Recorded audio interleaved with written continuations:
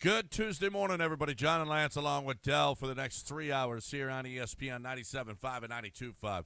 And what a football game yesterday. I know all three of us are not happy about how that thing ended, but it was a really good football game.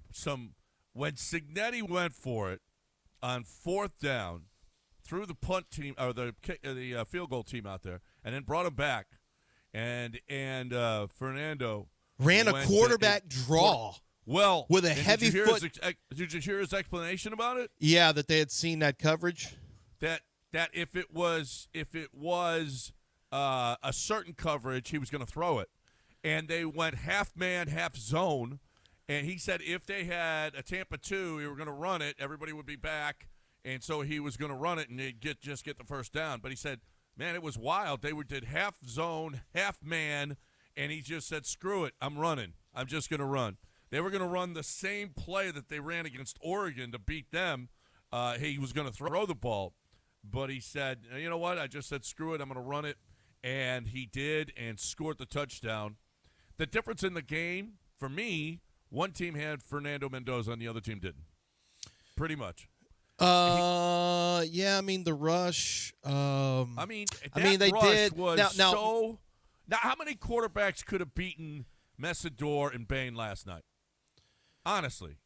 Well, not many. I mean, they did get to him. They sacked him. And yeah, I mean, Mendoza did a nice job. I think the difference was, well, you know, he just didn't turn the ball. He didn't have any turnovers, right? There's none that I know of.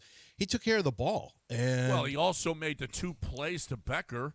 I mean, fourth down, he throws that back shoulder. I thought the second back shoulder was no big. I think Becker did. I watched Fernando all day yesterday. He makes better throws than that on a regular basis. I thought those were pretty average throws. I thought Becker made incredible plays.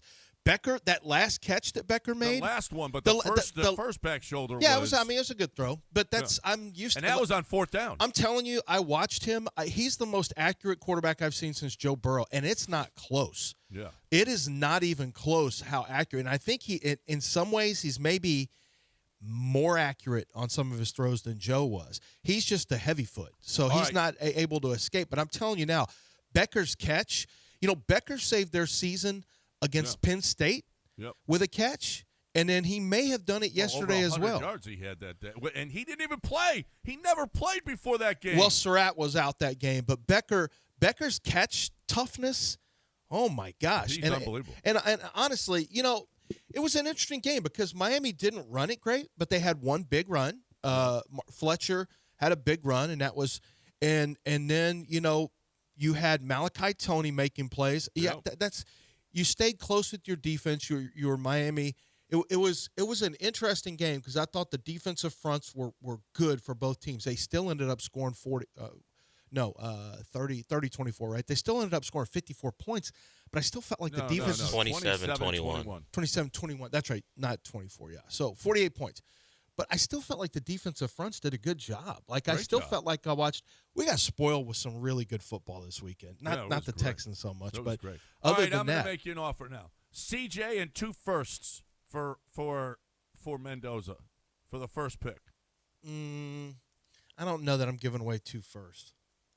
Oh, I am for Mendoza. That's all you need. I like Mendoza a lot. You have to protect him, or he. I'm telling you now. Why? If you don't protect, I don't care how tough he is. He can't get away from traffic once it gets in the pocket. He's a heavy foot. He's not. I love everything about him. I'm going to give him a 67. But this guy has real problems. He is an old school Carson Palmer when it gets in the pocket. Like there's not a lot he can do. There's no escapability, and I don't love CJ on that front either. To be honest with you, I just don't know that I'm giving away 2 firsts for that. Of course, it's too late first. But you still. My point is, you have to block for him. You have to protect. He cannot. You can't. You have to be good in pass protection for him. Well, I'm being facetious because I don't think the Raiders would do it. No. The Raiders. No one's trading for C.J. Stroud. No one's trading for C.J. Stroud right now with a big contract coming up. Nobody. Yeah. I mean unless you want to give him a second. Without a big contract. Did you hear what Orlovsky said the other day? 31 other quarterbacks. Then he faced backlash from the fans. Oh. Twitter's so lame. Dan Orlovsky faces backlash.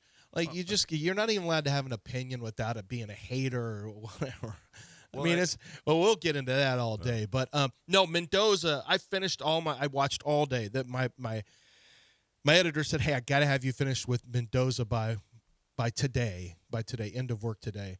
And so I watched him all day yesterday, and I was just super impressed. Now the one area that is a concern is that he just is not escapable in the pocket. He's not escapable. But he's tough. You let him sit there in the pocket, and he doesn't miss. Like he just doesn't really miss, and he's not easy to rattle. He tough as hell. Shots. He took some illegal shots State on the first play. With the shoulder blast in the chest, dude. He got sacked 41 times at Cal in 2024. It's one of the reasons he left. He got sacked 41 times at Cal. You know how much that is in college football? That's insane. Yeah. And then you saw the hits he took yesterday. The hits while he was throwing, the hits that probably were 15-yard penalties. Yeah, that weren't called. After he handed off and just and one of those guys targeting.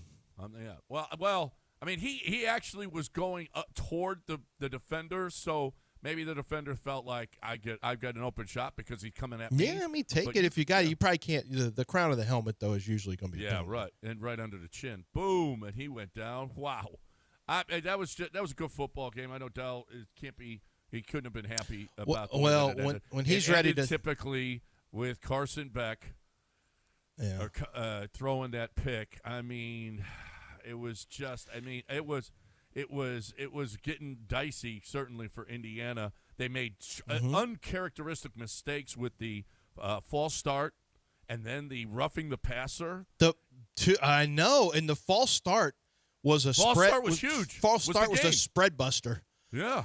Because if they don't false start, they probably get the first down, maybe a touchdown on those, and they didn't cover because of that. But more importantly, it forced them to end up kicking a field goal. Miami, stuck it out. They got them to kick a field goal. Then the 15-yard penalty when it would have been 3rd and 15, as you mentioned.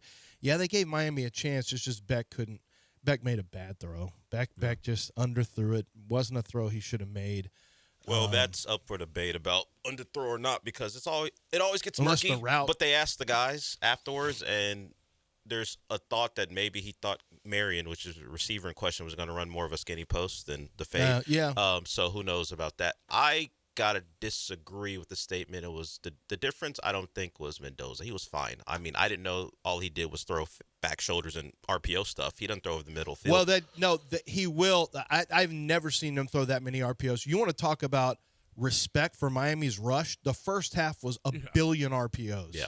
I would say the margins, because if you go back to the first scoring drive for Indiana, they get him in a 1st and 20 because of holding call. Bain draws a holding call, and then on the first play, it's this RPO glance. They don't make the tackle. He picks up a first down, winds up kicking a field goal. And then on their first touchdown drive for Indiana, it's 3rd and 13.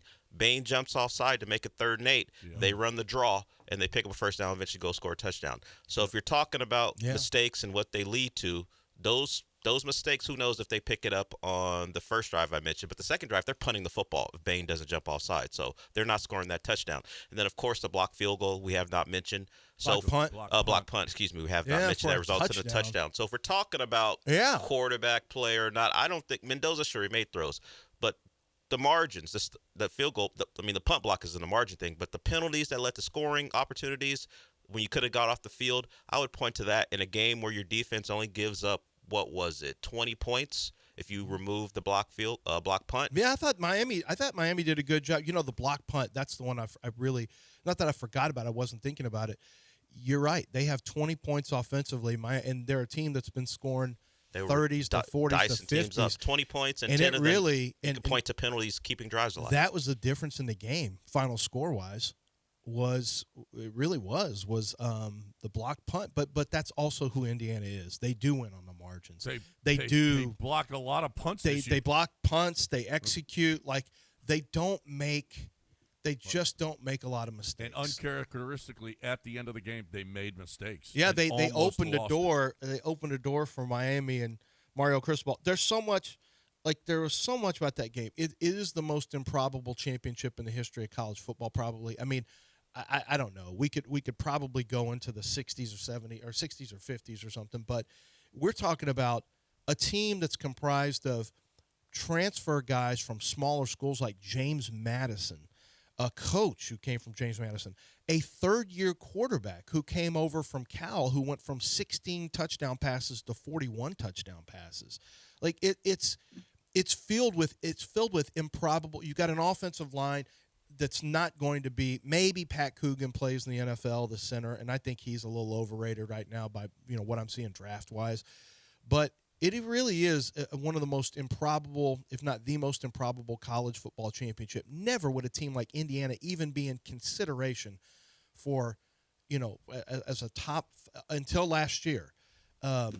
It's insane that this team is a national champ when you look at the history of national champions and you look at how this team was comprised and how they won and how they were built.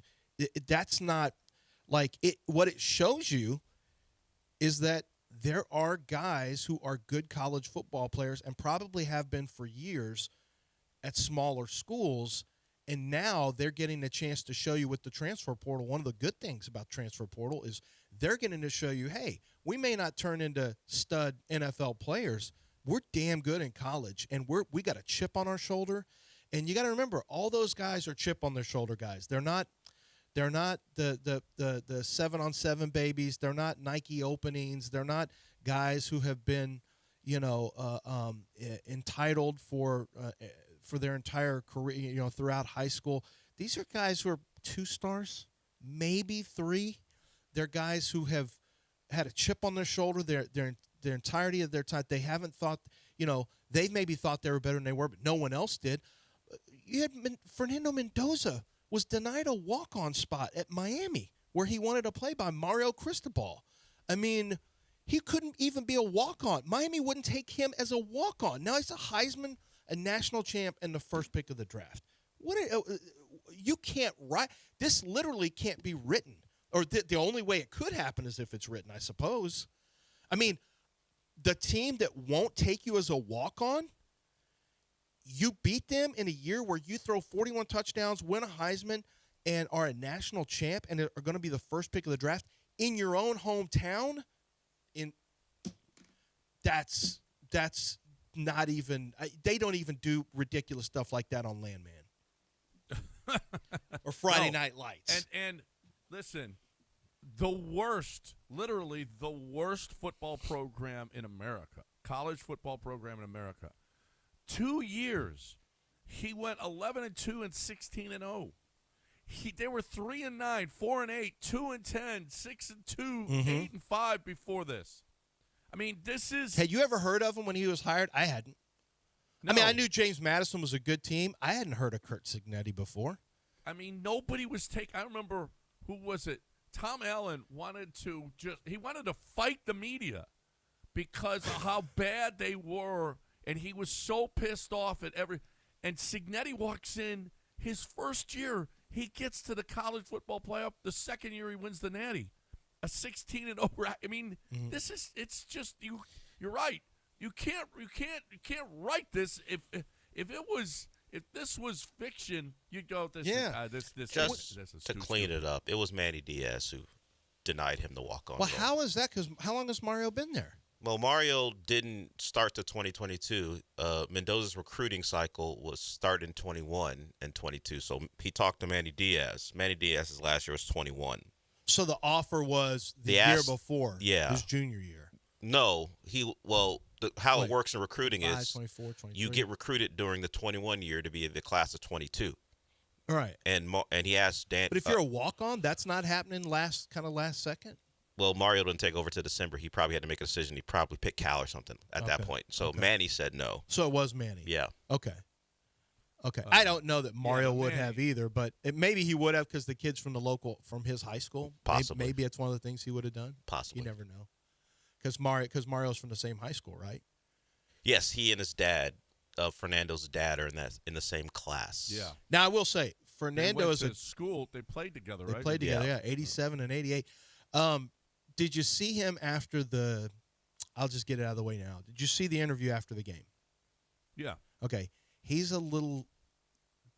wired a little differently. Yeah. I don't know if wired's the right word for it. He's just a different guy. I already got questions like, how is he going to play in the locker room? He'll play fine if he's winning. I mean, you don't have to be Mr. Cool. Tom Brady was considered kind of nerdy when he was. People don't know that. Ted Johnson told this story to us that Tom was nerding out in when the very first series he came in. He was on the sideline. He was like, guys, we're gonna do it, and we're gonna show them what we can do. And Ted Johnson's like, who is this mega nerd that's taking over for Drew Bledsoe? This is terrible. And then Tom's become, cool quarterback. But no, he's not going to be Joe Burrow, cool Joe Burrow. He's a little different. He's a little nerdy, But I had an executive yesterday tell me I needed a quote for the story. He said, people are going to see – but I had to clean it up a little bit. They said they're going to see him as this milquetoast, blah, blah, blah. And he said he had some other stronger words. And he said, in the meantime, he's just going to dice you up. He said he's a effing killer when it comes to how tough he is and the way he throws the football. And he said people are going to sleep on him just because of the way he looks, and that's going to be a big mistake in the NFL if they do that. Now, I'll also say if you don't make protecting Fernando Mendoza an absolute priority, you're going to waste who he is. But if you can get him protected, that guy's got a chance to be pretty good. Well, we got a lot of stuff to do. We got Texans to talk. We got Astros. We got Rockets. We got all kinds of stuff to talk this morning, but you are more than welcome. If you weren't able to get in yesterday, you can get in today. Any CJ thoughts, you're more than welcome. We're here from CJ and his parting words yesterday. We will do that on the other side. But right now I'm talking about, listen, I don't know what kind of glass needs that you have. Shower glass. You want railing glass. The conference room glass, you want it frosted. You need any kind of custom glass whatsoever. It doesn't matter how big or how small the jar. Custom mirrors that they can make for you. If you're a contractor and you are building apartments or buildings, whatever you are doing, and your glass people have not been as good on time, have not given you exactly what you want, guess what? Ours will. Bluebonnet Glass. Bluebonnet Glass has been around since 1951, and Bluebonnet Glass just has done it. You don't stay in business that long unless you just do it right. And Bluebonnet Glass just does it right. They have been, it's incredible. There's no putting a number on how much glass that these people have gone through in their entire history. It is just, when you are in business for 75 years, you just do it right. No matter what it is, what kind of glass. Could be one window that you need, or it could be thousands of showers. Bluebonnet Glass is here for you. BluebonnetGlass.com. BluebonnetGlass.com. Make sure you tell them you heard it right here. 832-508-0911. You heard it right here. BluebonnetGlass.com.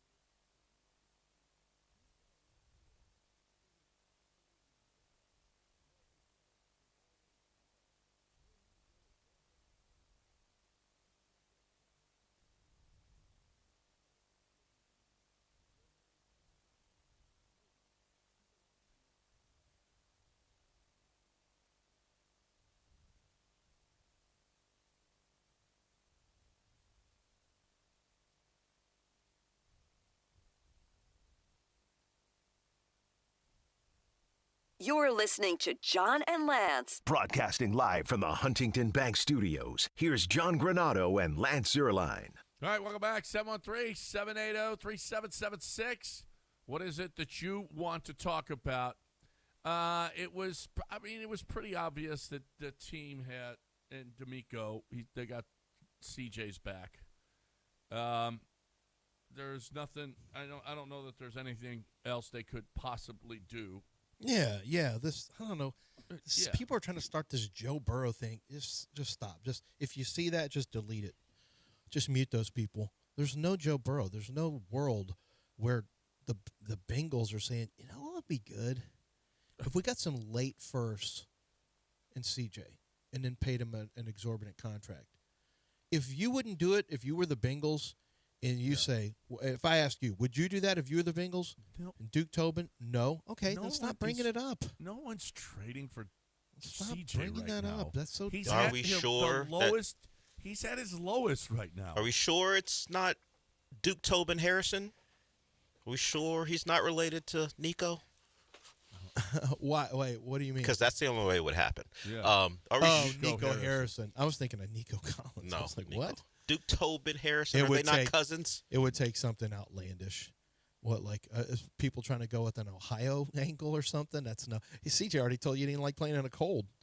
He said that previously. He's like, I don't like playing in a cold. He goes, well, I mean, I kind of like it, but I don't. Well, guess what? If you're going to be in the playoffs, guess what, CJ? Yeah. More than likely, Unless you're you're going to getting be playing home cold. cold. Unless you win 14 games in a season. D'Amico Ryans, it was interesting yesterday. He was, he didn't love all the questions I think that were asked of him necessarily. That's just the way it goes. It's not a big deal. But when asked about Kaylee, yeah, he just that's where I was Hey, getting. I'm evaluating all the, he wouldn't even address it. Yeah, and he said that last year. That's the same exact thing he said last year, and Bobby Slowick got. And he and Slowick were boys. On offense coordinator Nick Caley, he said, with the coaching staff, with our players, and asking about contracts, coaches, players, I'm evaluating everything as we go throughout the week, is what he said. On the offensive line's performance, he said, I thought the offensive line did a really nice job, and I didn't think they get enough credit for the job they did. See, I'm in that camp too. And all I was reading is, poor CJ had no chance. His offensive line is the worst in football for 2 years in a row. Man, honestly, I thought the pockets, and then people start citing pressure rates. Honestly, if you watched, it was night and day difference in terms of ability to operate. Look, is it the longest pocket all the time? No, not all the time. It's not. But he had way more room to work. I thought the pocket was much more foundational in terms of how it was built. I thought that you had less penetration from B gap to B gap inside. They did a much better job of picking up games, so much so that teams stopped trying to game them up as much as they used to. I thought the offensive line did a much better job this year in pass protection. I really did. Is it fixed? No, it's not. I mean, I would look at a new center and a new guard minimum. Maybe across the board.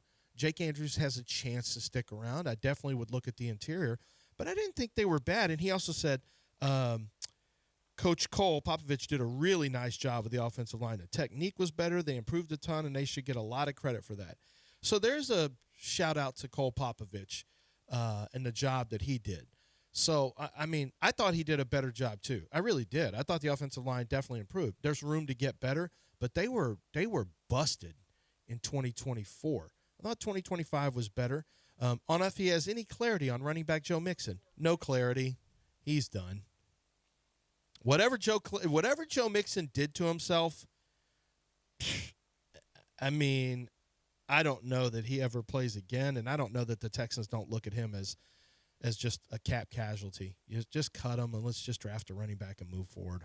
Well, there are quite a bit of decisions to be made.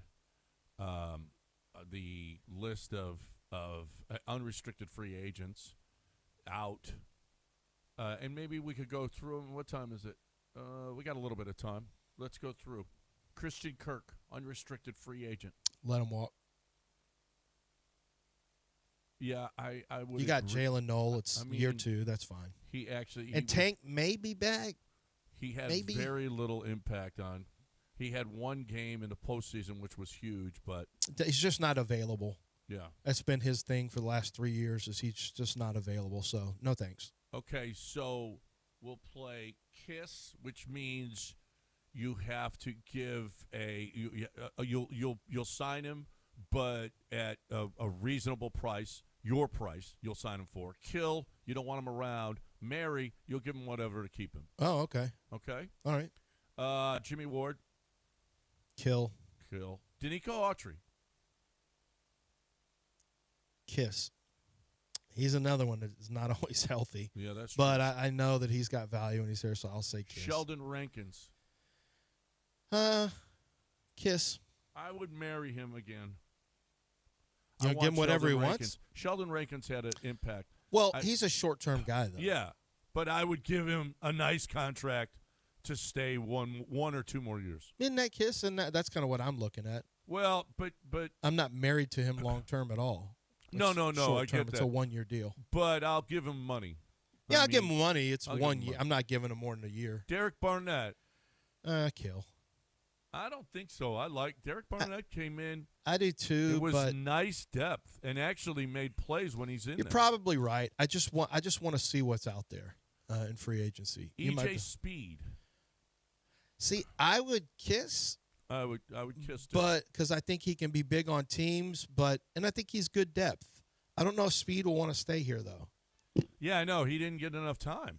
I think He Toto wants to really play. stepped up, and so he really stepped up. And they stay in nickel the whole time, so it's not really room for him. No. Foley Fatakasi. Kill.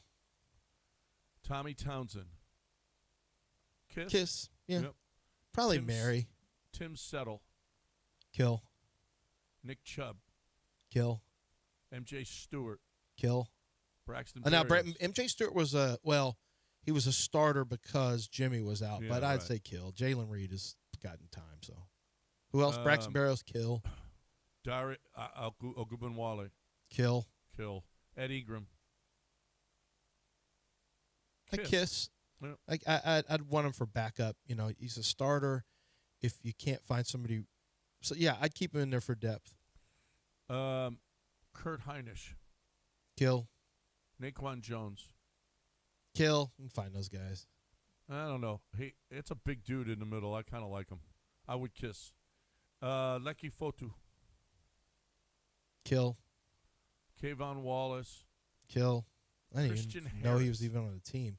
Christian Harris. Kill. What? Christian Harris? What?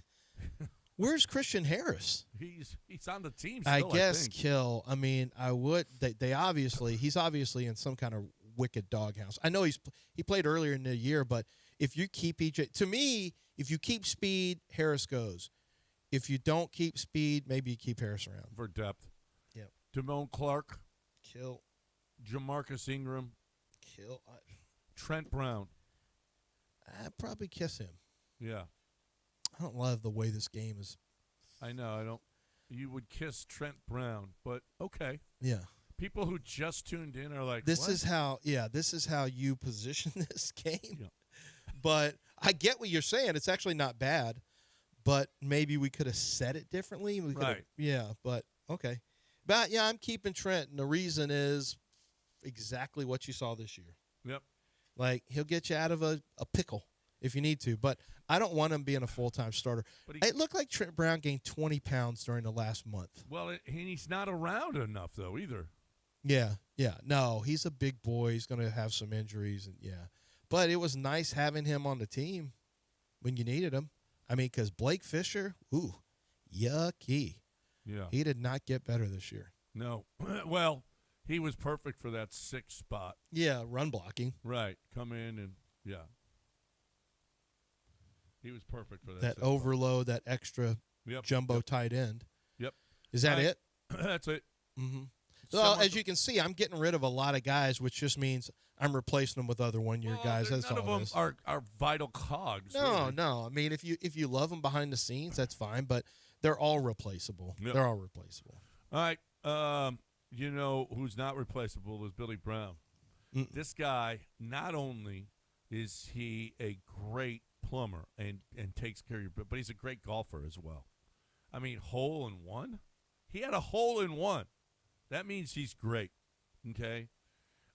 But I will say this. Other than that, he probably shot 180.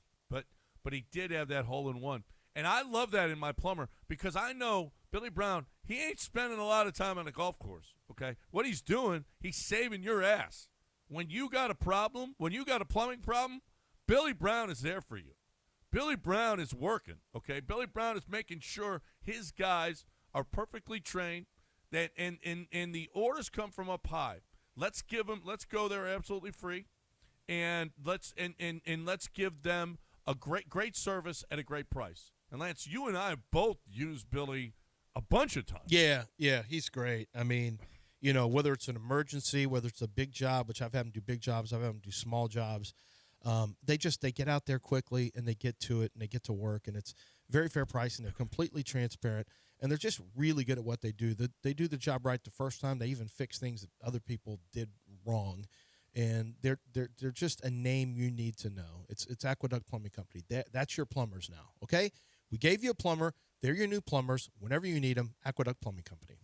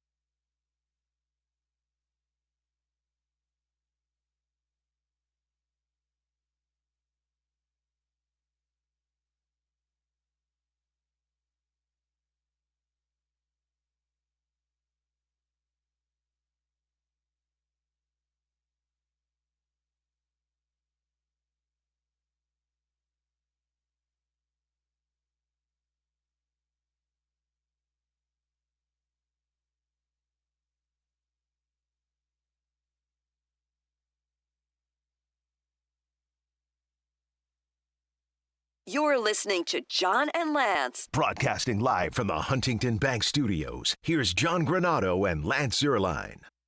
You know, with all this football stuff going on, we missed some baseball talk. Astros and Red Sox apparently in trade talks. I would prefer – the Astros were talking to the Padres about Christian Walker. That would be nice, but the Astros and Red Sox are talking about Isaac Paredes for Jarren Duran, and there's some other things to it. Brian Bello, Duran and Bello to the Astros for Jake Myers, Arrighetti, and Paredes. Ooh. I am Duran and who else? Duran and Brian Bello. He's a starter, and he actually would slot probably into this rotation right away. Yeah. I mean, that's interesting. How old is Duran? He's pretty young still, right? Yeah, Duran, you'd have him for 3 years. I mean, he's a $7.7 million deal, and he's got 2 years arbitration left. He was an all-star. Yeah, he was back in 24. Yeah, he was 24. 8th in MVP. 8th. He finished 8th. Wow. Right. Led the league in doubles and triples. Last year led the league in triples. Arrighetti is a tough one to lose there. But that's just on potential. Yeah. I mean, at some point, we got to – Dell's Bello, trying to train us off of this. We got to stop acting like Jake Arrighetti has really – Spencer. I mean, he hasn't shown it yet. No. I mean, not Jake. Spencer Arrighetti, I'm getting him and Jake. I'm combining him and Jake Myers. Spencer has not been he really hasn't sustained anything as an Astro. We just kind of give him grace like, oh, no, he's actually really good. Well, he hasn't been great. This Bello has actually started 28 games, 30 games, and 28 games. And a 2.4 WAR last year, a 3.35 ERA. 124 strikeouts and 59 walks. Not a huge strikeout, but he had 153 the year before. That's a guy I think with the Astros and the way that they go about it. Maybe Brian Bello would be even a much better option than a guy. You're right. We don't know about Spencer Arrighetti. We really don't. He flashes at times, and then at other times he does not look very good. I hate to get rid of Isak. Isak is such a really good disciplined hitter. It's something that the Astros really lack, is a guy who that's not afraid to take pitches and work a pitcher. The Astros are free swinging and it just sometimes is to their detriment. And Paredes is a guy who you can count on to make that pitcher work. He was really, really good. If you had your druthers, you could get Duran in left field, and it's Walker that you could get rid of, and Paredes at first. Yeah, but that's. But not I don't think that's not happening. So Bello is. Did you mention his age? He's only 23. No, I'm sorry. He's 20. No. How old is he? No. He's 26. So he's 26 years old, but he's pitched 4 years. But last year, if you look at how things are trending, last year was his best innings pitched to hit year. He made strides last year. Yeah. If you look at how he played, he pitched better. Now he's not an innings to strikeout guy. So typically the Astros have always been kind of 1-to-1 or even better. He was 166, almost 167 innings and 124 strikeouts. So it's not, great. I'm sure his swing and miss is probably not awesome. Strikeouts per 9 is only 6.7. It's the lowest of his career. But, his whip was the lowest it's been. Yep. They obviously see him on an upward trajectory, clearly. Yep. And more importantly, you need that outfielder, man. You need somebody better than Jake Myers. No. You got him in left. You probably have Zach Cole in center, and then you would switch off with Cam Smith and Jesus Sanchez in right, with righties and lefties, because you can't play Sanchez against lefties. You just can't. And I don't know if Cam Smith is ready for every day yet. We'll see. But no, that outfield would actually be okay. That would be okay. And your infield would be really good. You just put Altuve back at second, please. Let's stop. Okay, no more of that. Jordan is DHing because he can't stay healthy. Just do that. And Jaron Duran would be a really nice addition to that outfield. So, Paredes is a piece that you can use. I mean, he's still got arbitration years left, so this is actually, if you can get Duran for 3 years guaranteed, I'd pull that trigger. I'm not sure. I don't know if the Red Sox, I don't know. They are interested in Jake Myers. Okay. Mm-hmm. You can have Jake. Okay. And you get Jaron Duran. Okay. And you get Brandon Bello too. But it's interesting, the thought by the Crawfish Boxes. Here's your rotation: Hunter Brown, Christian Javier, Tatsuya Imai, Bello if he moves in, and then Mike Burrows is your fifth starter. With competing for the sixth starter, Jason Alexander, A.J. Bluebaugh, Nate Pearson, Lance McCullers Jr., and Ryan Weiss. What do you do with Lance in this final year here? I mean, he almost has to go to the bullpen, right? Yeah, it doesn't really matter to me. I don't care what you do with them. Well, I do. I don't want him starting because it's just too likely that he misses time. And if you know you're going to have a guy that's not going to be available, why ruin you don't want to mess with the continuity of your lineup. Of your starting pitching. It's probably going to happen anyway. So don't go with the guy who is frequently injured. I just wouldn't do that. Yeah. Ryan Weiss is a guy, though, that is very interesting, that has got a lot of potential, and you might want to move him into that sixth starter role. A.J. Bluebaugh was really, really good. Jason Alexander, mm-hmm. I mean, while he doesn't impress you with the stuff, he was good. He was really good. Man, Ryan Weiss has been in the minors for 8 years, though. Yeah, I know, but he's been in the minors since 2017. He's a guy, though, that they really a lot of people think like he could. Well, he was also not minors, or I should say also. No, he was also overseas. Yeah, he pitched in. He's in Japan Korea. Korea? He was in Korea. What is CPBL? Canadian Professional Baseball League, maybe. He was 4-1. He's been in AAA 3 years, AA 2 years, A+ 1 year, A 1 year, A- 1 year, Rookie League 1 year, Independent 2 years. Of course, some of those are obviously together. But, yeah, I mean, this isn't much. This isn't much to go off of in terms of success. He's a big boy, 6'4", but, man, he's just been Crash Davis in the minor leagues all the time. Yeah.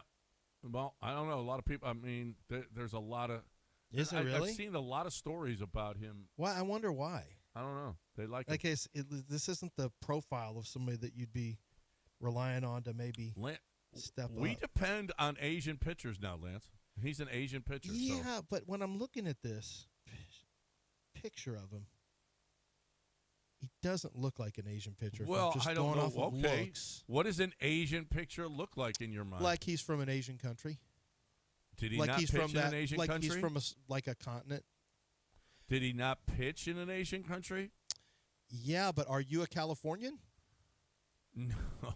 Do you not live in California? No. Yeah. But yeah, well, I guess you're a Californian. You can stop this right now if you want, or you're going to have to claim your state. Oh, who else? Ronald Reagan, Arnold Schwarzenegger. That's fine. That's right. Okay, so you're a Californian then. A lot of people, a lot of conservatives are. Say you're a Californian. I don't care what you're political. Just say you're from California. That's the home of poker and golf and extraordinary taxes. All right. Nice weather. 780. Nice weather. 3776. The weather is perfect here. I don't know what it's like there, but it is. It is perfect here now. It's good today. It will be good. We'll be low 60s today. You'll be low 60s today? Yeah, we'll be fine. That's freezing. 65, actually. We'll be fine. That's freezing. Yeah, we'll be fine. You guys going to be all right? Hey, make sure you wrap your pipes tonight. 65. Holy crap. We can't do that. We did get below freezing the other day. We were Yeah. 31 for a little bit. Yeah. Thank you. Whereas if it gets too low, John Daspit could sue. No, he can't. You can't sue for the weather. So don't listen to John. There's no weather lawsuits that John's going to take on. You can call him. He'll immediately say, no, we don't handle that, and then hang up. You're probably not going to talk to John. You'll probably talk to somebody up front who will send you to one of the lawyers. John is involved with just about every one of his cases, and anything that's a bigger case in terms of people who have been injured at the workplace or on the roadway by an 18-wheeler, things that involve, high hospital bills and time off from work where you can't work. How do you pay your bills if you can't work?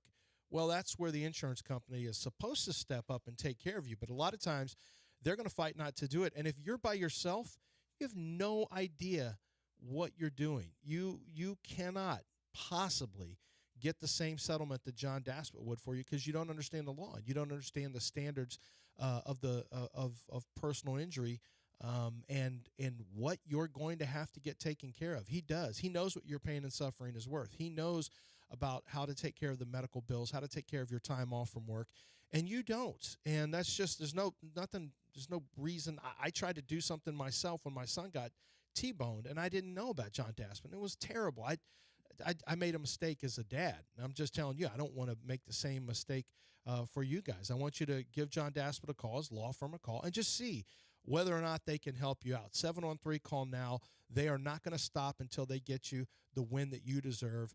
And I promise you they're going to fight passionately in their pursuit of justice for the injured. 713-CALL now or go to DaspitLaw.com.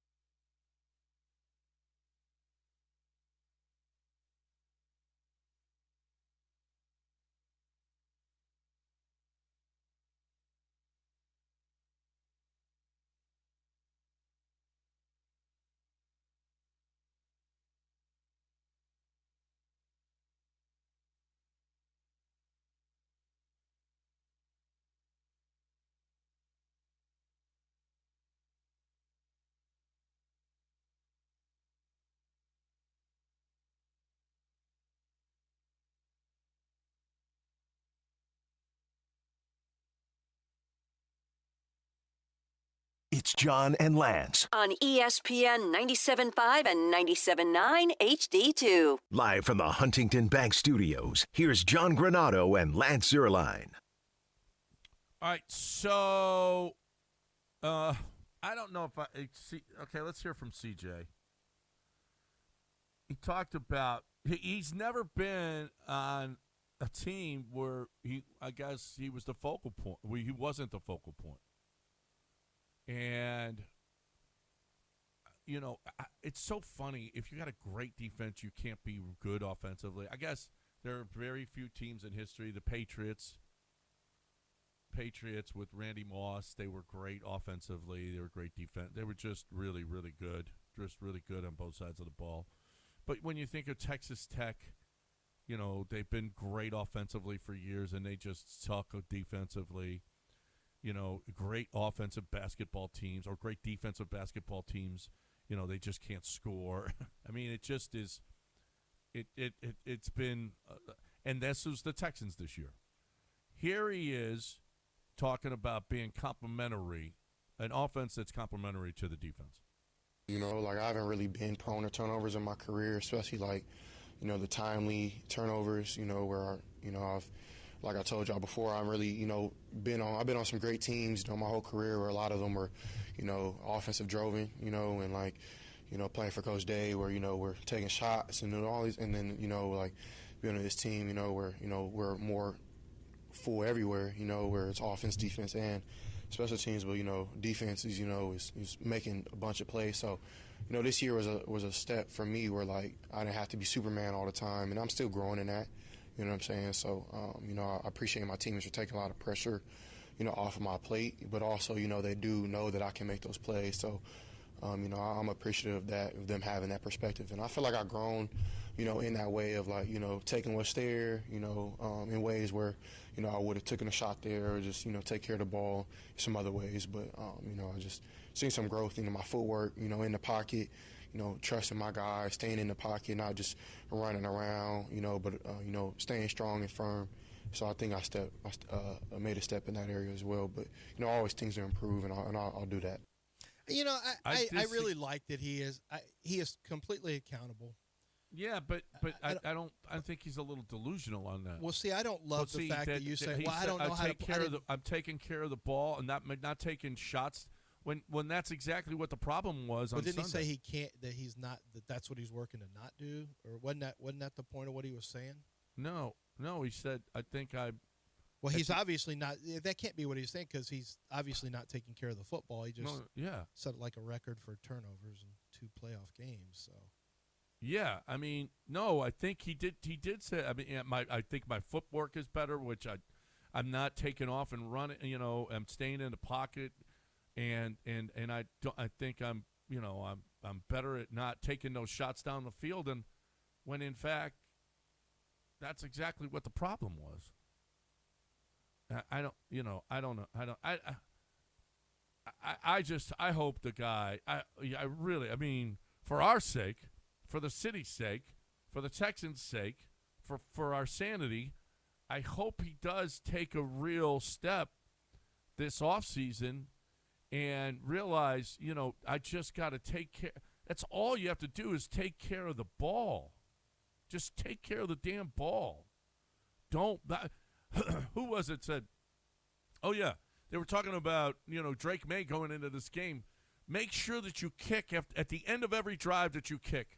It's okay to punt. It's okay to kick field goals. It's okay. Do not just turn the ball over to the other team. That's all you got to do. Don't do that. And if the Texans would have punted every single time on Sunday, they would have won. I don't love this whole complimentary, like, oh, see, I'm used to driving the offense. I'm not used to complimentary football, so I got to learn how to do this. It's just not turning the ball. That's kind of a cop-out. Yes, complimentary football means you don't have to do as much, but I don't care what down it is. I don't care what the score is. I don't care who your opponent is. I don't care if you're trying to drive the offense or you're playing complimentary football. Taking care of the football, playing with poise, this is a standard. It's a standard. It doesn't change because, oh, see, I'm not used to playing complimentary football where you have to take care of the football. No, that's not right. true. You always take care of the football. And you were better at it earlier in your career. Right. Playing with poise, making good decisions. This is a standard on every snap, on every down, in every matchup, on every score. It doesn't matter whether you say we're driving the offense or we're playing complimentary offense. Now, it's a mindset. I get what CJ was saying. I don't see how that's related to taking care of the football and, frankly, playing with better poise. There are some pretty damning stats after the concussion. CJ missed 3 games from the concussion. That's a lot. That's more than we expected.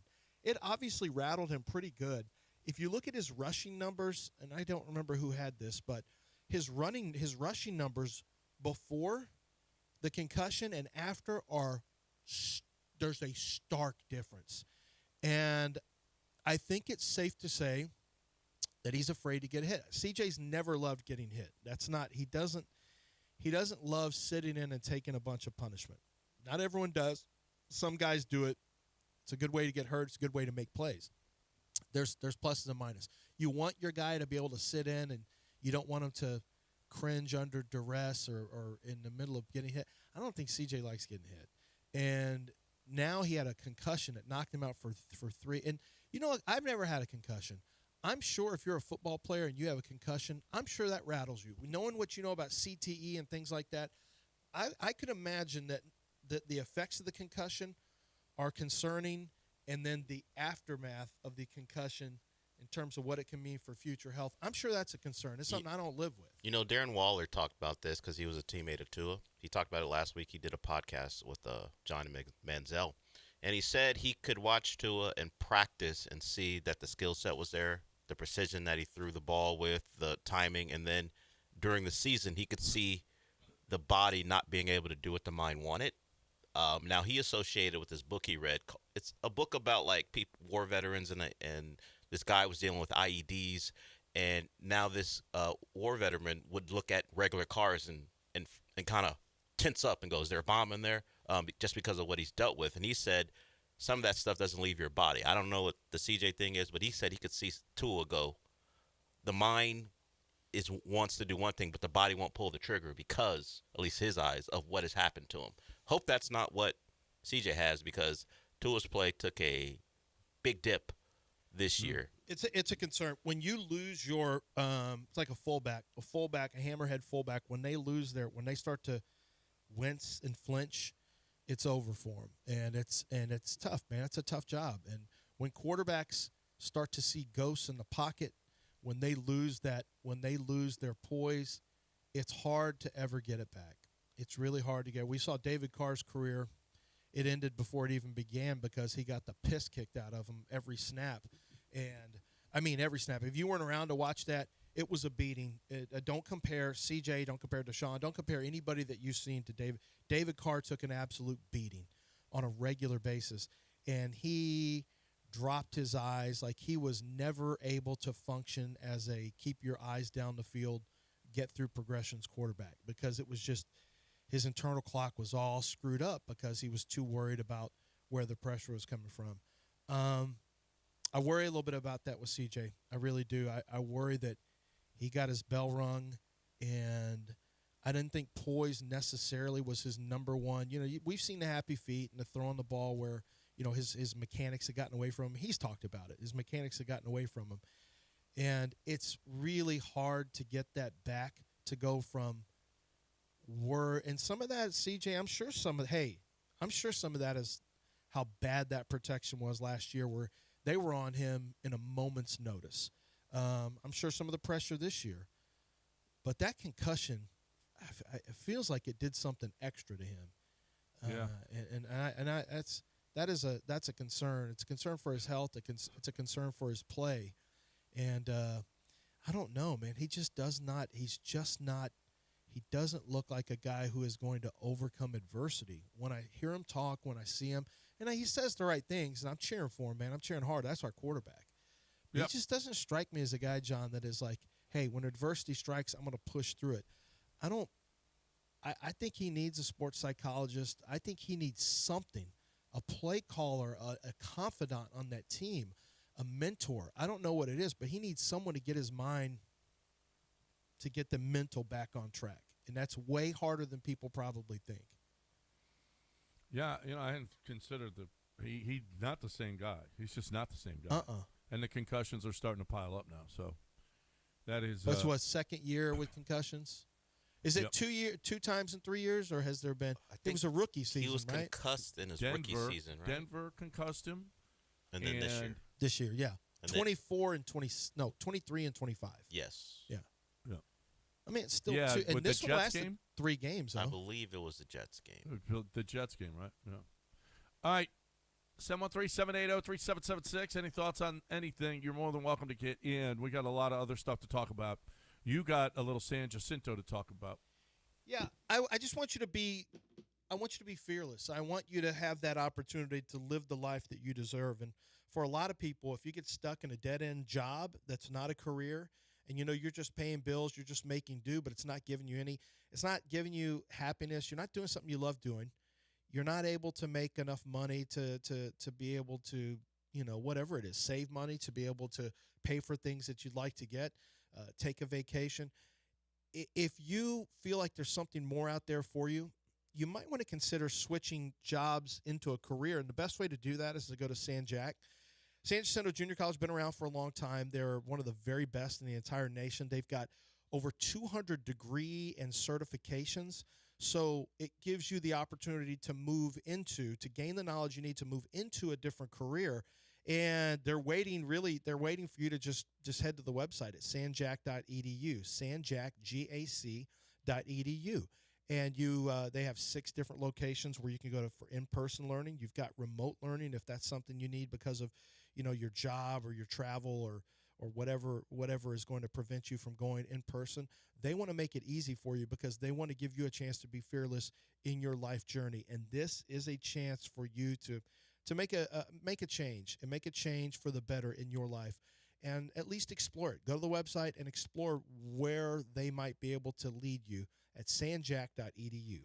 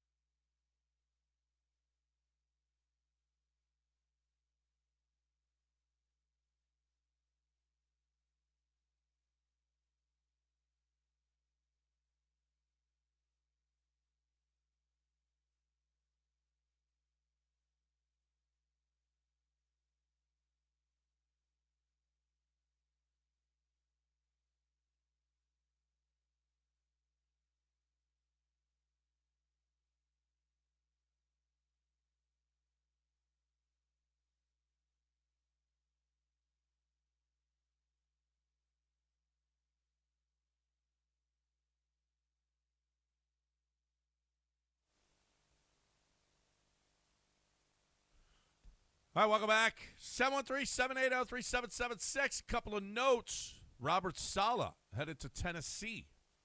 Head coach of the Titans. And then Jeff Hafley. Del, what do you think of Hafley, the DC from the Packers, becoming the Dolphins head coach? So someone said, and now I can't unsee it, someone said he looks like a combination of Beavis and Butthead. And now that's all I see. Now, is that your... That's your... Hold on. Let me see this guy. Evaluation of the coaching hire? I'm sorry. I mean, he did a nice job at BC, then got the hell out of there to be the DC at Ohio State. God. And he was fine with the Packers. But that's all Whoever I see. said that is a genius. Yeah, I don't remember who said it, but that's all I see now. He's a combination of them both.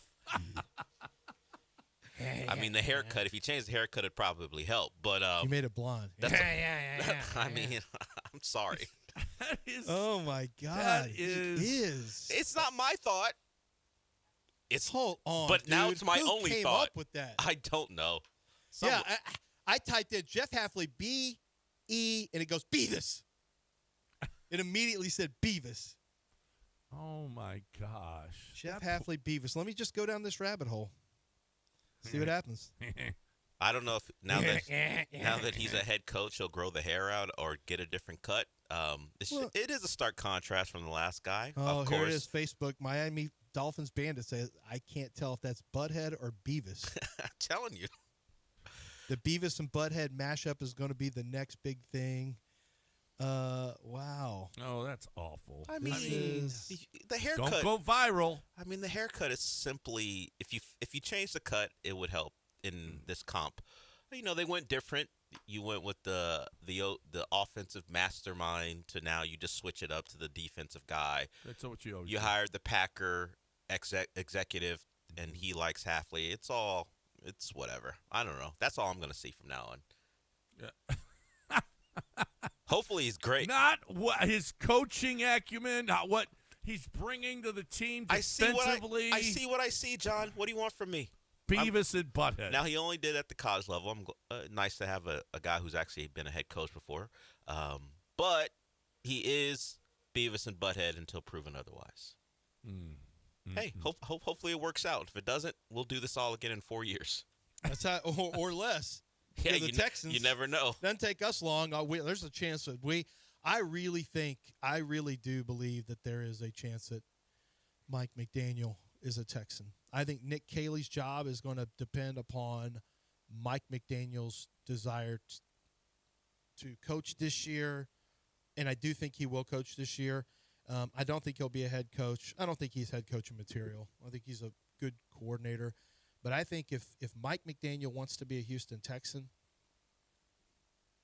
I think you make him a Houston Texan. And Nick Caley got better this year. Nick Caley may end up becoming a good play caller. He's off a good tree. He was a rookie. He's going to make his mistakes, but we ain't got a lot of runway. There's only a year left on CJ's rookie contract, and then it jumps to fifth-year contract, which is in the $20 millions. There ain't a lot of runway for you to learn on the job here. And unfortunately, D'Amico and Nick probably shouldn't have hired a rookie play caller. That's on them. They shouldn't have done that. Caley was not the right guy for this particular position. Once again, not saying he can't become a good play caller, but this team needs somebody now. It needs the opposite of – if you didn't think Slowick was this, that, or the other, I don't think that – how are you going to plug in a guy who's got a lot of hopes and dreams and – he's got an idea of what he wants to do, but he'd never been through. He'd never had the bullets. I mean, he'd never been through it. Well, now he's war tested. Well, okay. Well, look, don't get away from him if you don't get Mike McDaniel. I'm not saying just get away from him, but you have to have a certain. I don't know that Brian Daboll is the right guy for CJ. What about Cliff? I'd like Cliff. Yeah, I'd like Cliff. Cliff doesn't. What happened with Cliff? Well, I don't know. I guess they blamed him for Jaden not. I mean, Cliff was the cause celebre. Well, but Jaden was hurt. Yeah. For much of the year, Cliff was the cause. Now something went sour there because Cliff was the cause celebre in Washington, and then all of a sudden it was like, wait, Cliff's gone. Mm-hmm. That was wasn't that weird? Yeah. Yeah. I mean, it does make me wonder what if there's something at play there. Like, why in the world would you be rid of the guy who was the? Of course, then again, I mean, we saw the guy who was responsible for an offensive rookie of the year and Bobby Slowick, and he didn't keep his job. Yeah. 1 year later. 1 year later, he was gone. Yeah. Actually, it's the exact same thing, isn't it? Yeah. So we'll. Same timing. You know what? You know what? He needs a guy with some experience, a Dayball or a Cliff or a. Cliff was a former quarterback. McDaniel. You know, he needs somebody with some experience. So Cliff coached he coached college. He was a head football coach at college. He was an NFL quarterback. He has NFL head coach. Cliff has he's known as being kind of a guru. Cliff has did he ever work with Johnny? I think he worked with Johnny. Yeah. Worked with Kyler. He's worked with a variety of quarterbacks. He played with Tom Brady. Like he's the type of profile that I think CJ would love. CJ would really gravitate towards. CJ's ultimately got to make throws and play with poise and be a good decision maker. A coordinator can't make him do that. A head coach, a play caller, a quarterback coach. They can't do. CJ ultimately has to be the one who executes. I think Cliff would be. I think Mike McDaniel would vibe with, and I think he's creative and would vibe with him. I think CJ would really like Cliff Kingsbury. CJ so far is a coordinator killer. That's what he is. So far, that's what. Well, depending on what happens this year. I mean, I guess you could come in if you're Cliff and you got other job offers, you got other quarterbacks. You look at this one. I don't know how many guys will look at this one and go, "Well, I can't wait to get to CJ." Yeah, but that's it. It's not a recency bias. Yes, I got it. But it's not like CJ doesn't have some talent. No, like CJ's got some talent. CJ cares about ball. CJ works at it. There's a lot of things to really like about him. And you may say, hey, this guy is fixable. He was Offensive Rookie of the Year. He played at Ohio State. This guy, we can fix him. Or he's regressed terribly, and I don't know that he can get it back. You know, he has shown signs, but he's also shown signs that he is a no question. But when you're also thinking job security too a little bit. Yeah, here's a good at this thought. stage. And what about Monken for him? I don't think old man is gonna move the needle for CJ. I say that with respect. I'm just saying CJ may see him as just old dude. No thanks. Because that guy did really well for Lamar Jackson, and then he was out. I got sent a running back list, unrestricted running backs. Breece Hall, Rico Dowdle, Javonte Williams, Kenneth Walker, Travis Etienne. Oh, man, they're all interesting, aren't they? Yeah. I would say Rico Dowdle has some real – that dude runs hard. Breece? Rico, and I like Breece because he's a two-way guy. Yeah. He's got some breakaway speed. Yeah, I like all those guys. Kenneth Walker had a bit of a resurgence. Travis Etienne is very interesting. Dowdle, I don't know that he's a big pass catcher. Like, you can throw it in the flats, but – Etienne can function as both. Breece is a two-way. You know, that's funny because we don't do that anyway. Yeah, it's true. We don't. That's true. That really isn't. Even a big with part. Mixon, they didn't throw a lot to him. No, yeah, actually, that's a good point. Those are good. Those are interesting names. I think Kenneth Walker a little disappointing to me this year. Like Charbonnet really beat him out over there at Seattle, and now Charbonnet's out for the year. Yeah. Zach Charbonnet out for the year, so. It's going to be all Kenneth Walker. Of all those guys, I know the fans would like Breece Hall most of all.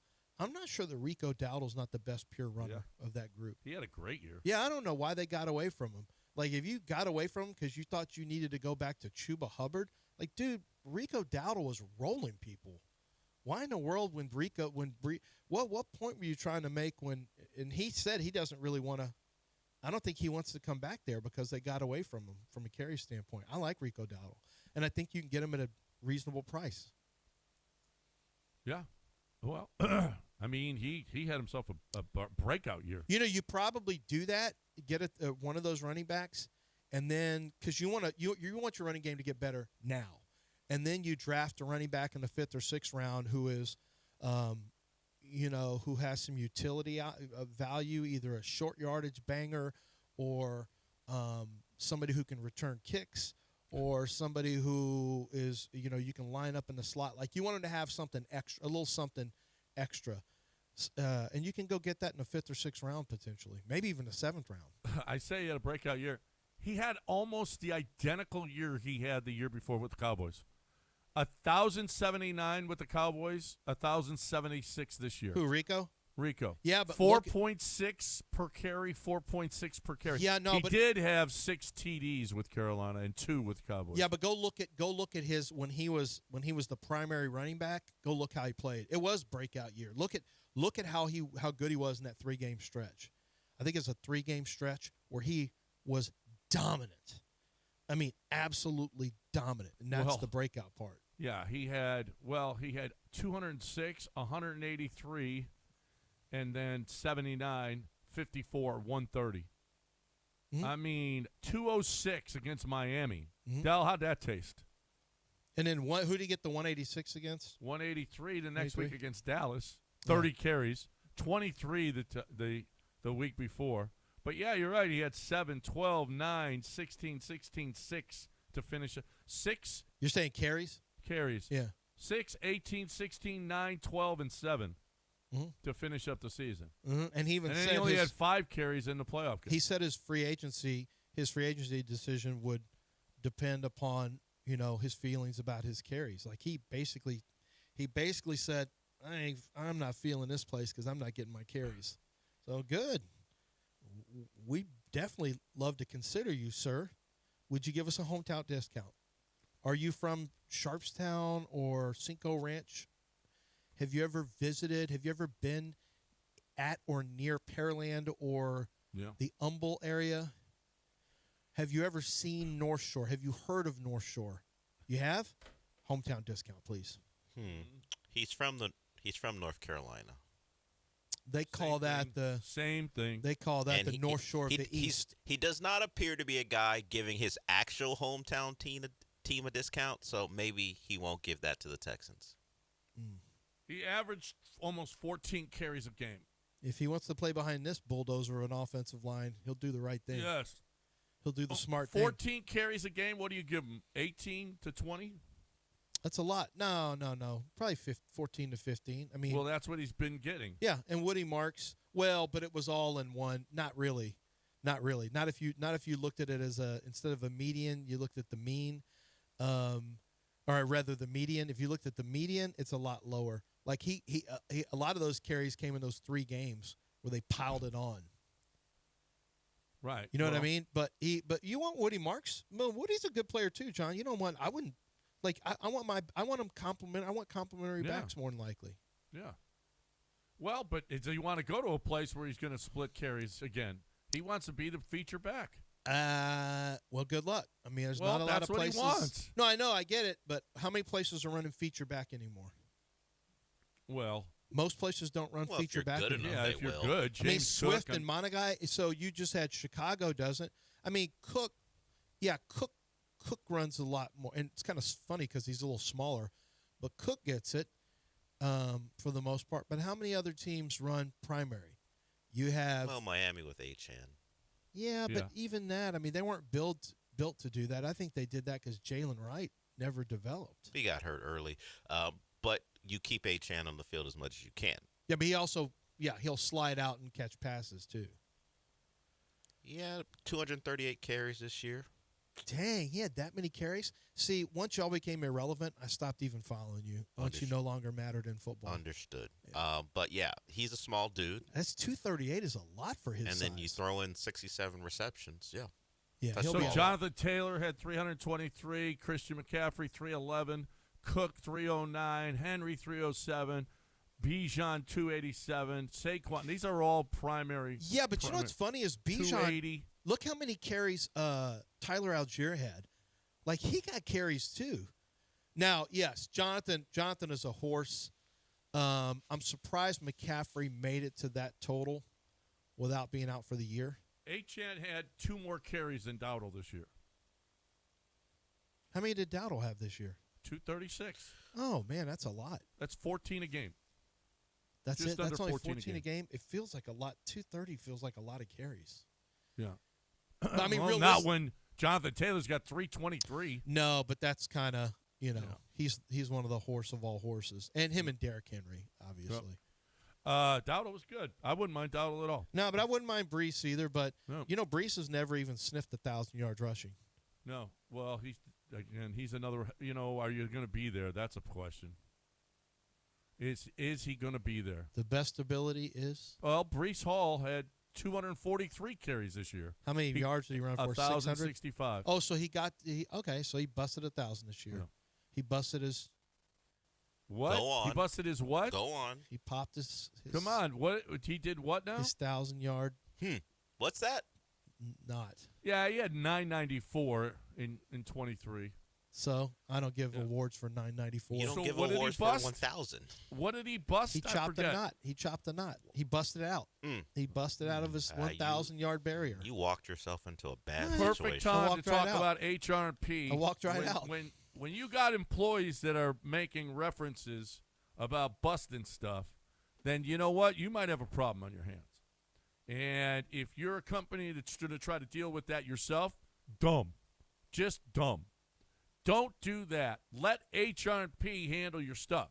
Let HR&P handle any problem employees like Lance that you might have, okay? We've had issues here, and you got to do HR right. If you don't do HR right, guess what? The EEOC is coming after you. You'll probably, now you got lawyers involved, and it's going to be a bad deal, okay? And it's going to cost you more than actually paying HR&P to take care of your HR, to take care of your payroll. But here's the thing about HR&P is that you're going to do everything more efficiently. You're going to have a chance to sell your widgets, whatever your widgets are. Be it a service. I don't know what your business is, but your business will be better if you don't worry about HR and payroll, if you don't worry about taxes, if you don't worry about that you're getting the best benefits packages, because HR&P helps you pick the best ones for you, not the ones that they sell. Because you know why? They don't sell benefits packages. So here's the deal. If you're looking, let HR&P match you with all that stuff and take care of your HR and payroll and your taxes, and you can sleep better at night and you can make more money. That's the bottom line when you're in business. Make more money because of HR&P. HRP.net, 281-880-6525 or HRP.net.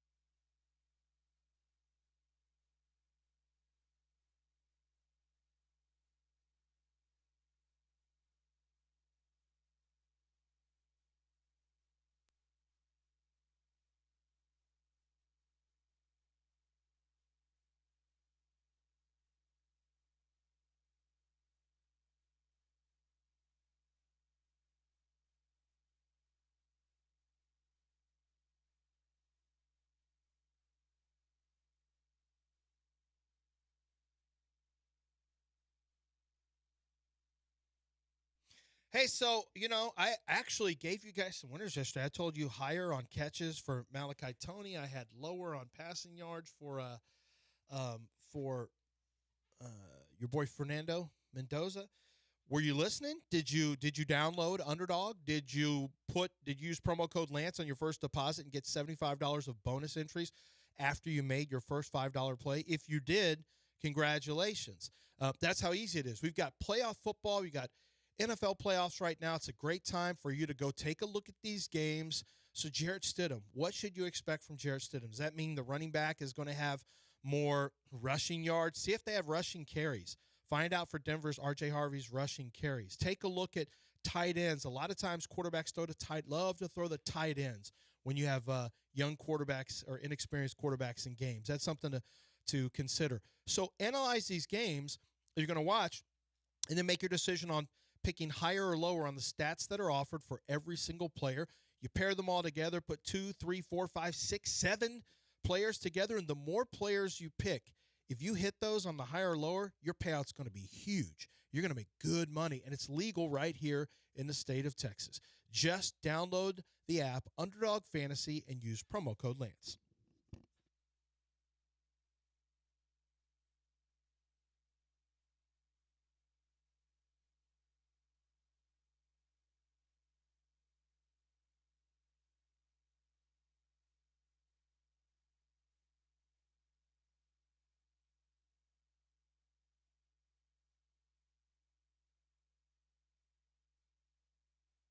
You're listening to John and Lance. Broadcasting live from the Huntington Bank Studios, here's John Granado and Lance Zierlein. What a game last night. We talked about it in the first segment. Great game. Just a lot of fun.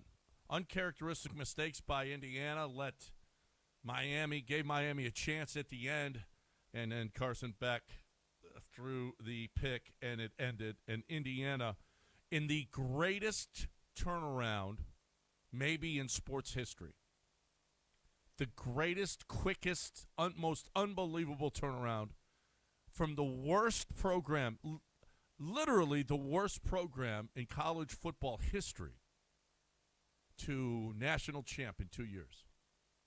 Just an unbelievable. This is a movie, and it's an unbelievable movie.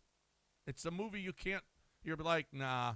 In like 50 years, they're going to go, that didn't happen. Disney makes these movies. Yeah. Disney makes these movies about the quarterback, about the kid who grew the up mom in the who hometown. The mom has MS. The mom has MS. The kid grew up and wanted to play at Miami. He was his hometown. He wanted to play there, and they wouldn't even take him as a walk-on. Then he went back there to play the championship. 3 years later, he wins the Heisman, goes back there, wins the championship, and is going to be the first pick of the draft.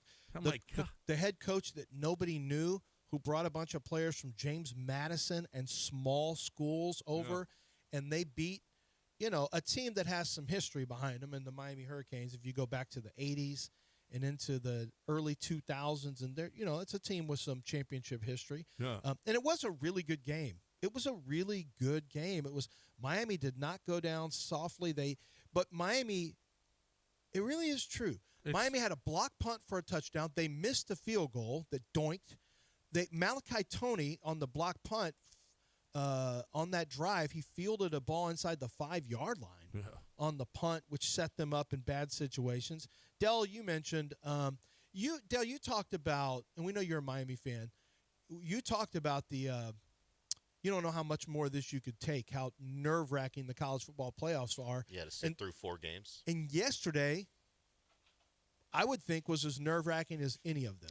Yeah, the final drive, as they were getting going, I almost looked at it in disbelief that they had a shot to do what they did against Ole Miss. And then when the pick was thrown, it's suddenly over, and I'm actually not even upset. I don't know if that's about just having to watch all 4 games, but the team was a lot of fun. My entire adult life, they've always been mediocre. They haven't been good since I was a kid. So I enjoyed the run, and we'll see. They likely will get Darian Mensah from Duke, so the quarterback situation probably will actually improve next season. They're losing Bain and Mesidor and Maui Noah and others. Big losses. They'll probably bring back Myers recruited well on the defensive line, so they'll have Hayden Lowe's a 5-star pass rusher. We'll see. He was injured this year. They'll keep their secondary. They'll probably be better offensively because their receivers outside of Toney didn't get a lot of separation. They already have 2 committed guys in the portal. Plus Toney and Mensah will probably make them more dynamic offensively. I actually wasn't upset. I just, other than for the guys themselves, and with the portal, your team's completely different. and guys are graduating, and other guys will just be there for a year. So it's interesting to watch a completely new team likely come in and see what they do. But as far as the experience itself, I mean, I have no complaints. Mario certainly did something I didn't think he could do. So the game I talked about, the margins are slim, and you mentioned the block punt. I talked about the offsides by Bain that eventually led to a touchdown. I like the defense performance. They only gave up 20 points. If you told everyone Miami would hold Indiana to 20 offensive points, you're saying Miami wins that game, except special teams came into play. And you think about the Carter Davis, the kicker for Miami, he doinked it. Think about how decisions change if he makes it. Does Indiana keep going for fourth downs, or do they try to kick a field goal? If the game is tied at 17, do they kick a field goal instead of running in with Mendoza to go up? Just the cascading decisions that happen with the special teams mistakes. So here's what'll be interesting is whether Mario is, and I know this from I've got some insight into this. Mario wears on his staff. Mario is a grinder. Signetti keeps his staff stays with him 30. They stay with him forever because they love working for him. He sends them home every night. They're with their families. They're eating dinner. He doesn't grind them. He doesn't work. They're very efficient as a staff. Mario, and so the continuity is really important. Having those same coaches for years together is a big deal. Unless you're Nick Saban, where he was the biggest. He was a grinder. He went through them too. He went through them like I've never seen in the history of coaching. To be honest with you, I think I think he's gone through over 80 coaches during his time at LSU, Michigan State, LSU, maybe more than that. Michigan State, LSU, and Alabama. It was an extraordinary number of coaches. Right. Now, that's rare. That's an outlier. He is the outlier. That's an outlier. It's hard. It's hard because eventually it's hard.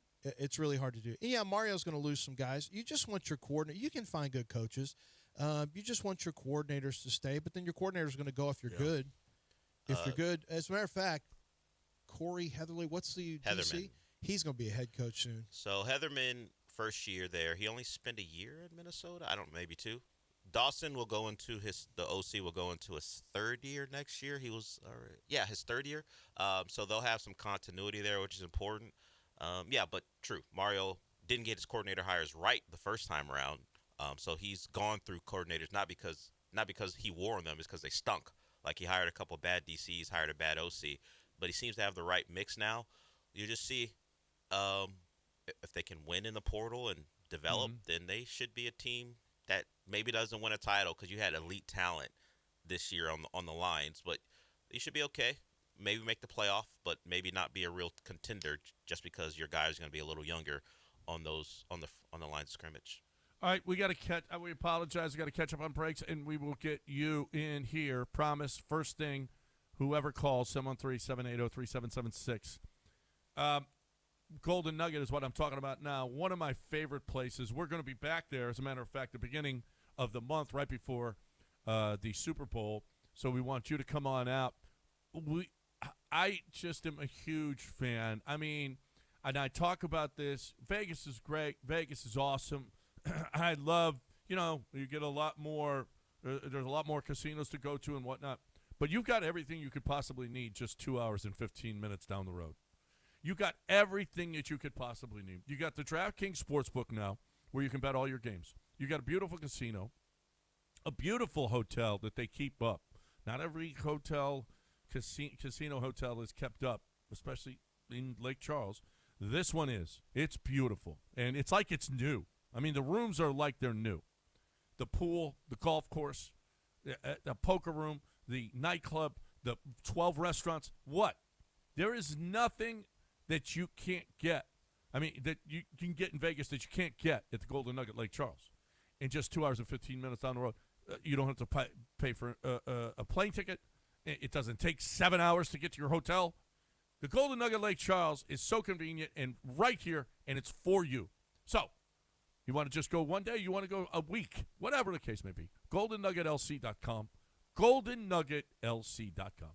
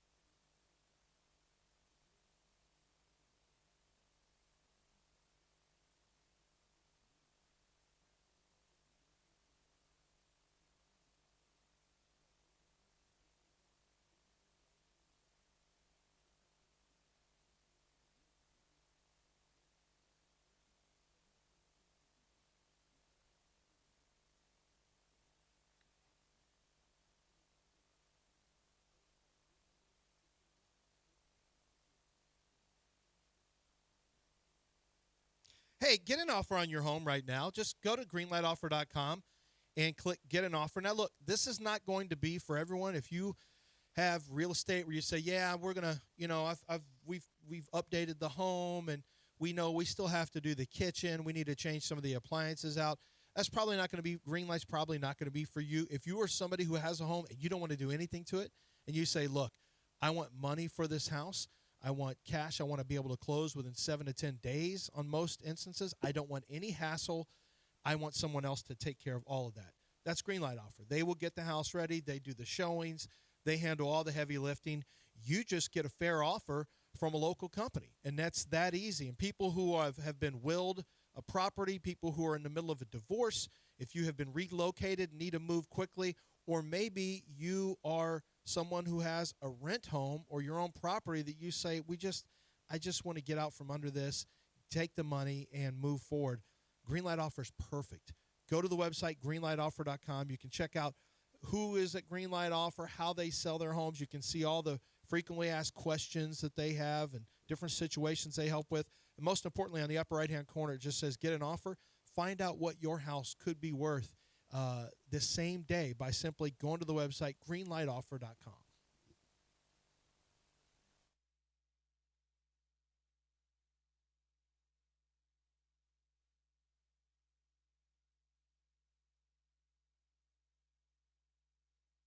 It's John and Lance, On ESPN 97.5 and 97.9 HD2. live from the Huntington Bank Studios. Here's John Granado and Lance Zierlein.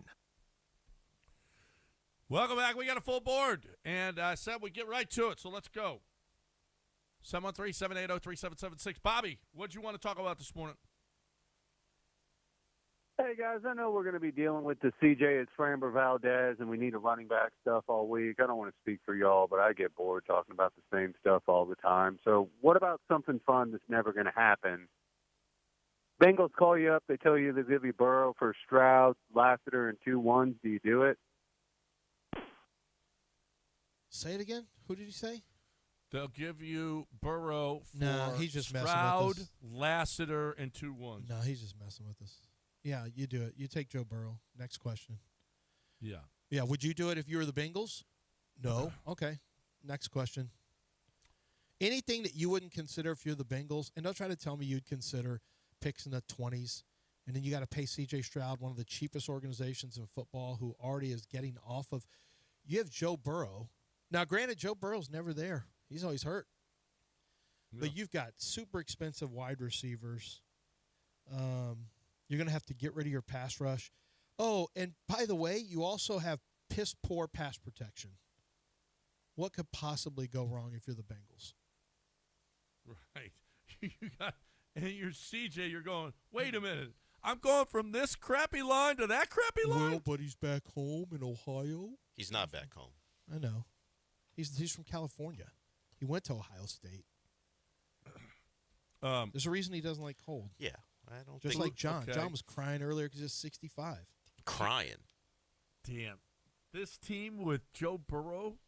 Don't even think about it. Why do y'all act like this is Madden? I know. Man, this Who's team, next, Del? We had Pat Mahomes. I don't know who else wants to trade their franchise If we quarterback had to the Josh Texans. and Matt Stafford on this team. Man, you know they just fired Sean McDermott. Maybe they want a full reboot. What about Josh Allen? Josh Allen. Although he doesn't play well in our NRG, so No. who knows? We don't want Josh No, Allen. he'd much rather be away from. No. Oh no! Somebody tried to sell me that CJ's better than Josh Allen based on the playoffs this year. That's a good idea. Based It on was the worst this argument. year? No, it was the worst argument. He goes, "There's no difference between the two in the playoffs." Said, "Well, Josh had 283 yards and 3 touchdowns. Like, there's a little bit of a difference. It's a little different. That's There's a little difference in that game. And Well, in the last game, let me ask you Josh this. was pretty good in the last game. Let me ask you something. It's Josh's fumble or CJ's pick, which one was worse? I know one went for a touchdown, but as far as quarterback nonsense, which one was worse? 7 versus 3. Oh, I don't know. That's hard. That's CJ hard. just did this. That was stupid. There's no question. All right, let's get another call in here. Who's next, Del? Sorry, Lance just turned his back and picked up a football and just flipped it in the air a la CJ. For people who don't have the Twitch or Twitter or YouTube, you should get it because Lance did something there. Well, that was pretty bad. And then Josh just looked like he threw the ball backwards toward the goal line. Let's go to Dodd on a mobile. What's up? Hey, guys. This is God. Oh, I God. called CJ, and I thanked him for always thanking me since he became a rookie in the NFL. But honestly, I told him it was enough. I told him, hold on to the ball. Make good passes. Run when you have a 10-yard opening. Come on, CJ. You don't have to thank me anymore. Play football. Do you think God likes Mendoza thanking him more or CJ more? I don't know. Doesn't God want? Does he want praise, or he just wants you to live a good life? No, he wants you to praise him. Yeah. Okay, then what does it matter which one's doing what? Well, because one is doing a lot better. Well, in college, Mendoza ain't got to the NFL yet. If he runs that RPO nonsense in the NFL, you're gonna get killed. He won the Heisman, the Natty, and the Whatever. MVP of the Who game. cares? Who cares? You've done this way too long to just think that everybody who gets drafted who's good in college is going to be good in the pros. He's going to the Raiders. No. They know. Oh, Tom's there. This team is bubble guts right now. Yeah. There's no. Who's the coach gonna but- be? Yeah, Well, who's the coach going to be? What's That's the fine. line I'm look just like? talking about right now. I mean, I don't it's think Well, great. he's a good CJ, college but- quarterback. I don't think God differentiates between the No. praise. Yeah. I think God likes the meek and the humble also. That's true. Yeah, well, He can't Right like now, James that's what- Matt. that's He what's- can't like the quarterback. CJ is that now. He wasn't 2 years ago. Georgia He is that State's now. quarterback can't get some love.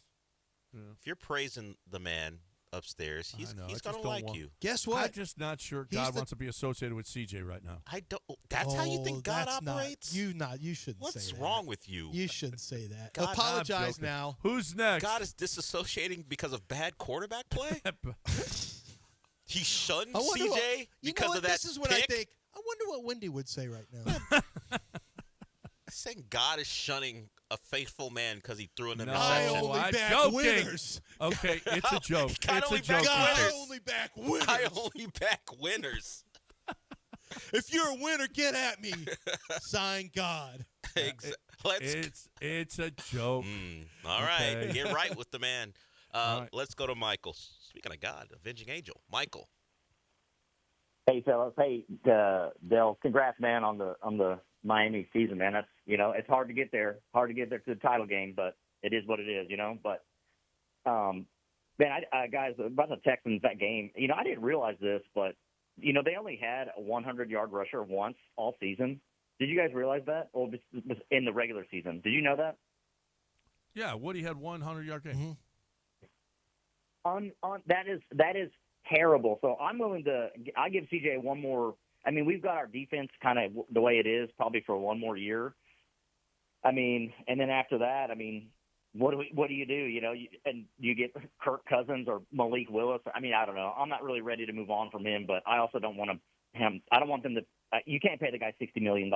But Lance, what do you think about the U of H tight end too? Like, where do you think he's going to go? Because someone like that, someone of that size and stuff, would really help offense. And yeah, I mean, there's guys better than Tanner Koziel. I want somebody who can block a little bit too. There's pretty good tight ends. Notre Dame's got a guy named Eli Raridan who I like a lot. Like Michael Trigg is a better pass catcher out of Baylor if you just want a pass catcher. Lake McCree, I think, is a pretty good player out of USC. You can get him in a fifth round. What about Sadiq? Well, I mean, that's a first-round tight end. Yeah. So would you draft a first-round tight end? I mean, I'm not saying I wouldn't, but honestly, where the Texans are in the draft, you could be looking at the Penn State guard possibly, and if you're not, you can probably move back into the second and add the Oregon guard. That's what we do. Excuse me. What? Can we pay for guard play and not draft it? No, because good guards don't hit the market. He doesn't draft good guards. Well, that's a problem. That is a problem. That is a problem. I mean, if you could find a Don't way. look at me. I wanted him to draft. I thought Kenyon Green was a good draft pick, so it ain't like I always pick winners on the inside. They On could the trade interior for either. one, or I mean, there's no Joe Tooney available like he was for the Bears, but that'd be great. I don't want him drafting offensive linemen anymore. Yeah. Pay for the line, draft everywhere else. Yeah, but the line's not good. They don't. That's have what I'm good saying. players. Yeah, but he doesn't draft good players. Well, yeah, he but doesn't. He's got the odds are.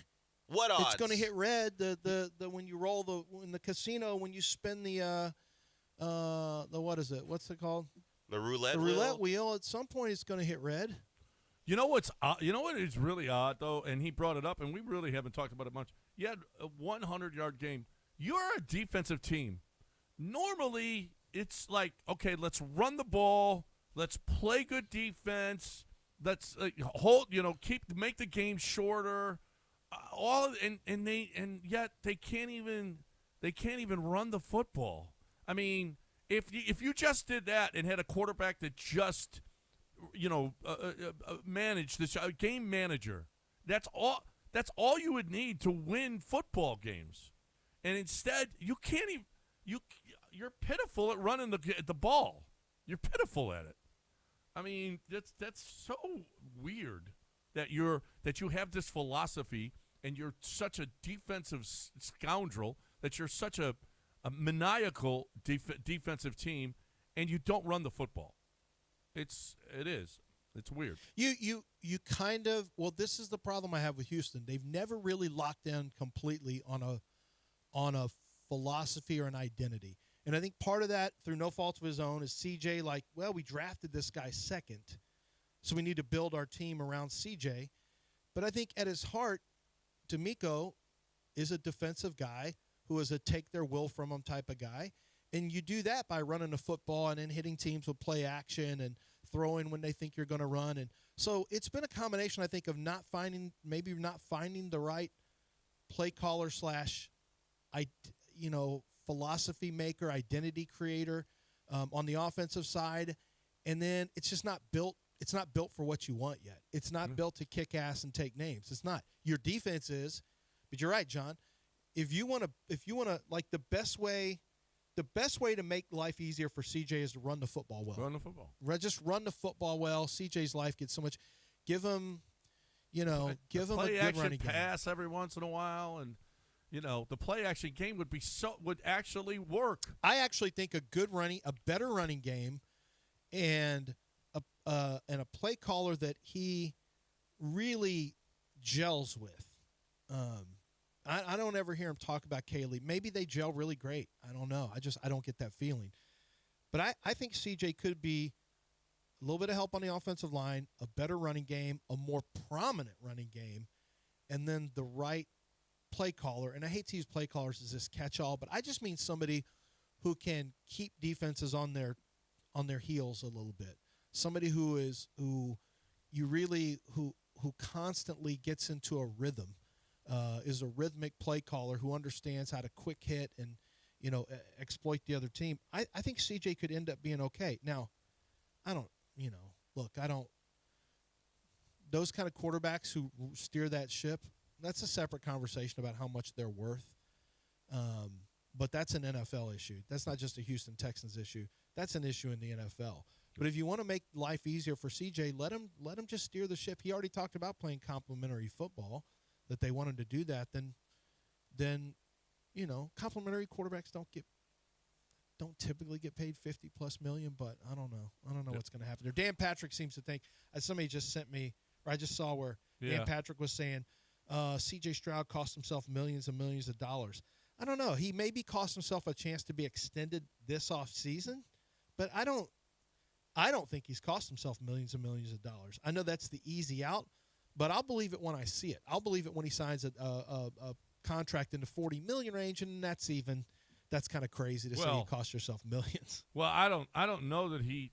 Well, we got to break, but is either he really improves, or if he's bad again, I don't know that he gets 40.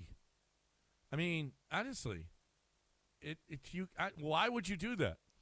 Why would you if he doesn't improve? Because ownership is scared. Well, you know what? Get a dog, Cal. I mean, honestly, you don't have the guy. Why would you give him $40 million? Either he's a $60 million guy, or you go find a real quarterback. It's easy to say. I don't want a 40-degree day at quarter. I don't want a 40-degree day at quarterback. But everyone takes that. You'd be one of the first to ever break that habit.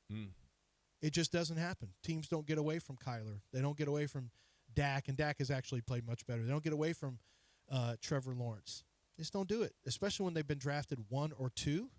Trevor Lawrence 1, Kyler 1, CJ is 2. It's hard to get away from those guys if they're average. Well, it's you'd much rather be bad than average. Baker got away from him.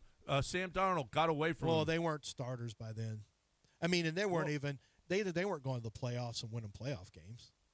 No, they didn't have any real success. That's kind of not the same situation. No. All right, I got to talk. Here's the situation. You've got some metal that is looking shunkat. Okay, here's the deal. If you're somebody who has to you want it to look good again. You want it to be. You want to save it. You don't want your patio furniture, your car parts, your boat parts. You don't want that stuff to look. I mean, wait a minute. Rodeo's coming up. What about your grill? What about your smoker? Is it all rusted out? Does it look terrible? I mean, people are going to want to eat off that. I mean, make it look great again. And the way that you make it look great is by going to Houston Powder Coaters. They'll pick it up and they'll deliver it absolutely free. You're looking for the best way to get that, whatever it is, to look new again. And especially, here's again, if you have older patio furniture, it's better metal. It's going to last longer than something that you might buy now, okay? But you got to make it look good. Make it look like your team, okay? Make it the same colors, burnt orange, maroon, red, blue, whatever it is, whatever your team is, okay? Make it look great, and Houston Powder Coaters does that every single time. Tell Robin that you heard it right here. HoustonPowderCoaters.com. That's HoustonPowderCoaters.com.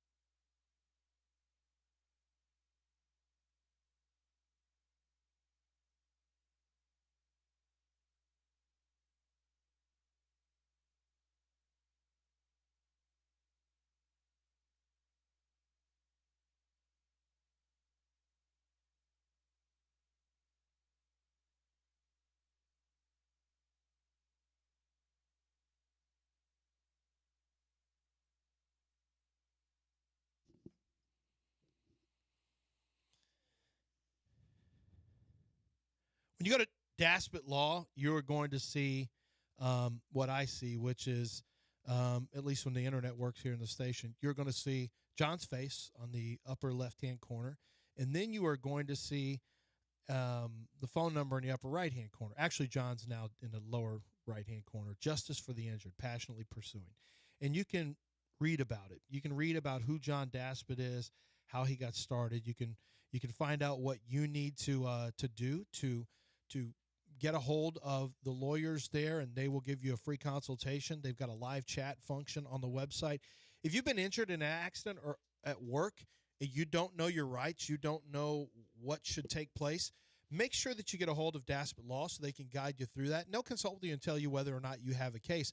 But if you do, you want someone fighting for you that is going to get you the settlement you deserve, that takes care of the bills, that takes care of the payments that need to, the money that needs to be there for you and your family to live, and that, if you can't work, that has to be accounted for. John Daspit makes sure that's accounted for. Your pain and suffering is important.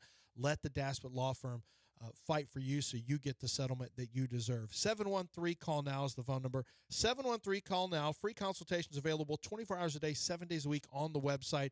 You can go to daspitlaw.com.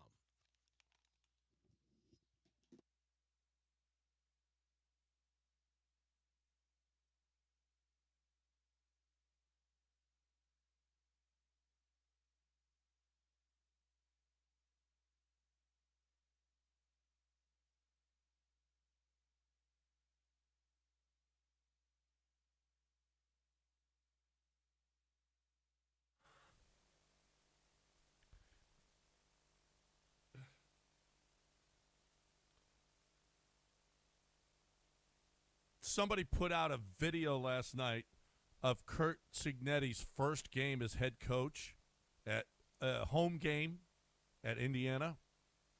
There couldn't have been 1,000 people there. That was the kickoff for the first game under Curt Cignetti. It was just going to be another Indiana football season. The apex of suck. It was going to be, because that's what Indiana football has been. Is this story even better than Hoosiers? Is this the football version of Hoosiers? Yeah, well, yeah, but it is, but with the cynicism of today's, you could just have somebody say, with the portal, this is possible now. I did see that. Yeah, you'll see people say, with the portal, this is possible. Well, did you hear what Nick Saban had to say about that? No. He goes, after the game? That the greatest thing that happened to this is 3 straight Big Ten championships now. The greatest thing that happened to the Big Ten was NIL, because no Southern player will go to the North unless you pay him. And Nick would know. Nick knows. He paid. They paid him in the South. Man, you're going to stay there. To that. But I ain't going north if I'm from Mississippi or Louisiana, Florida. I ain't going up there. Now it's cold. Now, there have been players. I don't know if they still do. Actually, some John Curtis players used to go to Notre Dame, but that was way back Houston in the day. Players too went to Michigan and Notre Dame. Yeah, but that's true though. If you think about it, there's not a bunch of. I don't see guys from Florida play. The only time you see Florida guys playing it. I know Nick ain't talking, considering you got a player. Nick's talking. You got a player from Hawaii by putting his dad up and setting him up with a job. But it's in the South. You can't set somebody's dad up in the North if it's cold like that, Del. So Tua's dad ran some type. You can't work in the cold. Tua's dad ran some type of surf shop, like. They had yeah. How do you do that in Alabama? Well, because Orange Beach. Tell them, John. Yeah. Tell them about Orange Beach. How far is that away from Tuscaloosa? It's just a little drive. That's all. It's about 3.5 hours. Look, nothing to it. Nick, you go to the Floribama. You drink all night. That's awesome. I appreciate the jokes, and it got the people on the. I appreciate you trying to snitch out your own quarterback. It's not my whatever. I'm just snitching out the Nick. Alabama thing. I appreciate Nick getting the laughs from the people up there on the set, but stop it. An Alabama coach talking about paying people, cut it out. No, but was that? It has even. Listen. And by the way, Urban Meyer. had brought the SEC mindset to Ohio State way before NIL. Yeah, but here's the deal: is there were only a handful of schools before before it was all opened up, Clemson, Alabama, Georgia, Ohio State, maybe Michigan, there's only a handful of schools that you could go and win a national championship. Now, you can go, you don't know where you're going to win a natty now. Now that Indiana has won, anyone can win. Anyone. As long as you invest. Right. Well, because their roster is like 20 million plus. So as much as it's a Cinderella story, and rightfully so, they get all the credit. They paid to get there. As long as you invest, yeah. Yeah. However, a lot of them, it's not like they had 5-star guys. Whatever it is. They coached them. They got the right guys for their program. Yeah, they paid them, but they got the right guys for the program, and they got coached up. Well, Mendoza, I don't know what was going on at Cal. Lance talked about him getting hit a lot. He was a guy people really wanted in the portal, so they gave him a deal. And look, they're on it now. Josh Hoover, they paid to come there. They're going to spin like, well, everyone else now. I was wondering about Josh Hoover if he's watching that game last night going, boy, I hope we win. He has got so much to follow Mendoza, and under Kurt Signetti, who is a taskmaster, it is going to be tough for Josh Hoover to follow that. Oh, yeah. Really tough. Oh, yeah. Hoover's talented, but, you didn't see this. Like, you couldn't have known this was coming from Fernando Mendoza. So if you look at it, he's only played 3 years. This is only 3 years. His first year was okay, touchdown to interception. He was 14-10 and 16-10. No. He was 16 and 4. No. 14-10, no. His first year that he started, he was 14-10. Yeah, and then he was 16 and interception. 6. 16 and 6. His second year, he was 16 and 6. Oh, 16 and 6. Okay. Yeah, so he showed improvement, and then he was a full-time starter. He threw for 3,000 yards as a sophomore, sacked 41 times. But, yeah, he was 6. So you look at his touchdown to interception, 14-10, then to 16 and 6. Now 41 and 6. That's the jump. And if I wanted to be cynical, I'd say that's the Kenny Pickett jump. We saw what happened with Kenny Pickett.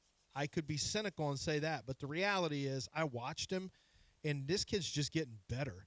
Like, he was 68% completion rate at Cal, getting sacked 41 times. This is the weird thing about him. Even under pressure, he still trusts his protection. So if you trust your protection, you'll get sacked more, but you'll also be willing to stick it out and deliver the ball with more confidence and better technique and mechanics, and that's what he does. And the 41 touchdown passes, I think, are a function of him getting better and better and better very, very quickly. I don't think it's a function of system by any stretch, even though they got 3 good wide receivers and 3 good college wide receivers and 2 good college running backs, a veteran offensive line. Like, they're built well. They're built smartly on offense. But I just think Fernando Mendoza, after watching him, he's just getting better and better and better, and he's super, super accurate. Now, you did see his arm is pretty average. Miami damn near, who was it, O'Brien, almost jumped him for a pick six. O'Connor, yeah, one of your Irish cornerbacks. Sure. When he throws outside the numbers, the field side, he's got to be really well timed, and you might want to have wide receivers working back to it because those NFL corners are going to jump him. Did you hear what Nick said at halftime, where he talked about basically he was saying you got to play tight man coverage if you're Miami. He said I always thought that. Closing quickness or, jumping routes or something. He made a comment about playing off coverage. He always thought that was overrated. That he'd rather you be close and tight than sitting off coverage and trying to break downhill quickly to go after the pass. Yeah. If you have to guard, you have to play tight coverage against Mendoza. But even then, he throws it pretty well. He's going to be a good pro if he gets protected. If he doesn't, he's going to get sacked a lot, and it's going to be a bumpy start for him. Yeah, it is. I don't know. It's an unbelievable story. It's a great story. They've been playing football since 1899. They had 3 bowl wins before this year. 3. Yeah, and it's a basketball school that won a national championship. And frankly, I guess they've been good in basketball, but not to the relevant level that they were under Bob Knight. Did you see Assembly Hall was filled last night watching the game. That's where they play basketball. Miami had some beanbags on in the student. When the pick, in the student union. There's a video of when he got the pick and the place just exploded. Did you guys see Richard Sherman had a good X and O's thing? He said if you're playing cover 2 and there's no one in the flat, there's no route in the flat, keep working vertical with the receiver. There's nothing that says you have to sit there and guard grass. Keep working vertical underneath that receiver, which is what he did, and and squeeze that throw underneath. And I thought that was a pretty good point that he made, a good X's and O's point. Yeah. Is that the problem with the play? There was nobody underneath to keep that corner. Maybe so, but it just wasn't thrown deep enough, though. But Dale you mentioned that maybe the route run wasn't the right one. Look, I think both guys aren't. Like, Carson Beck took responsibility and gave credit to the corner in question. Marion said he should have done something different. It may be still got to throw it deep. I don't know what he was supposed to do when he saw that coverage. I don't think either guy is going to say, hey, this guy is wrong. This guy. I think they're just, hey, we pick, game over. We're not going to really discuss how it played out. He hasn't been great on deep throws. It's the one throw all game where he didn't display patience. Like, he has been a patient quarterback since really the SMU game, and really that wasn't even his fault, the first pick at least. I would go back to Louisville. You saw him hold the ball, and if he couldn't find a guy, he would throw it away or try to make a move. He had done that all playoffs, and even in the game, he was very patient. He still covered the spread, so it's kind of like you got a championship. Sure it is. I have nothing but applause for Carson Beck. He wasn't a guy I believed in, and, one drive away, as Mario said, from winning a title. So. Yeah, he was okay. Now this is how I know. My daughter was in there watching the end of the game with me, and she goes, is that Carson Beck? Is that the quarterback from Georgia? My daughter knows way more college football than she should. She said, is that the quarterback from Georgia? I said, yeah, how do you know that? She goes, because of his eyes. He's got those creepy eyes, and I'll never forget those. And so I said, well, he does have creepy eyes. And then when this is how I know she's officially a public school girl and she's not homeschooled anymore. She goes, on that interception, she goes, oh, my gosh, I've never seen a quarterback sell so bad. If I were a Miami fan, I would absolutely crash out right now. And I said, okay. Sell and crash out. If you're playing bad, if you do something bad, John, that's called selling. It's selling? It's selling. If you are screwing up as a player, you're selling. Okay. He is selling right now. Thought he was you're just giving sucking. a game away. It's like giving a game away if you're selling. I thought it was just sucking. Well, yeah, but that's not what they say. That's not what the kids say. That's not what the kids say. They say selling. And if you crash out, you know what crash out looks like. I do it all the time on this show. Yeah, no, we know. Yeah, we know that. Well, not all the time, but I have before. Yeah. Shut up, you stupid ass. Shut up, you dummy. I just kind of crash out. The Cardi B one, the brisket one was more of a crash out. That was. And the one where I threw my shoe against the wall, I don't remember what made me so mad. It was something baseball. You thought Brad Ausmus would be the next manager of the Astros. Yeah, that's right. That's right. I forgot about that. Oh, the idea of going back to good old boy, but that's also because we were in the midst of Jeff Bagwell decision making, and I thought we were going to just. I really was worried. I already saw this terrible, decision to re-up a reliever for a stupid contract, Abreu's dumb contract, and I really felt like we were in the middle of Jeff Bagwell controlling this team because that's one of his best friends, right? Ausmus, John, I think. Yeah, he's tight with them. Mm-hmm. When John was like Ausmus could be that just made I crashed out. He could interview. Is bad enough. And you just went. I crashed. That's called a crash out. I did. If you like throw the brisket. Clothing. Nothing was as great as the brisket, though. That was a crash out too. But if you throw a shoe, you are crashing out. Yeah. Right. I admit that. I don't like to crash out because then it ends up being captured on video. That's what crashing out is. Okay. Uh-huh. I just was wondering what crashing out is. You'll see it. I don't think Amen Thompson has crashed out. I crashed out on the golf course. Oh yeah, you probably have. Yeah, but it's got to be extended. It's got to last a little bit. It's got to go over the top and maybe stay there a little bit. Oh yeah. No.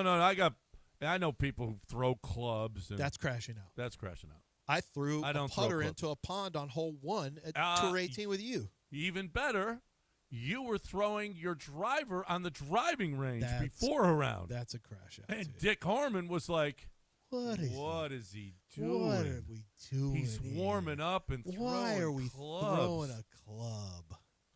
What is he? Can you believe this Can you guy? imagine? Can you imagine this guy? Unbelievable. Throwing a club on the driving range. Driving range. Of all things. First hole. First hole at Tour 18. Misses a putt and throws his putter into the pump. I was putting for birdie. I didn't even get a practice swing. I was putting for birdie, and I three-jacked, and it became a bogey. And I three-jacked from 12 feet away. And I was like, just helicoptered it right into the water. And then I had to putt with a 3-iron the rest of the time. The whole round. That was the best. That was the worst. I laughed. Oh, my goodness. That was funny. All right. You know what's not funny? You trying to buy a house by yourself. That's stupid. Don't be stupid. Hey, dummy, stupid. Right? All you need is Kent Jones. Don't do this yourself. You don't know what he knows. You don't have.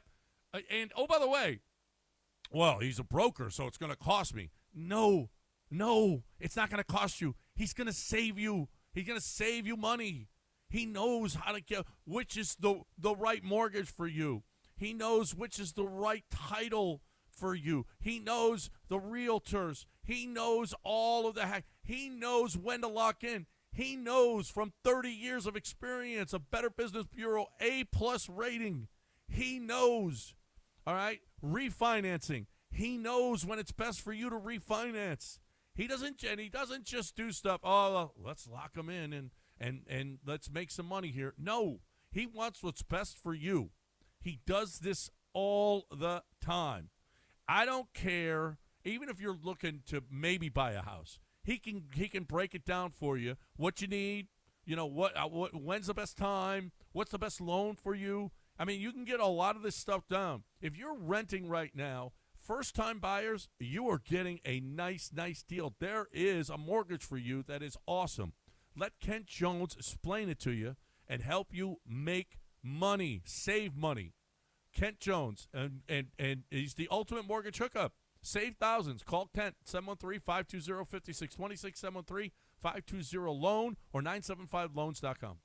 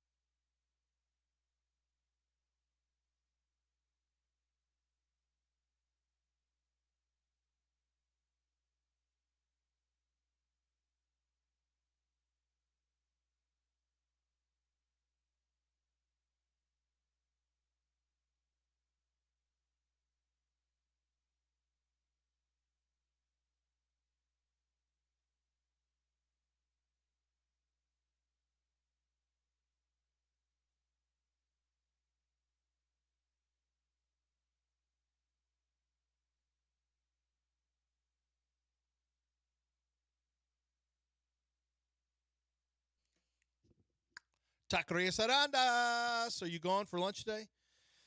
You going to watch basketball? You going to grab drinks and some food after? Hey, why don't you go do that? Why don't you make it an early dinner after work today? Why don't you and your boys pull up to Taquerias Arandas, go have some beers, some margaritas, post up and grab some food, make it a 2-hour event, man. Y'all catch up and talk about the football you've watched, talk about the basketball you're going to watch, talk about some of the off-season baseball and moves that can be made. Just catch up with the fellas and do it at Taquerias Arandas. You can have a great time with great food. It's authentic Mexican food. They'll never rush you. And you can watch your favorite games on the televisions there at the bar. They've turned a lot of the bars into a sports bar where you can post up with a lot of different TVs on, and they'll turn it on to whatever you want to watch. It's a great way for you to catch up with friends, enjoy delicious, authentic Mexican food at very reasonable prices, and have the drinks that you want to drink. And I know you want to after work. So make it a Taquerias Arandas. Make that your spot, whether it's for breakfast, lunch, dinner, or just to catch up with the fellas and watch some sports. Taquerias Arandas.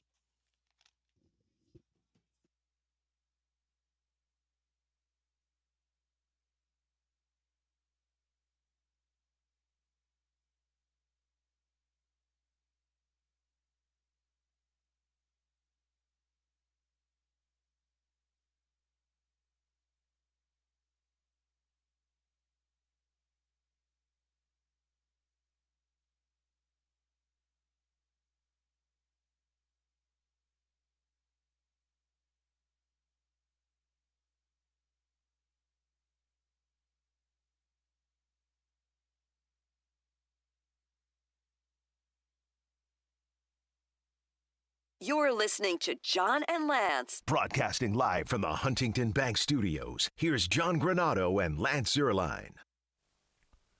All right, we'll get to the call in just a second. But the Cougs moved up to number 6 from 7. Iowa State lost a couple of games, so they've dropped. Tennessee out of the top 25 for the first time in forever. The Cougs hold a top 25 spot now for the longest time, current longest, 117 straight weeks. But Bobby Hurley, the Cougs played Arizona State this weekend, and they got Texas Tech this upcoming weekend. But it was 24-2. 24-2. Cougs win by 30. All right. They were great offensively and great defensively. Bobby Hurley after the game, you can just feel like, holy crap, this is different. You got a long way to go, Mr. Hurley. First of all, you ain't your brother, Dan Hurley, and secondly, Bobby Hurley literally won a national title, and we have to say, because he hasn't done it on this level, we have to say, you're no Dan Hurley, Bobby. He's not his brother. It was one of my most hated players. Bobby Hurley, legitimately top 5 all-time hated players. He's got that face. Hated that guy. He's got that face that you just hate. But here he is talking about the Cougs versus all the other teams that he's faced this year. And they're all like a little bit different. I talked to the guys just watching Houston on film, getting ready for the game, that I think Arizona tries to overwhelm you with their size around the basket, and their guards could attack the basket, and they get points in the paint. Houston just tries to beat you into submission and make you want to quit or be somewhere else. So that's just the intensity that they play with is different than probably anything that I've played against this year. But all 3 of those teams on any given day really, I think, could be in the same conversation of having a chance to win, just based on what BYU has, what Arizona has, and Houston. I know I didn't really help there, but it's just... No. So a big move this past week that has not being talked about. The Cougs have declined to host the NCAA tournament, so they have a chance in the Sweet 16 and Elite 8 to play in Toyota Center. If they were the host college, they wouldn't be able to play at home, but they declined being the host. So they could quite possibly be at Toyota Center for their Sweet 16 and Elite Eight games. Interesting. Which is kind of a big deal. Kelvin saw that when he played, like, Purdue, quite possibly, the Final Four is in Indianapolis. Huge advantage. Who did they play last year that was a home game, the Cougs? And he saw what an advantage that was. I forget who it was. But Kelvin said, well, no. We'd much rather be playing close to home than be a host college. So there's that possibility. Kind of a big deal if the Cougs were playing their Sweet 16 or Elite 8 game at home, basically at home. That would be sweet. That would be sweet. The Cougars basketball, it's not Alabama football under Nick Saban because they're not, there's no championships. But we're, like, always there. I say we, as a city, we can claim that team. They're always in the mix. Who would they be like in college football? I mean, Georgia won titles, but, like, Michigan, Oregon? Notre Dame, Oregon. Yeah, we're like the Oregon. Yeah, we're like the Oregon of college basketball. You always know Houston's going to be in the mix. Yeah. I think we're better in Oregon, though, relatively speaking. I think they won the Big Ten last year. Of course, they got smoked by Ohio State. But, yeah. Cougs don't do that. Well, Baylor did that to them. And they got smoked again by Indiana. Miami smoked the Cougs. Yeah, that wasn't a great one in the tournament. Yeah, that was a while ago now. It's not, 3 years ago? Well, the Cougs have been a top seed 3 straight years now. I mean, Oregon's, and if we're doing the thing, Oregon's been a top 5 team over the last couple seasons. Yeah, that's kind of my point. Yeah. Is Houston over a long period of time now, over about a 6-year period. Same thing with Oregon. Yeah, that's actually a pretty good one. I'd say Notre Dame, but Notre Dame, you can't, not really Notre Dame. I mean, Notre Dame has been there a lot, but they've just had the brakes phonies, beaten though. off of them. Yeah, no. Cougs ain't phony. No. They lost the championship game by 2. I know, it's one championship game. Yeah. But Houston also has Final Four. How many championship games have they been in? Who, the Cougs? Yeah. One That's right. in the Only one. last 40 years, something like that? Yeah, so let's not, like, I'm trying to make a point that it's good. It's not Nick Saban, Alabama good. It's not Kirby Smart, Georgia good, but it's good. I'm trying to think of somebody who's always in the mix. I guess Texas with Sark. Texas is back, folks. Well, we'll see. Hopefully they'll get up to a 1 seed again this year, and hopefully they'll be in the bracket where they could play at Toyota Center. 713-780-3776. Who is it, TJ, you said? Let's get TJ in here. Hey, TJ. Damn, man. What the heck was that? Dog, you got one job. Don't screw it up. Then you screw it up. What did I do? No, I said Beck, not you. Oh, Beck. Yeah. Okay. Yeah.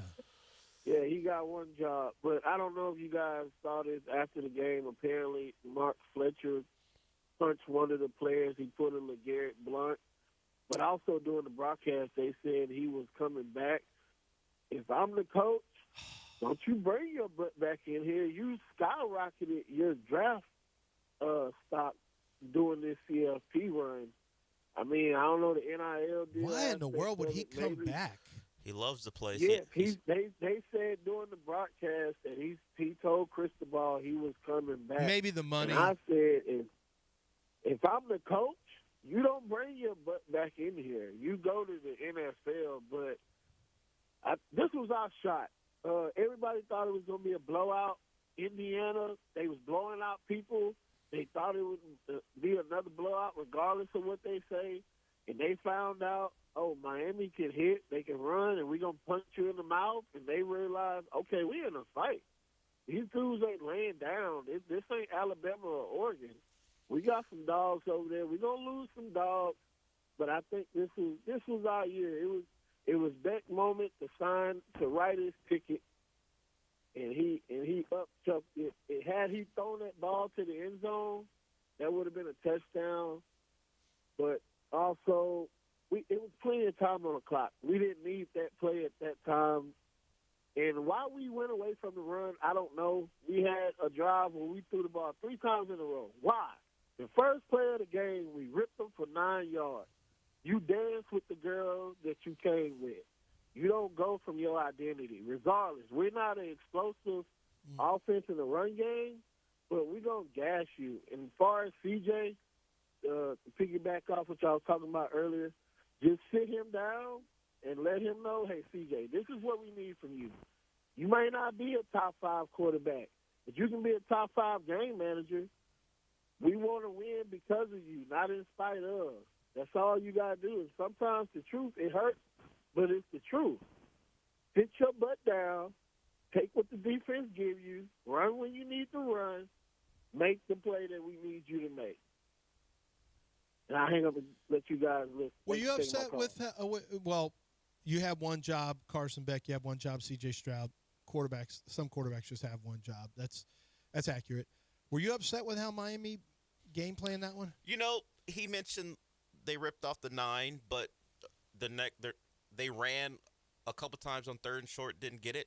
In fact, they actually had to go for it on the last drive before the end of the half.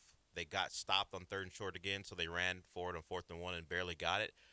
So I understand trying to throw the football and break some tendencies because they weren't having much success with Indiana's movement. I don't really have a problem that much with the move to start throwing the football. I do think we saw the creativity in the second half with breaking tendencies. Like you think they're going to throw a screen to Tony and they throw it the opposite way. The touchdown they scored with Mark Fletcher when he was like lined up offset and they had Tony coming across and then they faked the toss and gave it to him. That was a well-created play. There was probably less creativity. I've seen Kaylee do a lot of that kind of stuff. I mean, if we're taking issue. Throw a little orbit, yeah. And then inside handoff to your offset running back. That's the same creative stuff Nick Kaylee does around the goal line. Yeah, sure. If I was going to criticize Dawson, the OC for anything, was the lack of creativity in the first half. He tried to go with the basics, and that wasn't going to fool Indiana. As we know, they're so well prepared. But you saw the running game didn't get going. In fact, even in the second half, outside of this Fletcher run, there's a couple nice gains. So, look, play calling, you always go after people when things don't go your way. But to his point about Fletcher, outside of Fernando Mendoza, maybe the best player in the playoff. He was great. Maybe yeah. So he told the Miami people early he was coming back. I think he's the 3rd or 4th rounder. So the money at running back has he may look at that. Now he's only 21, so he may look at that and say, you know what? Let me take my $1.5 million maybe. I'll take that this year and I'll play. And maybe he loves college. That's okay. He's a hometown guy. That's okay. We know about the story about his mom doesn't fly, so maybe he wants to allow her to watch as many games of his as possible. Now, realistically, from a financial standpoint, getting into the league and trying to get to a second contract as quick as possible obviously makes the most sense. So I'm going to text string with Joe Moore Award, Mike Golick Jr. is on there, Jeff Schwartz. Here's what they said. I feel like I'm taking crazy pills watching this Miami team. Does Mario just refuse to let them call the good plays until the game is slipping away? Schwartz says yes. The only game I ever saw him start with the good plays was the Pac-12 title game against Utah when they actually threw the ball with their all-world quarterback. Every game looks like this. Golick, it's so frustrating. Like, respect for establishing it, but it doesn't need to be this hard. Is that accurate? See, they're going against what TJ said. TJ wanted them to establish run. It's funny how people look at things. TJ said they didn't run it enough. They're saying he was too locked in to try to do the stuff. You weren't running for a lot on a per carry basis, but no, you did the first half was awful. But when you went off tackle, you did hit it. You did pop one. They got. Look, I don't know what the issue was. Like they pulled a couple guys and they just missed D'Angelo Pons. A lot of mistakes early. They had a guy. He was a free hitter and he got Fletcher on the ground. I think they saw that it wasn't going to work, and they were trying to move the football a little bit, so they started throwing the ball at least late in the second half. And you saw they hit the play to Daniels, they got in field goal range, and then the kicker doinked it. I don't have much issue other than, as I said, the creativity showed up in the second half after the Fletcher run. You saw they were able to move the ball. If you look at the stats, they played better offensively than Indiana did, and we talked about it. They block a punt. That's the difference in the game. Who would have thought that Indiana would have been outplayed offensively by Miami if you just go by total yards? Yep. It didn't feel like they were, though. And maybe it's just because Miami did most of their damage in the second half. Like, first half, they couldn't even get a third down conversion. Yeah, they didn't get past midfield until the final drive of the first half, I believe. Mm-hmm. All right, 713-780-3776. We got one more segment before we hit news of the weird, so you got a time to get in. And right now, though, Lance, you got to talk a little San Jack. Yeah, sanjack.edu. How can I say this? Be fearless. There's some of you who are going to decide whether or not you're talking to your, you know what? Be fearless, but also actually be practical. Let me change it up here. Let me talk to the parents who have students who are going to be going to a 4-year college, and you look at that debt that is coming, and you just don't want to have the crippling debt for your children. One of the things you can do is go to San Jack for a year, 2 years, knock out all the courses that you want to look at, work with them, make sure they transfer into the 4-year school you want to go to. And the amount of money you will save for those 2 years is so substantial.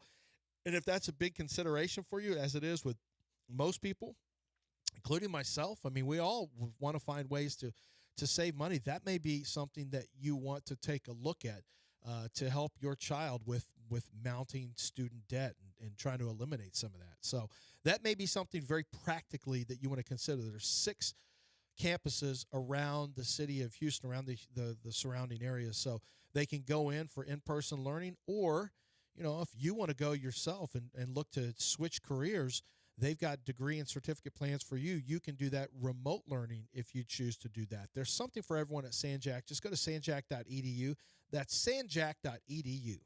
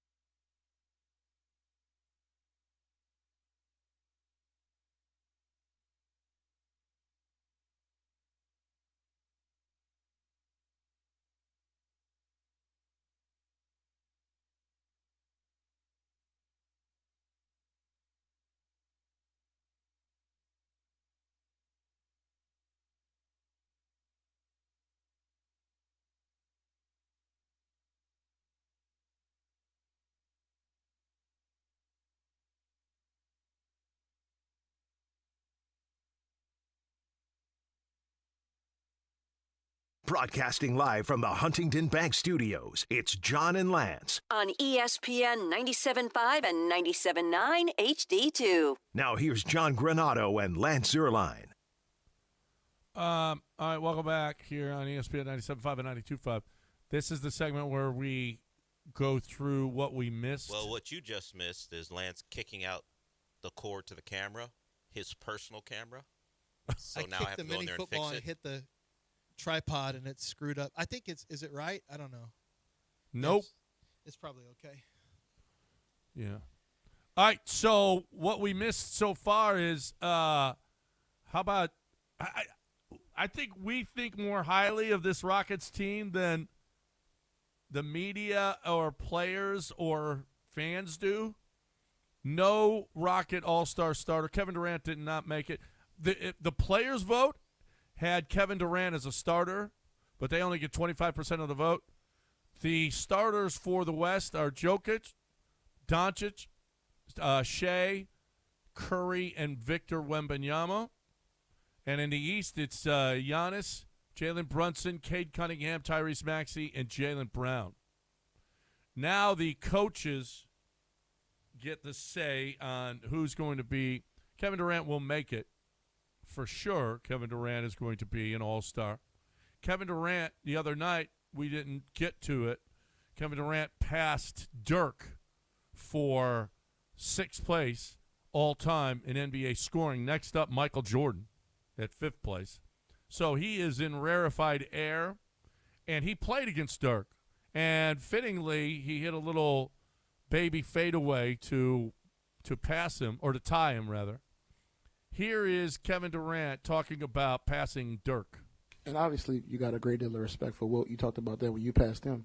But does this one feel a little different just because you got to watch Dirk and you got to compete against him for all of those years and you know exactly what that looked like? Yeah, most definitely. And not just compete against Dirk, I played against him on his route to his first championship. Played against them the next season after they're trying to defend their title. So we've had some real meaningful battles, not just regular season games. So there's times going into a series I hated Dirk. You know what I'm saying? I'm sure it was vice versa, and and then for him to kill us in these series, and it's just so demoralizing playing against a player like that. And I always said I wanted to be that respected. I wanted to be that revered by my teammates, by city, by media, by everybody who watches the game. I felt like Dirk was an embodiment of that, and I try to emulate as much as I can all the great players. But I took a little bit from Dirk, and, a lot from Dirk, actually. He knows. One of my trainers was good friends with Dirk. He was a rookie, played one season in the NBA, was a rookie with Dirk. So he learned a lot from him, and I was able to take some of his stuff and incorporate it into my routine. So I'm very grateful for Dirk, Holger, what they brought to the game, because without them, I wouldn't have seen the game from this perspective. So he means a lot to me, man. Pretty cool. We're watching him now. This is where, and he's still a top player in the game.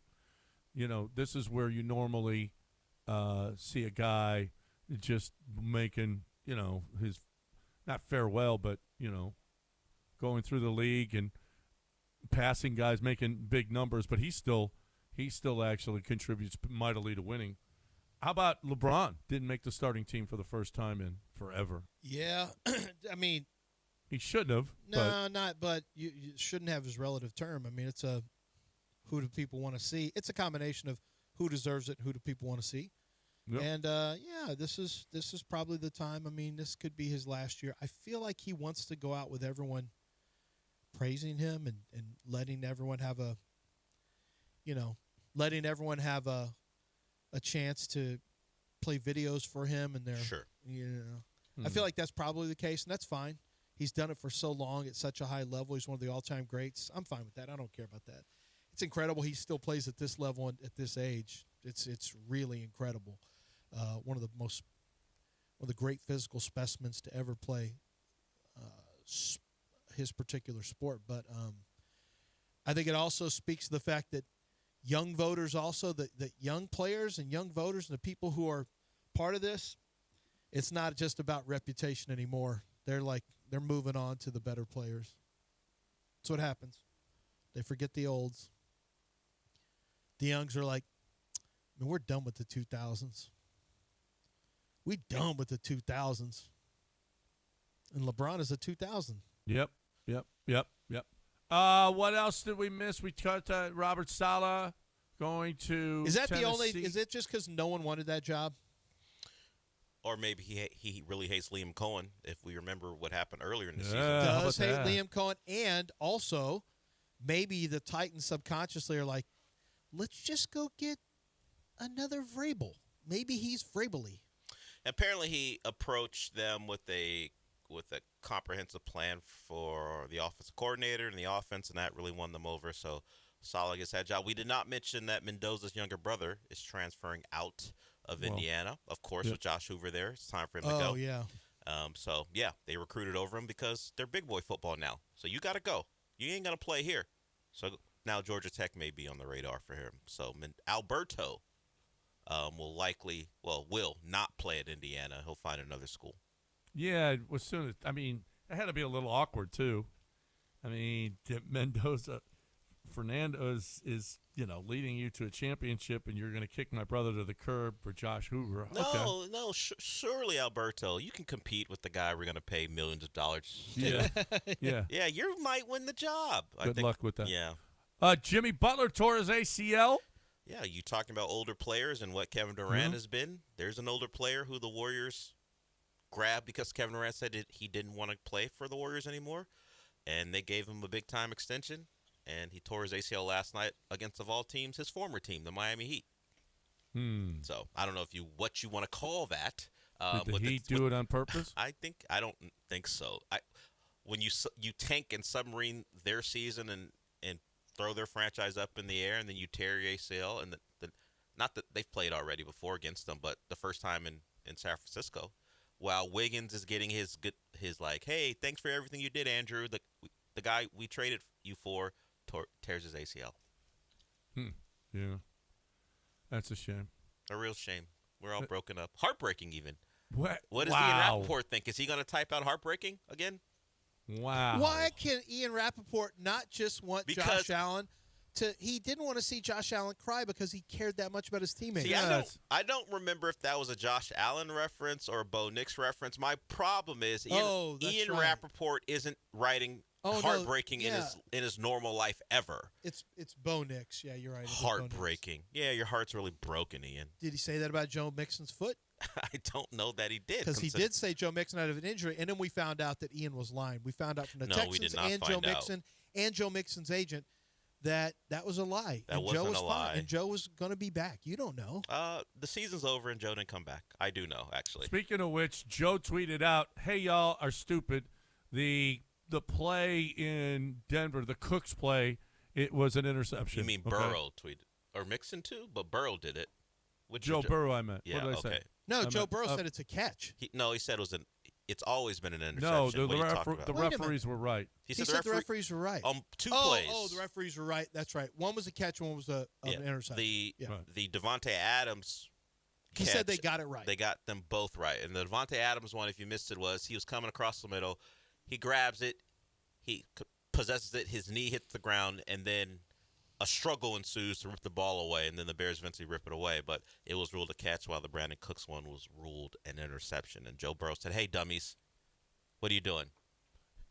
They both got it right. Both referee groups got it right. He said, "You dumbass." Well, you dummy. He didn't say that, but he said, "Hey, what are we talking about here?" They clearly got them both right. Yeah. The man hadn't tweeted in like months, and that got him onto his phone to tweet. Dummies.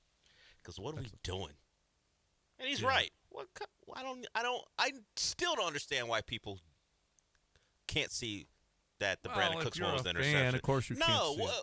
Oh, you mean Dan Orlovsky, a fan of Josh Allen? He went on multiple tweets, and then yesterday he goes, "Man, this app will break you," looking for sympathy after being completely dead wrong on stuff. This app will break you. I've seen Dan broken. Oh, yeah, and his kitchen table. Mm-hmm. Yep. Dan Orlovsky, maybe Twitter's not for you. Yeah. Maybe he was right about Justin Fields. Maybe. Well, he backed down from that, so he gets no credit. Yeah. No, he backed down. All right. News of the Weird coming your way next right here on ESPN 97.5. Right now, talking a little Own Well. So, own your property well. Own well helps you save money because the government is trying to screw you. I am one who fought the government before. Did good once, not so good. But here's the deal. I knew that I had to fight it. Do you fight your property tax?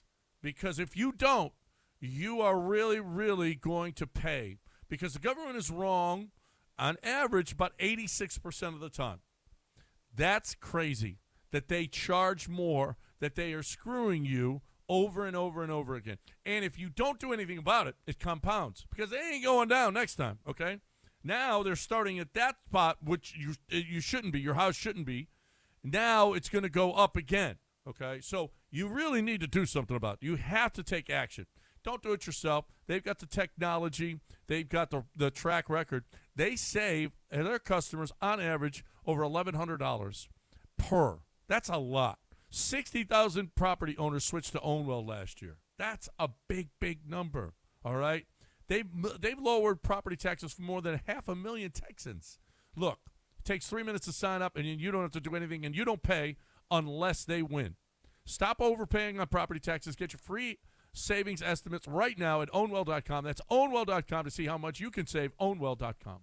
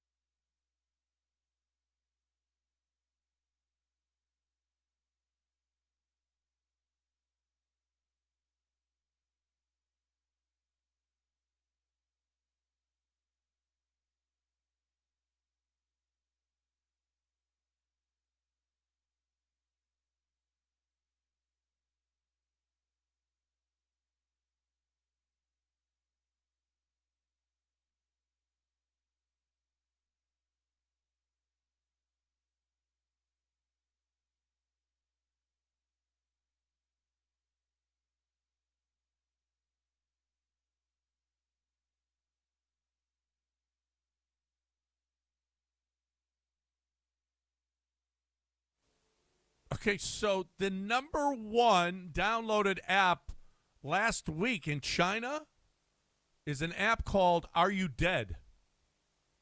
And it will tell your friends and relatives if you are not moving. Someone, Yuan, who's 38, and it's been downloaded by mostly young people. I just don't want to die with no dignity, like the body gets rotten and smelly before it is found. That would be unfair for the ones who have to deal with it. Well, that's nice of them to think that. It is nice. Do you guys want Are You Dead app to tell people that you're dead? No. I'll just let them find me. You just want them to find you in it's a rotting corpse? Yeah, I mean, where am I going to be?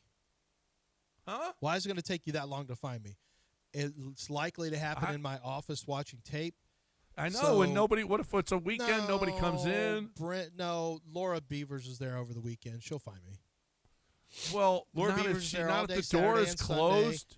John Ballmer, the guys from the bullpen are here on Saturdays. It gets Belmer. too hot to close the door. Belmer. Embalmer. Basically. Good thing we got an embalmer. I know. All right? No, you might be in there, the door's closed, and stinky and rotten. I'm just thinking, that might be while you're still alive. I don't know. I got you Apparently, choking on a taquito. It's on the board. It's on the Vegas board. a Chicago principal had to resign 2 weeks after he was teaching students how to practice a Nazi tune. Do you think that you should teach your students a Nazi tune? No, I don't think you should. I don't know.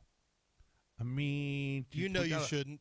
Once again, Ich bin davon klon und Steinteig her. That is Taylor Swift. Was that That the was tune Taylor he was teaching? That his was students? Taylor Swift.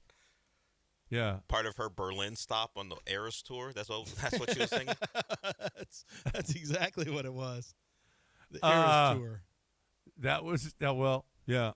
A beloved Florida pastry chef, 71 years old, was killed in a freak accident with a bread-making machine.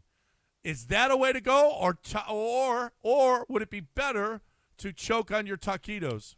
You know, the choking is an embarrassing way to go, but I take that over the. How do you die at the hands of a bread machine? And you're a chef. Yeah, how does it happen? That's terrible. Are you wearing a piece of clothing and you get like pulled into it? How big is this bread machine? Yeah, apparently it was a freak in a dough mixer. Oh, where he got caught up in it and it but killed still, him. I mean, when I worked at a pizza place, we had a dough mixer. It wasn't big enough for me to fall in and die. This must be a big one. Yeah. Okay. Either that or it sucked his head in or whatever. Come on, that's embarrassing. What an embarrassing way to go. That is, and you're a Whoa! pro. Yeah. It's like watching a stupid Lucy. Look at Desi Arnaz and Lucy or Florida something. pastry chef dies at the hand of a bread making machine. Yeah. I mean, how? That's like a dealer. That's like a blackjack dealer getting her hand caught in one of those card shufflers. There's a video of a woman dying at the hand of a kneading machine. Oh no! I just typed in "bread machine kills." Oh no! In this video link came up. I'm not clicking on it, but you see her leaning down under the kneading machine, and apparently it goes awful after that. That's terrible. It's on the internet, of course. Yeah, of course it's on the internet. Hey, Houston made the news of the weird. Apparently, Aralyn Martinez, 24, allegedly recognized a rival of hers, apparently for a love affection, and at a 24-hour fitness threw a weighted plate at her head. She said, what does Stephen A. call people? What does he say? What does Stephen A. call? You bitch. I'm going to throw this 25-pound weight at you. You bitch. Oh, my God. What are you doing? Did you click on that link? Yeah. Why? I saw the bread thing. Why would you click on it? This stupid-ass lady turned it on, turned the machine on. She was trying to clean it up, and that other lady went and turned the machine on, and then she got rolled up by the bread maker. Would you call that murder? Yeah, that's attempted murder. It's worst-case scenario. Best-case scenario. Well, it's she died, so what it's is either it's involuntary manslaughter or murder because she did die. Yeah. I didn't click on the link. I'm not watching it. I did. Don't do it. Oh, I don't like those type of videos. I can't. This show. Well, who told you to click on the link? Bread kneader. I mean, it's huge too. It is a big and kneading it just machine. soaked that woman up. My goodness. Well, that's nice. That's a nice way to end the bread, the kneader killing people. Well, it's going to be just like that when it's controlled by AI. Things like that will wind up killing us. Like, you know, AI looks at you and goes, "You don't need to be here," and the kneading machine will murder you. It'll be just like that. You think that the kneading machine is going to decide time to kill? Not the machine itself. Whatever's controlling it, whatever hive mind AI is controlling all the electronics, it'll tell that thing to kill you, and then it'll kill you. Dead. That's how it's going to happen. Yeah, you people don't Y'all Watch haven't watched Terminator enough 2 for Y'all haven't watched just enough watch TV. Terminator 2. You have you not watch watched enough Terminator TV. 2, you will know. It's going to kill us all. Well, you're trying to kill your show No, I'm just trying to go to my show. You guys just always like to go long. No. Like you Carson keep Beck on does. talking about Terminator 2. So I love Terminator. It's a great movie. Watch it, everyone. Right. You'll be Time taught to some talk lessons. about. I love the Golden Nugget. I love the Golden Nugget Lake Charles. I love it because it has everything I could possibly need and will need come February 2nd and 3rd when we will be there. It has everything that we need in a Las Vegas casino. And yet, it's just a car ride, okay? How much does the airplane tickets cost? How long before your flight do you have to be at the airport? How long is the flight to Las Vegas? How long to get your bags, get to the hotel, to check into your room? Man, you could already be gambling for like 3 hours, 4 hours by the time you would get to Las Vegas. You can do it a one-day trip. You can go or just one night. You want to go one night? That's great. You can't do that to Vegas. Go fly all the way there for one night? No. You got to stay longer. And sometimes you don't want to be in Vegas for that long. Here's the deal. You've got everything you could possibly need just 2 hours down the road. In some cases, less than 2, Katie, longer than that. But here's the deal. It only costs you gas to get there. Or if you got an electric truck, electricity. All you need is the Golden Nugget Lake Charles. It is here for you. I love it. You'll love it. It is a Las Vegas casino in Lake Charles. You're looking for a great place to get your gamble on. GoldenNuggetLC.com.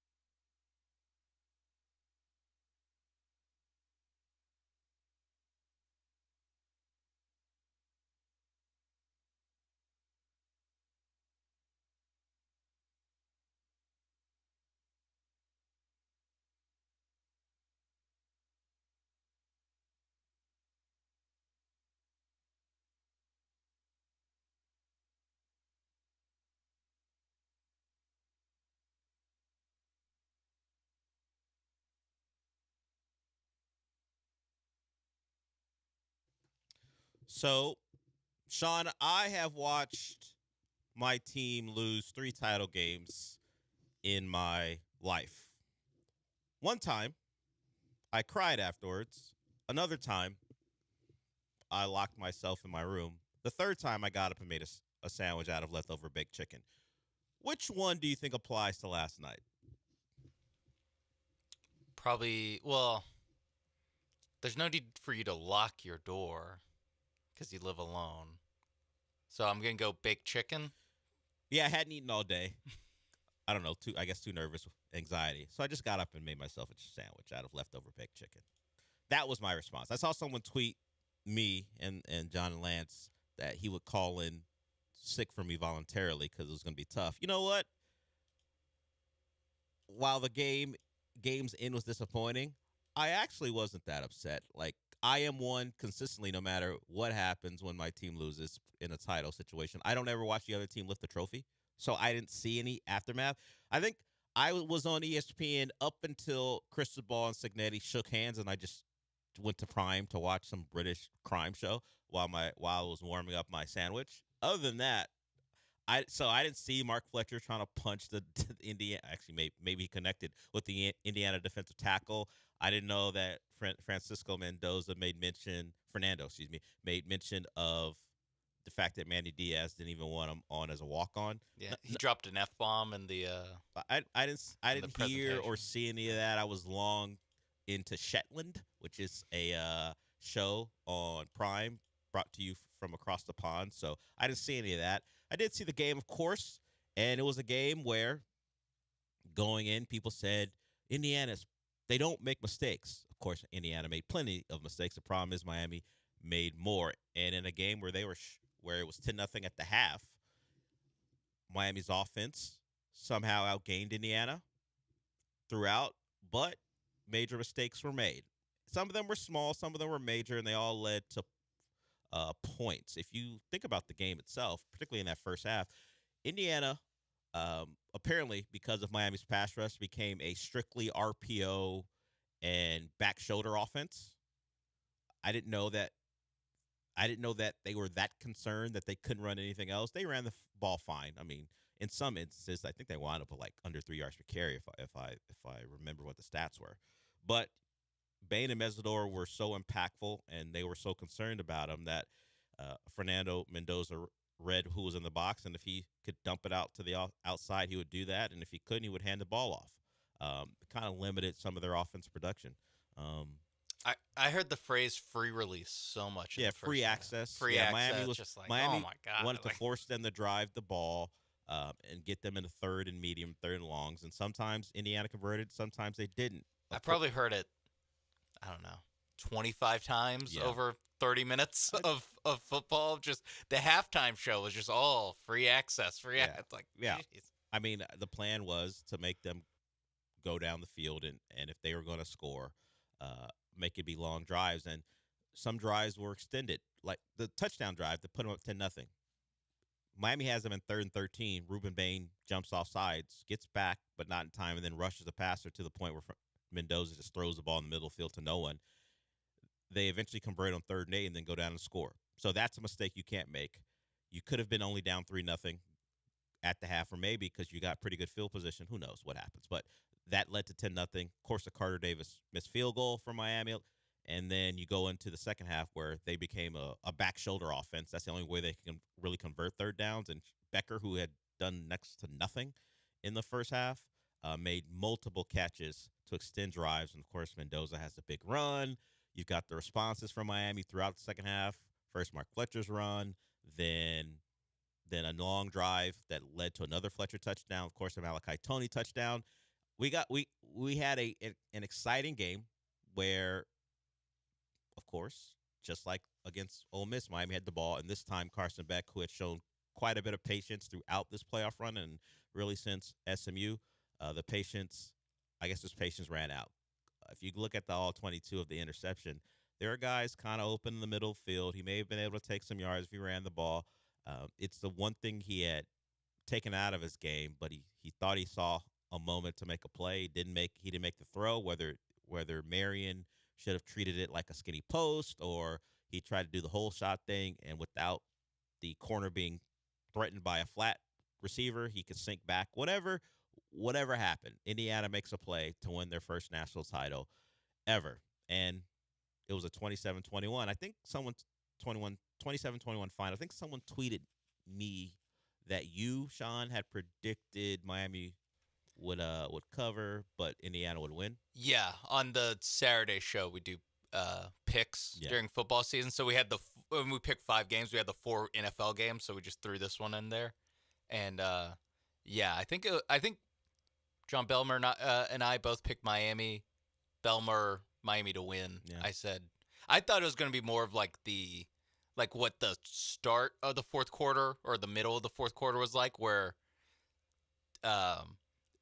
Indiana was up 10 and Miami scored a touchdown to cut it to 3. I thought it was going to be more like that than like Carson Beck actually has the ball with the chance to win the game. Yeah, and the only reason he had the ball is because on 2nd and 1 deep in Miami territory, Indiana commits a false start. Miami's able to force a field goal. Yeah. So it wasn't a game where anyone played perfect. It's just sometimes the margins are very small, and then other time they're horrific mistakes. Like you allow a blocked field goal, or excuse me, I keep saying field goal. I did it on the morning show too. A blocked punt for a touchdown, and instead of simply doing what you've done all year, which I don't think they've allowed a blocked punt all year, the starting tight end doesn't get enough of one of Indiana's starting defensive ends. He makes a play, blocks a punt into the end zone, and Indiana recovers. And that gave them a margin Miami couldn't ever overcome. So all in all, outside of that kind of slow first half, particularly because Miami couldn't put any points on the board, we got a really good game. I think the fact that it's 27-21 and Miami had the chance to win the game late removes the whole best team of all time conversation that people were having. Did that go away? Because like I said, I didn't really listen to anything afterwards. I know no team has ever gone 16-0. That's more of what at least on SVP after the game was really getting leaned into, was like the first time since Yale in 1890 whatever to go 16-0. I say you're forgetting about the New England Patriots, but if we're gonna count 19th century football, if we're gonna count 19th century football, I think we can just count the NFL. Sure. But yeah, that was I think on one of the graphics they did note that like 2019 LSU went 15-0, so it's not that big of a difference. Yeah. And they didn't play the likes of Kennesaw State. I don't know who Indiana played. Oh, it's the one extra playoff game. Yeah, it's basically I know that. The difference. It's they played the 9th best team in the country, so all of a sudden they're the best team of all time. And one of the stats that popped up was Indiana's margin of victory, point differential, against their schedule. And then I went to look at it. Yeah, they kicked Illinois' ass, but you start to look at their non-conference. They played really no one. Well, yeah, and that's the thing with Indiana is that when they have a chance to win by, 4 touchdowns, they win by 8. Yeah, they make sure they win by 8 touchdowns. Yeah, so people thought not that it'd be 8 touchdowns. Some people thought they'd win by 4 touchdowns. Brian McDonald thought it'd be 8 touchdowns. Sadly, he was mistaken. I didn't think that game would ever play out that way, just because how both teams like the control pace. Yeah, I too. I was like, really, the first half was just kind of like, yep, this is about what I expected as far as like running up the middle, Mesidor and Bain on any straight drop back, making it hard. Yeah, and anytime Miami gets behind the sticks, it becomes trouble. Like that was like, yep, this is, and it's really like the platonic ideal of a national championship game where it's like starts slow. You're like, oh yeah, these teams, they're well matched. They have to earn their points, and then towards the end of the game, they're just scoring back and forth on each other. Start to make plays. Yeah, there's special teams play. Like it's like, okay, this is how like really good, national championship games. Or this is how I like them going, where it's like not just a points fest. It's like, no, there's some stops mixed in there to really set the state. Like, Mesidor gets his moment. Bain gets like 3 different moments. Like the DBs for Miami, I thought did a really good job in the first half before Lucas got they was held able to play. Yeah, and then of course Becker made his plays on those back shoulders. They were good in the second half too. It's just that Indiana adjusted and was like, the one thing I know we can do is just throw back shoulders to Becker. And then, of course, Mendoza with his big run on 4th and 5. Straight out of a sports movie. Yeah, and he talked about it after the game and said that, at least we were talking about it this morning with John and Lance, that play he could either go he can either throw the football. Of course, a lot of their stuff is RPO. And Miami played a coverage where they were playing man and zone. Yeah. And the play was determined by the coverage. And because they kind of split their coverage, he made the decision to run where they didn't really – that's not really built in. But he had to make a decision, and he made the decision, and it certainly worked out for him. So they win that one 27-21, and they win a national title. And immediately afterwards – Mendoza's younger brother is portaling because Indiana's in the business of big boy football, so they had already secured their next quarterback and paid Josh Hoover to come from TCU. So Mendoza Part 2 won't be happening at Indiana. Miami? They are looking to secure Darian Mensah from Duke. So he may join the ACC and play at Georgia Tech, so that maybe they'll be tortured by another Mendoza just at Tech. That'd be great. And Chris Paul already has his problems with Tech. He may think it's just a Haynes King problem. Maybe it's a Georgia Tech problem if they get Alberto Mendoza to play there. And then in the post game on ACC Network when they play this game, Alberto Mendoza will be like, "They didn't recruit me either." Yeah. That Manny Diaz was the coach in question at the time that Mendoza was in his senior year of high school, and he let it be known after the game that he couldn't even be a walk-on. Whatever. All right. They didn't want him. Yeah. They didn't want him. Okay. They wanted you in the portal, and you chose Indiana. I think he did say, or maybe it was earlier in the week. He was like, it wasn't the staff that's currently there, and then he goes through it, and then the post game he just forgets He doesn't do that again on the biggest stage where he says it and immediately, Chris Paul got beat by the quarterback he didn't want. Yeah. It wasn't Chris Paul, it was Diaz. Either way, he chose Carson Beck over. And it hits because, of course, the pick. Now, if Carson Beck had led a touchdown drive 2 weeks in a row to go win a title, then the U is back. I don't know if losing the game in the way that they did says they're not. But Reese Davis, you didn't watch the trophy presentation? No, I did not at all. On the podium when they do first, let's take a moment to talk about the loser. Yeah, the team that lost, and he threw in the U is definitely back, and Indiana has arrived, or so it was something like that. Something so like that. I wanted someone in the post game press conference with Mario Cristobal to be like, Mario, tough loss, obviously, great team. Is the U back?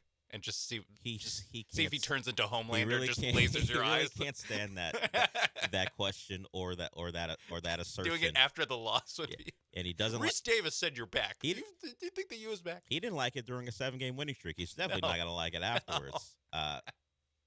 So Indiana wins and Miami has a great year. We'll see how the two teams continue this role because, of course, they'll both have new quarterbacks.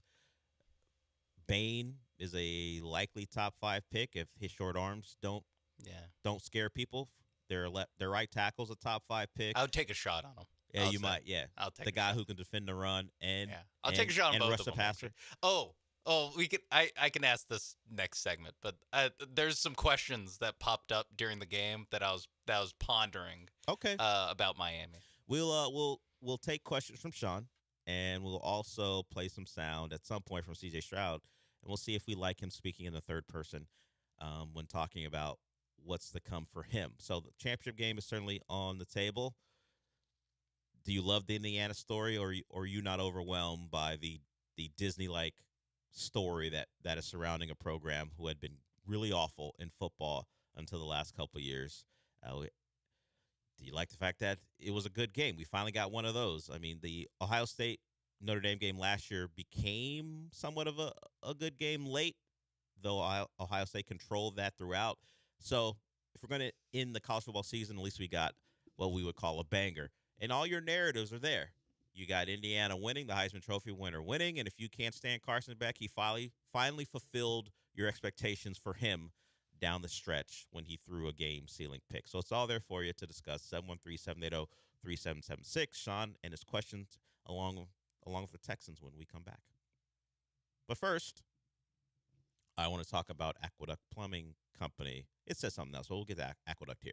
Aqueduct Plumbing Company is the place you go to if you got a plumbing problem. It's going to be cold the next couple of days, so of course you might want to wrap those pipes.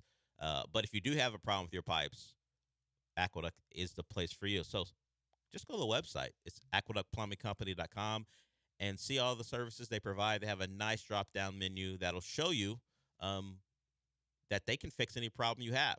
They'll do the small jobs. They'll do the big jobs. It's all there for you at Aqueduct Plumbing Company. So maybe you need a repipe. They'll do that. That's a big job. And you want someone who's very capable of handling it. They've done over 1,000 of those. They got qualified, really good contractors that'll work with you.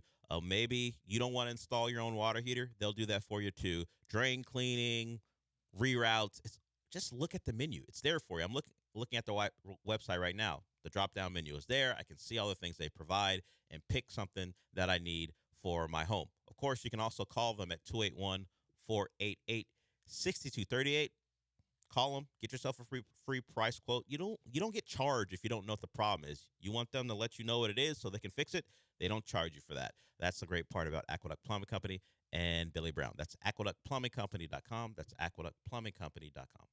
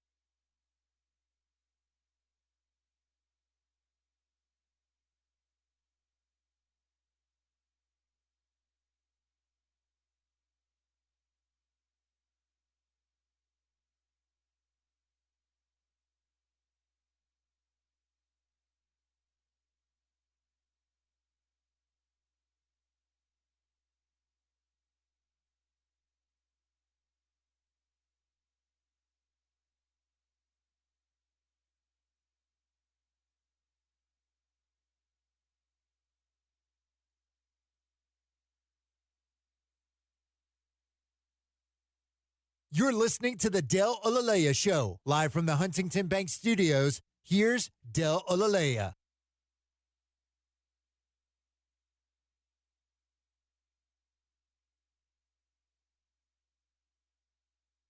So, Sean, you had some questions that you wanted to wait to get to until this segment because we were up against the break.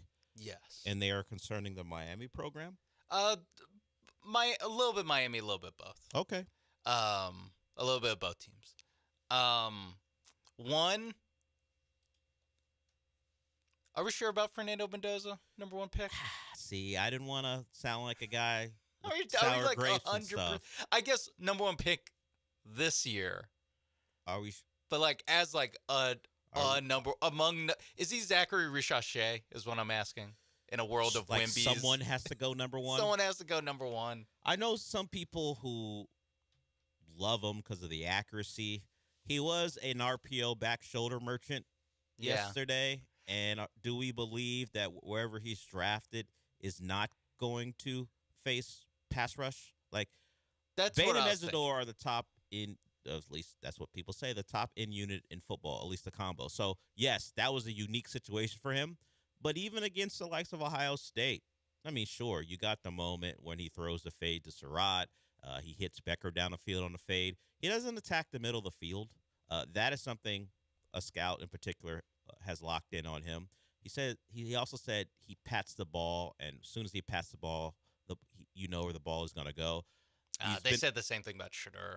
And yeah, okay, and they did. They said the same thing. I'm about not Shadur. disagreeing. I'm just pointing out how one guy's draft day will go and how the other's is going to go, which turned into multiple days. He's a one read guy. I saw that being called out. I just would like a little bit of a middle ground between we're winning by 3 touchdowns at halftime against these teams and like nothing we can do is wrong, and we like need to just do back shoulder throws. Yeah, like I just would like a middle game for them where it's like some stuff works, some stuff doesn't. It's not all like, well, we just came in with a perfect game plan, and like some of it is him being highly accurate and being able to execute, but some of it's just like they're able to get 7 yards per carry. I don't know how much pressure he's really under. Yeah, I didn't see a lot of, hey, that looks like what an NFL quarterback looks like as far as going through progressions and coming off his first read and going to a second. It was a lot of, hey, throw the RPO because, as you pointed out, all the free access. Free access. And then also, hey, if nothing else, throw a fade and see if it works out. Yeah. That's what I saw a lot of when he wasn't running for his life. In fact, when it wasn't RPO and it wasn't fade stuff, and if the pressure wasn't immediate, even in those moments, I didn't see him deciphering a defense and making a throw. It was hold the ball. Wait a minute. These guys are eventually going to get here. Let me escape the pocket and try to throw it away. So are we sure about him? I have never been sure about him. I've seen people be like, this is the next one. I'm like, Like, I judge quarterbacks by the best teams they play. And while he does not turn the ball over, was I impressed against Ohio State? No. Was I impressed against Iowa, who's kind of salty defensively? Penn State, he led the game-winning drive, but for most of that game, not much from him. Of course, because it's why the spread was so large to start. What he did against Alabama and Oregon was about them, like, beating them before the game even started because of the game plan stuff.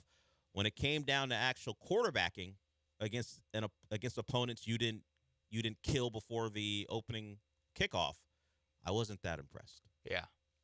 I do wonder if he's like, would you take, like, I'm not just doing this because of the interview stuff, but would you take Kirk Cousins with the number 1 pick? Like, if you just know that you're getting like a Kirk Cousins level quarterback, would you just take him number 1 in a draft class that doesn't have like anyone with like super high upside? Well, Tom Brady was there, I guess, to watch him in person. I don't know that what Fernando Mendoza did would impress Tom Brady, considering how he talks about quarterback play. Considering how open and honest he is about his thoughts on the state of quarterback play, watching him throw RPOs and fade routes, I don't think that's going to impress Tom Brady. Maybe he has dug into the film that isn't the Miami game and has found him far more impressive. I certainly haven't seen it throughout the course of his time at Indiana, as far as that's an NFL guy. He looks to me like a fine quarterback in a pretty good system that minimizes his deficiencies and accentuates his accuracy to the outside. Yeah. I mean, throw a dig route at some point. I don't know. Yeah, inbreakers. Like my guy CJ. Yeah, well, he used to. Well, he still does it. Throw a dig route against the zone. Yeah. But that would be my criticism. Okay. What's your next one? Next one, Mark Fletcher. Did I mishear Fowler and Herbstreit when they said he's already said he's coming back? Why? He said it, I think, he told the Miami people before the playoff run. I'm not sure after the playoff run if he'll change his mind. But you have to take into account this. The story about his mother who doesn't fly to games, he may want to give her one more year. Of course, she could, if she wanted to move with him to wherever he gets drafted. I don't know, he'll be drafted high enough where that's feasible for them, I guess. But he may just be one. He's a Miami guy, and he may just want to give his mother more opportunities to see him without having to drive 3,000 miles. Maybe. I don't know. They did point out that their schedule has just been like driving to Texas and back over and over. And then to Arizona. So maybe that plays a part. Of course, the story's been told that his dad, Big Marcus, as he's called, passed away. So the Miami program certainly wrapped their arms around him. But the playoff run is a playoff run. Okay. And who knows what the playoff run will do to change his mind. Because I was mentally putting him on the Houston Texans. And then after, I think it was like while they're showing the highlight of the that long touchdown run he had. Touchdown run looks like someone who was a big problem for the Texans for years. Yeah, people like baby Derrick Henry on that touchdown run, and he's run like him in these playoffs. I was ready to just come in here and be like future Houston Texan Mark Fletcher, and then I might have to wait a year on this guy. Very much possible. All right, and then last one. Would the Texans? Okay, how do I phrase? The best 5 offensive linemen that you saw last night, or the Houston Texans' actual offensive line? At first, I was going to say just Miami or just the Indianas, but I feel like that's a little disrespectful to the Houston Texans, who are all NFL players. Of course. But I think an all-star team of the 5 guys, you just pick whoever, you know? I don't know. Those tackles for Indiana had some real trouble with pass rushers. That's why I'm giving Mauigoa and Bell on the outside. Coogan can, maybe be guard or center. I know they like Brockemeyer. Brockemeyer's a little small, can get bullied a little bit. So maybe just inside Indiana, outside Miami? Possibly. Is Coogan better than Jake Andrews, I guess would be your question. Because Inez Cooper's giant as a guard. Miami rotates their other guard spot at left guard with a 5-star and a 3-star who's developed pretty well. It was a lot of inside runs against teams that know, or against another team that's talented and knows that you're running inside. That was very effective, and I was just like, I feel like and then Carson Beck, when he needed to drop back, had all the time, had like 5 different plays where he did the Cam Ward in the Pop-Tart Bowl, standing completely still in the pocket, like you could have just done that. I think Mauigoa at right tackle for the Texans, upgrade. Yep. Markel Bell can struggle with speed rusher, and he's 6'9", so you'd have to certainly work on some technique. Maybe it's just my Miami thing. I think the only guy who could start day one is Mauigoa. Okay. Like, if you drafted him, of course, he's going to be a top 5 pick, so you won't be able to draft him. But if the Texans had another team's pick, they could draft him, and he could go in and start at right tackle. Because I was thinking, like, would they have been immediately approved if they just you could just poured in the best 5 on the field last night? I think Didus Howard at guard would keep his spot. Okay. Howard and Ursery keep are their the spots. Safest. The other 3, I'm like, Trent Brown. I need to see these guards. Mauigoa takes that job. As far as the guards, maybe you let them battle it out. Yeah. And then Coogan. I kind of think Coogan would beat Jake Andrews. Coogan, former Notre Dame offensive lineman, transferred to Indiana. So he played in 2 title games, won one with, How many did Jake Indiana. Andrews play in? I don't know that he played. Did he go to Alabama? I just realized. Or Clemson. Did he go to Alabama or Clemson? Probably not. Okay, then I can get that off. Yeah, I don't think he played in any title games. He didn't even play for the Patriots. They got rid of him. So that was my thought. It started with he played for Troy. in the first half. Let me think. No, probably not a title game. Nope. South or Sunbelt title game maybe. But the one of my friends was like in the third quarter was like, would the Texans have won with Carson Beck? And then it turned into how many guys could you have just taken off the field on offense and improved the Texans? Like Kirk, Malachi Toney. Like Kirk had a nice playoff. The 17-year-old Malachi Toney. Well, he's 18 now, but yeah, 17 was a thing for a while. Eternally 17. Yes. Malachi Toney. He has a spot on my Houston Texans.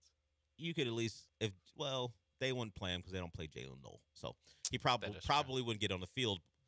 People would just be really upset about it. He'd be great backing up Braxton Berrios on punt return, too. Hey, one Miami guy teaching another. It's the brotherhood. There it is. And did I have? No, I think that was all. That was all my question. So that wraps up the title game discussion. Unless you guys want to talk about it, 713-780-3776. Good game. Good for Indiana, and Miami seems like they're in good shape as well going forward. Gonna lose plenty. We talk about Maui Noah. Bain's gonna go in the first round. Mesidor, people think he should be a first round pick, even though he's older. So they'll have to do some replacing. There's a lot of like, man, they're gonna drop. Rumored they're gonna drop in Darian Mensah in the Carson Beck spot, and like, wow, now they'll have like a complete passing game, or at least a more threatening passing game. I was like, well, they are yes, they're improving at that spot.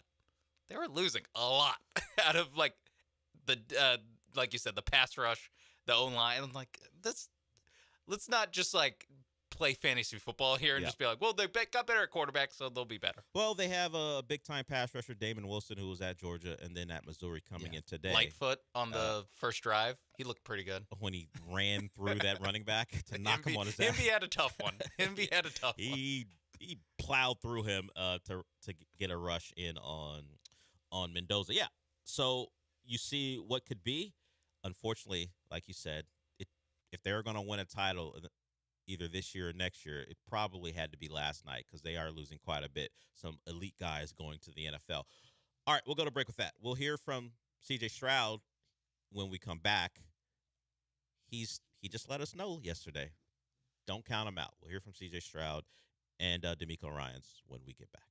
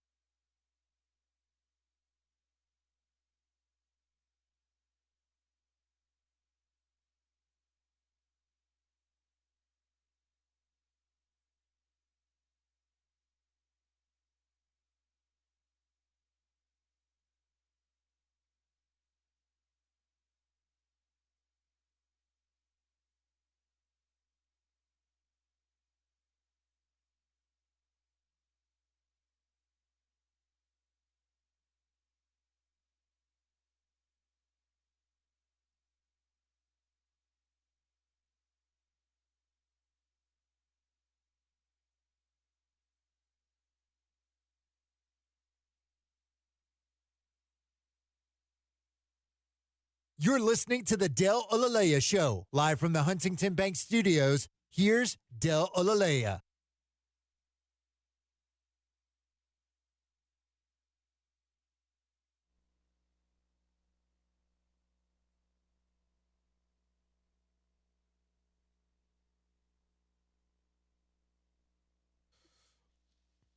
So last offseason, C.J. Stroud was pretty scarce. We didn't see him around very much, and it was in direct contrast to what happened after his rookie season where he was everywhere.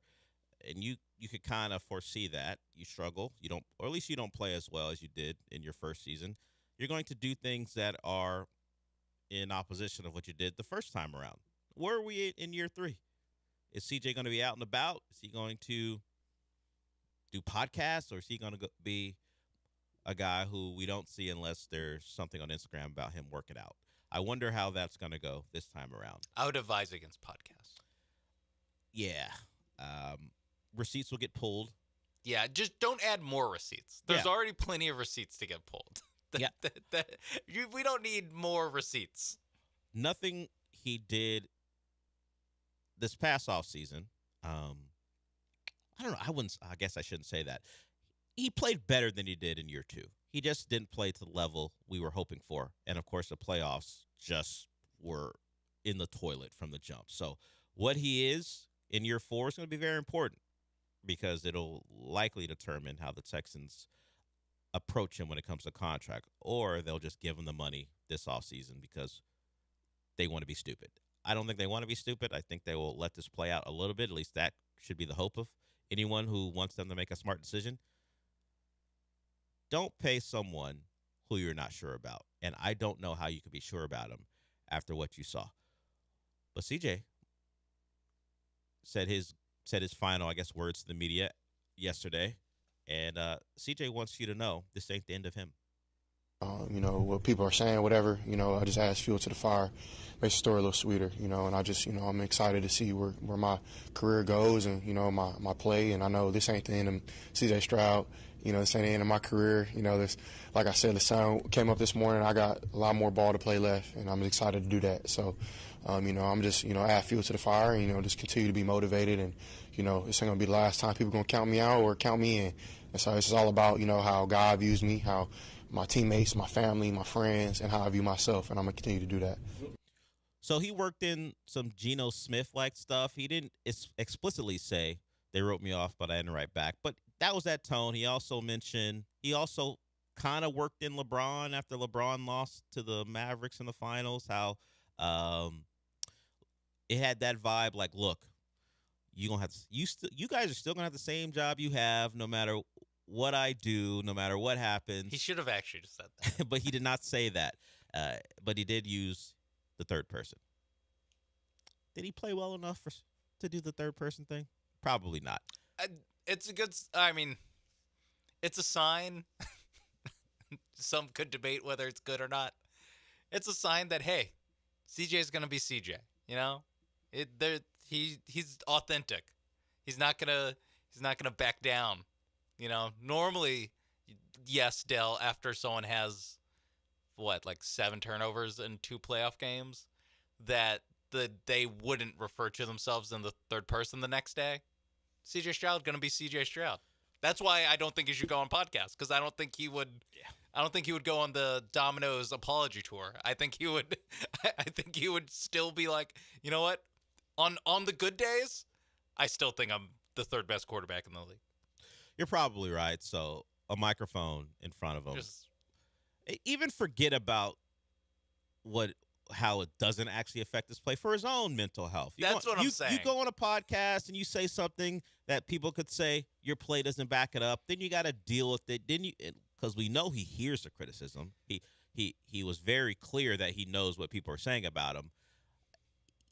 You don't want to be the internet's main character. You were that the last week and a half or so. You don't want to add to it by going on a podcast and everyone's like, "What? You committed 7 turnovers in 2 playoff games. What are you talking about?" Because in the offseason after the 23 season, in the spring and summer of 24, everyone was kind of like, better back it up. Better back it up. But it was always, we kind of think he will because he played great. He played great. They invested more in the receiving core. Like, all right, they're like he is talking a lot, and I think now. And then he kicked off season 2 with the big bro stuff. Well, I mean, that helped mold Caleb Williams into what he is today. The young man he is today. Okay. But I think that the podcast appearances now we get met with immediate like, who the F are you, dude? Like I guess so. I think it would get met like he would get called out pretty immediately.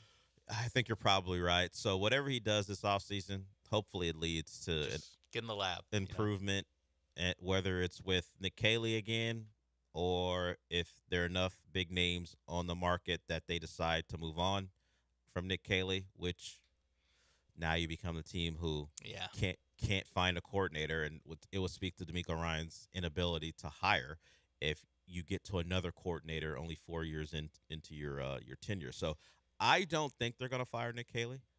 The numbers, there's some awful numbers. Some numbers suggest they're a pretty average offense. But when we're talking about the development of your quarterback, could I see them?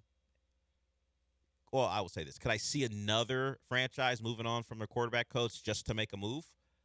I could see it. I don't know that the Texans will, Stroud Johnson. I could see another franchise moving off offensive coordinator. I could see. If you're the Eagles, you would. Yeah. Yes. Yeah. Well, yes. Because if you're the Eagles, it's like, well, Howie Roseman gets to hire one, and he gets a head coaching job. Nick Sirianni gets to hire one, and they get fired. Have a terrible offense. Yeah. But the Texans, they do operate differently now. They have operated differently basically since 2023, 2022. They have become more aggressive where they go out and make the Stephon Diggs trade. They go out and like actually do these things. They, again, after 2023, they operated like they were making, championship moves. Like they're making the moves you make if you think you can win a Super Bowl. I just don't know. Well, they held. I don't know if you can fire Nick Caley because he obviously improved. Well, they held 2 guys responsible last year. They got rid of the O-line coach, and they got rid of Bobby Slowick. Mm-hmm. If you're going to try to hold another person responsible for what happened this season, I don't know that Caley would be the one exactly you hold responsible. So if we're just saying, hey, we had to make a change, if they're going to operate that way, I think it would be someone like Stroud Johnson to go, hey, look, the quarterback isn't developing. We need something more from him, even if it's not Stroud Johnson's fault. Change for change, I don't suspect they'll do it, but I could see it happening. Whatever they do, Caley stays, Stroud Johnson stays, you got to find a way to get your quarterback not only to be more productive, but find whatever happened to him to turn him into the quarterback we saw the last couple games and hit that button and turn it off. Because what we saw the last couple games is a win in spite of, except they could not win in spite of type of quarterback against the Patriots. That was an atrocious performance that he will never live down until he performs in a way that you can say, okay, we won a playoff game or a couple because CJ's play, because that is on his resume. It's a collar. Yeah. Peyton Manning had to deal with it until he figured it out. In fact, his biggest failure was against the Patriots team in the AFC title game. We talked about it before. So CJ's got to find answers, and the Texans got to find a way to help him get to those answers. And his biggest backer outside of his teammates would be DeMeco Ryans, at least publicly, and I would imagine privately as well. Here's DeMeco Ryans on his conversation with CJ as this offseason begins. Yeah, I talked with CJ I talked with CJ today, and my message is the same. Right now, it's just about him just flushing this one. Right, it's going to be a lot of negative talk, a lot of attention on him. He can't listen to it all. Right? He just got to get back to work in the off season of going back to the basics, the fundamentals of playing the quarterback position, playing it really well, understanding how we need to play the game to win the game. right? And he understands that already. There's another clip where CJ talks about having to learn how to play complementary football because he talked about his entire career being one where, well, not just the NFL, but in high school and college, where he was the one depended on to carry teams and the teams were offensively driven. I mean, I'm sure a lot of those Ohio State defenders like, why you say F me for? What did I do? I mean, we were pretty good. I mean, it wasn't just the offense that helped us get to the playoff. We were pretty. Yeah. I mean, we're 5 stars too. What are you talking about? We lost like one game every season. Yeah, Michigan, but still, we won a lot. So, but he did point out that, hey, I've been a guy who had to carry the weight of expectations, and it's an adjustment to realize that I can get picked up by special teams and my defense. Well, what do we want CJ to be? What do the Texans want him to be? They're defense first right now. So if you're defense first, you don't really have to pay a quarterback $55 to $60 million, right? But you also don't want to pay an average quarterback $40 million. So you're in a tight spot. Yeah. In regards to what do you do if you're going to be defensively driven?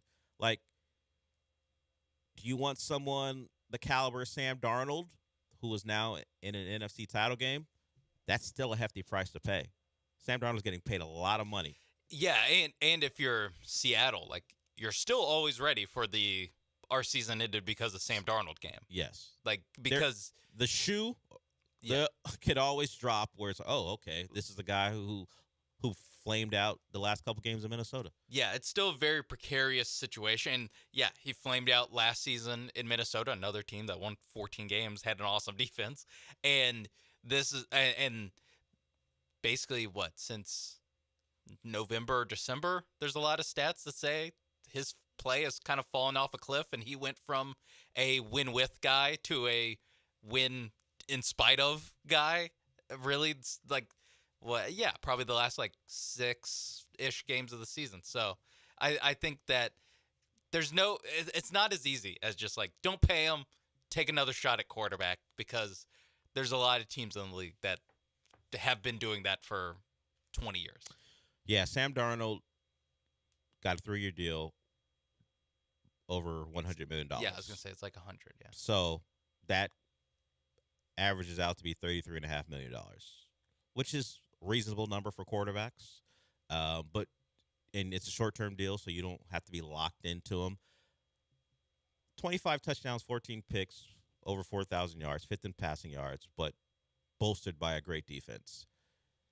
CJ, you would say, if you just go by the games he played, of course he missed several games and a part of another, you would say, at least ball security wise, somewhat comparable, because if you stretch it out over 17 games, maybe it doesn't get to 14 picks, but maybe 12 is the number.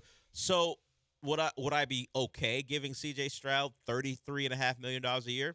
Probably, but that's not what he's going to get. Yeah. That's not what he's going to ask for. Yeah, because guys that are drafted, like Sam Darnold, drafted top 5 overall on the team that drafted him, like, either they don't get the new deal and they get tossed to the curb, or they get $50+ million. Yeah, there's no one really signs their 25-year-old, 26-year-old quarterback that they drafted highly to a deal that you go, yeah, that's a decent bargain for it's properly adjusted to what kind of quarterback he is. It's like, no, you kind of have to get in the door with $55 million.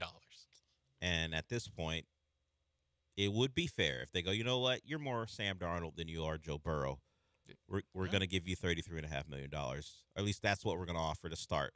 Isn't that fair? And David Mulligetto, like, you may think it's fair, but I don't care what fair is. Yeah. We're going to have a different type of conversation. Thomas, I see you want to talk about CJ Stroud. Anyone else does, you certainly are welcome. 713-780-3776 is the number. But before we do that, I want to talk about Monument Chevrolet.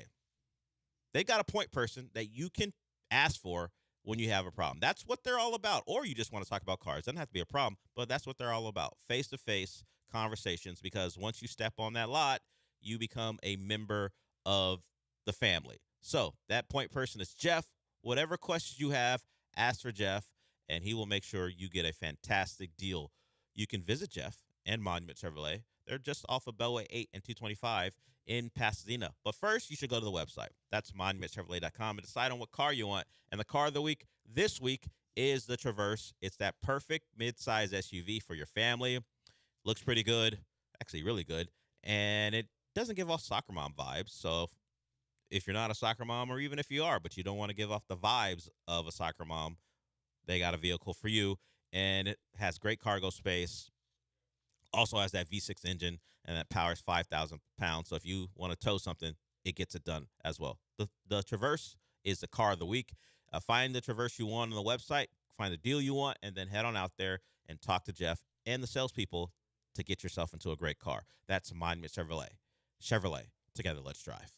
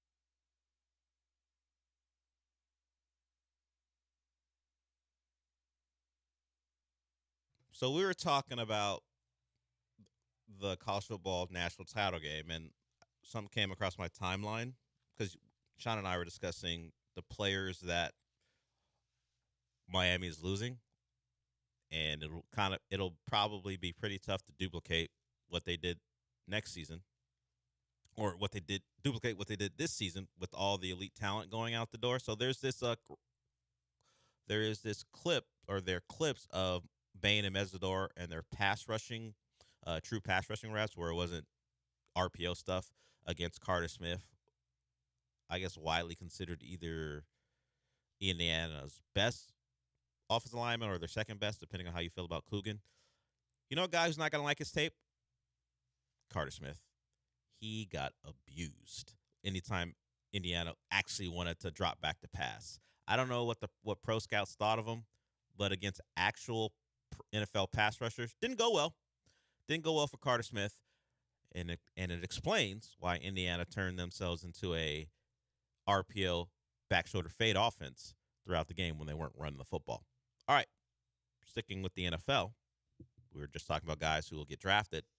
Maybe the Titans, who will have a top pick, one of the top picks in the draft, may go with Manoa or Bain, but they have a new head coach, Robert Saleh. And we've talked about, or at least I've talked about, how I would like some actual rivalries in the AFC South, like the Titans and the Texans, because of city history, Oilers, Titans, all that stuff, have something, particularly between the ownership group. We know that the McNairs don't like the Strunks. But other than that, there's not a lot of juice there. But with Saleh in the AFC South against Liam Cohen, a man, he said at one point, I'm going to wreck your life or something like that, I welcome it. Like, the Texans don't have that. I think Saleh and D'Amico will know each other. They'll calmly shake hands at end of games. I don't know that Shane Steichen's about that life either.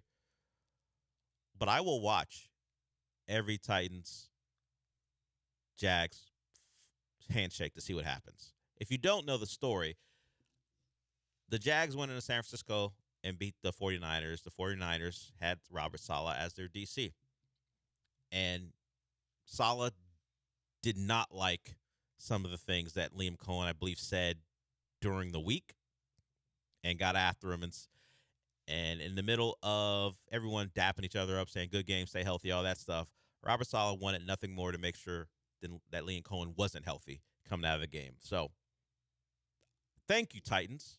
I don't know that Robert Saleh, as a second-time head coach, will do good things, but I do know he doesn't like Liam Cohen, doesn't like that stupid Duval chant or Duval chant. I love it all. Give me more of that. We don't have rivalries. Duval. We don't have rivalries in this division. Because the division's, relatively speaking, is kind of boring. Like, everyone's, whatever. Whoa. Callahan, D'Amico, Steichen, all those guys, they don't Too many high road guys. They don't. Yeah, I need some low road guys, and I think Saleh and Cohen will take the low road. We need a Ben Johnson to randomly have beef with Matt LaFleur. Yeah, we need that. So that random non-handshake. And then at last year at the opening press conference where they're like, Matt LaFleur, do you have like some history of Ben Johnson? He's like, no, I never met the guy. Yeah, I don't know what that's about. So other than one was the Lions OC, yeah, and the other is a Packers head coach. So, and then obviously Johnson became the Chicago Bears head coach. So Saleh said the Jags legally did some legal sign stealing, and then Cohen said you need to keep my name out of your mouth during the post game. And Saleh said, I will F your world up. I will F your world up. My world? I don't know what that means. I thought he just meant kicking his ass, but F your world up means this is a generational feud. Yeah. Like, I will do things. I will tear you down as a man. I will tear your family apart. Like, I'll ruin your career. Yeah, that's like when Denzel's character in what's the name of that movie was Dakota Fanning. The first time they got together. Man on Fire. Not Equalizer 3, when they were in the movie, a reunion of sorts. Yeah, Man on Fire, where he said, I will tear down this entire organization piece by piece. Yeah. That's what Saleh's talking about with Liam Cohen. I will tear you apart piece by piece. Yeah. I hope so. I need it. I need the AFC South to get interesting. And if Saleh and Cohen are going to provide it while the Texans win their 11 to 12 games and do it in a rather boring fashion outside of their defense, I'll just look to the east and see what's going on over there. Well, they're again winning their 10, 11 games, giving all the glory to God. Yeah, I got a guy saying I will F your world up. What are we talking about here? Get Saleh versus – I know Saleh's going to win that fight, but I need those two organizations to become like – you know how there are certain divisions in boxing where you have all the attention being paid to the divisions that matter to people. Like the Titans and the Jags are never going to be anything that really matters to me. But if you give me two guys who just hate each other, undercard, the undercard, yeah, I got the main event.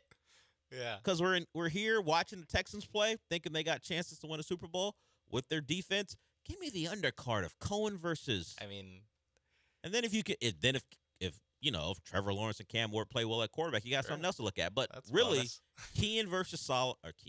Cohen versus Saleh, I want it. Can I get it 4 times a year? On at noon, because that's the undercard. It's on at noon. Just get the Colts. You don't have to play either of these teams. We'll put you against someone else. I just need the Jags and the Titans to play each other 4 times a year, just for the possibility of Saleh effing his world up.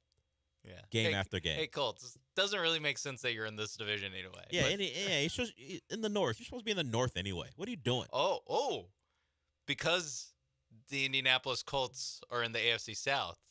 Did the South just win a national championship for the first time in 3 years? Last night. I don't think team from Indiana. I don't think the SEC is going to claim it because they do have Big Ten on their uniforms. So that's 3 Big Ten titles in a row. The SEC can't like that. And by the way, we're at an impasse with will the playoffs expand because the Big Ten and the SEC can't agree. So we are well on our way, it looks like, unless some agreement is made by Friday, to another year of the 12-team playoff. And this time around, Notre Dame would be guaranteed a spot in the playoff as long as they finish in the top 12, as opposed to what happened this year. I don't want to drift away from Saleh versus Cohen. AFC South football. Sure. Did you see Marcus Freeman on the pregame desk? I did. I know he picked Miami. He said he did it for no bulletin board material. Hilarious thing that he did. Being like, hey, we play him next, all right? Yeah. So I think it's the second game of the season for both, but he didn't want to provide any bulletin board material, so he picked Miami to win.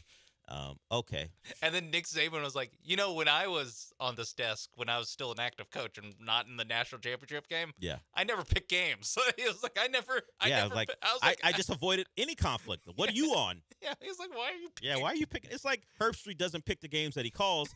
Hey, if you got an opponent next, you played these teams. You played one in the playoff last year, and of course played one in the regular season this year, and now it's got to play them again next year. Like, hey, Freeman, just back away. Say, hey, you don't have to pick. I can do that for you. I did think it was weird that he had like the little graphic, and I was like, is he really gonna pick this game? Like, I was like, who is he gonna pick? Yeah, Saban's like, you're not tricking me. Yeah. You're not gonna put me in the grease. Freeman not so adept at dancing around that. Okay, back to AFC South football. Okay. Also, do you have some student versus teacher Saleh versus D'Amico, yeah. Saleh versus but that's D'Amico. just going to be those guys yucking it up at midfield before the game, and then they'll give a nice handshake. Yeah, it's not what I'm looking for. Yeah, D'Amico needs to find someone he doesn't like. But he's not going to do that. No, he's going to get into a verbal feud with Shane Steichen? I could see him getting into like a passive aggressive press conference back and forth. I can't really see him get into like a tough handshake, like putting your finger in some guy's chest, like whatever. It was Jim Schwartz and Jim Harbaugh way back, like when Harbaugh was coaching the Niners, where it's just like they actually just like hated each other's guts. Yeah, Harbaugh didn't like Carroll in college, and that went over to the NFL. What's your deal, man? Which, to be fair question from Pete Carroll, but yeah, we need D'Amico to develop a rivalry. Because if I have to pay attention to these teams in regards to their record when the Texans are concerned, at least give me something to care about on that side. Give me some juice. Yeah, something. Yeah. And if that's a long-standing thing where they They always do the flyby handshake. Even that's good enough for me right now. And, of course, just start hating Liam Cohen. It seems easy to. Yeah, I mean, he just. What if everyone just hated Liam Cohen? He won the division in his first year. This is how he does the chant. He doesn't even get it right. If everyone wants to point at Liam Cohen and go, Looks that's like the a guy we nerd. hate, well, a lot of coaches do, I guess, particularly when they take off their hats. I just think the visual of Liam Cohen beefing with Robert Saleh Well, we and already D'Amico got it. Ryans. No, just like the like you said, the physical matchup between these two, where you're like, well, if they actually did fight, like they would rip his arms off. Yeah, Robert Saleh always one of the top picks when it comes to which coach would win a fight against another coach. Which coach is wearing a shirt, a team issue gear that's like a half size too small. When Saleh watches the refs to do that, he's like, I get you, man. He's like, yeah. Like, there's a bunch of refs, like, is it Hockley's son?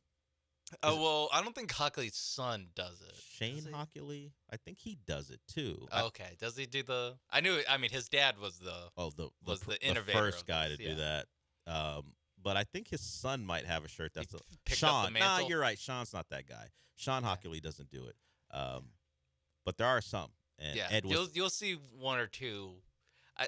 They're not really the main referees, They're not like the guys that are on TV explaining the call. They're definitely a lot of them aren't like in the playoffs. I feel like they're lower in the pecking order. It's the look at me guys, I gotcha. Yeah, the guys that are worried about getting the call right. No one's gonna know his name. He's a college football ref named Mike DeFee. Is he the Big 12 guy? He might be, but he had the. Yeah, the he was like ridiculous. Yeah, it's like, all right, buddy, relax. All right, no one's here for you. Yeah, because I think he first made it big because he did an Alabama. He did a title Clemson game, and they were like, "Well, look at the buff ass ref." What the hell is this? And no one's got a problem with you staying in shape. It's that you accentuate it with this shirt's a size too small. It's not necessary. Yeah, like it's the physical version of what the NBA ref what's his name? Bill Kennedy. Like Mike DeFee is the physical version of Bill Kennedy, where he does the makes a meal out of the the replay stuff. Yeah. The replay explanation. Yeah, sure. Yeah, all right, Bill Kennedy. I kind of like it. It's on the.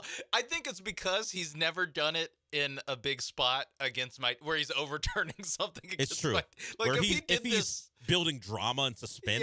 Yeah, just explaining it like a third grade teacher. Like now the reason it was overturned, or he'll do some where he says he will fake out whether it's overturned. Like he'll start explaining it. Therefore, it has been overturned, and you're like, oh my god, it sounds like you're setting up for stands. Yeah, Bill Kennedy had to be wheeled off the court after suffering an apparent hamstring strain. Hamstring strain about a week ago. So get well soon, Bill. He's recovering. All right, we'll go to break with that. Mike DeFee. All right, buddy. Up the size of the shirt. He's the biggest clown. Yeah, it's ridiculous. We'll get to the caller. Sorry, I can't see your name when we come back. If you want to follow them, 713-780-3776. We'll talk about some more NFL hires because another guy got hired. It was like a afternoon news drop. Hey, I know the team in the city is playing for the title game, but we got to get some news out too. If you don't like it, don't worry about it. You got a title game to focus on anyway. So we'll talk about that. And the new Dolphins coach looks eerily similar to two famous characters from the 90s. I want to see what Sean thinks, and you as well. We will be back.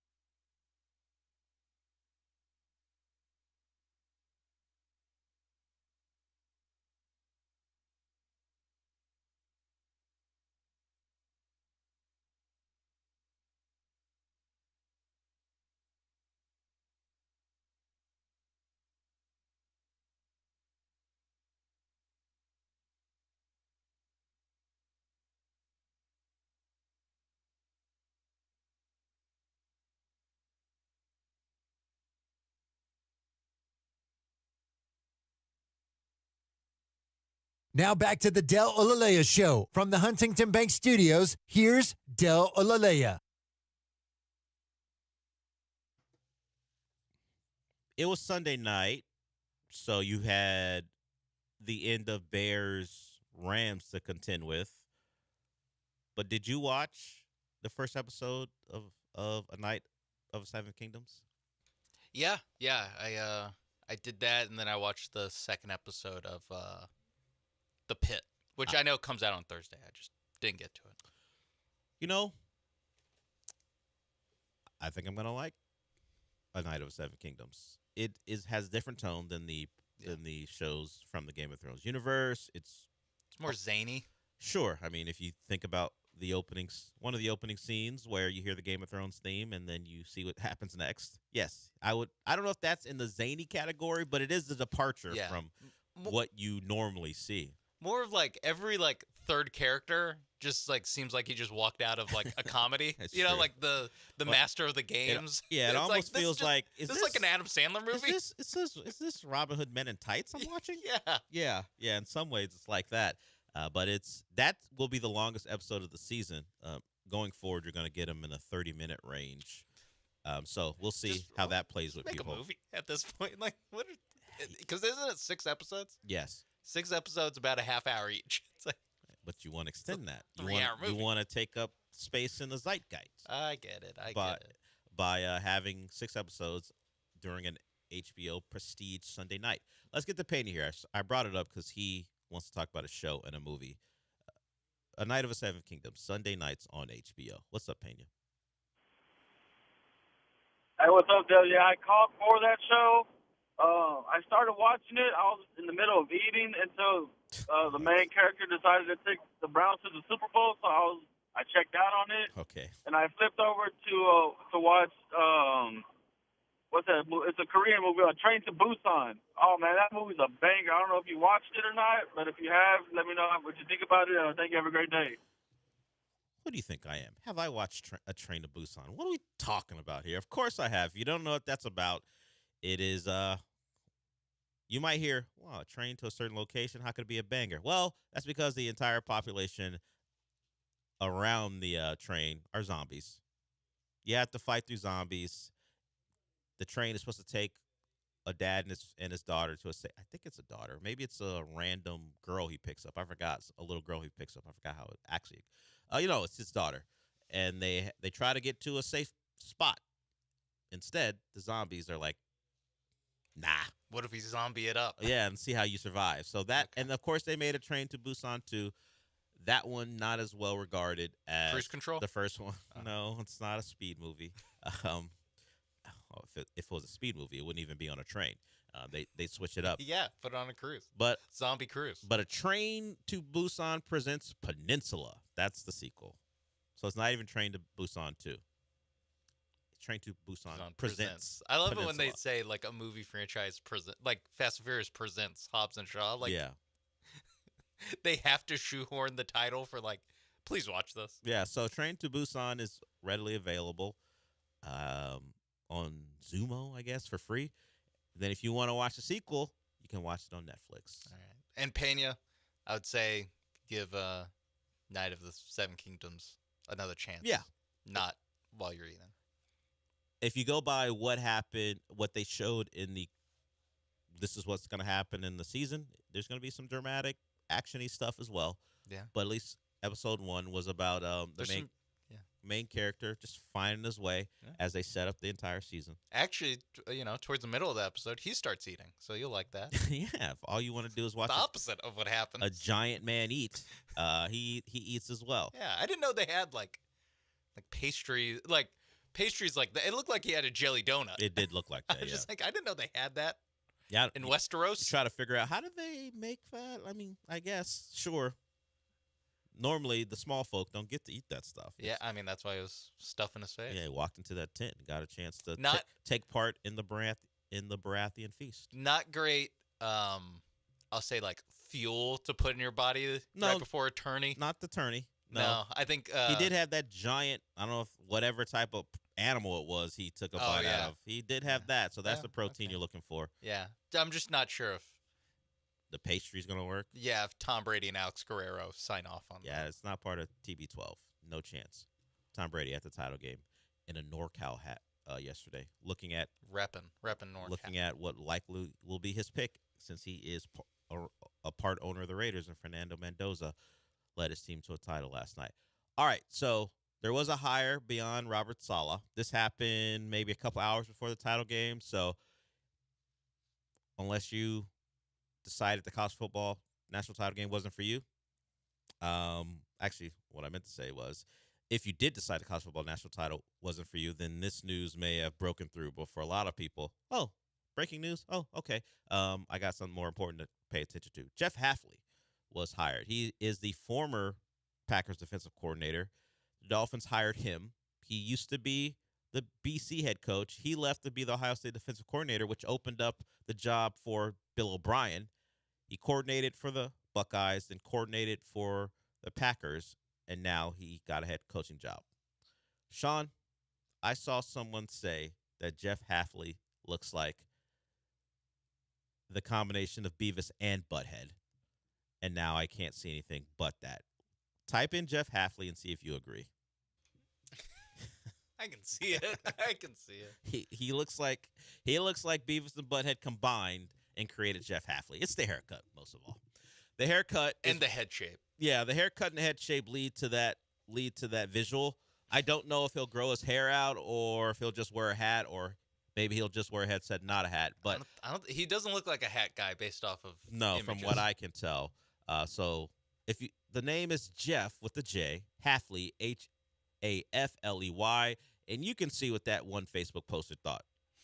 That suggestion went viral, and now the teeth, the hair, the head, Beavis and Butthead combo. Yeah. And this is unfair. I kind of think it'll be hard for him to dig out of that hole. Yeah. Like, I really feel like it'll be hard for him to beat the rap of Coach Beavis and Butthead. The first time Look at this. Can you see this? It's probably too far away. It's a little too. I mean, I can see it's the head shape. Man's head. Yeah, it's Hafley. Yeah, it is what it is. Yeah, I think the first time he goes for it on fourth down and in a questionable spot, doesn't get it. Do you think someone here's Coach Butthead? Someone is going to tweet out the great Cornholio or something like that. Yep. Hey Hafley, don't ever wind up with your shirt over your head. They win the division. Or the players or start he's putting struggling to take off the quarter zip, and he's got a shirt on. Don't ever wind up with your shirt over your head because it gets stuck. I guess the good news is that you ever have to hastily put on a T-shirt in a football context, you have just won something, and you have That's won. true. You have won something big because they don't do the T-shirts for AFC East division champion. If you win the AFC title, you'll get a shirt. Yeah, and at that point, then it's cool that you put on until you lose the Super Bowl, and then people are like, Coach Butthead loses the Super Bowl. Yeah, you would focus on Butthead as opposed to Beavis, but yeah, because calling someone Coach Butthead, it doesn't hit the same. Coach Beavis doesn't hit the same as Coach Butthead. You're right about that, but he is the now head coach of the Dolphins. So there's still jobs open. Stefanski has the Falcons job. The Cardinal job is still available. The Raiders job is still open. What else is out there for you going around the league? With the Titans, as we mentioned, got hired Saleh. Arizona. Yeah, Arizona, the Cardinals, the Raiders. Browns. And the Ravens. Yeah. The Ravens is still open. So if we just go by history, the Ravens is the most attractive of all those jobs. Bills. Yeah, Bills came open yesterday. So, but you had to work for Brandon Beane, apparently, who can't get fired. No. Oh, speaking of that, we talked about how the hell did Brandon Beane get promoted when Sean McDermott got fired. There's reporting that suggests that McDermott called out the Buffalo roster as one that wasn't Super Bowl worthy, and it upset Brandon Beane and another executive, and that's one of the reasons that McDermott had to go. So, much like Hannibal Buress once said, "Why are you booing me? I'm right. I'm right." He was right. That is not a roster that is Super Bowl worthy. When you had to sign Jordan Poyer to come back and play, wash Jordan Poyer, you were depending on at points because of injuries, and he was one of your depth pieces. the Buffalo Bills roster, of course, has been carried by Josh Allen, and that has become, well, the Josh Allen discussion is one where are you allowed to criticize him? And if you do criticize him, you're criticizing one of the best quarterbacks in the NFL. And if you don't criticize him, then you're showing favoritism, because we just can't have a discussion about how he played. It has to be turned into narratives. But when it comes to that roster, as far as real contenders are concerned, not better than Seahawks roster. Let's just go by the final 8. Not better than Seahawks roster. It's better than the 49er roster because of injuries. Yeah, but healthy Niners? No chance. Yeah. Not better than the 49er roster. Not better than the Texans roster. If you just Top stack to bottom. healthy, top to bottom, not better than the Broncos roster, top to bottom, if you had all your guys. No. You go into the final 8 of the playoffs, not better than the Bears, not better than the Rams. You go in the final 8, you have the worst roster of all of them. You're only there because Josh Allen is Josh Allen. Yeah. And yet, McDermott calls it out. He's got to go. And Bean's like, I drafted Josh Allen. Shut up. It is funny. They did seem to, like, learn all the wrong lessons from the Kansas City Chiefs fall off or, relative fall off, where it's like, hey, they won a Super Bowl without any receivers. We can do that. It's like, well, they did have Travis Kelce. That helped. And I guess and a better defense than you did. Yeah, they had a better defense. They had a better, best defensive player is Chris Jones. Like, it's someone who not just is better than anyone on the Bills defense, but like plays a position uniquely positioned to blow up big third and fourth downs. If you can get an elite pass rush from the inside, it's like, oh, play's over. Like whatever the opposing team had called, doesn't really work because the guard just got beat immediately. So they don't really have that. It's like it really was just like a watered down version of the Chiefs, kind of second, or I guess next 2 Super Bowls, So the report comes from Vic Carucci, who covers the Bills. During a meeting held 5 weeks ago between McDermott, Bean, and Pagula, the coach pointed out what the roster lacked to win a Super Bowl, but Bean and Pagula did not like McDermott's assessment. So, and Pagula, and throughout the season, like McDermott kind of took thinly veiled or less so thinly veiled shots at the roster, like, hey, the Jags, that Jacoby Myers acquisition is a pretty good one for him. He's been a pretty good player. Apparently, Bean tried to get a deal done and couldn't get it done. So McDermott wanted to be known. That's a good job that they did getting him. Didn't want to play Tre'Davious White, who now is best known for being called for a pass interference call that he thought wasn't a pass interference. But anyone else who's reasonable, at least in my eyes, you can't grab a guy before the ball gets there and say, you don't know ball. That's what he said after the game. The ref doesn't know ball. That's why that shouldn't have been pass interference. If he knew ball, he wouldn't call it. And he got to yell at the ref. Basically consequence free. I mean, he because did get flagged. Half the distance. You toss your helmet and yell at the ref. It turned like a 28-yard field goal into a 21-yard field goal. Yeah. If you're going to do it, know that your season is over and it's going to cost you like 6 yards or whatever it was. Yeah. If you want to toss your helmet while you're still on the field, get your money's worth. That's the best time to do it. So you're playing Tre'Davious White, who was once a Bill, then left, had major lower leg injuries, and you have to bring him back.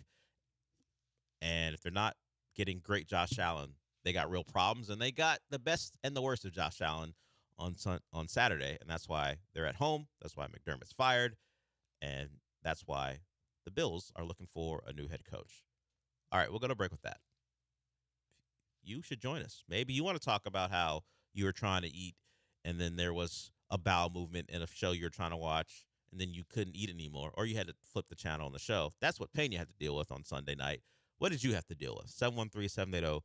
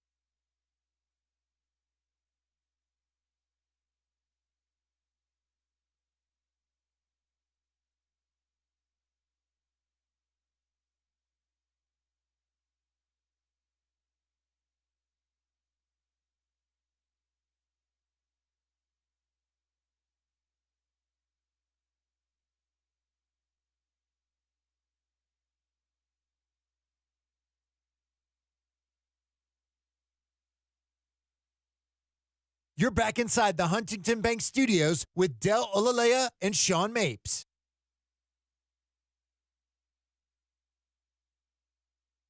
No Rocket makes the starting unit for the West in the All-Star game. It's a combo of fan vote, player vote, and I believe, was it GM vote? Kevin Durant, the closest. The players had him at 5. The fans, or media vote, excuse me. It's media vote, fan vote, player vote, and the players had him at 5. Fans had him at 9, and the media had him at 7. So he was, and how they do it is they do the weighted score, and the lower your score, the better. It just shows how, if, like, for example, Jokic, player rank 1, fan rank 2, media rank 2. So his completed weighted score is 1.75, and so on and so forth. So Kevin Durant had a weighted score of 7.5. Wembanyama, 5.75. He's your final or last starter for the West. The players had him at 7, but because the fans, he was tied with Anthony Edwards at 5.75, but because the fans had him at 6, one spot ahead of Edwards, he wins the tiebreaker in that one. Of course, none of this actually matters because it'll just be world versus U.S., and then there'll be another U.S. team. We've talked about how convoluted and dumb it is that they have Western Conference and Eastern Conference All-Stars, but then they're just going to split them up into world and U.S. teams. It does open up the door for Alpi to play for the world team, because I don't know that he strictly makes the team as a West starter if you just go by some of this. The coaches have to throw him on. And if you don't know the format, it's 8, 8, and 8, 2 U.S. teams, 1 world team. And in their brilliance, Adam Silver let us know that if there are not enough players to meet the standard of 16 U.S. players and 8 world players, he'll just pick more and throw them on the right roster to make it all work. Whoever needs more players. Whoever needs more players, I'll throw an Eastern European here, and yeah, I can grab an Avia, Wagner, yeah, or a guy out of Compton, California here to get on the U.S. squad just to make it work. Even though that's not what I want, but that's what I'll do to get at least 16 U.S. players and 8 world players. I want to know how they break up the two US U.S. teams. Is it West and East? At least that would give some importance to this Western Conference, Eastern Conference thing, because that seemed to be something they wanted to hold on to. Yeah, because they're doing, like, it got announced as the Western Conference All-Stars announced. Yes. Or the Western Conference All-Star starters announced. I'm like, well, they're not going to start together on any team ever. So, I don't know. It seems silly. Yeah. They should go back to a draft. They should do, or have the USA guys just draft among yourselves. Just that way. So the 16 have 2 team captains and pick between them to get to 8 for each team. Why not? You can throw it on. Let's have a little American pride. Come on. I don't know that people are going to care about this format. I know. No, because it takes 5 minutes to explain. Also, do I care if one U.S. squad beats another U.S. squad for the opportunity to play the European squad or the world squad? I do appreciate what will come of it, where people will be alerted to the fact that some of the best players in the world aren't Americans. Like when they find out Shea is actually Canadian. Yeah, I don't Canadians will be tough. Yeah, Shea, and then there's, I don't know if Jamal Murray will get voted in, but he's another one. Even our very own Dylan Brooks, used to be very own Dylan Brooks, Canadian as well. So the Canadians, you guys have done very poorly in world events considering how much talent you have. What's the deal there? Considering you have like probably a top 3. Yeah, what are we doing? Talent, like overall talent, not just Shea. Yeah, you have like top to bottom. Like they don't have any bigs outside of Kelly Olynyk, but still, that's you got enough to finish better than you have. Yeah. No, I mean, I always look at, like, when it is some sort of international competition, I'm just like, how many NBA players do you have? Yeah, R.J. Barrett, Shea Gilgeous-Alexander. If you can fill out a roster of only NBA players, like, you're pretty good. Yeah, and yet they've done nothing. No. It's really, they can't convince Andrew Wiggins to play for them. That's a problem. If only they could convince Wiggs to play. And I don't care enough to investigate why Andrew Wiggins refuses to play for Canada, but whatever. Yeah, I'm looking at some of these guys. Shaden Sharp, Dort's on the team. Nimhart. Edie now could join him. He's Canadian, so that'll help if he's ever healthy. So they got plenty. That team should be playing the U.S. in the gold medal game. I feel like it should be North America versus world. Just Why? Give us a couple Canadians. I just think I don't think world when I think Canada. You know, I don't think North American hits the way Silver wants it to. He wants something that gets people the stars excited. and stripes. Yeah, and he That's wants what the he U.S. to play the world. I don't think he could get people. I think he believes if you throw on the U.S. uniform, that'll get people to care about the game. I don't know that the North American stars versus the world stars is going to hit the same, at least in his eyes. I'll tell you right now, it's not going to hit, period, with me. No. That's a Sunday night or whenever they do it, I'm good. I'll watch it. I'll always have it on, but I will probably also be on my phone. I need them. Dylan Brooks will probably, if he ever he's playing pretty well. Probably won't make the world team. It's tough to crack the 8. I would need someone to be the boxing guy who sells the fight. Who's going to sell this event to me? Is Shea Gilgeous-Alexander going to come out and call someone on the U.S. team trash? Yeah. No, he's not. But we're going to take over America. We've proven that we can take over America. I know your government thinks you can take Canada, but at least on the court, yeah, we will be the dominant That's force what in North they America. really need to play into, the world. We just play basketball the right way, not like the AAU culture. Yeah. Never mind that Shea Gilgeous-Alexander went to high school in America. Spent a year at Kentucky. He's the epitome of all that stuff. Yeah, he played AAU basketball. Yeah, what are we talking about? But that's the format. No Rockets. We'll see if the coaches. I imagine they'll get Kevin Durant on the team, and we'll see if Alpi can make the world team. We're talking about some NBA. The Rockets didn't play last night or yesterday afternoon on MLK Day, but someone did, and he tore his ACL. The Warriors lose Jimmy Butler, the guy they traded for last year and gave an extension to, as part of their final push under Steph to be relevant and possibly be a contender. We know the backstory. They wanted Kevin Durant. Kevin Durant said no, so they pivoted to Jimmy Butler. They gave him his extension, which made him very happy to play basketball. Well, he is out for the foreseeable future. He tears his ACL against the team who season he tanked the last year. The Heat happened to be in town. I mentioned Andrew Wiggins. He got his goodbye video because they had not been in San Francisco since the trade happened. He was honored for his contributions, and then later in the game, Jimmy Butler tears his ACL. So the Warriors are in a very tough spot. A lot of money invested in an older player who will be out for the foreseeable future, and that's the risk. Of course, that could happen to a younger player, but nagging injuries, keeping older players out is generally the fear. This one, Jimmy's body broke down, and he's had knee issues before, never to the point that a torn ACL was a thing, at least not over the last half decade or so. But that's a big blow to the Warriors, and I wouldn't even say title hopes. They're not a real title contender. But that's a team who would believe if they got into playoffs, much like what happened last year with the Rockets, their experience, their know-how, all those cliches could get them to a couple series. Instead, it's Steph, Draymond, and Pods. Not a great trio. They still have Buddy Hield, but he doesn't play apparently for them anymore. That's why I said they have Pods. Very nice that I got to see the best 3 games of Buddy Hield's life.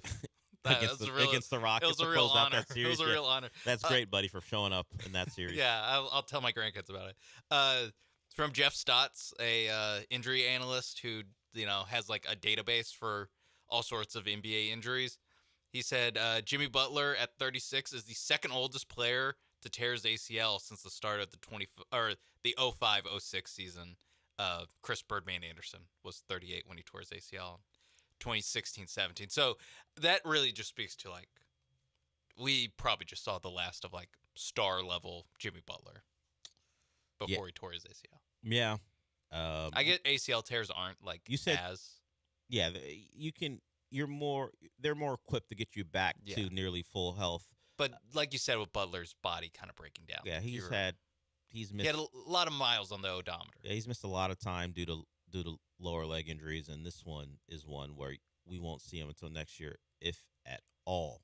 Certainly not a guy the Warriors can count on going forward, but will be on their books. So if you're preying on the downfall of the Warriors because that's just because that's what you do. You've got one more thing to be happy about, I guess. Jimmy Butler out for. I'm not happy. Yeah, I'm not rooting for it, but No, I I wanted to be the one to. I wanted to let them know it was me. That's what I want to go full that old lady from original Game You want of to be Thrones. one of the Tyrells? Yeah, let them know it was me.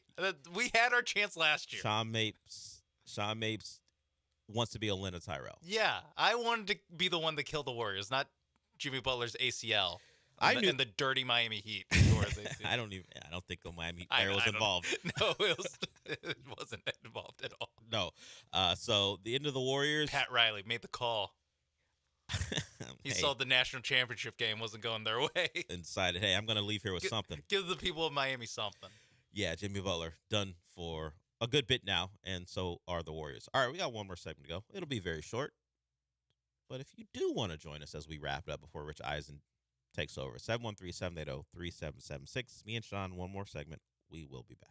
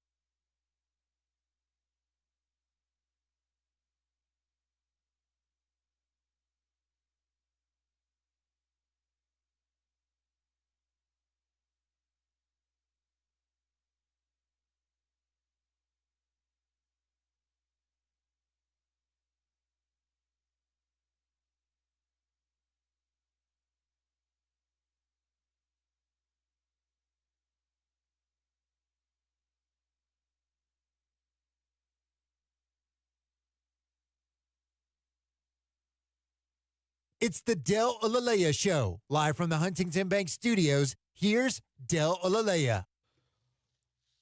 So the final AP poll is out.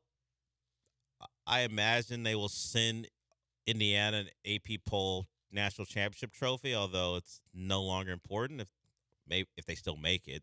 They used to, so they may just send them one to say, hey, you are our champion as well. Unanimous, of course, go 16-0. They get all 66 first-place votes. And really, the final AP poll is just about how big you lost in the playoff. Like Alabama's at 9.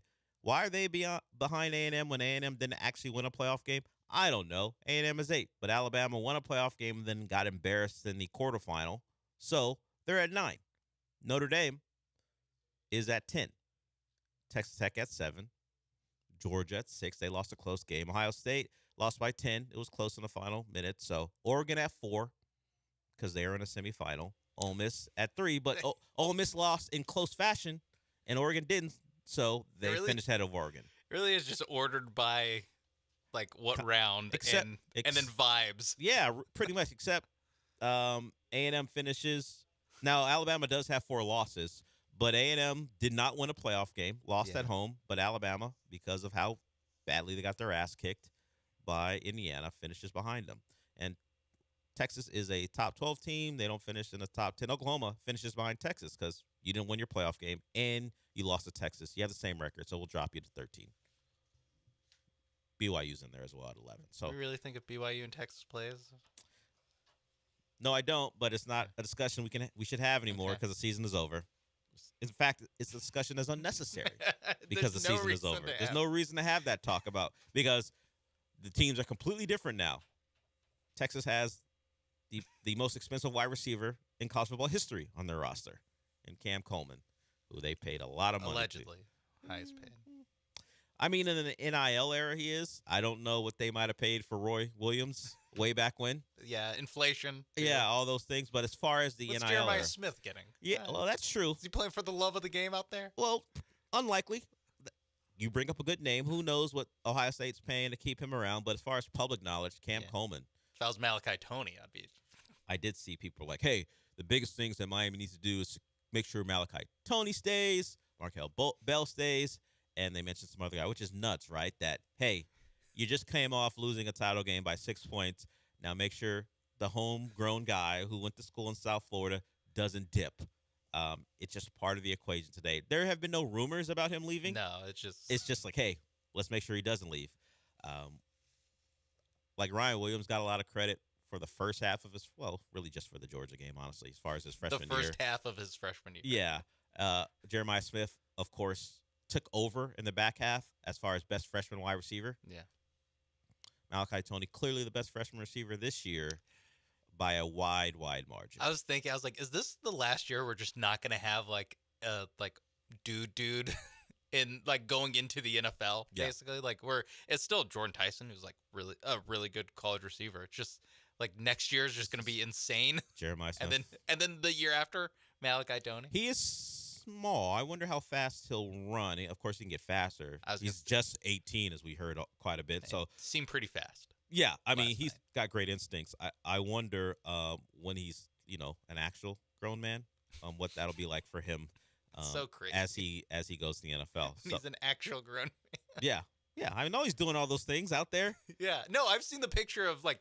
I think it was Cristobal at like some camp with Malachi Toney, and he looks like a child. Like how did Cristobal recruit this child? Yeah, well, you get the nickname Baby Jesus for a reason. Yeah, and he certainly was great throughout the season, and was great in the final. Just wasn't enough as Indiana wins the title. All right, we'll go to break. That's what that music means. I mean, not break. We're done for the day. That's what that music means. A really long break. Yeah. We'll be back in about 22 hours. Since we're done for the day, Sean, what does that mean? Duval. Liam Cohen, I don't want anything bad to happen to you, honestly. But if Robert Saleh makes you choke on that, better for us all. We'll talk to you tomorrow.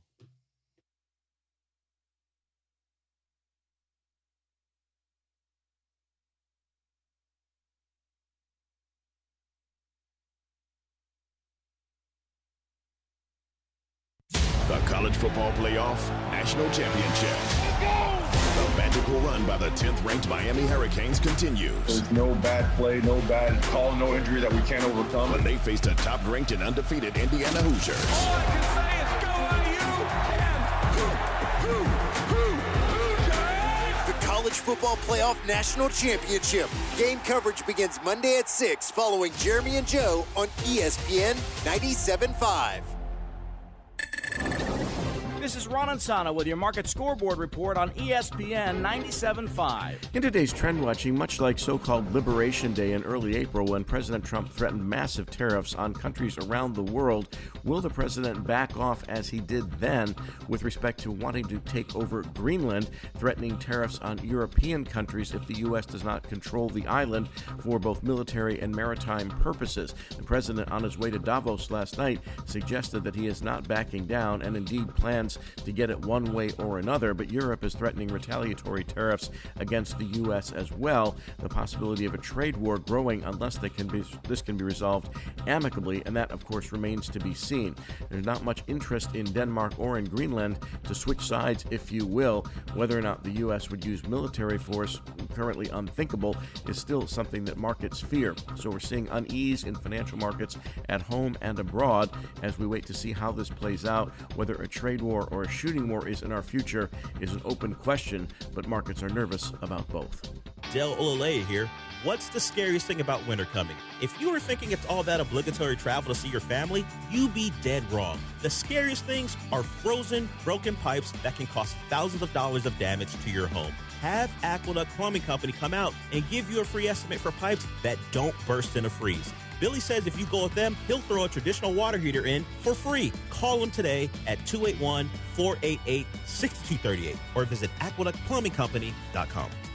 You wouldn't send a team onto the field without a strong bench. As an IT managed service provider, EAG delivers IT outsourcing solutions for Houston-based organizations needing consistent software and infrastructure performance. We manage day-to-day help desk support, cybersecurity, cloud, and on-prem infrastructure so your business stays focused on execution and growth. When issues arise, our engineers focus on fast first-call resolution. EAG is built for pressure, not excuses. Learn more at eaginc.com/ESPN. When it comes to accidental injury cases in Harris County, there's one law firm that files nearly 3 times as many cases than any other firm, and that's Daspit Law Firm. Why? Because they're the best at what they do, getting their clients the compensation they deserve for injuries they've wrongfully suffered in an accident. Lance Zerline here, and if you suffered an injury in an accident and you would like a free case review, call John Daspit now, 713-CALL-NOW. That's 713-CALL-NOW, or visit DaspitLaw.com. You don't have to be fearless to take the first step. You just need a place that gives you every reason to keep going. A college that's nationally recognized for student success, you can be fearless at San Jacinto College. Here, our graduation rate is higher than the other colleges. Our job placement rate is higher. Our transfer rate to universities is higher. That track record is why San Jac is the #1 community college in Texas. Be sure your hard work will take you even further and fear less every step of the way. This is ESPN 97.5, brought to you by Zata Jewelers, KFNC, and 97.9 HD2 Mont Bellevue, Houston. This is the Rich Eisen Show. Hey, everybody. Can't get enough of the Rich Eisen Show? You're in luck. You can find us everywhere.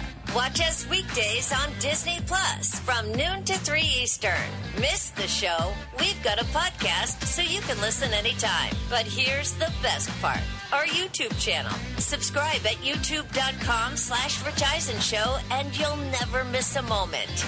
Now, on with the show. Here's the snap. Beck looks, throws it down the field. This is the Rich Eisen Show. And it is intercepted by Indiana. The Rich Eisen Show. Touchdown, Fernando Mendoza. I love you guys. Let's go. Today's guests, Greenlight Podcast host Chris Long, ESPN play-by-play broadcaster Chris Fowler, quarterback consultant Jordan Palmer, and now it's Rich Eisen.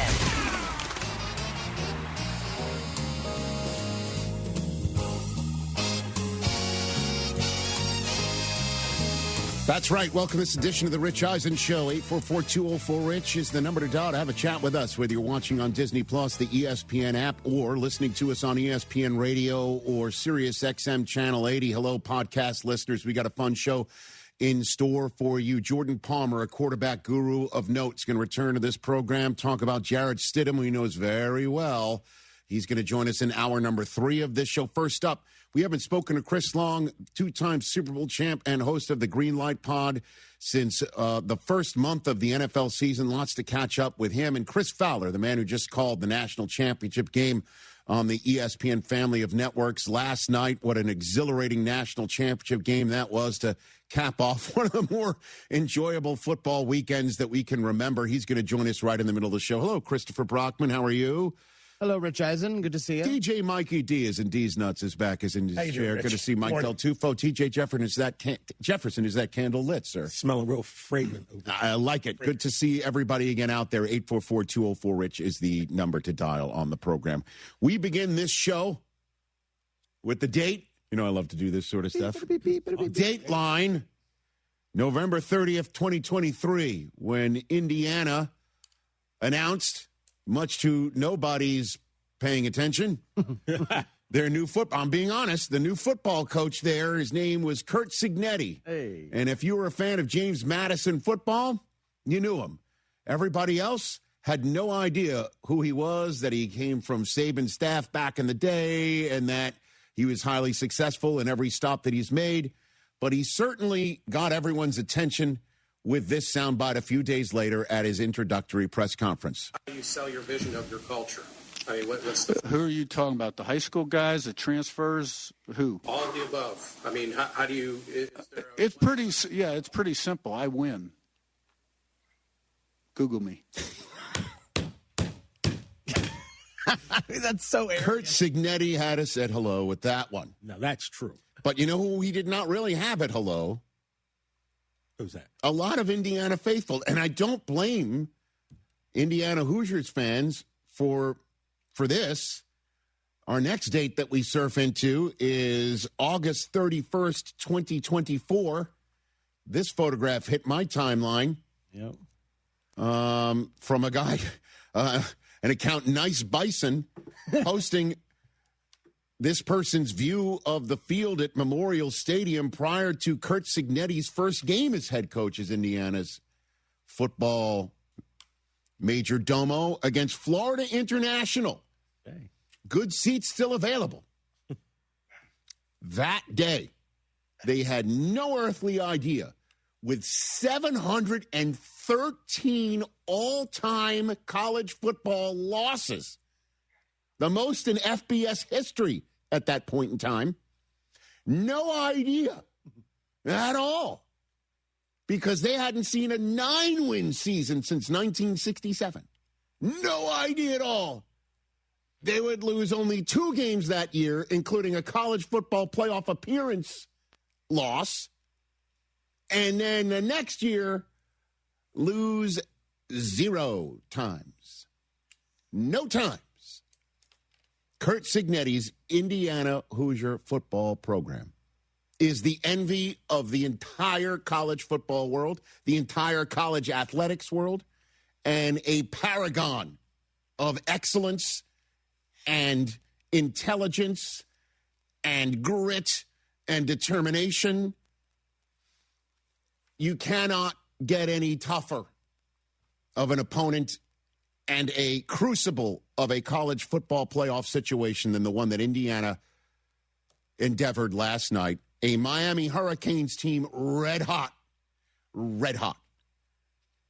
coming in with a massive chip on their shoulder, and all sorts of alums on their sideline, like our bud Irv, who went out for the coin toss, and Ray Lewis, who could look Carson Beck in the eyes right before a potential game-winning, natty-winning drive and go, all right, this is it.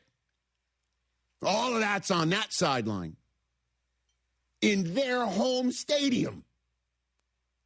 And Indiana watched not one but 2 number 4s dominate. The number 4 on offense scored twice, and the number 4 on defense was all over their quarterback last night. And the number 4 on defense is named Bain. You want to talk about having somebody who can strike fear in you with the name Bain, except he spells it like the word pain, but without a P, it's a B. That's even harder. Oh, yeah. I was born. And that Miami Hurricanes team has grit and determination and a sense of it's their time, and a head coach who is no nonsense as well. And they were not to be denied. And even in a first half where they somehow only trailed by 10 points, they come out in that second half and hold Indiana to a 3-and-out. Pardon me. They stop Indiana on their first drive and then score for the first time on their own. And they make it a 3-point game. And that's when Indiana dug deep. And every time Miami would throw their punch, Indiana threw a harder one. And the fact that this game comes down to not one, but 2 fourth down attempts by a coach who hadn't attempted a single fourth down all college football playoffs to make a difference. And the reason why they didn't attempt on fourth down is because they didn't have to. Because they were blowing everybody out. Right. And now they're in a game where it's tight. And they're in a game and it's tight. And their kid, Fernando Mendoza, they call his number on a 4th and 4 from the Miami 12-yard line with 9:18 to go. Instead of kicking a field goal to go up 20-14, they say, let's go for it for at least a chance to get it close to the goal line to make it a 2-score game again. And Fernando Mendoza scores the touchdown on a 12-yard dash up the middle where he makes a move in the middle of the field and decides to go for it and leaps into the end zone and takes another massive hit and scores a touchdown to make it seem like this is our night. And even with all of that, they needed a defensive play from Jamari Sharp to pick off Carson Beck to keep this an undefeated season and come up with 16 wins this year, more than what they had in Indiana from 2020 to the moment Cignetti was hired combined, with just 8 blue-chip recruits compared to 45 on the other sideline. This is what it's all about. And that's why we're wondering what this means for a larger picture for college football. And that's what Curt Cignetti was asked after the game, wanting to know what's the cheat code, which is a phrase that I think we're going to be using a lot on this program because Chris Long likes to use it, and he's about to join us. What's the secret sauce, man? Because everybody wants to know how you did this in just 2 years' time. And we know we Googled you. True that. But what's the secret sauce, and what does it mean for the sport moving forward?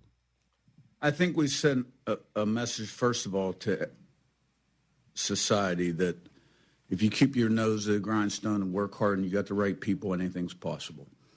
In our particular situation in the athletic world, college football's changed quite a bit, the balance of power also. But we had the right people on our staff, in the weight room, in the locker room. And we had great senior leadership and togetherness, and we had a really good quarterback that played his best when the chips were down. And if you prepare the right way, which this team did week in, week out, and put it on the field, we met the challenge every single week, and we're 16-0. Are there 8 first-round draft choices on this team? Probably not. No, there aren't. But this team, the whole was greater than the sum of its parts. And college football is better for it. I got to say, he's not wrong about society as whole. What a great message. Belief in self, come up with a plan and execute it. And don't listen to what anybody else says that you can't. Again, this team has 715 losses all time now, this program. I went to school there at the University of Michigan, and anytime Indiana, we were playing them, we're like, that's a win. Mm-hmm. And that's the way the Big Ten looked at this program forever. That's a win. That's like, honestly, I don't know if you had to choose a Big Ten program that served as another team's literal homecoming opponent, it would be Indiana and or Northwestern. It's that simple. And that this guy comes from James Madison and does what he's done 100%. When NIL, we were on the air on July 1st of years ago when NIL first came into being, and we're wondering, what does this mean, right? What does it mean? And we all thought the rich are about to get richer.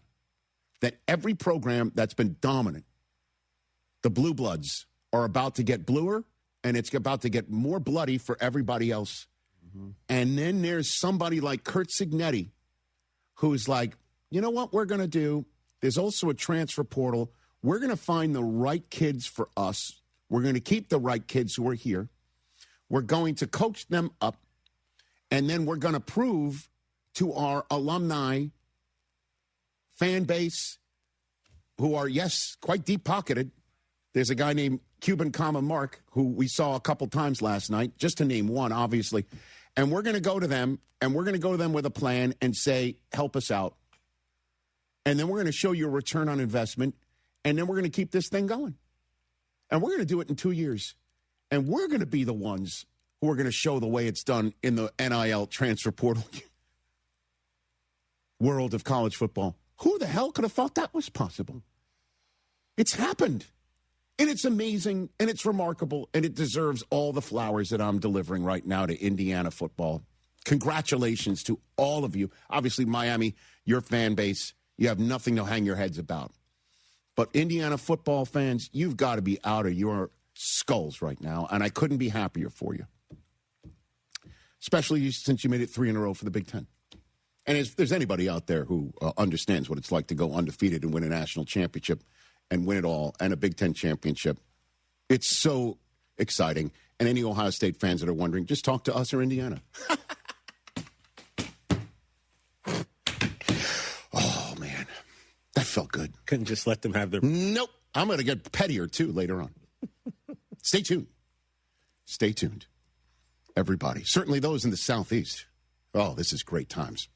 Great football, smart football, exciting football. Chris Fowler, who called it, is joining us in hour number 2 of this show.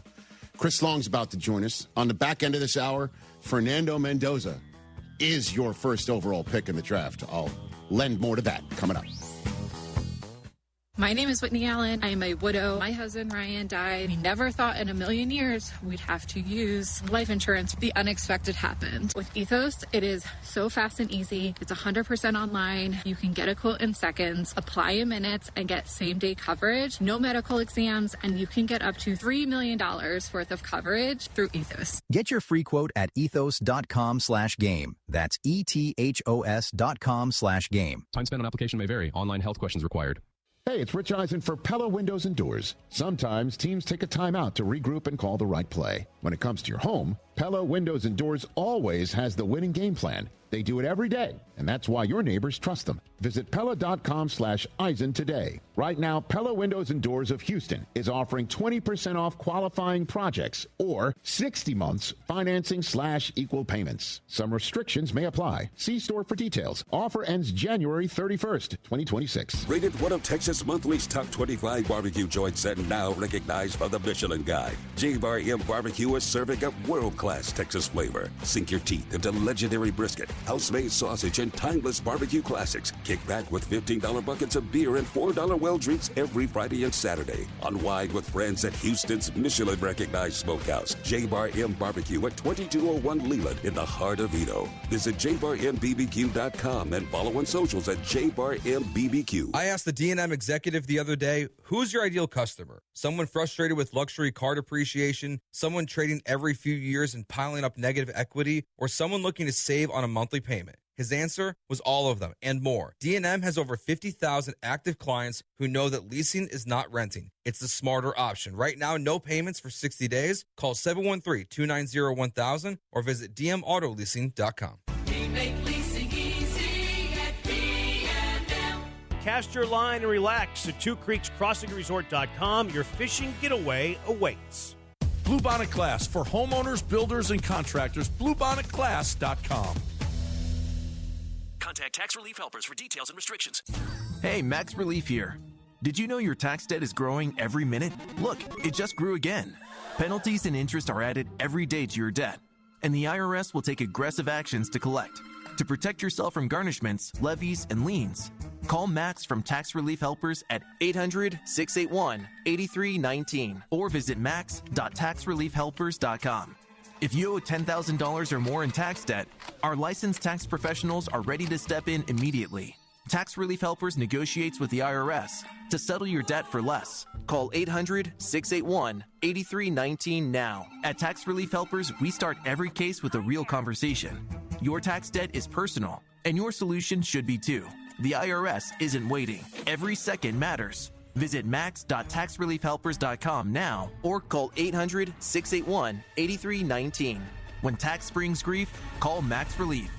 Hi, my name is Lisa. When my mom passed away, I inherited her house in Houston. I thought I could handle it, but it quickly became too much. The tenants stopped paying, the house needed work, the mortgage kept piling up on top of my own. I didn't know how to handle the paperwork or even where to start. I was terrified I was going to lose the house my mom worked her whole life for. Then I called Sean and his team at Greenlight Offer. They stepped in and handled everything. They handled the probate, dealt with the lender we were delinquent with, took care of the tenant situation, and walked me through every single step. Within weeks, we had closed a house, cash in my pocket, and a peace of mind I didn't think was possible. Houston, it's your guy Sean with Greenlight Offer. Inherited houses, bad tenants, behind on payments, vacant houses, we buy it all and help sellers like Lisa every single week. No repairs, no clean out, and no fees. We'll handle the paperwork and get you to the closing table, even pay for movers at no cost to you. Call us at 832-779-5000. That's greenlightoffer.com. Quick, fair, and local. Let's get your Greenlight number today. That's 832-779-5000. Woo! Pro Savings Days are happening now at Lowe's. Save $70 on the DeWalt 12-inch miter saw, now just $279. Plus, get what you need delivered to your door or job site with free standard shipping from My Lowe's Pro Rewards members. Don't miss out. Shop Pro Savings Days deals today. Lowe's. We help, you save. Valid through 123. Free shipping not available in Alaska and Hawaii. Exclusions and more terms apply. Loyalty program subject to terms and conditions. Subject to change. Visit Lowe's.com/shipping terms for details. Snapshot from Progressive wasn't created for just anybody. Oh no, we made it for you. Smooth accelerators. When that light turns green, you're off. Like a warm knife through firm butter. Going from 0 to the speed limit in an appropriate amount of time. Sure, your car has horsepower, but your horses prance around as silky smooth as your right foot. Fancy Prancerton. With Snapshot, safe drivers like you get personalized rates based on your driving habits. Sign up today at Progressive.com. Progressive Casualty Insurance Company and Affiliates. Snapshot not available in California or from all agents. Bruno Mars just announced the Romantic Tour, his first global stadium tour in nearly a decade, supporting his upcoming album, The Romantic. Join Bruno Mars on April 22nd at NRG Stadium. Tickets go on sale January 15th at LiveNation.com. It's the largest lab-grown diamond liquidation sale in the world at My Jewelry Outlet on Bel Air Boulevard. Why pay over $13,000 for a natural diamond when you can get the same real diamond for $799 at My Jewelry Outlet? Engagement rings, studs, tennis bracelets, hoops, custom pieces, thousands of lab-grown diamonds, all at wholesale prices. Without sophisticated equipment, no jeweler can tell the difference between a natural or lab-grown diamond, but your wallet will. My Jewelry Outlet, 3841 Bel Air Boulevard. Real diamond, real deal. Stand by. Cue announcer. The Del Olalea Show. Weekday mornings from 10 to noon.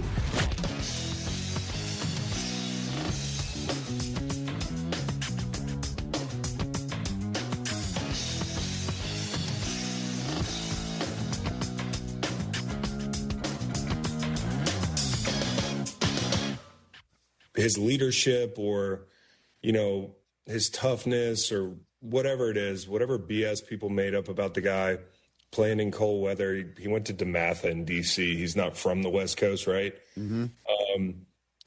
He's played big in the biggest moments, and he's led some really improbable comebacks, and he can make any throw on the field. It's just he has to get better at the mundane. And the passes that are just open in the flat or the easy layups. By the way, our radio audience has just rejoined. Chris Long is here at Greenlight Pod, 2-time Super Bowl champion, right here on the program. He talking about Caleb Williams, really that 4th and 8 throw against Green Bay, down 11 to keep hope alive, forcing overtime, right? And were you surprised Ben Johnson didn't go for 2? I was. My litmus test is usually, and I'm not going to kill him over it because, listen, they got to overtime and the Rams punted the ball. If you'd have told me the Rams were going to punt on their first possession of overtime, which I believe they did, Yep. I mean, then you're kind of vindicated there, right? Like, you're off the hook. I don't if the Rams had taken the ball down and scored immediately, like, then, we're having a conversation about it. But I also think, like, you have to realize Caleb, a couple plays earlier, had a bad read on the 2-point conversion. He'd struggled in the red zone a little bit in that game. And you take those things into account. I think everybody talks about analytics all the time and, what we do here, what we do. But, like, all right, take into account the fact that maybe it's snowing. The balls, like take into account that the defense had the upper hand down there. And I also think for Caleb, like in the field, his magic is that if you play off coverage or you're in 3 or cover 4, or, you've got flats that are open, he breaks the pocket. And it's so dangerous because you put people in that bind, right? In the low red, and we've seen it a couple times, like late in games for him, he's not going to be the same guy just breaking the pocket and heading to the pylon, because all the zone defenders they're standing there. They're 5 feet away. So, I think sometimes people are like, oh, you go on you go for 2. It's automatic, like you go for the win. And my litmus test usually as a viewer is, if I were on defense, what would I want the opposing coach to do? And I got to be honest, like, part of me that gives credence to the idea that you should go for 2 is like, if I was on defense, I'd be like, please don't. Because I feel like you're at home, you've got momentum, you've got this dangerous young quarterback that I know he misread a play a couple plays earlier on the 2-point, but it would have made me very nervous. As a guy who bet the Rams that night and bought to 3, thank you very much. Ooh, well done, Chris. Let's cut the BS here. Buying points is cool. It's not lame. It's cool. But like I was like, please don't go for 2. And it wasn't just the math. I thought, the Rams were going to lose that game if they went for 2. Having said that, though, they're off the hook because the Rams punted the ball in overtime, in my opinion. So, there's no right answer. The thing I wanted to take away from that game, honestly, and the whole season for Chicago is they're way ahead of schedule. And I think the thing that they have that's like a cheat code is they have Dennis Allen, who if you see Sean McVay after that game mic'd up, which I think was really cool, some of the mic'd up footage they got in that game, some of the video they got is awesome. After the game, he's dapping up Ben Johnson. It's Byard. And then he gets to Dennis Allen. He seeks him out, and he's like, dude, you kicked our ass. Dennis Allen was fantastic this year. And that group, the back end, the way they lived off the turnovers, but also the way they were able to manufacture pass rush without a bunch of great rushers. The Dennis Allen thing's great because his name's not coming up in any of these coaching cycles. Brother, you nailed it. You nailed it. Same thing with Josh McDaniels, a cheat code as the OC. Steve Spagnuolo's been that cheat code for Kansas City for a long time. It's not great for the coordinators in question if they want to be head coaches again. But if you want to get something going, then you have a cheat code is a perfect way for you to put it at coordinator. And Dennis Allen, obviously, along with Ben Johnson together and Caleb Williams, you're just checking boxes for a franchise that had no boxes checked for quite some time. Chris Long here on the Rich Eisen show. Where to go from here with you? Got to by the Rams. I want to give my old team credit. They won the game. We just talked about Chicago for a while. The front won that game in gotta-have-it situations, and you knew they had to win that game. You had to stop the run with the front. And on 3rd and 1 and some of these gotta-have-it situations, the goal line stand, they were great. That's all I wanted to say. No, that's cool for sure. And obviously Stafford throw from the opposite hash to Devontae Adams on the boundary, and where Adams grabbed it and dragged a foot. I watched that, and listen, it's not as impressive as fading back 26 yards and throwing a 40-yard, 14-yard touchdown pass. But my God, maybe more functional. My God, that was unbelievable. And the Rams going to Seattle. Best defense remaining in the playoffs belongs to Seattle. It's Seattle, right? It's Seattle. It is Seattle. Denver's great. Like, they're great. I thought Houston was like, it's a shame that Houston's not in this thing anymore. But Seattle, especially at home, they just jump you. They do this to teams, and I was on the ass end of these things for a long time in the NFC West. And, I think it was like 7 years running we lost in Seattle. And it always felt like, when the top comes off that place, it's hard to put it back on, man. Right. And when it happens that early in a football game, and I thought the Shaheed move, for all these teams that sat on their hands, right, at the trade deadline, looking at you, Buffalo, Shaheed makes such a big difference for this team offensively, but also on special teams. When you go into Seattle and you're not the better team, which San Francisco is not the better team. They had to do what they did in Philly, which was win the toss, take the football, find a way to go down and score, take the air out the building. And the exact opposite happens. And when that happens, try being in that D-line huddle when you jump that team. And you're thinking the rest of the game, with this home field advantage in an NFC divisional matchup, that's like a dream for a defensive lineman. And I thought the moment of truth for San Francisco came so early. You think about like when teams that moment in the game where you're like, this is it. It came at the 50-yard line when they're going for it on fourth down in like the first quarter. And that's what they knew they were up against. And it was either going to be a close game or an absolute bloodbath. And, that was the moment where it was pretty clear it was going to be a bloodbath. Yeah, I love that Shaheed photo, if you don't mind, Hoskins, putting it out one more time, because you still see the smoke from the pregame fireworks in the air. It's 13 seconds in, and the smoke is yet to clear from the pregame action. And this is all the points that they needed on the night, because San Francisco only scored 6. And this is also a way, I had my fun saying, great job, Mike McDonald, to execute your game plan of not even needing your quarterback to throw with his bad oblique to win the game when you have this. I mean, to put it all together, and your sensibility that you talk about the D-line saying we're going to get off now. Just what a moment. All day. What a moment. All day. I was always so jealous of the guys that played in that stadium, that rushed the passer in that stadium. I'm still jealous of my friends Cliff Averill and Michael Bennett and those guys, because they have the legitimately the best home field advantage in football. And I think Kansas City is, there's a lot of lore there. But when you go to Kansas City, you have to play Patrick Mahomes and Andy Reid and Steve Spagnuolo. Like, the team has something to do with that too. And I know it's loud there. Seattle is like, you can't hear from me to that wall right there. Like, me and my teammates would try to have a conversation. You could not hear it. Everybody talks about piping noise in. I don't know if they are or not, but whatever they're doing, it's working. That's the best home field advantage in football, and they have the best defensive football. And I do like them this weekend. I do. I think, like Belichick used to say, it's not who you play, it's when you play them. I think most people would have loved the Rams in this spot the first half of the season. They have not played their best down the stretch. So forgive me, but I kind of feel like Seattle's a hotter team right now. It all comes down to Sam Darnold taking care of the football. And by the way, he's the only guy in the divisional round that did take care of the football. Chris Long here on the Rich Eisen Show. The narrative that the Patriots just won the AFC Championship game last week because Jarrett Stidham is starting. Where do you sit with that one, Chris?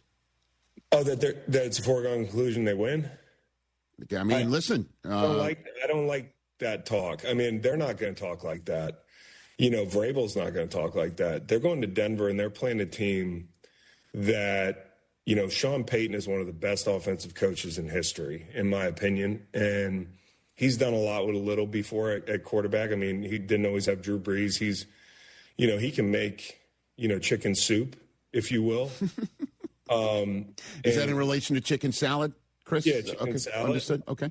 And I'm not calling Jarrett Stidham chicken salad, but there's not a big sample size. And he hasn't started in 2 years, Chris. Sean Payton, and I will say, one time I saw him start, maybe it was with the Raiders, I don't remember, but I was like, this guy's not bad.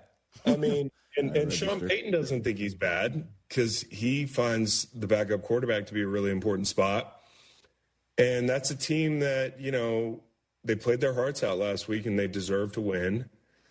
And they're one game away. And you can sell hope to a team that's one game away. And especially a team that's got the guys outside that can strap you up, right? You talk about, how does New England's offense match up, right?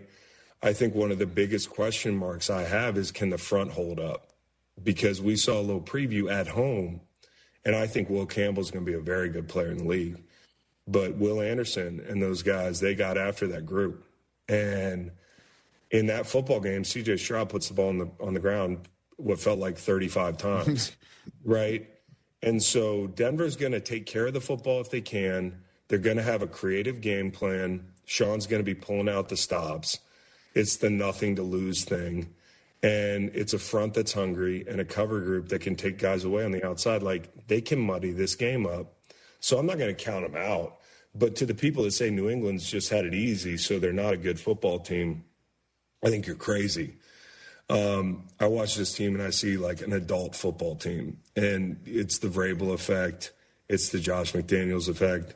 It's a Drake May effect, too, Chris. That throw he made to Booty over Derek Stingley Jr. probably had a 1% chance of working. He put it in the only spot Booty could get it with one hand. That's no piker he threw over or threw towards. I mean, that's real deal big boy pants stuff, Chris. It wouldn't make me upset if he won the MVP. Mm-hmm. It wouldn't. And when you look at what he's had around him, like a team with an 8-game win total or whatever it is, some people thought they might be a wild card team, but they're just, listen, from a game plan standpoint, early in that game to know if we jump Houston, it's going to be hard for them to come back. They're not built for that. Let's get aggressive. Look at the in cuts they hit and being able to handle a wet ball that Drake May dropped a couple times because of the rush, and he does need to be a little less comfortable in the pocket if that makes sense. Like the last 2 weeks, there's been a couple times where he kind of just sat in his lazy boy at the end of the LA game, and then last week where you're close to giving the ball up a couple times, and if Houston falls on that football in the red zone, who knows what happens in that game. But to come out, beat man coverage, be aggressive. The short to intermediate passing game is such a weapon in the NFL. They've got it. And they also have a guy who can take the top off the defense. So, and look at the way the teams become more trustworthy as years gone on. They played Pittsburgh early in the season, lost that game. They turned the ball over 6 times. Stevenson fumbles, all this stuff.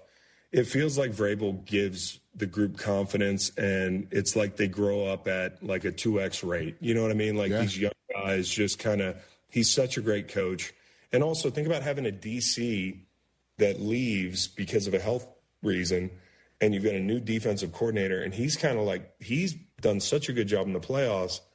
Hell, when are they going to start talking about him as a guy who gets interviews? Like, Core has done a great job. I mean, they said openly guys were coming up to him after the wild card game and saying, I didn't know what you were in.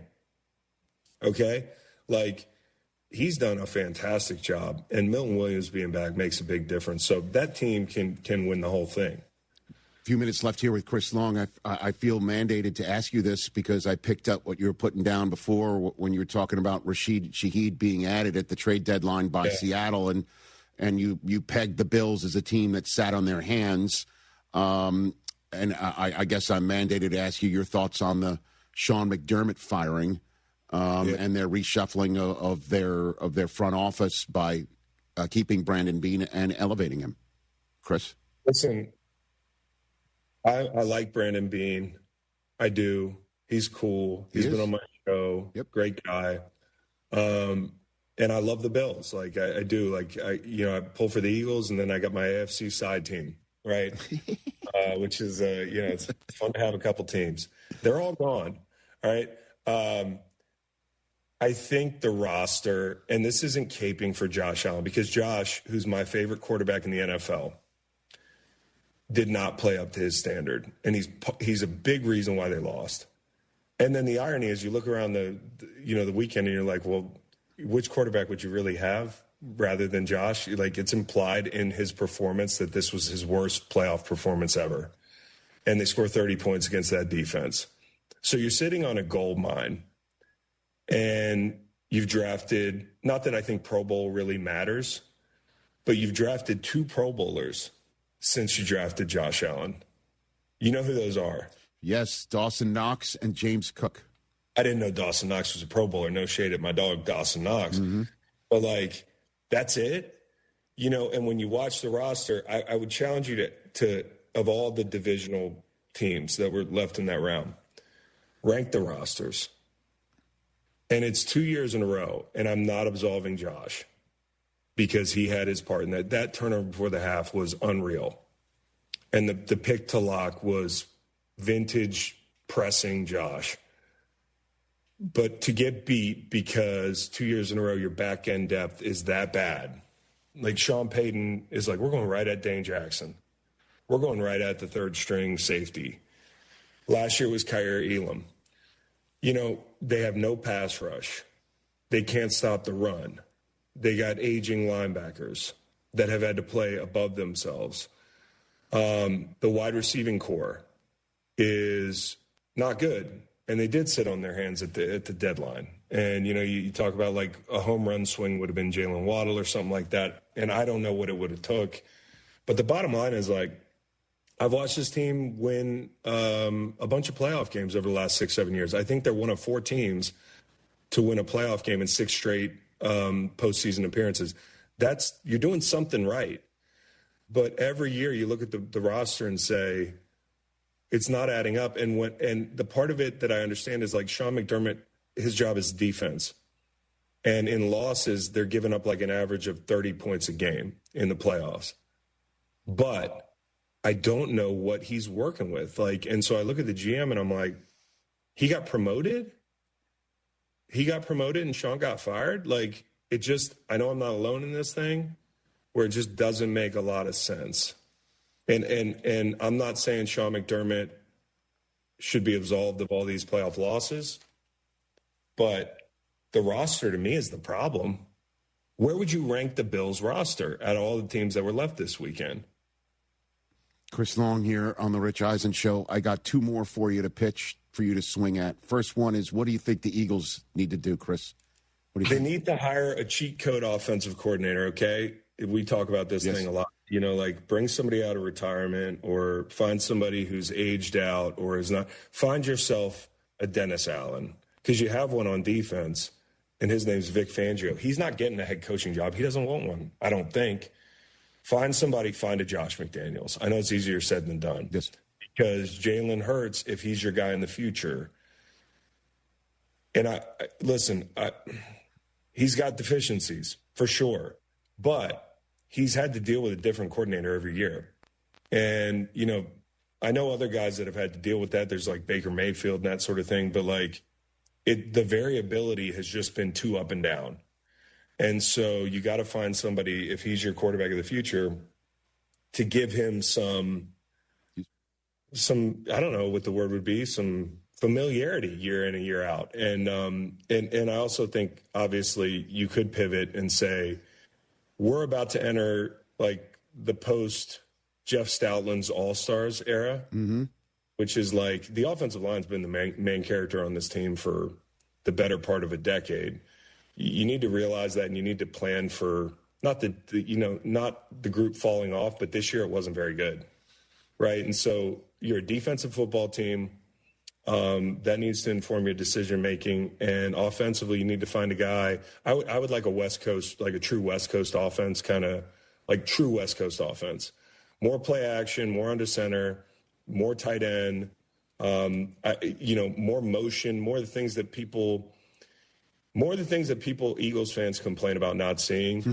If it is a Jalen Hurts thing, all right, buddy, rubber is meeting the road here. You have to do some things you're uncomfortable with going forward.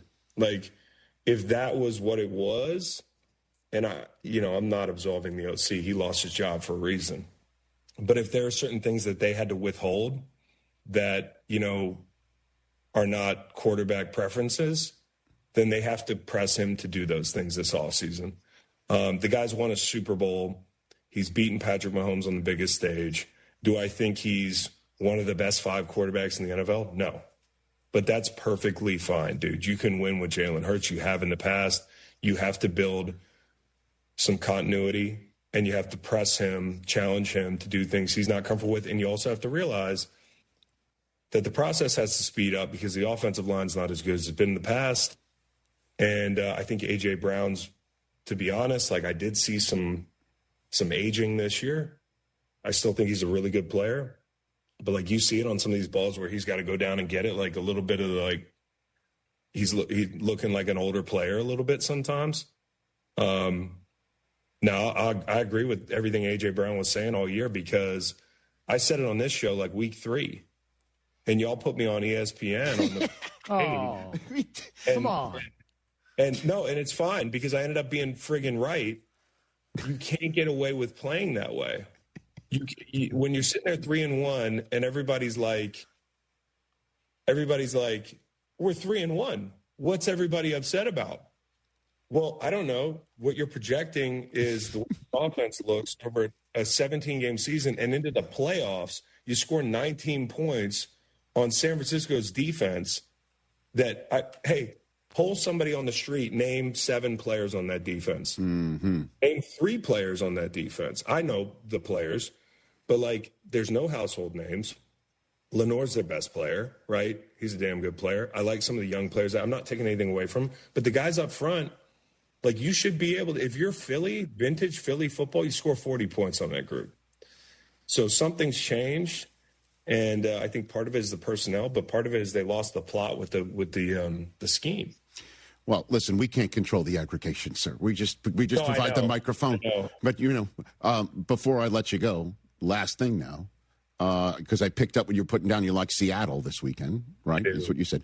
And then for the AFC Championship game, we set it up by saying, obviously, the Patriots are playing very, very well. But your pal Nick Foles went top rope on his post here, firing away that a positive note going to the game against the Patriots is that they struggle against backup quarterbacks in championship-type games. Look at your guy. Nick is the nicest dude in the world.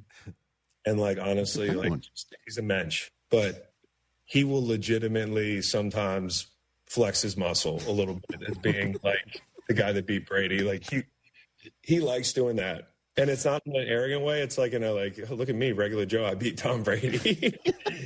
And so I hope Nick makes all the money. If Denver goes to the Super Bowl, I hope Nick makes $1 million. It couldn't happen to a better guy. Yeah, right. So, and obviously, Kurt Warner will be talking about it on Wednesday's show, no doubt about it. So, do you like the Patriots at the end of the day, or what do you think? Yeah, I do. Okay. I got to really Seahawks as the week goes on. Okay. And I think Pat Seahawks would be a great game. Mm-hmm. As the week goes on, I kind of I'll like somebody on Monday or Tuesday, but then really, and some people might know what I'm talking about. You don't really know until Saturday. Mm-hmm. And so check back with me Saturday, but I do think Denver can keep it. Obviously, I think New England's the favorite, but you got to have a plan for the rushers. And I think Denver could go tempo. I think they could make you uncomfortable. I think they're going to pull every trick out in the book. And you got a hell of a coach leading the way for them in Sean Payton. Who's on green light this week? What do you got? It's the same thing, dude. It's like I'm one day at a time out here, Rich. I don't have like an army of bookers. All right. Just let me know if you need me. Say, hey, you got a guy. I don't have a guy. You got a guy. I'm in the pen. Whenever you need me, just call for the right-hander. I'll come on out, okay? I'm here for you. Hey, dude, by the way, last thing. Sure. Kyle Whittingham. How about it? Is one of my favorite college football coaches of all time. Come on in. You guys nailed it, and you hired my friend Marcus Hagans to help with the receivers. Let's go. Shout out to that coaching staff. I can't wait to put some Michigan gear on and go watch games. Chris, welcome. I'm happy to have you in our circle and thrilled that we got lucky. We got lucky in a very difficult time to land Kyle Whittingham. So I'm thrilled to hear that. Former Ram, Kyle Whittingham. I know that with Suge Knight. Do you know that? Suge Knight. Do you know Suge that? Knight was like, yeah. Whittingham's a badass. When Suge Knight. It's a true story. These are all true stories. Chris, thanks for the time, man. I always appreciate it. You're the best. See, that's Green Light with Chris Long, podcast host Chris Long, right here on The Rich Eisen Show. Back with more in a sec.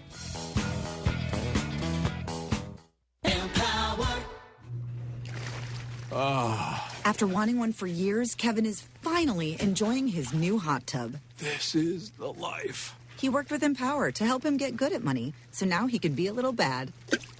Oh, no, not my phone. Oh, Kevin. Kevin's phone may be in hot water, but his finances aren't. Invest well, live a little. Start today at Empower.com. Life is full of choices, some big, some small. And when you choose an H&R Block Tax Pro, you're choosing the largest network of tax expertise to be in your corner. For when your big ambitions need help with the small details. For when your 6 figures come from 6 different places. For when your gaming stream becomes your revenue stream. For when your business's year 1 needs 70 years of tax know-how. At H&R Block, we've seen it all, and we're here to help you make the most out of your money for life outside the box. Get started at hrblock.com. Hey, Lance Zerline here. What's the scariest thing about winter coming? You thought it was night walkers? No. they're not even real. But the scary things are frozen broken pipes. They can be real and cost you thousands of dollars when you get damage to your home. Aqueduct Plumbing Company can come out and give you a free estimate for pipes that don't burst in a freeze. Billy Brown says if you go with them, he'll throw in a traditional water heater absolutely free. Call them today. AqueductPlumbingCompany.com, 281-488-6238. That's 281-488-6238. I love a day on the water with friends, but my moderate to severe plaque psoriasis sometimes holds me back. Now I'm all in with clearer skin thanks to Skyrizi. Risankizumab Riza, a prescription-only 150 milligram injection for adults who are candidates for systemic or phototherapy. Teaching music is my passion, but my active psoriatic arthritis can limit me at times. Now I'm treating my joint symptoms with Skyrizi. With Skyrizi, most people with plaque psoriasis saw 90% clearer skin at 4 months. Or if you are an adult with active psoriatic arthritis, Skyrizi helps you move with less joint pain, stiffness, swelling, and fatigue. Don't use if allergic to Skyrizi. Serious allergic reactions, increased infections, or lower ability to fight them may occur. Before treatment, get checked for infections and tuberculosis. Tell your doctor about any flu-like symptoms or vaccines. There's nothing like clearer skin. There's nothing like better movement, and that means everything. Ask your doctor about Skyrizi. Visit Skyrizi.com or call 1-866-SKY-RIZZI to learn more. The football playoffs are here. Brad, I'm here to tell you that Underdog is the best place to get in on all the gridiron action all playoff season long. Because you can make picks and win money right now in Texas. It's so easy playing on Underdog. All you have to do is pick whether your favorite players in the playoffs, of course, will go higher or lower on stats like touchdowns, rushing yards, receptions, and more. Get these picks right, you can win up to 5,000 times your cash. And they're also taking care of you with $75 in bonus entries when you play your first $5 when you use promo code KILLERB. So what are you waiting for? Download the Underdog app today and use promo code KILLERB, KILLERB, to score $75 in bonus entries when you play your first $5. That's promo code KILLERB. Underdog. Make picks, win money. Must be 18 or older and present in Texas. Terms apply. See assets.underdogfantasy.com/web/play and get terms _DFS_.html for details. Concerned with your play, call 1-800-GAMBLER or visit ncpgambling.org. Oh, and that's a hard foul. Let's listen for the call on the floor. The taxpayer owes back taxes. Penalties and interest are assessed and wage garnishments to begin immediately. The IRS never misses that call. I wonder if they will challenge it. The call is under review. Priority Tax Relief has been called in for a review. Priority is the best in the business at negotiating your tax debt and has even eliminated the debt for some clients. Priority Tax Relief is saving their clients millions of dollars every month. After a careful review from Priority Tax Relief, the debt has been eliminated. No foul on the play. Whoa! That completely changes the game, folks. If you owe more than $5,000, call Priority Tax Relief, and in minutes they'll review your case for free with a direct line to the IRS to see if you qualify for life-changing relief. No more worrying about wage garnishments or frozen bank accounts. Call Priority Tax Relief today at 800-781-9216. That's 800-781-9216. We make your tax relief our priority. Call now. Priority Tax Relief.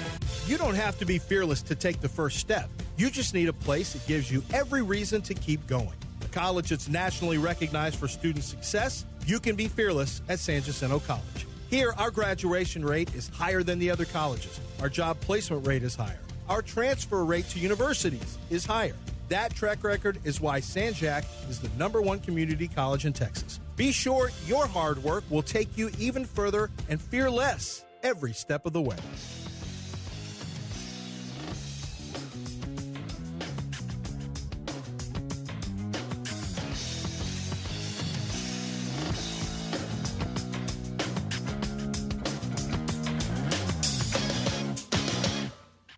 Grazie mille. There you go. Back here on the Rich Eisen Show, we're just trying to make people's lives better, just like the people of Pella Windows and Doors. Sometimes it takes a timeout for teams to regroup and call the right play. When it comes to your home, Pella Windows and Doors always has that winning game plan for you. They're not just experts in windows and doors. They're experts at taking care of you and your home. At Pella, they find the products that meet your needs, and their experts then install them. They do it every day, and that's why your neighbors trust them. Discover why Pella is a trusted choice for homeowners everywhere. Visit Pella.com/Eisen today. That's Pella.com/Eisen. John Harbaugh is being introduced. He's got a very nice suit on there with the Giants step and repeat behind him. Doesn't look at all like a man that's like, damn it, I could have coached Josh Allen if I only waited. That's the narrative that's going on. Do you think, again, we've got sound bites coming in.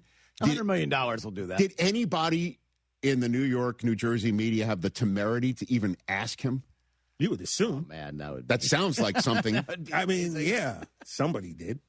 Somebody from the Post. Do you also see that the Giants are also redoing their facilities now, too? Their cafeteria like Harbaugh's coming in and saying, yeah, no. Yeah, you want me? This is what we're the X, Y, and Z, A, B, and C. And the Giants have been like, sure. Those NFL PA surveys do work. I'm not reporting to Joe Shane, Mr. Mara. I'm reporting to you. Okay. That's what it seems like. Well, we'll hear what John's got to say later on. I like it. And then we'll have Chris Fowler on the program. We also have Overreaction Monday on a Tuesday coming up. What else can I report to you? Coop did not watch The Godfather on the plane, so we got that going on. Boy, Coop. Good stuff. What did he watch? Did he tell you? He watched Overreaction Monday. He had live TV. Boy, attaboy. He did. He texted me a screen grab, Chris, of you and I on his seat back. That had to be weird for him. Flying somewhere over, I think, Utah at the time, making his way home from New York, New Jersey. Big in Utah. Well, over Utah, not in. Oh, he was over. Either way. Yeah. So he watched that. But not The Godfather. Didn't see that. Okay. Yeah, it's going to be a We're going to watch that over the weekend now. Oh, you are? Oh, excellent. Yeah. Great. Yeah, Saturday. No, nothing. Hey, listen, I'm telling you, anybody out there who's got a kid of Cooper's age 14 or Xander's age 17 or Taylor's age 12, anytime Susie and I make a suggestion and the movie's in standard definition, they're like, what are you even suggesting? How dare you even do that? So when he says, I want to watch The Godfather, we're getting right on that. Chris Fowler coming up. Okay, I have to tell you, I was just looking on eBay where I go for all kinds of things I love, and there it was. That hologram trading card. One of the rarest. The last one I needed for my set. Shiny like the designer handbag of my dreams. One of a kind. eBay had it, and now everyone's asking, ooh, where'd you get your windshield wipers? eBay has all the parts that fit my car. No more annoying. Just beautiful. Millions of finds, each with a story. eBay. Things people love. Wendy here. If you're looking to add a star player to your financial roster, you should take a look at SoFi's personal loans. SoFi's got some amazing moves that would be a valued addition to any team, like low fixed rates when you consolidate your debt, no fees required, and as soon as same-day funding. View your rate at SoFi.com/roster to get started. Loans originated by SoFi Bank, N.A. member FDIC. Terms and conditions apply at SoFi.com/roster. NMLS 696891. I'm worth more. You bet I'm worth more. I'm worth a little more. We completely agree. At GiveMeTheVIN.com, you are worth more, and your car's worth more. And we want to pay more for good cars at Give Me the VIN, because they are worth more, and so are you. And remember, if we don't beat a deal from Carvana or CarMax, we'll pay you $100. For top price, trust, and ease of transaction, GiveMeTheVIN.com, America's best car buyer. Sell us your car. GiveMeTheVIN.com. So easy you can do it in your underwear. Property taxes keep going up. It is annoying, but it is one of those things we just have to deal with. But if you get Ownwell in your life, they're going to help you out. I understand that protesting your property taxes sounds like a hassle. I don't blame you. Expensive attorney, going to the town hall. You don't want to do that stuff. It's daunting. I get it. That's why you need Ownwell. Sign up in just 3 minutes, and Ownwell is going to be on your side, helping you out, trying to save you money on property taxes. Plus, the compound interest of savings. Great. I used Ownwell last year. They saved me a few $100. Going to use them this year. They're going to save me money again. Compound savings. I love it. Join the 140,000 Houston properties that use Ownwell. More than 500,000 Texans have used Ownwell, and Ownwell saves customers over $1,100 on average. So stop overpaying on property taxes. Get your free savings estimate right now at Ownwell.com. That's Ownwell.com to see how much you can save. Ownwell.com. Hey, Houston, Lance Zerline here. Listen, if you're craving authentic Mexican flavor, head to Taquerias Arandas. Since 1981, they've been serving up mouth-watering tacos, sizzling fajitas, and fresh tortas that hit the right spots. Family-friendly vibes, bold flavors, and prices that will not break the bank. Whether it's breakfast, lunch, or dinner, Taquerias Arandas has you covered. Find a location nearest you and taste the tradition. Taquerias Arandas, Houston's go-to for real Mexican food. Vamos, let's eat. The mark of any winning team is based on the work that's put into the goal. And just like the sports teams of Houston, Marshall Stevenson Elevator has a pro mindset of a goal to customer satisfaction for nearly 50 years. And by teaming up with American-made Inclinator Elevator, Marshall Stevenson Elevator's customers are the winners. Whether it's an in-home elevator for ease and convenience or one to regain access to upper floor levels, the goal and focus is the same. Marshall Stevenson Elevator. For more, visit marshallstevenson.com. Whether you're buying a home or you're refinancing, Kent Jones at Dream Rate Mortgage is the guy for you. He's done over 1,400 closings. He's been in it for 30 years. He knows all the hacks. He can save you thousands and thousands of dollars. He does it all the time. Dream Rate Mortgage is the way to go. Shop your loan. Kent Jones loves that. Dream Rate Mortgage, 975loans.com. That's 975loans.com. Dream Rate Mortgage, LLC, NMLS number 2482473. J. Ken Jones, NMLS number 356118. Equal housing lender. Is your money doing everything it can for you? Like automatically pushing more of your money to savings every day? I don't think so. Then switch to Huntington Bank. And let's get more from money. Huntington Bank. Welcome. Eligibility requirements apply. Some features may require enrollment. Hey, Lance Zerline here. You know I'm a numbers guy, and I like the numbers that Daspit Law Firm is putting up for their clients. The super team at Daspit Law handles a full range of personal injury cases, and they are getting results from their clients in big numbers. Car accidents, truck accidents, industrial accidents, construction accidents, maritime accidents, offshore accidents. These are all areas where if it's you or someone you know, I encourage you to get a free case review from John Daspit with the Daspit Law Firm. Call 713-CALL-NOW. That's 713-CALL-NOW. Houston is Soccer City, USA, and World Cup 2026 is coming our way. Join me, Glenn Davis, every Tuesday and Wednesday, 6 Central Time, for Soccer Matters ESPN 97.5, presented by the Daspit Law Firm. ESPN 97.5, presented by Zadok Jewelers. KFNC 97.9 HD2 Mont Bellevue, Houston, a Gal media station. This is the Rich Eisen Show. Hey, everybody. Can't get enough of the Rich Eisen Show? You're in luck. You can find us everywhere. Watch us weekdays on Disney Plus from noon to 3 Eastern. Miss the show? We've got a podcast so you can listen anytime. But here's the best part. Our YouTube channel. Subscribe at youtube.com/Rich Eisen Show and you'll never miss a moment. Now, on with the show. Here's the snap. Beck looks, throws it down the field. This is the Rich Eisen Show. And it is intercepted by Indiana. The Rich Eisen Show. Touchdown, Fernando Mendoza. I love you guys. Oh, let's go. Earlier on the show, Greenlight Podcast host Chris Long. Coming up, ESPN play-by-play broadcaster Chris Fowler. Quarterback consultant Jordan Palmer. And now, it's Rich Eisen.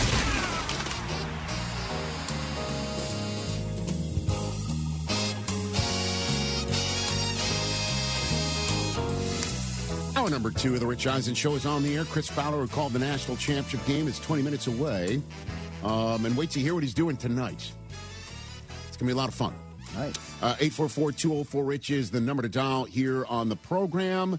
Whether you're watching on Disney Plus, the ESPN app, and also listening to us on ESPN Radio or Sirius XM Channel 80 or our podcast, we greatly appreciate everybody who takes us in however you take us in. There's also always our YouTube channel for you as a nice backstop, youtube.com/Rich Eisen Show. You can watch us back whenever you want, all 3 hours, thanks to our relationship with Disney Plus and the ESPN app. Let's go to the phone lines here to kick off hour number 2. Jake in Omaha, Nebraska, right smack dab in the middle of our football-loving nation. What's up, Jake? Hey, Rich. How are you doing? What's on your mind, sir? Oh, I was just calling. I've got a Jets question for you because I'm a lifelong Jets fan. But really quick before I get into that, I wanted to and I know this is a lot. I'm going to try not to be emotional, but I just want to thank you guys for everything you do. My dad passed away after a long battle with dementia this last year, and I grew up, sports was our life, and he grew up, we listen to sports talk radio all the time, and Jim Rome and Mike and Dan Patrick, and I found your guys' show a few years ago, and listening to you guys during that period was so comforting. And when I would drive around, to and from work, it it made me feel like my dad was in the car with me. Wow, So Jake. I just want to say thank you guys. Wow. That means so much to us, but obviously we love being there for you. And that's, connectivity is what this business is all about. And the fact that you let us connect with you in that way, it means a lot to us. So thank you for that. Yes. We appreciate that. Yes, thank you. You bet. And it seems like you Excuse me, deserve to be happy, Jake. So why are you a Jet fan in the middle of the country? Rich, I'm a New York sports fan. Okay. And I've always had an affinity for New York, and I constantly play back the Interstellar Matthew McConaughey when I wish I would have been a Giants fan instead of a Jets fan. And All right. it is what it is at this point. So my question, I guess, is with the kind of predicament they're in with the picks they have, with the number 2 pick they have, I know that obviously Dante Moore choosing to stay at Oregon. I know there's a couple franchises, the Texans had their performance with C.J. Stroud. The Ravens obviously are going through a little bit of change. My question is, do you think there's any possibility or would be any value in throwing some of those first-round picks at a C.J. Stroud, at a Lamar Jackson? Heck, there's no. any possibility No way. that would be No way. The Jets mortgaged their present in 2025 for the 2027 draft. Plain and simple. Plain and simple.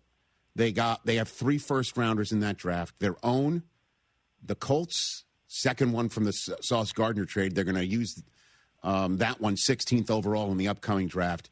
And the Cowboys one in 2027, wherever that may land. That's 3 first-rounders in the draft where Arch Manning lives. And whoever else that you think that the Jets have clearly looked at and purposefully are putting their eggs in the 2027 basket. And so this year, even if somehow, some way Mendoza drops to them, I would even counsel them to let him slide. They're not ready for him yet.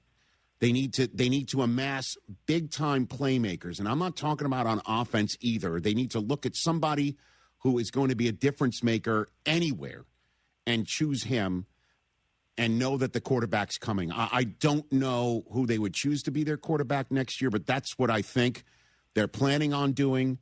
And with that, I say, call back, Jake, please. Okay? Yes. Absolutely. That's Thank Jake, you guys. You got it. so That's much. Jake in Really, Omaha. We really. appreciate it. We had to say, honestly, well, dude. The Jets aren't ready. As I said the other day, Moore did them a favor to say, I want to stick around in Oregon. And then you just have to trust that their new brain trust is going to get it right. And that somehow, some way, it doesn't go sideways again. And who's starting next year? For the Jets? Yeah. I don't know if he's on the team right now. Right. I don't know. Get a veteran who's going to slap you through it and maybe give you a good shot, because there's a reason why they told the Cowboys first rounder in 2027, not next year, please. There's a reason for it. And with 3 first rounders, you can move around that board. That's for sure. I don't know if you're going to get Arch, but you've got the firepower to do it. So I don't have an answer on that front. But the bottom line is that you just got to hope the new GM is going to do right and that Aaron Glenn is the right guy. Because you know who's also the right guy or was the right guy? I'll say it. I don't care. There's a reason why the Tennessee Titans looked at Robert Saleh and said, "You're our guy with our first overall selected quarterback, and we're going with you as the defensive play caller and CEO rather than getting some offensive mind to hook up with Cam Ward. We'd rather do that. We'd rather go with you, Robert Saleh. You sold us in the same way that he sold everyone in San Francisco, not once but twice, and he was with the Jets, and suddenly that just couldn't work out. Obviously, Zach Wilson was an issue, and then they put their eggs in the basket of Aaron Rodgers, and we all know what happened there. But in year 2, just 4 games in, they're like, let's bench Rodgers, and then after 5 games, let's fire Robert Saleh in the middle of the season. So you just have to hope they're going to get it right. But they do have the draft choices. You know, as they introduced John Harbaugh elsewhere in the building. So, and as for Fernando Mendoza, I see a first overall draft choice. I really do. Now, that may be part and parcel of who else is in the draft or who else is not in the draft. But at the end of the day, who I see is somebody who processes really well. And I see somebody who is tough as nails. Tough as nails. I see somebody who knows Tom Brady's in the building, who knows Tom Brady and Mark Davis and John Spytek are in the building, and those are the three who are going to decide who's the first overall draft choice in the NFL draft. And I know I have to perform not only for my future, but for my present and for my current teammates and for my current head coach. And I see his stat line. It doesn't jump out at you. But what I see are a bunch of dogs on that Miami defense, including Reuben Bain, who I was texting with, I'll say it, I don't care, Daniel Jeremiah last night. And I'm like, where's he going to land in the draft? And he just wrote back, top 15. Okay? So he's going to see Reuben Bain or a lot of guys like him in the NFL. And he got targeted last night. There's no doubt. He got cheap-shotted. I don't know how the hell there was no targeting call on the one that split his lip. You know, I love Cignetti going off of the field at halftime in his quick, usual, nothing's really said chit-chat with sideline reporter and coach heading off into the locker room. He's just like, there were 3 personal foul penalties on our quarterback that were not called in the same drive. And that kid last night 100% was circled by Miami, and he was circled by Ohio State, who blew him up first play on the Big Ten championship night. And 100% is viewed by a lot of people in this world as soft because he cries when he talks, which may be part and parcel of our world these days as to what people consider as strong-willed, masculine people. But I think that's strong, that he's able to show his emotions and still be an absolute beast on the field and a competitor of the first variety. He has checked every box. This play right here, 4th and 4, your coach is saying to you on the sideline, we're going for it, and you're the one who's going to run it. We're not going to use your arm, which they did later on with Charlie Becker. You want to talk about back shoulder throws to a wide receiver. Baby. Right? Becker, who's got future Los Angeles Ram written all over him. Patriot. True. All that good stuff. But we're going to run it, and you're going to not only go for the first down, but in the middle of the play, screw it. I am going to leap for the end zone, knowing the team that has been targeting me all night, I'm giving them a free shot. And I'll be honest. Do you think there might be some in this world who'd be like, yeah, I want to win tonight. But Tom Brady and everybody else in the building, I'm the first overall pick in the next year's draft. Do I really want to put my body on the line right here? What if this happens, that happens, and suddenly I'm not available for the draft? What happens? I'm going to jump for the end zone. Now, I might be off, but I thought to myself, he's like, there's a torpedo, and I am damming it because I'm winning tonight, and I'm showing what I'm made of tonight because tonight helps me with tomorrow, and he's got his priorities straight. Love it. I couldn't love this kid more. So, yeah, that's a first overall pick in the draft. Also, if you're living in Las Vegas, Nevada, and you know this guy isn't going raving or clubbing, he's going home. Maybe. He's going home. Until he gets a taste. Excuse me. Vegas, baby? You ever been to Vegas? Remember, guys, I've been to Las Vegas, Remember Nevada. The first time you went to Vegas? Stop it. You out quick. He's going out. Man. I don't appreciate your interruptions.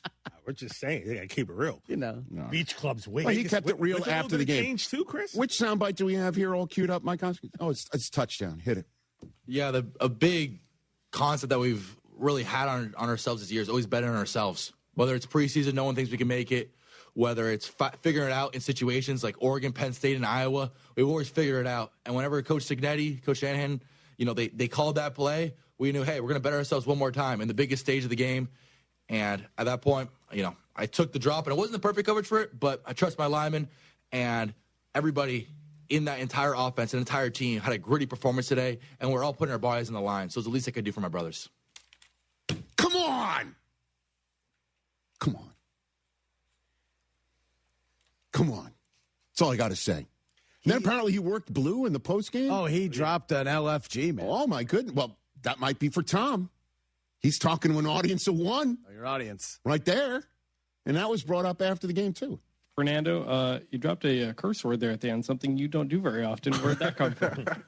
Yeah, I would say overwhelmed by emotion, and it's the pinnacle peak. It's like all season we've, sometimes I've had these cookie cutter responses, media trained response where it's been like, oh, on to the next game, on to the next play, and now we did it. We did it. So at that point, I think it was only fitting to kind of, open the floodgates, per se.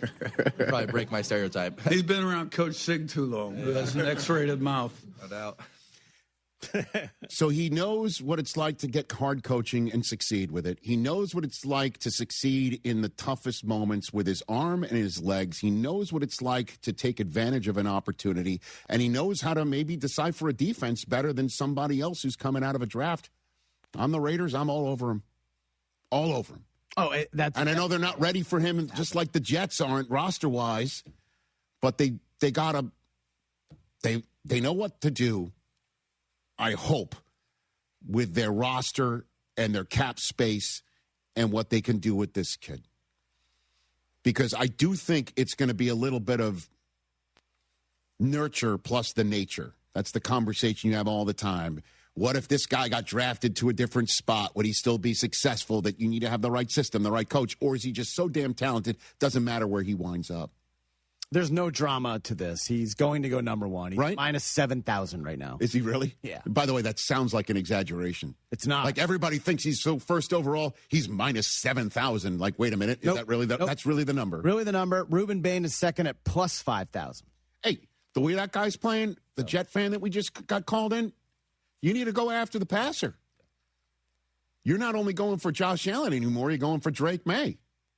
Or whoever the quarterback's going to be in Miami with Jeff Hafley hired, with a tough defense and that mindset coming to South Florida now. So that wouldn't be bad. And also just shows you if he's second overall material, and he sure looked it last night, he was treating some of those offensive linemen of Indiana that are best in the nation like turnstiles. Hey, man. We might look back on this national championship game like that was the number one overall pick and the number 2 overall pick meeting in the backfield every now and then. Of a great game, by the way. Superb game. Great game. That was just awesome. Yeah. But Mendoza, I mean, and I know Penn State fans feel like you had him dead to rights. That was an incredible moment for him, too. Yeah. Right? That was an unbelievable play. Beat Oregon twice. And you want to talk about NIL world where you think somebody's going to have a leg up. You'd think Phil Knight, who's thrown all this money at the football program, and Indiana comes in 2 years and beats Oregon twice in the same season to go undefeated 16-0 with this kid winning the Heisman Trophy. Deservedly so. Deservedly so. Awesome stuff. But Vegas, man. He might end up on the roof of the Venetian. Once he gets. You never know. Is that right? You don't even know. On a mattress. We're wondering where he is. Right? Come on, man. Say Vegas is something else. Crazy Horse isn't equestrian. You know what I mean? No, I get it. Lessons. And I understand that spearmint isn't the taste of the gum with the rhino. Saying. I get it. You get it? I'm with you. You feel me? I messed up. Picking up what you're putting down. Okay. This kid's going to sleep. Okay. Never know. And then when he shows up well rested, he will be awake. Okay.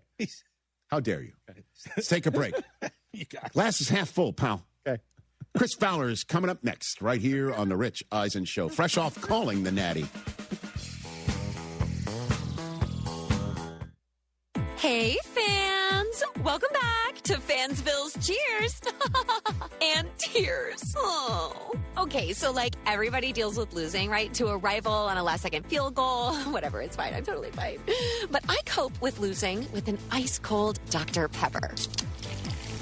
Those 23 flavors are like so delicious. They totally wash away the pain of your college football team taking a big fat L. College football, it's a pepper thing. My name is Whitney Allen. I am a widow. My husband, Ryan, died. We never thought in a million years we'd have to use life insurance. The unexpected happened. With Ethos, it is so fast and easy. It's 100% online. You can get a quote in seconds, apply in minutes, and get same-day coverage. No medical exams, and you can get up to $3 million worth of coverage through Ethos. Get your free quote at ethos.com/game. That's ETHOS.com/game. Time spent on application may vary. Online health questions required. John Granado with Robin Orlando from Houston Powder Coaters. Robin, I'm out there and I'm saying, well, what metal do I need powder coated? We do bicycles, we do wheels, we do bumpers, we do patio furniture, we do antique items such as sewing machine bases. Some people will have light posts in their front yards. Yard art is also a big thing. When you have Round Top with the antique festivals in the spring and the fall, tons of things you can find there that are vintage. Boat parts, anchors. How about gas lamps? It has to be carefully taken apart, but anything that's metal on there and cleaned off, we can definitely do that. Yep. Trailers, we do barbecue pits. Really, if it's metal, give me a call and let's talk about it. You had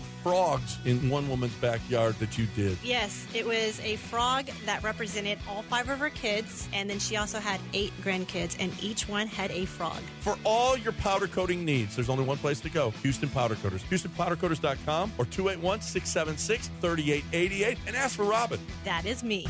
Danny Clark here of Collectors Firearms on Westheimer and Voss. You have some guns collecting dust in your closet? We want to buy your guns. We're the strongest buyers for one gun or entire collections. If you have a big enough collection, we can come to you. Modern and antiques of any kind. You could be sitting on a gold mine and not even know it. Come see us at Collectors Firearms on the corner of Westheimer and Voss. Look for the tank out front, collectorsfirearms.com. John Granado here. You know what's the scariest thing about winter coming? That you might run out of beer. That's scary. Actually, the scariest things are frozen, broken pipes that can cost thousands of dollars of damage to your home. Have Aqueduct Plumbing Company come out and give you a free estimate for pipes that don't burst in a freeze. Billy says if you go with them, he'll throw in a traditional water heater in for free. That's crazy, Billy. Call them today, 281-488-6238, or visit them at aqueductplumbingcompany.com. Tell them you heard it here.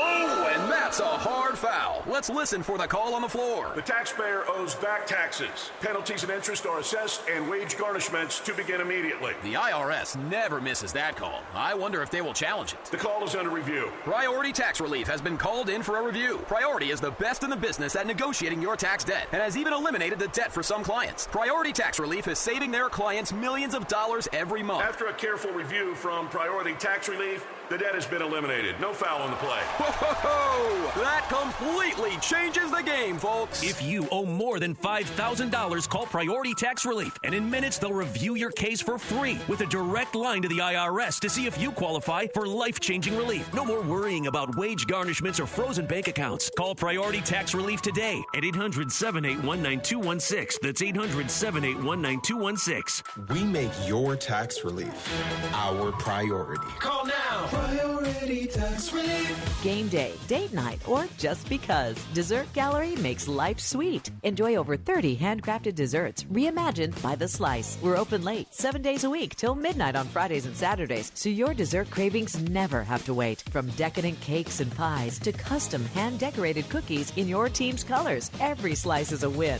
Visit us at Kirby or in the Woodlands, or order anytime at DessertGallery.com. Dessert Gallery, serving classic handcrafted desserts reimagined since 1995. Between all the holiday parties, weekend tailgates, and family get-togethers, we've been overindulging a little more than usual over the holidays. But now, we are starting the new year off on a healthier note by taking active liver supplements from New Nordic every day. Active Liver contains a powerful blend of turmeric, milk thistle, and globe artichoke extract, all natural ingredients that help protect the liver so that it can protect you from toxins. It's like giving my body a daily detox. I've never felt better, and my energy is through the roof. And my doctor is already impressed with how much better my numbers are looking. So if better health, more energy, and detoxing your body are some of your priorities this year, get Active Liver today and start the year off knowing you're giving your liver some well-deserved relief. Active Liver is available online at Amazon or NewNordicUSA.com. Or pick some up today at your local CVS, ShopRite, Meijer Grocery. Are now available at Wegmans. New year, new you, new Nordic. Be fearless with your future at San Jacinto College. Register today at sanjac.edu.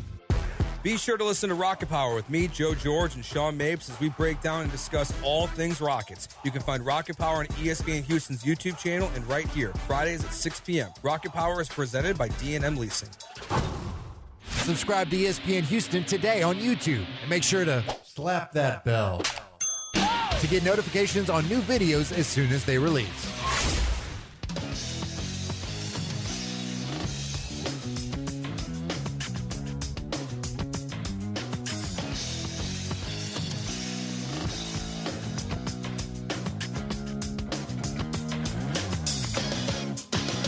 When he's backed it up. Back here on the Rich Eisen Show on ESPN Radio. We talked in the previous segment about the Fernando Mendoza leaping for the end zone touchdown. Before we bring in our next guest, here's his remarkable call of that awesome moment last night. Got to get to the 8. He's going to take off and run. Mendoza weaves his way first and goal. Diving toward the end zone. Touchdown! That's why he won the Heisman Trophy. Perfectly called and summed up, and my good buddy Chris Fowler, kind enough to join us here the day after. Great to see you, Chris. How are you, sir? Feeling good. Bags under the eyes, but I hate to point out the flaws. But no, I'm making it, Rich. I'm good. That was a blast to call. Thanks for playing that call. That's a play that, especially when you watch it unfold in slow motion, it was so cinematic. Yeah. It's going to be remembered forever, not just by Indiana fans, by a lot of football fans who enjoyed the ride and enjoyed getting to know Mendoza in the last couple of months. And that was a cinematic, as Signetti said, it's a hell of a movie. And that was maybe like the closing scene right there. The interception was, but it was a hell of a movie. Well, I mean, and I was just saying in the last segment, and I might be already getting too deep in the weeds here, Chris, but in this day and age of NIL and what kids play for, right? He's got Tom Brady, Mark Davis, John Spytek watching him. He's the first overall pick in the draft coming in, and I think 100% now going out. But I'm just wondering, might there be somebody who's thinking, all right, first down's enough, I'm sliding because I'm not putting myself on the line here, and the heck with it, damn the torpedoes, I'm jumping headfirst against a team that's been targeting me all night. That was incredible, Chris. That's not Mendoza, though, man. He is consistently taking beatings. Remember the Ohio State game, Big Ten championship, takes that massive shot. You thought he might be done forever. And he gets up, misses one play, comes back in. So we knew his toughness. But, yeah, that was a cheap shot, not called, right to the mouth, bleeding, unfazed by it. In fact, he plays better, I think, after he gets rocked and gets challenged. So there was no way he was not going to go airborne and pay the price. Took 2 shots in that play. Hit once on the ground, then once in the air in the back. And, like I said, it's one of those moments in my time of covering and calling games in this sport that I'll never forget. That's a beautiful freeze frame right there. Look at that shot. Right, and you look at his arms. His arms were banged up, bruised, black and blue. That's it right there. That's the moment in the air. And he had the presence of mind to stretch the ball across the plane with 2 hands on it. I mean, there's so many components to that play. The call by Signetti when he didn't really want to have to kick a field goal, but he sent the field goal team out. Then the clock was running down. He knew they weren't going to be able to get off the operation cleanly, so he calls timeout. They come back over. Radicic is also 15, the kicker. So we didn't know which 15 in red is going to go out there because it was unclear. And he kind of said afterward that he said, bleep it, put the offense back out there because he knew that a touchdown there was really going to put pressure on Miami. And if you don't make it, you're still backing them up near the goal line. It was, in the end, a great call. It still surprised me because he had sent the field goal team out there to go up 6. But give him a lot of credit, man, for not only the guts to make the call, but having the knowledge that they had a play they could block well that Miami had kind of tipped earlier. They weren't going to be great at defending, and the safety got lost, and it unfolded exactly how it the computer's brain envisioned it beforehand. So what is Curt Cignetti like in a pre-broadcast meeting, Chris? What's the fascinating, man? I got to know him in the run-up to the Heisman. I'd never met him before.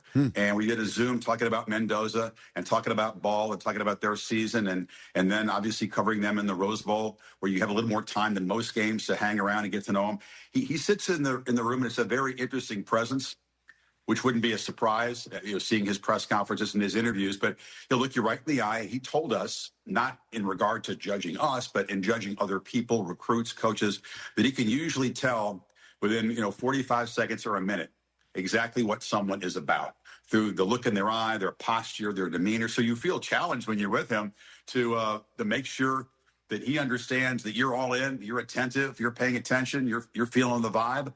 But I like that. I like disruptors. I like guys who have swag and bravado. But he's also a no-nonsense guy. You're talking a few minutes ago about the comparisons to Saban are very real. Not an achievement, because nobody's going to do what Nick did. Let's not get carried away. Cignetti's he's older than me. He's not going to win 6 more championships. But I think the way he goes about his business, the way he pushes his team's buttons is masterful, and the way that he judges talent and assembles a roster. Now, having said that, when Kirk and I said at the end of the game, Rich, and I don't know if you're going to ask this or not, but we said Indiana's not going anywhere. You talked about Mark Cuban, who was singing along to Hurt So Good last night in the commercial break, which I thought was funny. Right. Having a good time. It doesn't mean you can do this again and again, okay? You have to get a lot of things aligned. Mendoza's not going to be there. They're bringing in Josh Hoover from TCU, good quarterback. I'm sure they'll coach and develop him extremely well. But so many of the pieces, so many of those 24, 25-year-olds that came from JMU and other places, they're at their third or fourth school, they're not going to be there. So you really have to put that plan in place. And he's got a great plan, but there are no guarantees Indiana's going to be running through the Big Ten and get back in the bracket and be there when the confetti falls again. I think their fans probably realize that. So then let's linger in the current achievement a little bit more, Chris Fowler, because you're the perfect guy to ask about this. Been there, done that, been around, and also sat next to somebody named Lee Corso, former Indiana coach forever and a day. And this photograph popped in my timeline yesterday. It's a photograph of somebody who took this snapshot moments before Curt Cignetti's first game as head coach in Indiana in Memorial Stadium. For those listening on radio, good seats still available. And you were there last night for what appeared to be a partisan Indiana crowd in the home of the Hurricanes. Can you put in perspective for people what this achievement is, Chris? A bunch of loyal, starving fans who had waited decades, that many told us it felt like a dream of a dream to even be in the Rose Bowl, even be in the bracket, but then to dominate Alabama, dominate Oregon, and they really took over Atlanta, as you know. There was about 95-5 crowd division. The Ducks fans showed up, but they were disappointed very early. And then last night in the Hurricanes' home stadium, there was an Indiana crowd edge. They were vocal. They made it hard on Miami's offense in their own stadium to operate late in the game. Yeah, you pointed that out on a false start prior to what was the final moments, Chris. No doubt. And the crowd did that. The crowd, Indiana crowd did. I think they're euphoric. I mean, they're so appreciative. They've watched everybody else in the Big Ten kick them around for decades. No one in Indiana is old enough to really remember the glory days. I mean, you pointed out Lee Corso brought them their first postseason win. And before this season, they had a grand total of 3 postseason wins in 100 and some years. They had 3 this season, all against top teams. Wow. I know. And it does give, I guess, a message that it could be done, if not, again, at Indiana next year, but elsewhere. What do you think is the larger message of last night's game? Because, again, Miami had it right there and had the momentum, had a bunch of very talented players on the field, and it had it all set up, Chris. Do you have a message that comes out of the game last night, do you think? First of all, in the game, and they dominated early, and Miami took control in the second half, actually outgained them. Right. And I think Indiana won with special teams. The completeness of that team, maybe not fully appreciated because we're caught up in Mendoza, and the defense is certainly rugged. They blocked 4 punts this year. They blocked one against Oregon, and the biggest play of the game was Kamara's block punt right there for a touchdown. And, Miami actually lost 10 points on special teams at the doink on the long field goal try by Davis in the first half. So 10 points lost on special teams alone. You can't do that against a team like Indiana. For me, that was the biggest play of the game before Mendoza's touchdown dive, but it's complete. That's why I think his blueprint is repeatable, even though the result may not be repeatable. I think is going to be strong and they're going to be sound. And Miami, by the way, is not going anywhere. I mean, Miami, I felt for them. I felt for Carson Beck. We were along for his ride, this long career at Georgia and now a year at Miami. And I felt badly for him. I get older, Rich, and I get softer emotionally about how these guys, personally take a crushing loss like that. And he had done some really good things to put them in position to win it late. An 81-yard, a 91-yard touchdown drive against a tough defense after getting off to a very rough start. And in the end, people will remember the pick by Jamari Sharp, whose uncle Glenn was the man flagged for pass interference when he played for Miami against Ohio State back in the Fiesta Bowl the last time. Is it not crazy? You live out in Hollywood. I mean, the movie scripts, the layers to this script are crazy. Yes. No one would believe it if you handed the script into a studio. Come on. We thought Hoosiers was corny. This is outrageous. That's right. But it's all true. Yes, it is, except for the fact, you've been in my house. It's not in the shadow of the W of the Hollywood sign. We use Hollywood, the metropolitan Hollywood area. The entirety. But you hang with the luminaries of the show business world, and you know about writers and scripts and things like this. So. Yes, we do. And again, that Tony, it's only fitting he wears Tyreek Hill's number.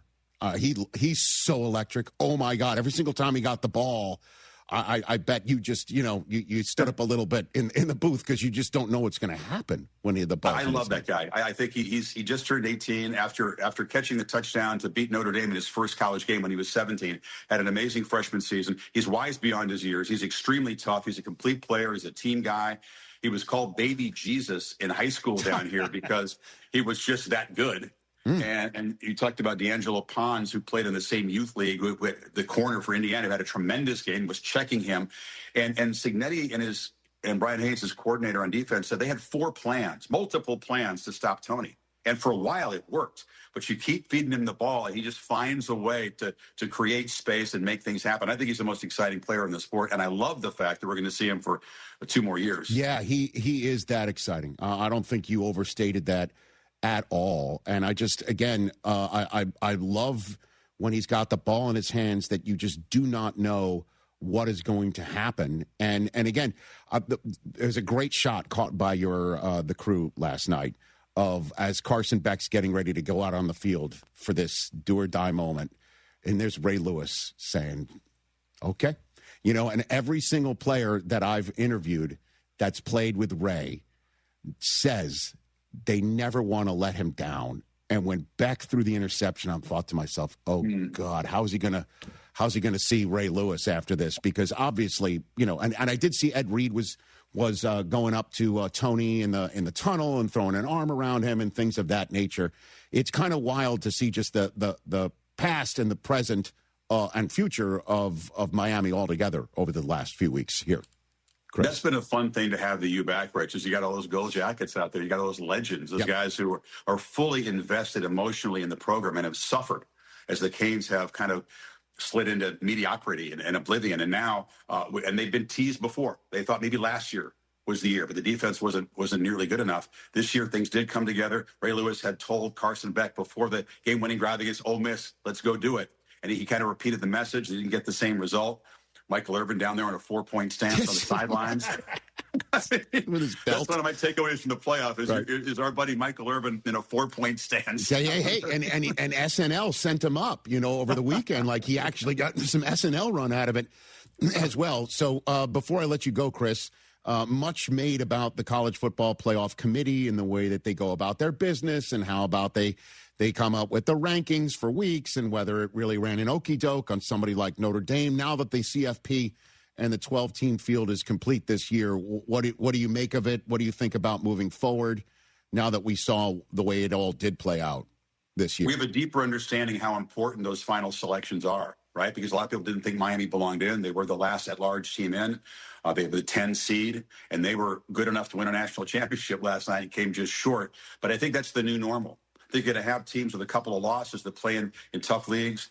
Maybe they dare to play somebody in the non-conference which Miami does. Indiana, unfortunately, does not. They will not be challenged again until the Big Ten schedule. And I don't think you want to penalize those teams, but you see how tough it is because Notre Dame, had they gotten in the bracket, they could have gone on a run. Right. Perhaps Texas could have gotten on a run. So the teams that were 13, 14 on the wrong side of the bubble were very capable of making deep runs, just like Miami did. They didn't have a chance to, and it takes nothing away from the Canes. But I think we're seeing that people may begin to wonder why the James Madisons get in, why the Cinderellas get in, why a group of 5 team automatically goes in by being the highest ranked conference champion. Maybe they should need a certain rank. I know inclusivity is very important in the world, in this sport, but I think that's going to be looked at because unless they want to expand to 16, you're going to have some good teams left out, and we have to pay attention to the last teams in because, like Miami, whether it's a team from the Big Ten that's 3rd or 4th, or the SEC, they are also capable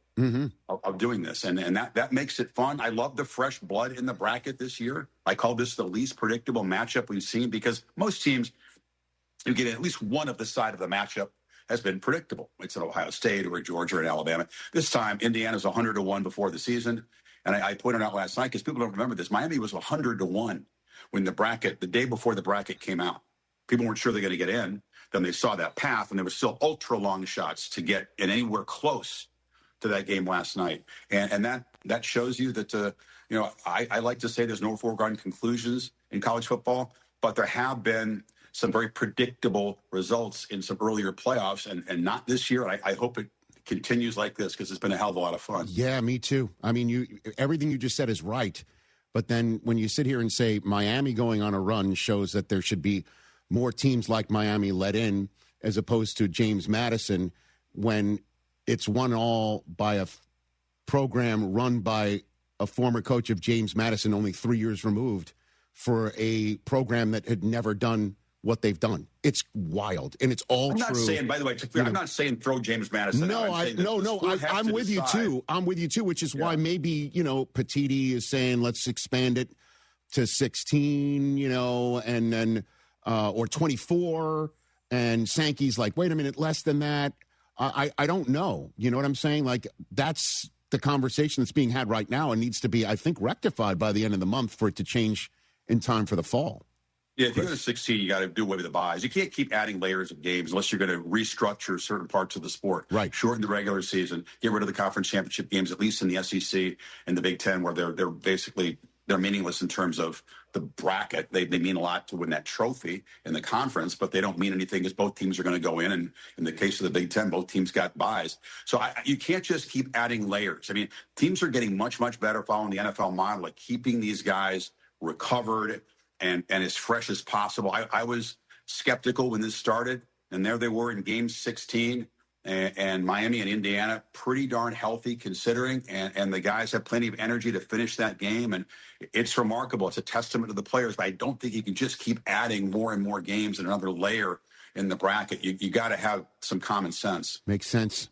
Would you mind sharing with everybody where you're going later on today, Chris? Yeah, I have a car to the airport in a couple of hours to go to Melbourne, Australia for the Australian Open, which is already underway. And they didn't hold it for you, Chris? They didn't wait for you? They didn't wait for you, huh? Last year, I only got to do the last 4 days. This year, the calendar is different, so I get down there at least at the end of week one, and I can't wait. It's a brand new season down under. It's summer, and I get to work with the tennis team, and I'm fired up for it. And I can sleep on planes, so it's all good. God bless. I love it. That's awesome. And I texted you beforehand. I saw on my feed something from our buddy Andrew Siciliano was hosting a pod. Somebody was giving a theory that Jessica Pegula changed her coach despite her level of success to get over the hump. She makes the U.S. Open final, and that maybe her dad thought the same way about his head coach with the Buffalo Bills, Chris. Not to cross the streams here, but that's a theory out there as to why Sean McDermott might have, in part, been shown the gate in Buffalo. I'll ask Jessica about if she influenced her father. That's a good question for him. No pressure. I know, right? Yeah, it's wild though. You see this NFL. I mean, apparently making the playoffs isn't good enough anymore. And I thought the tennis coaches got fired with regularity. I mean, most players go through about 4 or 5 within a 2-year span. NFL's getting like that. I know. And so, best of luck on your time with the Open. It's great to see you. It's great to see you before the Rose Bowl as well out here in Hollywood. See you at the Super Bowl. Oh, yeah. Let's do it. You'll be there. You want to predict? You want to get out there? You'll get aggregated, Chris. I know you want to get aggregated on ESPN. Go for it. What's your prediction? Predict the game? Who's going to be in the game? Yeah, who's going to be in it? What do you got? Well, I see. I have an agenda. I like to call fun Denver plays. Oh, okay. So no. So the Seattle defense worries me. What? Who's going to make a first down against the Seahawks? I mean, I'd like to see some excitement. I did grow up a Broncos fan. Yes. Full disclosure. Whether they can do it with Jarrett Stidham, I have no idea. But I'll be out there having fun. Dude, it's a no pressure. We call for the Aussies and the Kiwis and the people on cruise ships. Nice. Believe me, I'm not going to be stressing over it. We're going to have a good time with Riddick and Orlovsky. Right. That's right. You're calling Super Bowl 60. So I will see you there for the international group. For everybody outside. I suggest your listeners fly to Australia so they hear our call. It's a short 14-hour flight. Best to Jennifer, sir. Thank you. Best to Susie. That's see you guys. it. Chris Fowler, everybody. Heading off to the airport to go to sleep. God bless him. I can't do that on a plane. You can't? I cannot. Oh. I cannot sleep on planes, man. You're up in 1A. You're all comfortable. Okay. All right. You know what I mean? All right. Warm nuts. That's what we do in the hoi polloi Hollywood set. All right. We'll take a break right here on the Rich Eisen Show. Everybody. That was a lot of fun. Okay, I have to tell you, I was just looking on eBay where I go for all kinds of things I love, and there it was. That hologram trading card. One of the rarest. The last one I needed for my set. Shiny like the... designer handbag of my dreams. One of a kind. eBay had it, and now everyone's asking, ooh, where'd you get your... windshield wipers. eBay has all the parts that fit my car. No more annoying. Just beautiful. Millions of finds, each with a story. eBay. Things people love. Hey, it's Rich Eisen for Pella Windows and Doors. Sometimes teams take a time out to regroup and call the right play. When it comes to your home, Pella Windows and Doors always has the winning game plan. They do it every day, and that's why your neighbors trust them. Visit Pella.com/Eisen today. Right now, Pella Windows and Doors of Houston is offering 20% off qualifying projects or 60 months financing/equal payments. Some restrictions may apply. See store for details. Offer ends January 31st, 2026. When it comes to accidental injury cases in Harris County, there's one law firm that files nearly 3 times as many cases than any other firm, and that's Daspit Law Firm.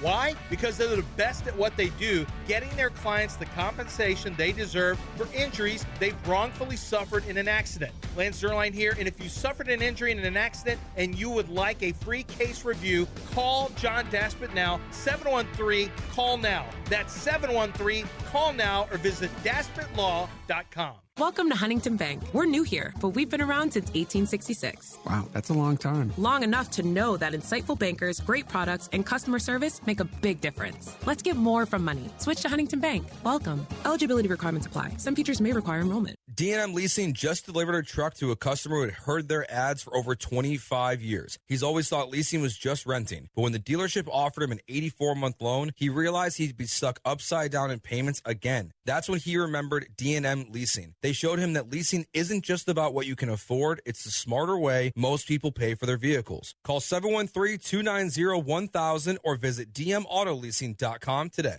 We make leasing easy at P&M. It's about time pros had one partner for the whole job. Why juggle 10 different suppliers when one can do it all? At the Home Depot, you'll save with pricing built for pros. You'll stay on track with job site deliveries, schedule, next day, or same day. And you'll get every size, every finish, every job lot quantity you need. One partner for the entire job. That's how pros get more done. The Home Depot Pro. It's about time. Logan Fury did something smart. He saved hundreds on auto insurance switching to Progressive. With that money, he bought a mini treadmill. Is walking on it during video conference calls more distracting than he thought? Yes. And is that because he overestimated his foot-eye coordination? Definitely. But it's Logan's savings, and if he wants to burn calories and any chance at a promotion, we say, good for you, Logan. Switch and see if you could save with Progressive and treat yourself. Progressive Casualty Insurance Company and Affiliates. Mike Holly, class of 1990, has been protecting the interest of Cougars for over 30 years. First as a Cougar offensive lineman and now as president of HR&P. HR&P provides comprehensive human capital management services, including HR compliance, benefits administration, and payroll. Don't struggle with the demands of human resources. Let HR&P eliminate these burdens and customize a plan that fits your business needs so you can get back to growing your business. Learn more by visiting hrp.net/U of H. That's hrp.net/U of H. Rated one of Texas Monthly's top 25 barbecue joints and now recognized by the Michelin Guide. J-Bar M Barbecue is serving up world-class Texas flavor. Sink your teeth into legendary brisket, house-made sausage, and timeless barbecue classics. Kick back with $15 buckets of beer and $4 well drinks every Friday and Saturday. Unwind with friends at Houston's Michelin-recognized smokehouse, J-Bar M Barbecue at 2201 Leland in the heart of Edo. Visit jbarmbbq.com and follow on socials at jbarmbbq. Houston is Soccer City, USA, and World Cup 2026 is coming our way. Join me, Glenn Davis, every Tuesday and Wednesday, 6 Central Time, for Soccer Matters ESPN 97.5, presented by the Daspit Law Firm. Del Olale here.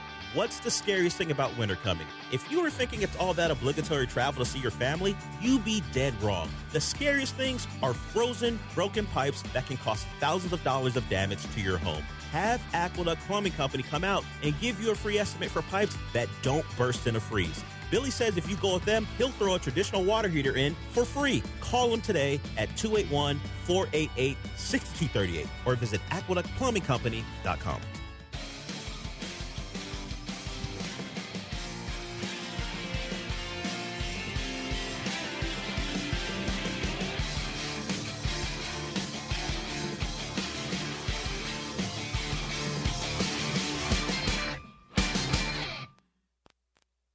(27-2) and a national champion. Woo. Back here on the Rich Eisen Show, 844-204-RICH is the number to dial. Hiring for your small business can feel like a full-time job, so it's important you hire right the first time. LinkedIn Jobs AI Assistant takes the heavy lifting out of it. It filters applicants based on the criteria you set and suggests 25 great fit candidates daily, so you can invite them to apply and keep things moving. Get started by posting your job for free at linkedin.com/Eisen. That's linkedin.com/Eisen to post your job for free. Terms and conditions apply. And while we're on the subject of LinkedIn, and you're on there, there's one person apparently you can't hire because he already thinks he has a job, unless you're on LinkedIn and you work for the Las Vegas Raiders.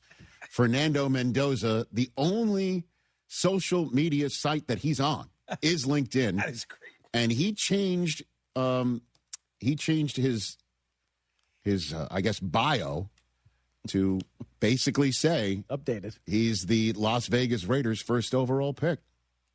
Isn't that amazing? I'm grateful for this amazing opportunity and can't wait to play for the Las Vegas Raiders next season, is what he posted on LinkedIn last night with his new national championship trophy. That's great.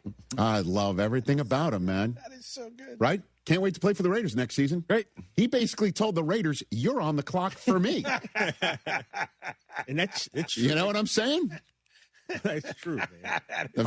The Vegas Raiders aren't a small business, but, My friend's wife, he's LinkedIn. My friend's wife, who isn't really into football, the other day brought him up to me. Like, you know this Fernando guy? And I was like, well, yeah. She goes, I love him so much. And, like, she's not even a football fan, and it's getting out. Yeah. To her. That's because he's crossing over in terms of the way people are learning about him because of who he is, who his family is as well. You know, the number of times they would cut away to his family last night. His mom basically saying she didn't like the way that he was throwing himself in the end zone. Yeah, I bet. You know? Yeah, she doesn't want to. And I mentioned it also, again, she is in a wheelchair, and she has MS, and her husband, Fernando's dad, rarely stands up and cheers. He's always sitting down most of the time so he can celebrate with his wife at eye level. Matt in Las Vegas, you're here on the Rich Eisen Show. What's up, Matt? Yeah, thanks, Rich, and hi, guys. What up, man? I'm a diehard Raiders fan here in Vegas now. I'm originally from upstate New York, and been following this kid, and I just, everything with Fowler and all that you guys are going through this morning is just finally a breath of fresh air for the Raiders and what we need. This kid, and just what he's gone through from a life perspective, he's, I think a lot of haters are going to want to hate on him and, pretend that he makes up a lot of what he says.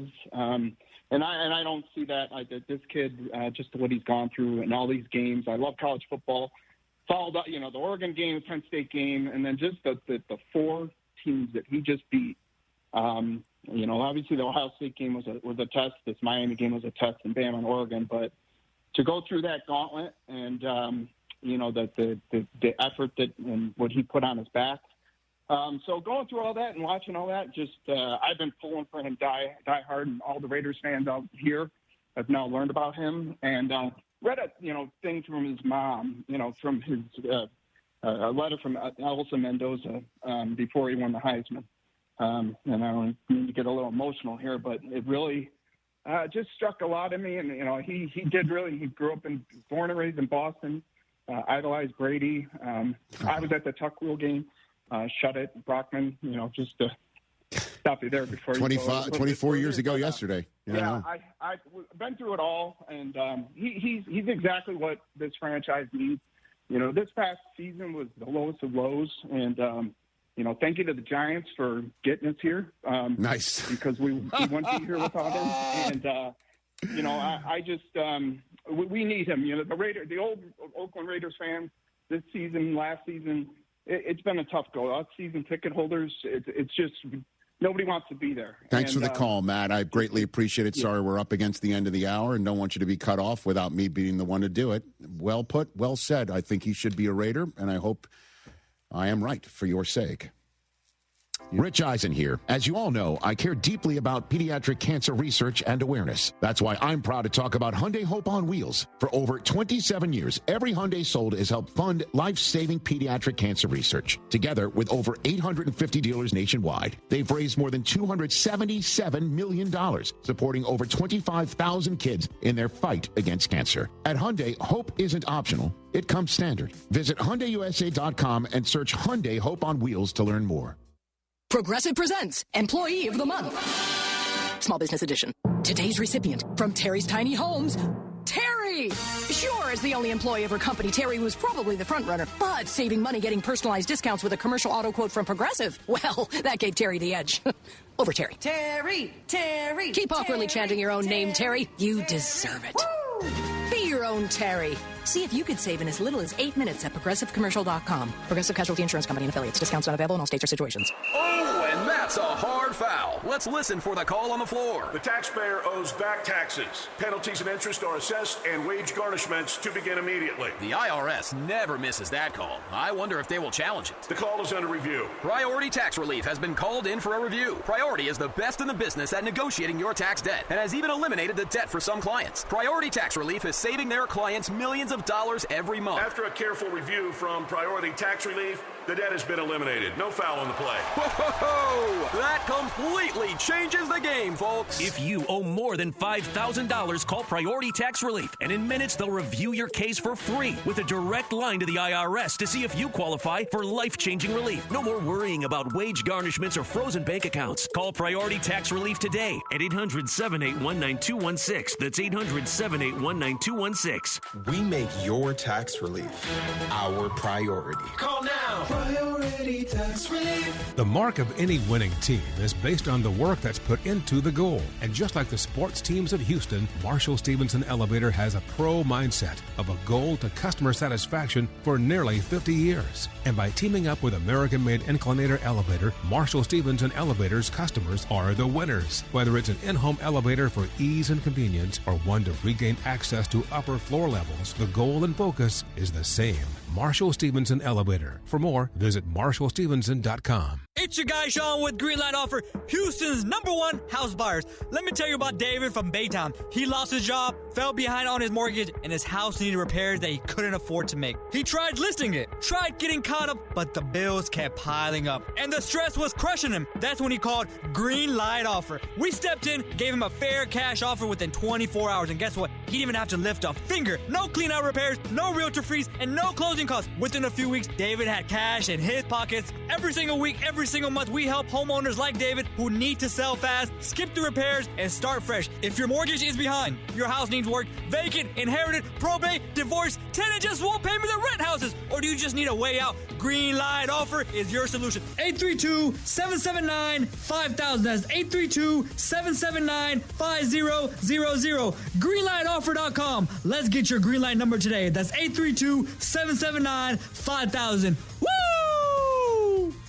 Jeremy Branham here. If you're looking for a cozy winter escape, Two Creeks Crossing Resort has you covered. From November through February, you'll get 40% off all cabin rentals and 20% off nightly RV stays. That's the 40-20 discount. Perfect for relaxing by the fire or exploring the beautiful outdoors. Book your stay now at twocreekscrossingresort.com and make your winter getaway one to remember. That's twocreekscrossingresort.com. Looking for electrical parts and you need them now? Well, for over 30 years, M&J has sold, delivered new and reconditioned electrical equipment in Houston and nationwide. Circuit breakers, transformers, disconnects, fuses, panels, switchgear, and more. If it's hard to find, well, M&J has it. They have all brands, and they can cut down on your lead time. Contractors, M&J Electrical Supply buys, sells, and removes electrical equipment. Call 713-699-5055 or email sales@mnjelectrical.com. The best thing about memories is they never fade and never go away. Stories from your past sit up in your head perfectly, and you can just draw from them for the rest of your life. The details don't get fuzzy, and you can share them with the people you love easily. Oh wait, that's bull. That's a heritage film. The thing that we create for families and founders to share their stories with a personal documentary film that does last forever. YourHeritageFilm.com. ESPN 97.5. KFNC 97.9 HD2 Mont Bellevue, Houston. Presented by Zadok Jewelers. This is The Rich Eisen Show. Hey, everybody. Can't get enough of The Rich Eisen Show? You're in luck. You can find us everywhere. Watch us weekdays on Disney Plus from noon to 3 Eastern. Miss the show? We've got a podcast so you can listen anytime. But here's the best part. Our YouTube channel. Subscribe at youtube.com/Rich Eisen Show and you'll never miss a moment. Now, on with the show. Here's the snap. Beck looks, throws it down the field. This is The Rich Eisen Show. And it is intercepted by Indiana. The Rich Eisen Show. I love you guys. Oh, let's go. Earlier on the show, Greenlight Podcast host Chris Long, ESPN play-by-play broadcaster Chris Fowler. Coming up, quarterback consultant Jordan Palmer. And now, it's Rich Eisen.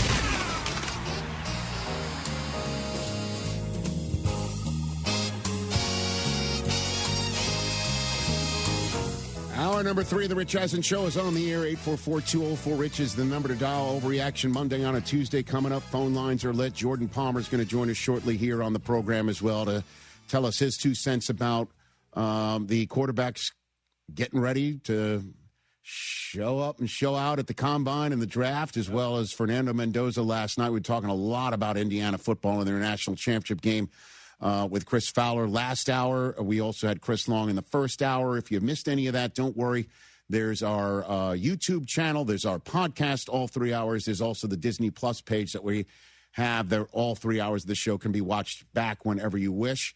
844-204-RICH is the number to dial right here on the program. Let's head to the phone lines and keep rolling on. Is this Mardi Gras in New Orleans? Is that how we're supposed to?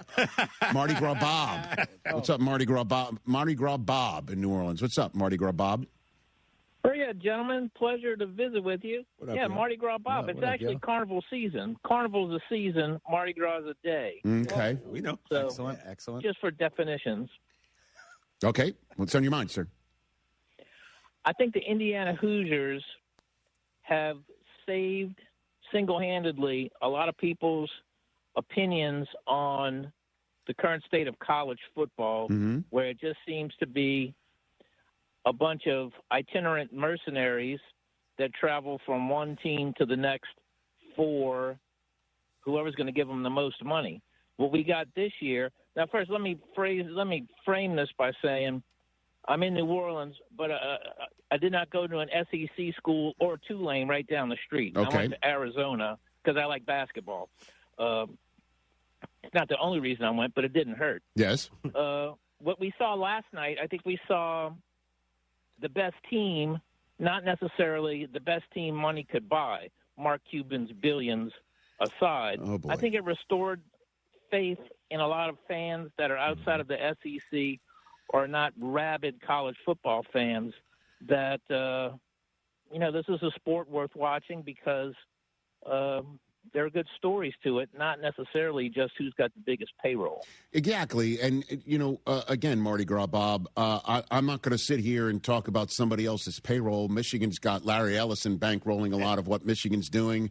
I'm sure we could sit here and what Phil Knight's bankrolling, what Oregon's doing. Everybody's got, it just used to be Buddy Garrity at some local Chevrolet that was putting it in a paper bag. You know what I mean? Like, that's the way it was when we were growing up.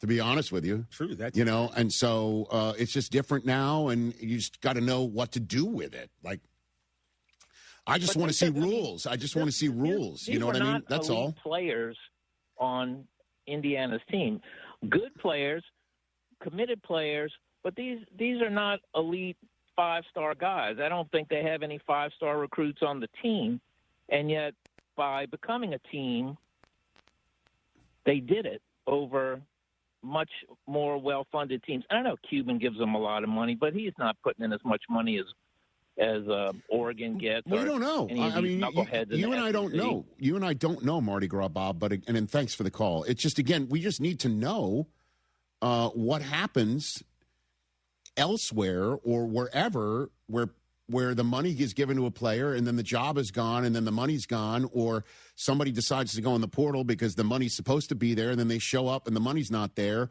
or they're supposed to go in the portal and because an agent says the money will be there and then they go in the portal, the money's not there, and they can't go back to their other spot. I mean, we had Josh Pate on this program last week. He said there were 10,000 kids in the portal with 2 days to go, with almost 4,000 kids in FBS alone. And I'm like, what happens to the kids who don't land somewhere? Can they go back? And he goes, if their coach will have them back, Murray will be gone. What happens then? What are the rules for that sort of thing? Let's go to Georgian in Florida. What's up? Is it Georgia or Georgian? Georgianne. Oh, Georgianne. How are you, Georgianne? Good. How are you guys doing? Okay. What's going on? Well, it's a first-time caller for me, so I just want to say thank you for the years of entertainment and everything along the way. So I'm just so glad to hear you back on the radio, at least on ESPN radio. With the news of a few coaching hires in the NFL that might have been skipped over because of the playoffs and the game last night, is Hafley leaving Green Bay to Miami. Who do you guys think would be a good fit for defensive coordinator in Green Bay? Interesting question.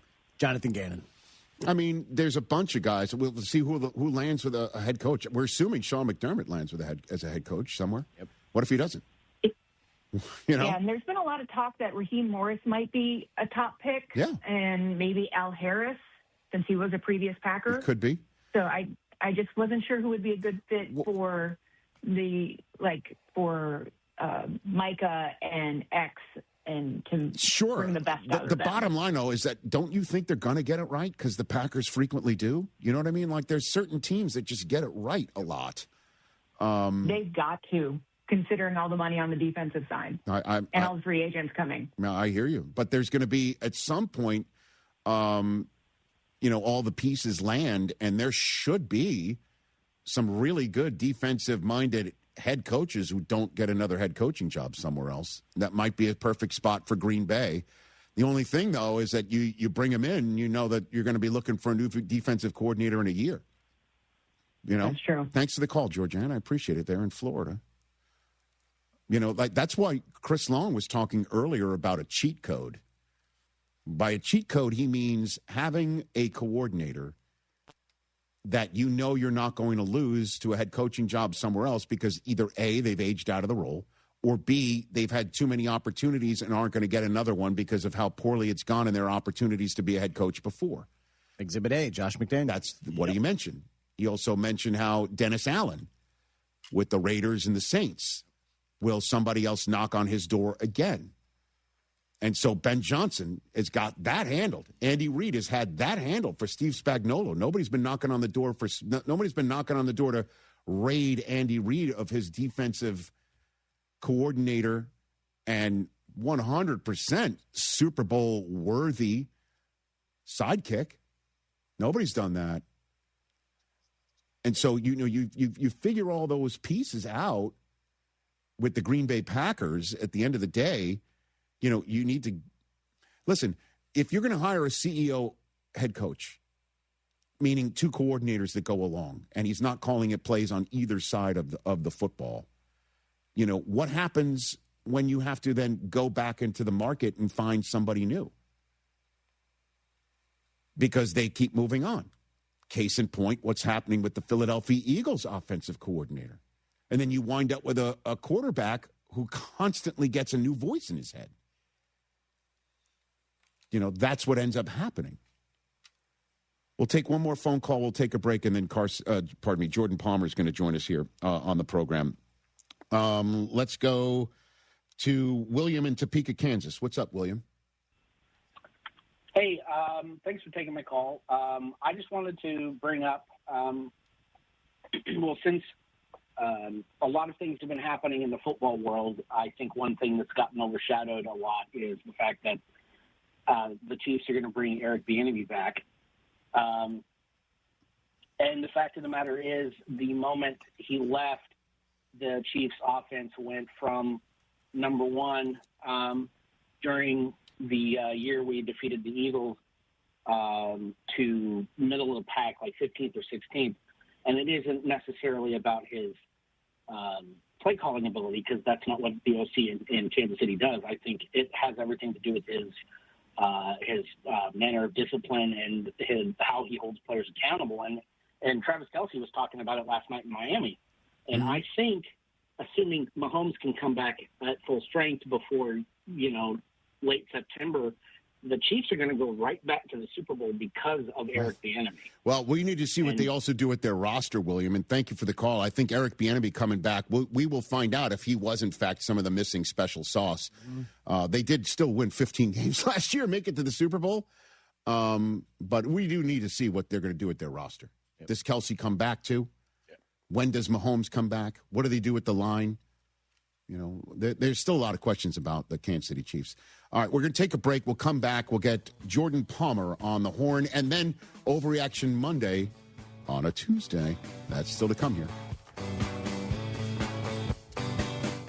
Wesley Financial Group is not a law firm. Ask yourself this question. Is it really worth holding on to that timeshare that you know you need to get rid of? Here's the truth. The average maintenance fee just went up over 17%. That could have been 117%, and there's nothing you can do about it. When you buy a timeshare, you give them a blank check for annual maintenance and assessment fees. I'm Chuck McDowell, founder of Wesley Financial Group. For 15 years, I've helped over 50,000 families cancel their timeshare. Not sell it, not transfer it, cancel it. Did you buy a timeshare because they told you it was a great investment and your maintenance fees would never go up? That's a lie. Are you ready to get rid of your timeshare once and for all? Simply call us and I'll send you our timeshare exit kit that explains all your options for cancellation. Call Wesley now for your timeshare exit kit. 800-568-3344. 800-568-3344. 800-568-3344. It's the largest lab-grown diamond liquidation sale in the world at My Jewelry Outlet on Bel Air Boulevard.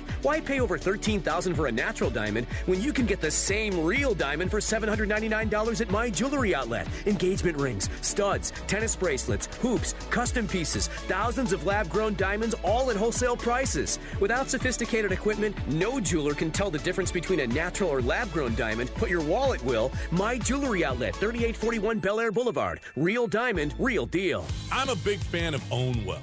Ownwell fights your property taxes. I can't use them anymore because I don't own a home in Texas. I wish I owned a home in Texas. When I was fighting my taxes against the government, I didn't know about Ownwell, and that makes me angry. I wish I had Ownwell at the time, and you can have Ownwell. It's here for you. It takes 3 minutes to sign up. All you need is Ownwell to fight your property taxes. You don't have to do a thing, and you don't have to pay them unless you win. And they win all the time. 86% of the time they win. And they win over $1,100 per. It's what they do. Let Ownwell use their technology to help you fight your taxes, because if you don't fight it, it's just going to compound. You're paying way more than you have to. Stop overpaying on your property taxes. Get your free savings estimate right now at ownwell.com. That's ownwell.com to see how much you can save. Ownwell.com. Hey, Houston, Lance Zerline here. Listen, if you're craving authentic Mexican flavor, head to Taquerias Arandas. Since 1981, they've been serving up mouth-watering tacos, sizzling fajitas, and fresh tortas that hit the right spots. Family-friendly vibes, bold flavors, and prices that will not break the bank. Whether it's breakfast, lunch, or dinner, Taquerias Arandas has you covered. Find a location nearest you and taste the tradition. Taquerias Arandas, Houston's go-to for real Mexican food. Vamos, let's eat. Small business owners, does your bank get your life? Does it let you switch from your personal to your business account with a tap? Or let you give your CPA direct access? We do. Let's get more from money. Switch to Huntington Bank. Welcome. Eligibility requirements apply. Some features may require enrollment. 2026 is here. What are your resolutions? If one of them is upgrading your ride, then look no further than Monument Chevrolet. They're ready to start the new year strong and are offering exceptional deals on new vehicles. Tell them your budget, and they'll work hard to meet it. Whether you're looking for a durable and dependable Silverado or a compact, stylish Trax, Monument Chevrolet has the vehicle you want at the price you want. Visit Monument Chevrolet at Bellway 8 and 225 and ask for Jeff to get a fantastic deal. Chevrolet. Together, let's drive. My perfect day has sand, salt water, and friends. But my moderate to severe plaque psoriasis can take me out of the moment. Now I'm all in with clearer skin thanks to Skyrizi. Risankizumab Riza, a prescription-only 150 milligram injection for adults who are candidates for systemic or phototherapy. With Skyrizi, most people saw 90% clearer skin, and many were even 100% plaque-free at 4 months. Skyrizi is just 4 doses a year after 2 starter doses. Don't use if allergic to Skyrizi. Serious allergic reactions, increased infections, or lower ability to fight them may occur. Before treatment, get checked for infections and tuberculosis. Tell your doctor about any flu-like symptoms or vaccines. Thanks to Skyrizi, there's nothing on my skin, and that means everything. Ask your doctor about Skyrizi, the #1 dermatologist-prescribed biologic in psoriasis. Visit Skyrizi.com or call 1-866-SKYRIZI to learn more. Hey, it's John Granato. You know how good it feels when a project turns out just right and on time? That's what happens when you call Blue Bonnet Glass. They work with builders, designers, and commercial clients to create everything from beautiful shower doors and stair railings to storefront glass, mirrors, windows, and custom installations. They're local folks who care about quality service and doing it on time. Check out their work and get a free quote at bluebonnetglass.com. Blue Bonnet Glass, adding the beauty of glass to your project. Dream Rate Mortgage, the ultimate mortgage hookup. Visit 975loans.com. NMLS number 248247, equal housing lender. Hey, Lance Zerline here. What's the scariest thing about winter coming? You thought it was night walkers? No, they're not even real. But the scary things are frozen broken pipes. They can be real and cost you thousands of dollars when you get damage to your home. Aqueduct Plumbing Company can come out and give you a free estimate for pipes that don't burst in a freeze. Billy Brown says if you go with them, he'll throw in a traditional water heater absolutely free. Call them today. AqueductPlumbingCompany.com, 281-488-6238. That's 281-488-6238. I just bought another house for cash. Sell me yours at greenlightoffer.com. Houston's independent voice for sports talk.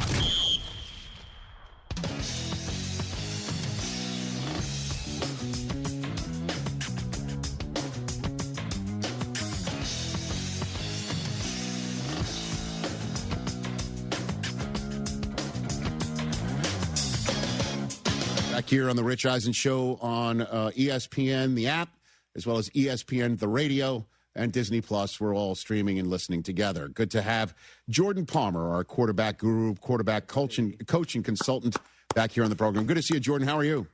I'm doing great. Sorry for being tardy. I appreciate you guys just being absolute pros. You're the man. And then, Rich, always finding a way to connect it back to how you're the centerpiece of NFL history, major moves. It's just you have an amazing way of tying it all back to. I'm going to show it to you on my mug. I never disagree either, though. I never disagree. There's an I in my first and last name, Jordan. There you go. Okay. There you go. There's no me in it, I don't think. Nope. That's what you've got. That's what you've got. All right, Jordan, I give you the floor on Jarrett Stidham, what you know and what you think. Yeah.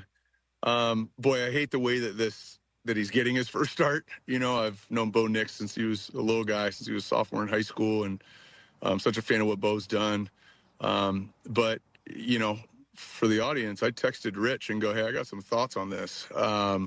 Because I think Stidham, not right now, but for the last 2 or 3 years, is one of the best kept secrets, most unknown, high-quality player, insert other line that makes sense and is congruent with those statements. But I don't think anybody knows until this weekend how good Jarrett Stidham is. And not because I've known him since he was little and spent a lot of time with him. But I think there's some data here. You know, you go back to those 2 starts that he had let me go back earlier than that. So he was drafted in the 4th round in New England to back up Brady. And that offense at that time, it was not just Tom Brady being a great player. That was like year 9, I believe. It was year 9 or 11 of Josh McDaniels and Tom Brady running that offense together. Mm-hmm. And Brady at that time was in year whatever, 16, 17, something like that, okay? So when you have a 4th-round pick rookie come in and win the number 2 job, it is not because you throw it good. It's because you learned the offense. It's because we can actually put you in a game and you can run our offense. Well, let's go back before that. What colleges did Jarrett Stidham play at? Okay. I'll save you the airtime here and so letting you guys guess. Auburn. But yeah, he went to Auburn. Yeah, but he started at Baylor. So if you think about the offenses that he learned before he got to the NFL, he ran, I draw a blank on his name, the guy that got in trouble, Art Briles. Mm-hmm. He ran that system, which was Art Briles came from high school. So that was a high school offense, no progressions, no responsibility at the line of scrimmage, no protection accountability. Then he played for Gus Malzahn, who outside of Cam Newton, I haven't seen that offense explode. So he entered into the league, and I did Jarrett's draft prep, and I would say as far behind anybody as I've ever had in terms of understanding offense. Okay? He went from that to making the New England Patriots comfortable with him being the 2 with Tom Brady in his 9th year of work. I mean, that's like walking into calculus, but you're only in 5th grade. And then learning calculus. Okay? So that's how he entered the league. Yes. He played a little bit, didn't play well in New England. But what happened when Josh McDaniels got the head coaching job with Raiders? The first transaction was trading for Jarrett Stidham. Okay? Not really known about. Then when he goes to Denver and he's there, and then you got Russell kind of sliding, and then you got Sean Payton coming in. I mean, they paid him $15 million to go there. Yeah, I don't know, but I think he's like one of the highest paid backups in the league. Okay? And then last year, I can't say who, but there was a team that offered a pretty good ransom for him to trade, and they wouldn't trade him. So they know what they got there. And I think the guys on the team know what they got there. And outside of making predictions in the game, I think if Drake May and Jarrett Stidham both play at their best, I don't think it's much different. And I don't really see Jarrett having a floor because the 2 starts that he did have in the Raiders, we can say are irrelevant. But he shredded he shredded the Chiefs, and then he shredded the Niners, and those are the 2 teams that played in the Super Bowl that year. So I hate the way this has happened, but optimistic is an understatement when I think about how well Jarrett Stidham might play this weekend. Yeah, because Drake May is an MVP, maybe. You know what I mean? Like what you just said. Yeah. I mean, that's but it's the high highs and the low lows. See how many turnovers they have in the last 2 weeks, and I am a huge Drake May fan. Right. Huge Drake May fan. So I'm just saying the high, if they're both, if you take the ceiling and the floor, I think their ceilings are sort of commiserate, and Jarrett can run too. I just don't see Jarrett in this point in his career, the floor being that low in this big of a game. What do you think Sean Payton's doing with him right now and for this week?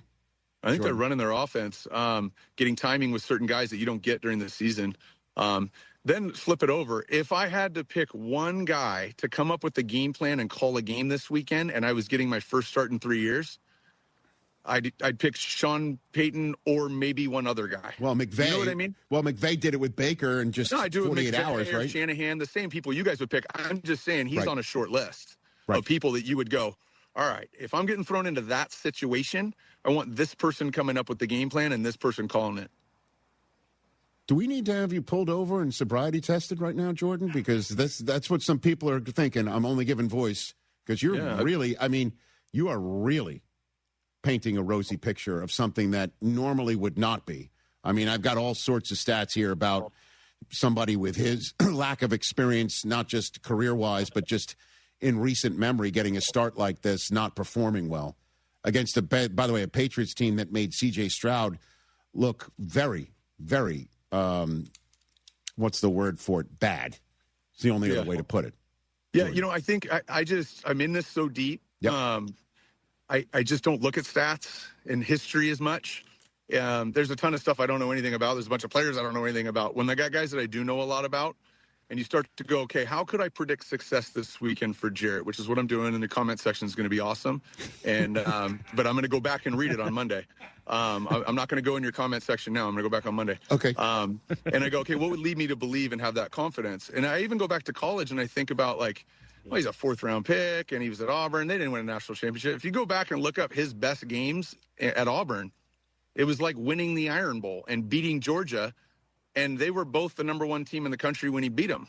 And so his history of doing this and going back and being around these types of situations, this is a massive situation. This is a Disney movie if this guy goes 2-0.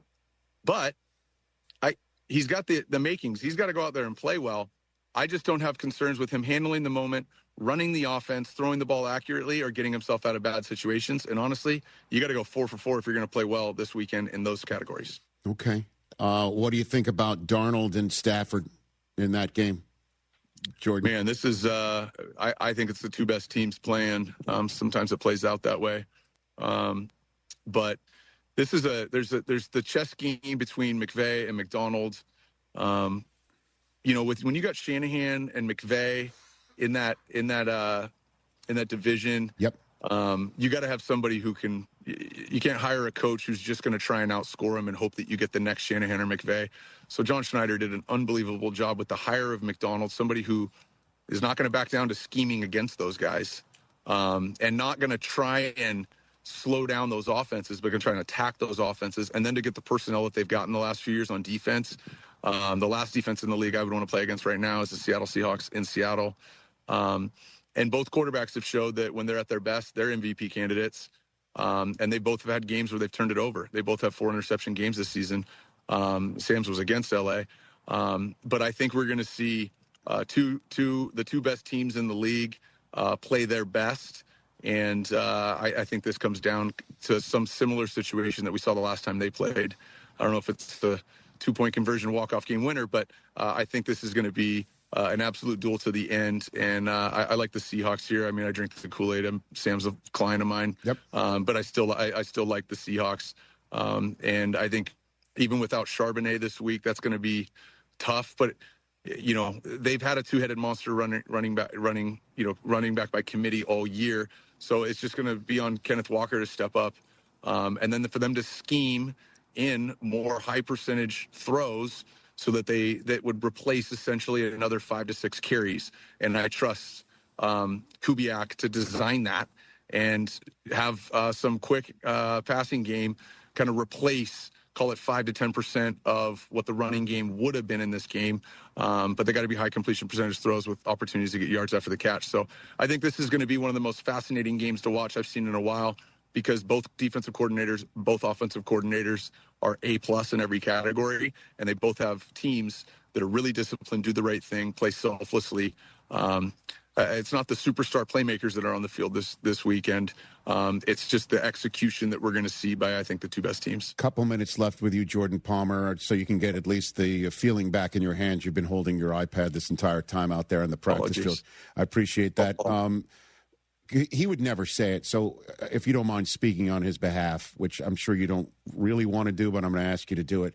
What would it mean to Sam Darnold if he's the first quarterback of his draft class to play in a Super Bowl? What do you think it would mean? I think nothing. Really? Yeah, I think nothing. Yeah. Come on. Going to a Super Bowl would mean the world. Winning a Super Bowl would mean the world. So this is an interesting discussion. Okay. Go back to Sam Darnold's draft class. I had him and Josh. Yep. Okay. One of the things from a psychological perspective when I work with quarterbacks, elite guys at that level, is I need to figure out what motivates them. So people are largely in one of two groups. They are internally motivated or externally motivated. So the example would be Sam Darnold is internally motivated. So I'm not a strength coach and I don't run guys, but let's say that we had a hard workout and I wanted them to get 12 reps of something hard. If I wanted Sam to try and get 12, I would tell Sam, last time you got 11, see if you can get 12. Josh is more externally motivated. Doesn't really care what he did last time. He just wants to beat that guy. So I would tell Josh, Sam just got 11. Okay?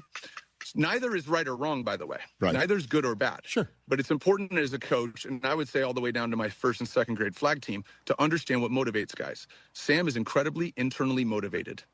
So he is motivated, I think, to get to the Super Bowl and win it because of how hard he's worked, because of his teammates, because of the sacrifice his family, and all the cliche things that's true of everybody. But other guys, and it's not wrong, would want to be the first and would want to win before that guy and would want to have more success than that guy. So that's why my answer is, what would it mean for him to be the first guy of that draft class? I think nothing. So then, knowing Josh Allen as well as you do, who would you counsel the Bills to go hire as his next head coach? And if you want to just give me the type, go for it. You want to give me a name? Obviously, I'll take it. What do you think? Yeah, I gotta avoid names here a minute, but I think somebody, the media is going to talk through, how successful Sean McDermott was, and so they have to be more successful than that. You can't have somebody who hasn't. I don't know that it comes down to that. I think they have. I will say the most unique culture in the NFL. That's a subjective opinion. I don't know every single culture, right? But man, they got something special. And you hear guys talk about it. You hear Joey Bosa and these guys that come and go. And Von Miller was talking about it, but I've lived it. I've thrown with these guys. I've been out with these guys a ton, weddings and stuff like that. It is a unique culture. So one, that's the most important thing. If somebody's won 3 Super Bowls, but not a culture guy, I don't even think that person's getting an interview. Okay. So the culture that they built, there's no point in changing it. Okay. That's not the problem. And then I think you need somebody who says my fastball as a coach is whatever they determined was not Sean McDermott's, whether you want to talk about late game management, any of these different situations. You want somebody where that's their fastball. And then there's some things you probably want to change on the rest of the staff. And then there's some things you probably don't want to change on the rest of that staff. And a quick shout out to one of my all-time favorite coaches, Aaron Cromer, retired as the O-line coach. Oh. I would say after a long, incredible career, he had a huge impact on me. He's stepping into retirement. And so, honestly, head coach is massive, but they need to get an O-line coach in there, too, because that's the best teacher I was ever around at the O-line position. So there's a lot of things they got to address there, but somebody needs to come in and add to the culture, not change it. And somebody needs to come in and be world-class at situational management. And then, the messaging of coaches, the year-round, they don't just get up in front of the team and wing it and talk. The messaging that's curated, and I know teams that hire people to help them do this. This guy needs to be an incredible messenger and hold everybody accountable. And the more they can do that and allow these guys to play free and let that culture be the reason they win. I definitely in Buffalo, I trust. I know there's a lot on the internet right now. I have a lot of trust in Brandon Beane. I think he's fantastic, and I think they're going to be able to get a Super Bowl here soon with these very big decisions they got to make. So it doesn't have to be somebody who's in Josh's ear and calls the plays for him? Doesn't have to be? I don't know specifically what he wants, but Josh has ran several systems by now. Right. They ran the ball so well this year. Josh is another guy that I don't think he cared about winning another MVP. It was all Super Bowl or bust. So the fact that they were running the ball as well as they were, and weren't putting up the passing yardage, I thought that was probably irrelevant for Josh because at this point in his career, what he's done, what he's made, it's all about winning a Super Bowl. And so these are big decisions that they got to make. Last one for you. Fernando Mendoza, is he the first overall pick in the National Football League draft? Jordan. I don't know enough about these pass rushers and these other guys at the top. But I think Fernando can come in early and have success. Been around him a lot, talked to him, got to meet him right when he was on his way to Cal. And so watching this thing rise, I was early on Fernando Mendoza in terms of thinking that this guy's going to be special. And, the goofiness that you see in the interviews, that's him. He's as pure as they come. And everybody loves him, by the way. His teammates love him. I think it's funny. The comment sections are pretty funny on interviews that he does, but the reality is his teammates love him. And that's a huge piece to be able to, there's what he's done this season, the Heisman, the national championship. There's those things that can dictate your draft stock. And so it can be great for your career. But then there's just the reps that you get. That Heisman speech is, more people watch the Heisman speech than they watch the NFL Hall of Fame speeches. I mean, that's the biggest stage you'll have. I've helped a lot of guys write their speech, and like, this is your moment, right? And so the experience of going through that, the experience of handling these playoffs, to go back home, where he's from, the school that didn't offer him, and then beat them there and come back and really, be the reason you win. It's also the reps, not just what it does for your draft stock. It's those types of reps, handling those moments that lead me to believe that you can have success earlier in your career. And we're seeing some guys right now, some young quarterbacks play at a high level, who've had similar success. Jordan, thanks for the time, man. Appreciate you getting off the practice field, hopping on for a few minutes here. And on behalf of all Denver Broncos fans, thanks for coming on. Appreciate it. Yeah, I mean, this is one of the most anticipated weekends of football I've ever had, so I can't wait to watch these guys go down. And then read the Rich Eisen Show comments section on Monday. And so we should look or for maybe I'll do Overreaction Tuesday on Monday. I don't know ladies how and you gentlemen, guys do it around here. Jordan Palmer knows the program, which is part of the reason why we love him. Oh, by the way, congrats to your brother on everything going on with him, coaching it up. There's another internally motivated person who could care less about the fact that he was voted National Coach of the Year his first time ever coaching. This is not a guy who ran a great 8th grade and 7th grade football program. This is a guy who stepped into coaching for the first time. But that's another. Sam and Carson I've known Carson my whole life, and Sam since he was 14. They're eerily similar. Internally motivated. Carson's worried about next year. Okay. Jordan, you're the man. We'll chat soon. Thanks, guys. You got it. Ladies and gentlemen, Jordan Palmer, founder of QB Summit. And he's going back to coach some of his Chargers out there on the field. He thinks Jarrett Stidham is ready to roll. We shall see, because that's a defense that's coming in that's been marauding Justin Herbert and C.J. Stroud. Yeah. It's the only way to put it. Number one in postseason pressures. They've been doing it. We'll see what happens. They do have 2 all-pro first-teamers on that offensive line, and Bowles and Miners. Here we go, man. And a defense. And a defense. That is no joke. And a Jared Stidham quarterback that has not had a lot of reps. Had a no-joke defense. Well, they made your quarterback fumble 4 times. Yeah, what was the final score? I mean, just saying. Mm-hmm. Your quarterback didn't play that well. So okay. You know what we're going to do? We'll take a break. We'll check in on what's going on with the Giants, and then an Overreaction Monday on a Tuesday. I mean, Jordan previewed it. He teased it. We're going to do it. That's next on The Rich Eisen Show.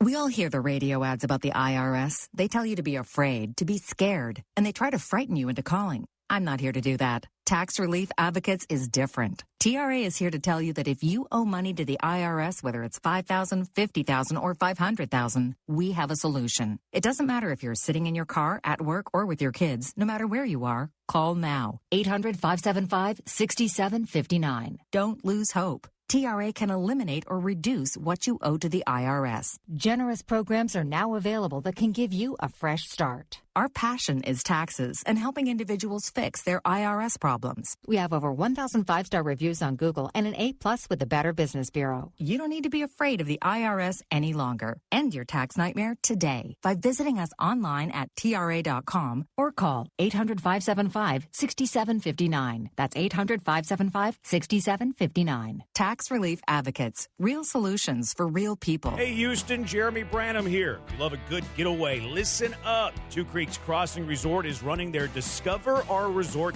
giveaway on social media, and you could score discounted, even free stays. Just follow at Two Creeks Crossing Resort on Facebook or Instagram and watch for their breadcrumb posts. Each clue could lead you closer to your next riverside escape. Don't miss it. Follow Two Creeks Crossing Resort and visit twocreekscrossingresort.com to learn more. Hey guys, listen, if you've got old electrical parts and equipment, don't scrap it. Sell it to M&J Electrical Supply. For over 30 years, M&J has been buying new surplus and used electrical equipment. You get more money from M&J. Circuit breakers, transformers, disconnects, fuses, panels, switchgear, and more. You've got it, they'll buy it. Contractors, M&J Electrical Supply buys, sells, and removes electrical equipment. Call 713-699-5055 or email sales@mnjelectrical.com. You're listening to Leaf Filter Radio, and the guru of gutter protection himself, Chris Coonahan, is here to take your most pressing leaf-related questions. Hey, everybody, Chris here. I understand we have Ron on the line. Ron, where are you calling from? Uh-oh. Ron, are you calling from a ladder? Well, I was.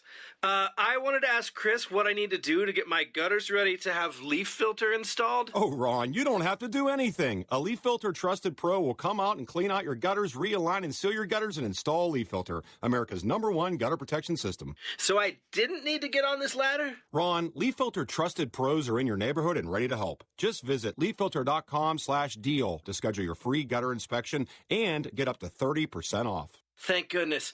What was that site? To get this special radio offer, go to leaffilter.com/deal for your free gutter inspection today and get up to 30% off. That's leaffilter.com/deal for up to 30% off. leaffilter.com/deal. See representative for warranty details. Contact Tax Relief Helpers for details and restrictions. Hey, Max Relief here. Did you know your tax debt is growing every minute? Look, it just grew again. Penalties and interest are added every day to your debt, and the IRS will take aggressive actions to collect. To protect yourself from garnishments, levies, and liens, call Max from Tax Relief Helpers at 800-681-8319 or visit max.taxreliefhelpers.com. If you owe $10,000 or more in tax debt, our licensed tax professionals are ready to step in immediately. Tax Relief Helpers negotiates with the IRS to settle your debt for less. Call 800-681-8319 now. At Tax Relief Helpers, we start every case with a real conversation. Your tax debt is personal, and your solution should be too. The IRS isn't waiting. Every second matters. Visit max.taxreliefhelpers.com now or call 800-681-8319. When tax brings grief, call Max Relief. This is Chance McClain reminding you that you can always put off getting a Heritage film. Your dad, you know, the guy you love more than anything, the guy that taught you right from wrong and had it hard as a kid so you wouldn't have to, he's going to live forever. So there's absolutely no rush. You know what they say, there's always tomorrow. No need to go to yourheritagefilm.com and contact us about making a feature-length documentary film of this extraordinary man. Yourheritagefilm.com, no rush. People are immortal. Since 1976, D&M Leasing has had one mission: make getting a vehicle easier, smarter, and more affordable than buying it the old-fashioned way. People come to D&M to escape negative equity and get payments that actually make sense. You're working with true experts who know how to save you money and protect you from depreciation. If your payment's too high, you're buried in negative equity, call D&M. No payments for 60 days. Call 713-290-1000 or visit dmautoleasing.com today. We make leasing easy at D&M.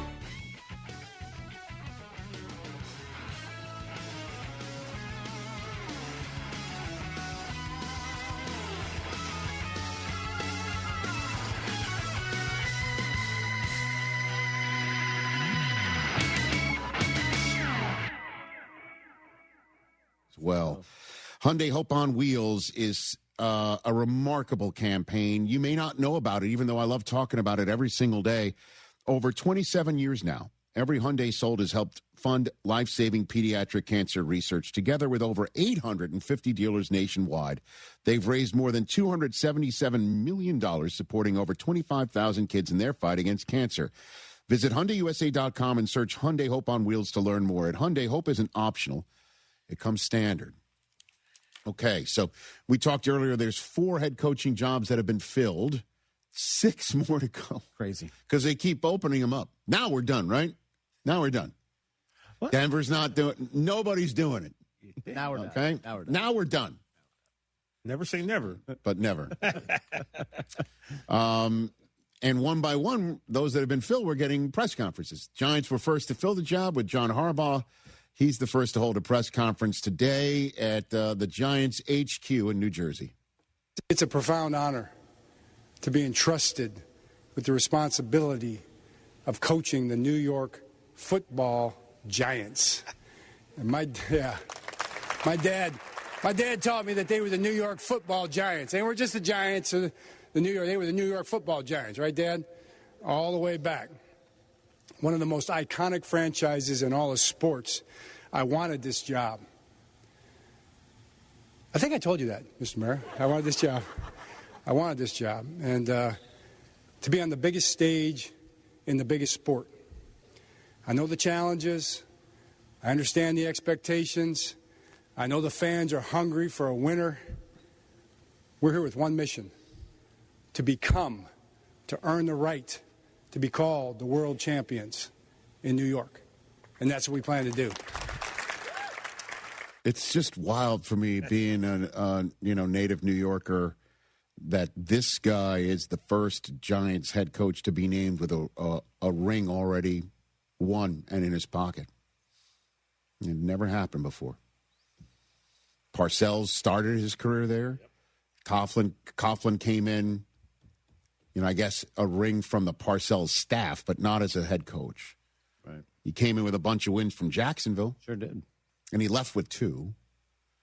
And the Giants really haven't done very much except one playoff season since then with McAdoo and then one with Daboll, where they beat the Minnesota Vikings. But that win gave them a bit of fool's gold where they extended Daniel Jones and franchise tagged Saquon.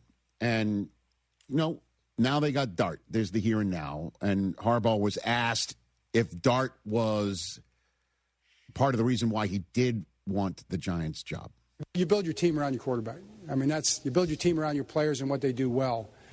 And I like the way he plays. I like his talent, skill set, all the things he's accomplished. But more than that, I like who he is and what he's about. And to me, he's about football.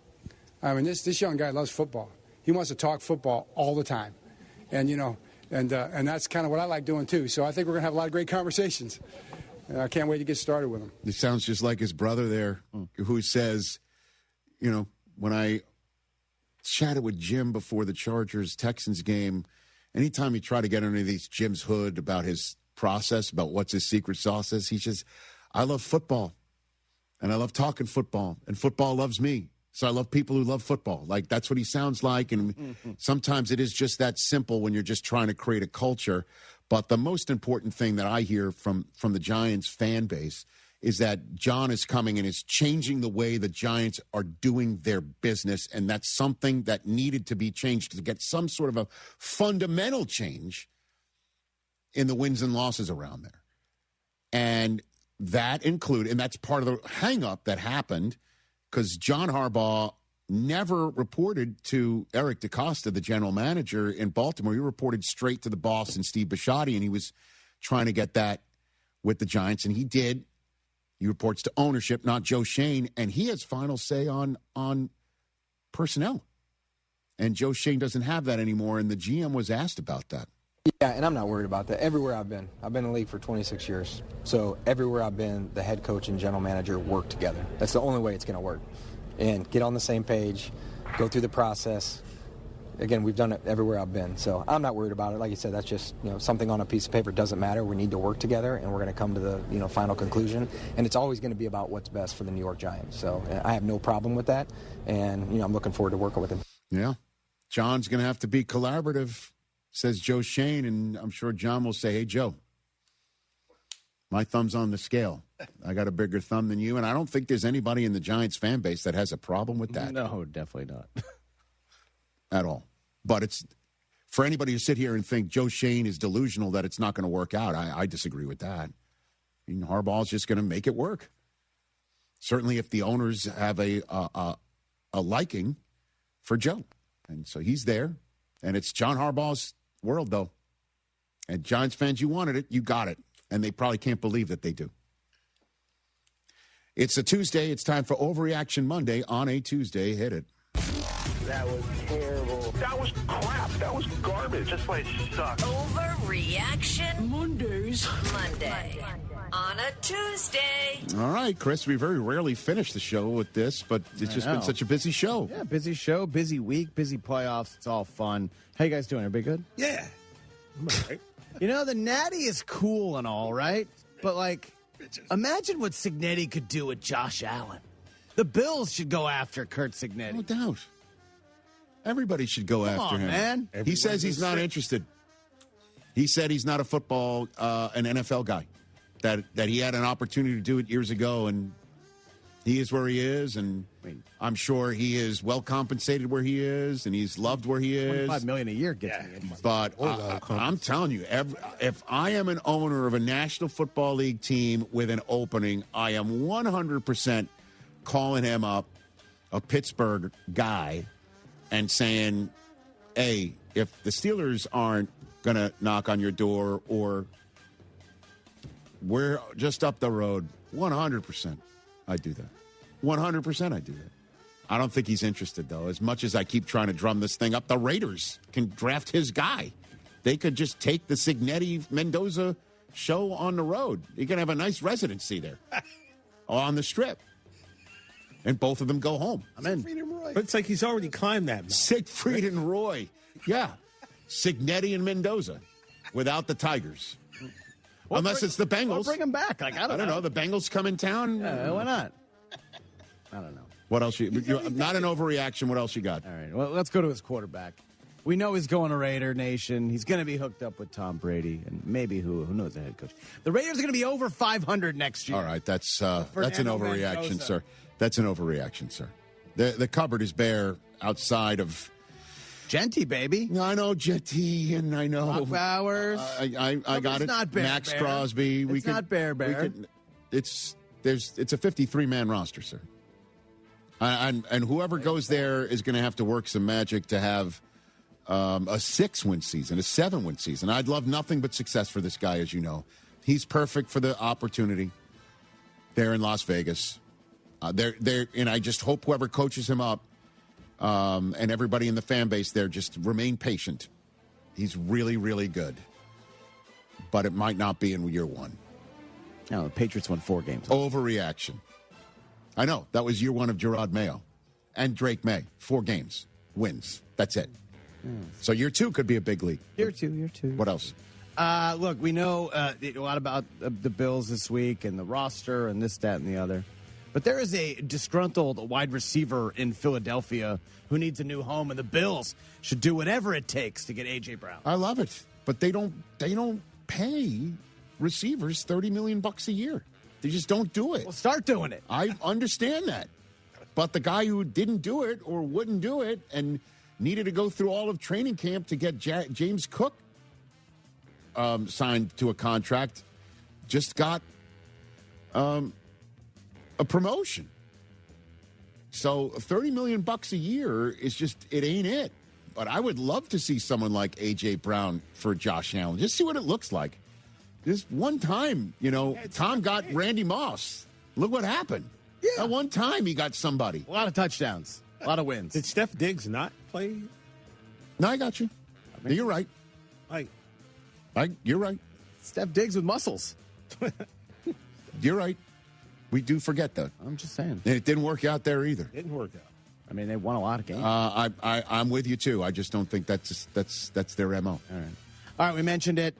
4 jobs filled. Giants, Falcons, Titans, Dolphins. At least 2 of them are going to win a playoff game next year.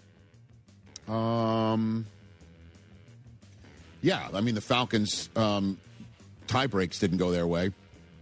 So they had the same record as the division winner, so that makes sense. And I imagine you're looking at the Giants? I think so, yeah. Yeah.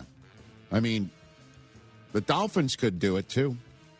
Who is their quarterback? I got it. I understand. Jeff Hafley, how he's going to handle the Tua situation is going to be fascinating. I wonder what was discussed in those meetings with ownership and Troy Aikman, who had a seat at the table. I'm fascinated to hear what Jeff Hafley's going to say when I bet you it's going to be open competition. We're here, fresh start for everybody, even though he knows Tua's got to be his guy financially. I mean, what a massive cap-eating situation that would be to start things off for the Dolphins. That said, look at what Denver did. They drafted somebody and with a massive cap-eating situation. They're the 1 seed going into this weekend. And the Titans are a tall order, certainly with the Texans and the Jaguars and the Colts looking as well as they did this year. So I don't think that's an overreaction. Okay, great. Makes sense. All right, a couple more. I just talked my way through it. Chris Long mentioned this earlier. Look, as a Pats fan, excited about what could be, but Drake May is still a little too careless with the ball to be the reason New England wins the Super Bowl this year. Are you reverse jinxing it with your own Overreaction Monday subject matter? I mean, he's fumbled a lot. I don't look at him and think he is, in any reason, way, shape, or form, going to be the one that holds him back. Stop fumbling. I just think on any given Sunday they could just get beat. It's that simple. I don't look at Drake May and I say, at some point he's going to hit his head on the ceiling. I don't sit there and think that for a split second. So I'll call this an overreaction since that's what you're looking for. I'm sort of in a giving mood. Following up with what Jordan Palmer said, I'm thinking about this situation with Denver this weekend, and Jarrett Stidham is going to be fine and won't be to blame if the Broncos lose on Sunday. I'll buy that one too. Either, Rich. I'll buy that one too, huh? He didn't go high register on it. He did. I don't think he did. Yeah, he would kind of. No, I think he is going to be fine and won't be to blame if the Broncos lose on Sunday. The Broncos defensively gave up 30 points to Josh Allen, who was missing throws and turned it over as many times as he did. And they still scored 30. So, yeah, I'll say that if the Broncos lose, it won't because Stidham, his stat line was he gave too many short fields. Let's put it this way. If he's going to be up by 3 deep in his own end, and there's going to be a first down play that blows up in his face and he's being sacked, he won't just pull a pin and throw a grenade like C.J. Stroud did in the middle of the Patriots defense. That he won't do. Can't play worse than Stroud on Sunday. What else you got over there? All right, last one. While these offensive coordinator jobs are still open, teams need to call our boy, Kurt Warner, to fill one of these jobs. No, get out of here. Come on. I can't wait to ask him about this. He's ours. Get out of here. Kurt would be awesome. These teams need to utilize his knowledge. Let's go. I'm sure he's giving them their knowledge while he stays put at NFL Network. How dare you? Rich. Let's get Kurt paid. No, I think he's fine. I've been to his house. Just saying. What are you trying to do to me? Get Kirk again. I hang with you too much for you to try and break up another family of mine. Get out of here. Rich Eisen here. LinkedIn Jobs is stepping things up with their new AI assistant so you can feel confident you're finding top talent. Get this. Employees hired through LinkedIn are 30% more likely to stick around for at least a year compared to those hired through the leading competitor. Hire right the first time. Post your job for free at linkedin.com/Eisen, then promote it to use LinkedIn Jobs' new AI assistant, making it easier and faster to find top candidates. That's linkedin.com/Eisen to post your job for free. Terms and conditions apply. My name's Brian Windhurst, and I've seen a lot of good offense in my life. If you're looking to initiate some offense of your own against your high-interest credit card debt, I'm letting you know a SoFi personal loan might be the play. A SoFi personal loan could be quite the triple threat with low fixed rates, no fees required, and as soon as the same day funding. View your rate for a SoFi personal loan at SoFi.com/offense. Loans originated by SoFi Bank, NA member FDIC. Terms and conditions apply at SoFi.com/offense. NMLS 696891. Hey, Lance Zerline here. You know I'm a numbers guy, and I like the numbers that Daspit Law Firm is putting up for their clients. The super team at Daspit Law handles a full range of personal injury cases, and they are getting results from their clients in big numbers. Car accidents, truck accidents, industrial accidents, construction accidents.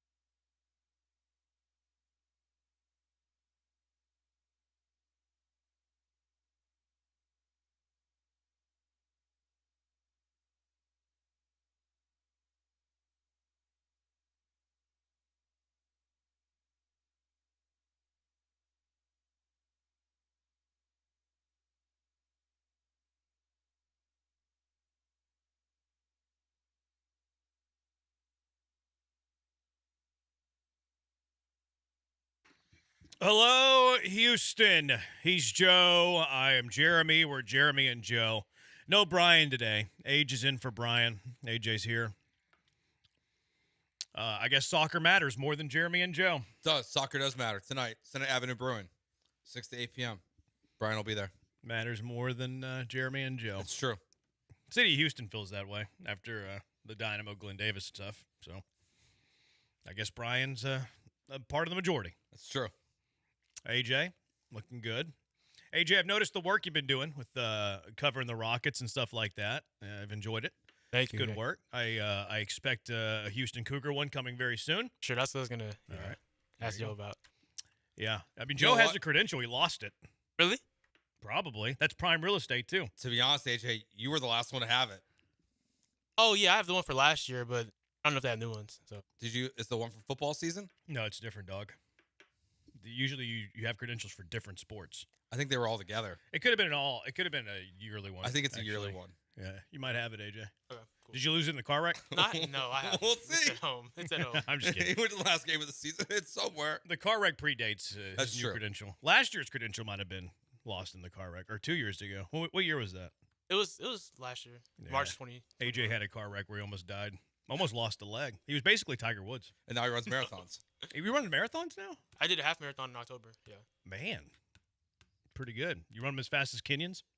I don't know about the Kenyans, but I finished in an hour and 42. That's quick. It's pretty good. Actually, I don't know what quick is. I don't either. I don't know what's quick in a I don't half either, but marathon. it sounds quick. Yeah, it sounds faster than I would do it. For sure. What's a walking For pace? sure. About 3.5? Like, I can hit that, I think. For a half marathon? Yeah, I might struggle to finish a half marathon with just walking. Just walking.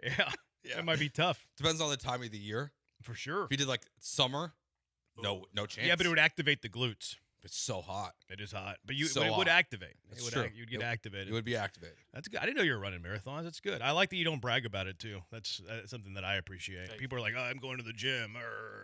Look at me every day, gym. You and Mace were talking about going to the gym when I walked in today. That's different whenever you talk. No, I mean, that was private conversation. That was an A-B conversation. See your way out. You were eavesdropping on Mapes and I's private conversation? I'm allowed to be in the studio. Usually you wait till a conversation is over. Like, hey, you mind? You know, that sort of thing. Okay, yeah, I'll keep that in mind going forward. It's different when you talk about it privately between a couple of bros. Okay. Plus, when one of them's out of shape and fat, is it really a conversation about being in shape? I didn't say about being in shape. I said about going to the gym. Yeah, but I wasn't bragging about it. No, I'm just saying you guys were talking about it. That's not the same as bragging I don't about know. it. Maybe you were bragging before I got here. I don't know. I said, AJ, it's nice that you don't brag about working out. Yeah. You talk about Was working I out. bragging about it? No. Not at all. It was a private conversation that really you weren't privy to. That's true. And here we are. We are here. Indiana won the national championship yesterday. That they did. What's your main takeaway from this? Who? What is their chant? Who's yours? Is that what they say? It's hard to like grasp what they've done in 2 years. Mm-hmm. Fernando Mendoza, like I'm still not sure I'm sold on him as some like NFL prospect, but that quarterback draw play, I mean, I love the call. Yeah, the call is great. This is what we're gonna run. Miami's not gonna be ready for it. I actually saw Miami got burned by that earlier in the first game of the season, like the same exact play. So I kind of wonder like if Cignetti knew that in that same exact situation. But Mendoza, like he's tough, man. It's what they've done in 2 years just doesn't really make sense. Yeah. Honestly. But good for them. Good for them. I think my biggest takeaway from this game, like Cignetti, maybe the best turnaround job in college football history. We'll get to that in a little bit. Also, just the Big Ten is now the best conference in college football. Yeah. Like, I know this is Indiana won the national title. This is probably not like, hey, which conference has superiority over the others, all of that. But how could you argue? The Big Ten has won 3 straight national championships. 3 straight years, the SEC hasn't even played for the national championship. And then you could, like, I could listen to an argument if it was like a dynasty. Like, if it was Ohio State or Michigan that had won 3 straight, well, it's like, well, can you really say it's the Big Ten? Or is it just this one dynasty that's carrying the water for the rest of the league? Kind of like Clemson did with the ACC, a few years back now. But it's 3 unique champions. It's 3 different champions. It's Ohio State, it's Michigan, and it's now Indiana. I don't know how there is an argument here that the Big Ten is clearly, and I think it was already there, but you still have the SEC people that will argue, and I think that SEC people will probably still argue, well, our conference top to bottom is strong. Sure. We produce pros. This is where the best talent goes. They care about it more. It means more. But you can't argue it anymore. They've had 3 straight national champions that are unique. Michigan, Ohio State, Indiana. If you weren't already there, well, you should be now. The Big Ten has passed the SEC as the best conference in college football. Because what matters, like you said, is what happens at the top. And the SEC people that are arguing against this today, using depth as their reasoning, who cares? Indiana has more playoff wins the last 2 years than the SEC does combined. So what does it matter? Like Indiana has done more in 2 years than anyone else has. Ohio State has playoff wins. Michigan has playoff wins. Hell, you can include, if you want it, I mean, you can kind of include Washington a little bit as well. Like, they were just in a national championship game. They were technically part of the Pac-12, but joined the Big Ten the next season.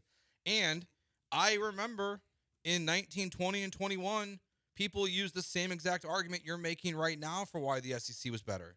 That LSU, Alabama, and then Georgia in 3 straight years, 3 different teams won national championships. 2 of those teams were undefeated, LSU and Alabama. So, like, it's all the arguments that SEC people have used for years of why their conference is better. The Big Ten has surpassed all of it. They beat them heads up in bowl games this year. They have a better bowl record overall. Another SEC argument that shouldn't really matter, but that they've used. The Big Ten is the best conference right now. And it can change tomorrow, next season.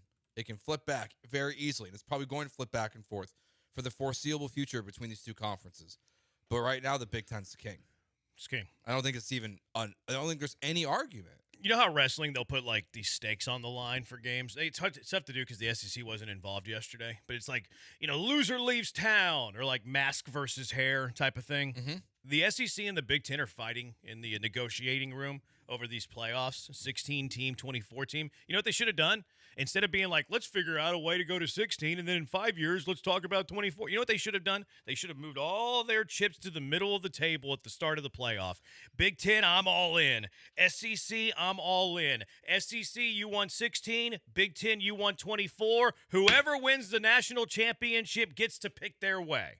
Is there a better way to determine it? Like, you have you already have the stakes of a national championship, but now you have the stakes of our playoff format going forward.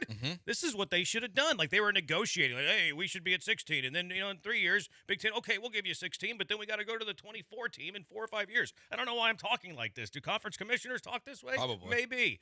But, hey, okay, we can't agree. We can't agree. SEC wants 16. Big Ten wants 24. We can't agree. Why don't we settle it in the middle of the field? Why don't we settle it on the gridiron like things were meant to be settled? That's what they should have done. I love this idea. That's what they should have done it, though, at the start of the playoffs. I think they missed their chance. Yeah, I think that would be a very fun idea. Or go to 16 next year and be like, whoever wins it next year can determine our next 10 years. Yeah, I'm all for that. And you can include the other conferences in that too.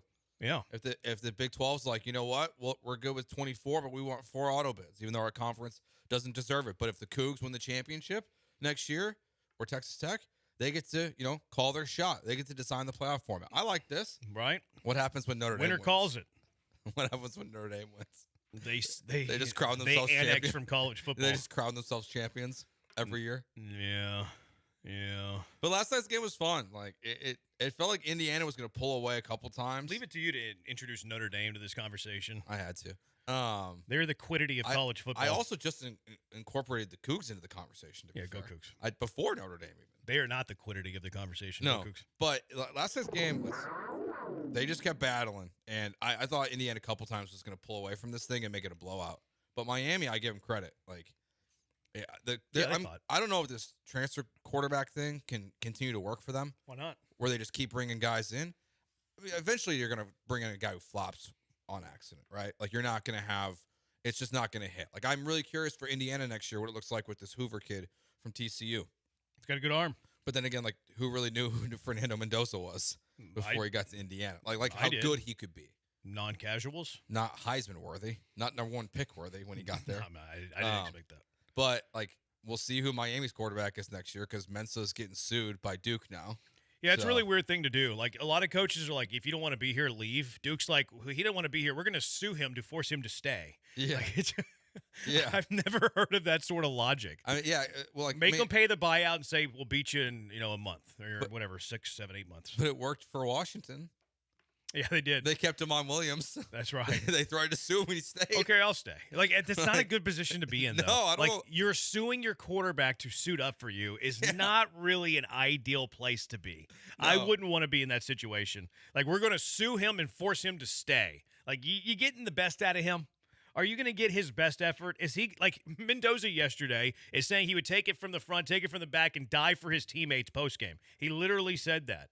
Meanwhile, you have quarterbacks that are being sued into staying. You think they're going to take it from both ends to produce for their teammates? Definitely not. Absolutely not. Yeah, definitely not. Absolutely not. I wouldn't want a quarterback that doesn't want to be there. I wouldn't want any player that doesn't want to be there. Does it mean I'm losing talent? Does it mean I'm getting a lesser player there? Probably. But I think I could get more production. I ain't doing that. Yeah, he's not going to quit. Yeah, I'm not doing that. If you want to leave, see ya. Yeah. See ya. And like if I had, and maybe it means 1 or 2 less wins for me, but it also could be the opposite. It could also be I win a game or 2 more because I'm getting guys there that want to play. Yeah, that want to be here. I feel like we could almost like if Mensa ends up staying at Duke, can I wager on him or Damon Williams tapping out of a game like Anthony Richardson? Because like, that's what it feels like they're going to do. Yeah, I'm not. I if you don't want to be here, see ya. Like I'm not going to force somebody to be here against their will. Like that's not. Boom, there we go. I don't know what I'm right about, but it sounds good to me. I like Mendoza. You mentioned the Mendoza. You're kind of unsure. I like him. Like I don't think he screams #1 draft pick in the NFL. But I think he can be a very good game manager. I think he throws the back shoulder fade very nicely. I think he has more athleticism than people give him credit for because I think he's a little quirky, obviously. Yeah, Talks with his hands. It feels like he's delivering a PowerPoint. You remember that Microsoft video that goes viral every now and then where, like, the powers of Microsoft, like in the late 80s, are on the stage and they're, like, dancing around in their ugly sweaters. With Ballmer and all of them, Like, it wouldn't shock me if Mendoza was, like, reincarnated from one of those Microsoft nerds that was dancing on the stage and, like, pumping the fist in 1989. Like, he's a major dweeb. He's a major nerd. But I kind of like it. It's kind of enduring to me that he's a major dweeb and a major nerd. Maybe I can relate. I don't know. He reminds me a little bit of a Jared Goff. Maybe it's his frame. I don't think he has the arm talent of Jared Goff, but I think he's a little bit more athletic than Jared Goff. So it's like this, I don't want to call it a knockoff Jared Goff because I think he can play the position. I think he could be a good pro. But it's kind of like, a true value, Jared Goff. Yeah, it's or great more value, whatever it is. It's more like when I watch him, I'm just like, man, can this guy be one of those quarterbacks that gets put in a really bad situation and help turn it around? I don't think so. I think he's got to be in a good situation. Yeah. But I think he can thrive in a good situation. Yeah, like I feel bad for him, like having to end up with the Raiders. See, I disagree. I think the Raiders is a good quarterback setting. I want to see who their coach is first, I guess. Sure, that helps. Yeah. But I mean, you have Bowers, Genty. Yeah, like would you hate your situation if you were walking into top 2 tight end in the NFL? Who knows what Genty's going to become? I think Genty has the capability of being at least a top 10 running back. I'm sure they're going to address wide receiver. I don't think that's a terrible quarterback setting. It just depends on who their coach is. Their coach matters. Because the offensive line's been brutal, like for a couple years now. Got to beef that up. But I'm skeptical of this Brady thing because of the way it played out in year 1 with Pete Carroll and Chip Kelly, and then both of them getting fired at different times. I'm just like, I mean, we'll see. If I'm a rookie quarterback, I'd rather have Brady in my organization than not in my organization. Oh, yeah. I mean, because you figure that's basically your quarterback coach. Right. Without being your quarterback coach. Teach you how to throw the ball in the wind. Don't let the nose of the football tell up because then you can't pierce the wind. Maybe CJ should call him. No doubt. No, I would. I think that the Raiders are a fine spot. I mean, we'll see. Like, I'm skeptical of that organization, and I will say I hope he goes there versus that they decide to pass on him and he goes to the Jets. I don't think they'll pass on him. I don't think so either. No, I think it's more likely that they could trade the pick for a veteran quarterback. And then he ends up somewhere else? Yeah. I saw like these wild, spicy predictions. I think it was Jeremy Fowler on ESPN. I can't remember if it was Fowler or the bald-headed guy, Barnwell. They're like, yeah, we predict that the Raiders are going to trade the #1 pick plus other picks to Baltimore for Lamar Jackson. I saw that. So I was like, that would be interesting. And like Derrick Henry, Zay Flowers, if you're Mendoza, like you have. I just thought of something. Mark Andrews. Like, that's a pretty good spot to be in. I would say, if it ended up playing out like I hate that for a rookie quarterback because he's going to an organization that's like a turnkey Super Bowl contender, and like it doesn't really give him room to grow. Like it's like you better win and you better win now or we're gonna hate you. And you're also replacing a legend. Like that's never true. replace a legend, because those shoes are too big to fill. Yeah, You know people. what I mean? No matter what Mendoza does, unless he's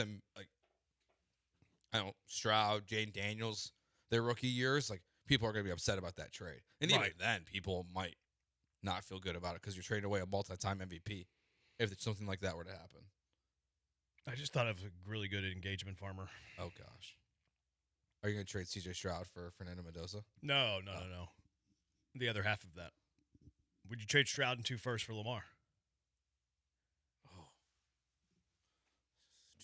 Like if he's on the market, and it would make more sense for the Ravens, I think, than drafting a rookie. Like Stroud has at least proven that he's done some good in the NFL. I mean, you're going to have to pay him in 2 years, and as long as you can get that contract done, there's some real concerns, I think, Lamar long-term with his health, but I would do that. Stroud and 2 firsts for Lamar Jackson. AJ's he's a ball knower. He knows way more about ball than we do. I think after that performance, you have to be open to that. But yeah, if it was possible. What do you think they're going to get called names by posting this? At Jeremy Branham. Are you going to call names? No, I said, do you think I will? No. I don't really care. Does anyone like CJ right now? I get called the R word for posting parody. I know, but does anyone like CJ Stroud enough to not trade him for anything? Should I put the dots in between CJ's name, or should I just go CJ? Let's put the dots in Rock today. CJ? Yeah. You want the dots? Let's put the dots in today. Why? I don't know. You asked the question, I'm saying yes. See, I started without the dot. I started with the dots, and then I went back and deleted them, and then you told me to put the dots. So now you're putting the dots in. You just made this 3 times more effort. You shouldn't have asked. Would y'all trade CJ Stroud and 2 firsts to Baltimore for Lamar Jackson? As we talk college football. How do we get here? Mendoza. Yeah. Mendoza. Malachi Tony's also fun to watch. He's a freshman, man. Yeah. And he's young, I think. Is he 17? Yeah, he is. Oh, man. That's what my buddy told me in the group chat yesterday anyways. Hopefully he's right. But I had another buddy in the group chat also tell me that he was brothers with Kadarius Toney, and that is inaccurate. Looks like he just turned 18. So he was a 17-year-old freshman. Yeah, he turned 18. He turned 18 late in the year. In September. So he is immediate impact player. Pretty good. Yeah. Buddy Brandon gave him a Percy Harvin comp, and I thought that was pretty good. I love Wikipedia because it has a lie on here.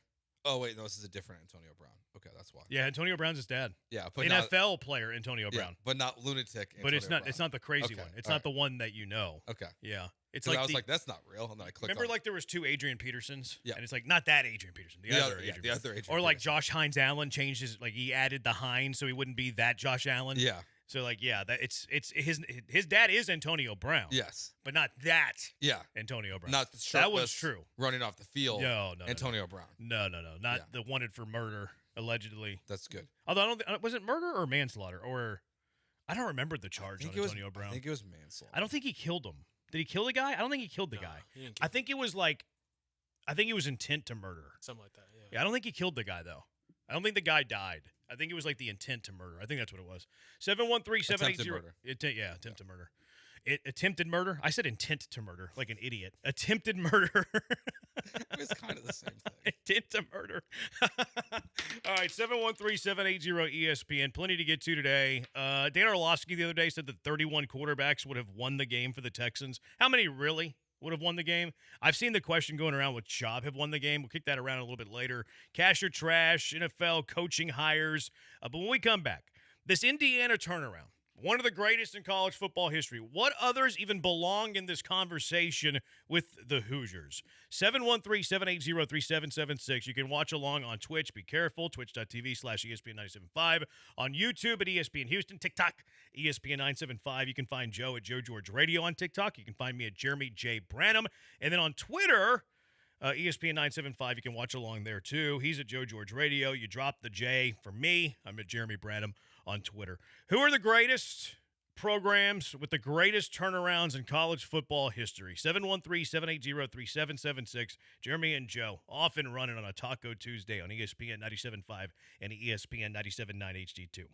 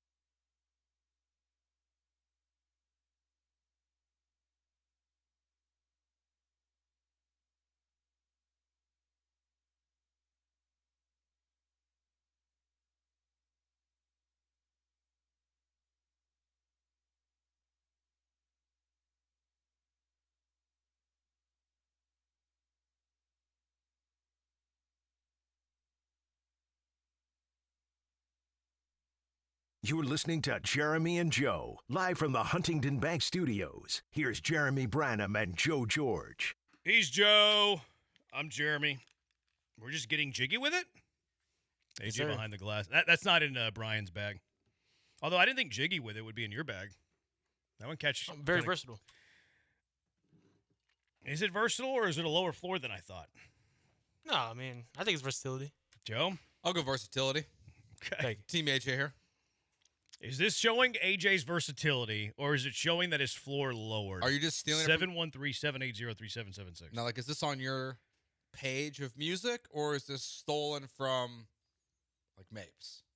It's stolen from Mapes, but, Okay. I mean, I use How does different that ones. how does that influence things? Well, I was just, if he chose, like, if he, takes time to download a song illegally, convert it, and then, load it into the system. I have done that on some. Yeah. Takes a little time, so it's an intentional decision when you do that. I have a lot of those. Yeah. What do Lamar and CJ have in common? Neither have won an AFC championship game. Why are we talking about trading CJ and 2 first? What are we doing? We just kind of went there. One sucks at football. It wasn't the plan. I saw Jeremy Fowler say that, maybe the Ravens trade Lamar Jackson to the Raiders for the number 1 overall pick. Plus, we were talking about Mendoza, and it was like, epiphany. Yeah. CJ Stroud epiphany. I would love to have a moment where in the playoffs, CJ Stroud makes the throw to win a game and his tight end drops it, and we can say, well, see, it's not on CJ. I don't think I would do it for what it's worth. I don't think I would make that trade. Because I don't love the idea of losing a bunch of draft picks. Yeah, it does, especially with where you're going to be at contract-wise. Lamar's going to want a new deal, too. So he's going to want 60. And you have to negotiate without an agent. Yeah. And that does scare me off a little bit, too. I wouldn't do it. I'm not saying Stroud's in the same stratosphere as Lamar. I'm just saying I don't like losing the draft picks with all the players you're about to pay. And then you're going to have to pay Lamar $60 million. Are you getting an ROI of $60 million from Lamar? I personally don't think that you would. Dancing Microsoft videos from the Windows 95 release? Man, I thought that was late 80s at best. That's crazy. What would you guys do with CJ running back one more time? Maybe hire McDaniels if it doesn't work out at QB in 27, or do we pick up the option and stay with them? They're going to pick up the 5th-year option. I do think next year will be a make or break, though. I agree. And so, if you got a call from on Lamar or someone, you have to listen at this point. But I would just stick with them and then go into 27 with an open mind to pretty much anything. And that's either, franchise tag, new contract, veteran quarterback, rookie quarterback. But I think you're going to do one more year. I would stick with one more year, CJ. CJ equals Vince. Prove me wrong. Oof. If AJ started playing 5-finger death punch followed by the traveling Wilbys, who's the Wilbys? That would be showing some versatility. Can the Texans have a pass and run game coordinator? They can. How would y'all feel about bringing in Keenum as quarterback coach if he decides to retire? Sure. I actually thought about this a little bit.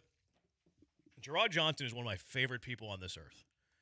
Case Keenum is one of my favorite people on this earth. If C.J. Stroud ran off both of those guys, I would be super anti-C.J. Stroud. Yeah. I'd be like, that guy can't do it. He can't win. If you can't win with Gerard, you can't win with Case. Yeah. You can't win. I mean, he did his best when when the three of them were together. No, for sure. Like when Case was here with CJ. I would do that deal for Burrow. Would you trade Stroud and 2 firsts for Burrow? Yeah. Yeah, I would. I wouldn't do it for Lamar. I would do it for Burrow. Would you do it for Allen? For Josh Allen? No, the other Allen. Yes, Josh Allen. Yes. I'm just clarifying. Yes. I'm on the fence there. Burrow for sure. Allen maybe. Lamar slightly no. What? Yeah, I don't like Josh Allen. You know this about me. Why are you surprised? I understand, but Josh Allen is 10 times the quarterback of CJ Stroud. Is he 10 times the quarterback of Lamar? No. I think he and Lamar are in the same tier. I agree. I think the difference there is Josh Allen feels like he's going to hold up a little bit better physically as he gets older, from the running because of his size. So I think you have less long-term concerns about Josh Allen than Lamar. But, yeah, I mean, Lamar, Burrow, Allen, I don't know. All the best quarterbacks, if it was CJ plus 2 firsts for that. Because the other team would be taking a flyer on CJ still. Yeah. Like they'd be having the same conversations we're going to be having all offseason, all next season of like, do you pay him now or you just wait it out? And like they would have the benefit of having extra picks, like having like potentially 4 first-round picks for him. Yeah. But, yeah, I would. Stroud and 1 first for Jalen Hurts.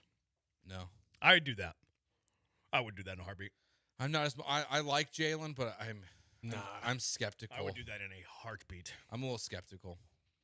But you're not skeptical of Stroud? No, I'm skeptical of Stroud. Yeah, I would do that. But I don't want to give up that first. Pick 28 and Stroud for Jalen Hurts. See ya. Problem is that you have to get the offensive coordinator high, right? It seems like for Jalen Hurts, and I don't think the Texans can do that either, right? Mm-hmm. That's fair. Jalen Hurts, I would if I were y'all. Traveling Wilburys. That's not what they spelled, though. They had a typo in their text, but thank you for the clarification. Tom Brady now would have won Peyton Manning in his last. Oh, that's the old quarterbacks. We'll get to that a little bit later.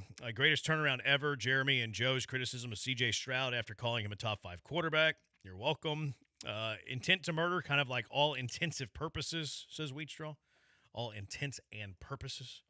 I would go after Mac. He's cheaper, blah, blah, blah, blah, blah. Take a chance on Mac. All right, greatest turnarounds in college football history, Joe. Like this might be it. What Cignetti has done at Indiana. I don't even know what comes particularly close. Like I was looking at LSU and Alabama pre-Saban. And both those schools like were not in the spot that he turned them into. And he won championships pretty quickly.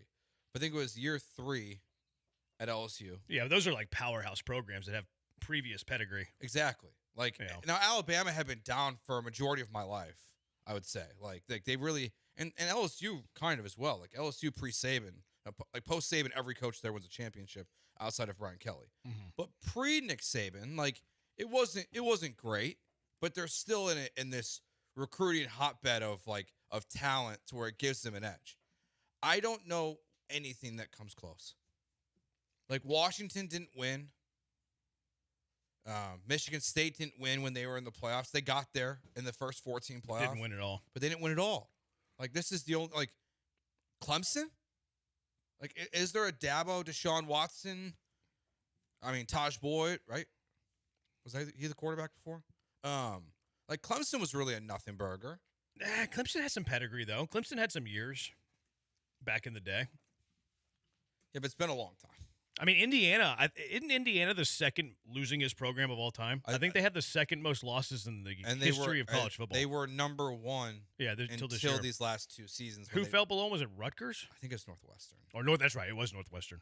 But like Clemson football is the only one that I could come up with that was comparable, and that was just kind of a like. Yeah, but when Dabo got there, like they had been to like 10 straight bowl games. In 13 of 14 years. Yeah, and they won a championship in 81. Like that was a winning program. Like they weren't powerhouse national title contender, but Dabo took a perennial bowl team to a national title contender. Mm-hmm. Not putting him down by any stretch of the imagination, but that was a team that was in the top 25 almost every other year.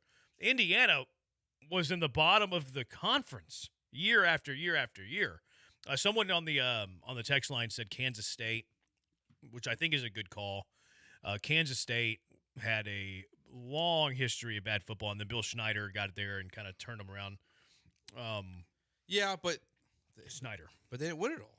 No, they didn't win it all. Like I really don't think there's anything that's close to this. I mean, now if you want to go because of how the system worked at the time in the BCS era, the other one I thought a little bit about was Boise State. Interesting. You win the big game against Oklahoma was it the Sugar Bowl? I can't remember, but like that's a nothing burger program that became able to contend with the big boys for a while that people really believed in. UCF, maybe, but and that's what I think this is comparable to. This is basically not Power 5 football, Power 4 football. That's what they've done. They have elevated themselves into a legitimate national championship contender, it feels like, for the foreseeable future, as long as Curt Cignetti is there. Yeah. And that's not something that you ever would have said about Indiana, never would have said about Boise State, UCF, like these low-level schools that have really turned it around for a chunk of time. That's the only thing I think is comparable to this. Yeah. What is comparable to this in college football? And maybe we have to expand our scope here. Maybe it just has to be in college sports. Maybe it can be all sports. 713-780-ESPN. The Junkies have takes. The Junkies always have takes. Usually they're spicy, and usually we love them. 713-780-ESPN. It's Jeremy and Joe on ESPN 97.5 and 97.9 HD2. Are you looking to get rid of some stress in your life, some anxiety in your life? You just want to get away for a couple of days? Well, Two Creeks Crossing Resort is for you. Do you like the beautiful outdoors? Of course you do. Get out there to Two Creeks Crossing Resort. Maybe you're get out there this weekend even and get out of these freezing temperatures and just relax by the fire. Two Creeks Crossing Resort always taking care of their customers, always taking care of their visitors. They're always looking for things to do. They have things on the weekend for the kids. Swampers is always there for you. They bring out food trucks. They have live music, it seems like, every single week. You're gonna just stay in your cabin. Stay in your RV.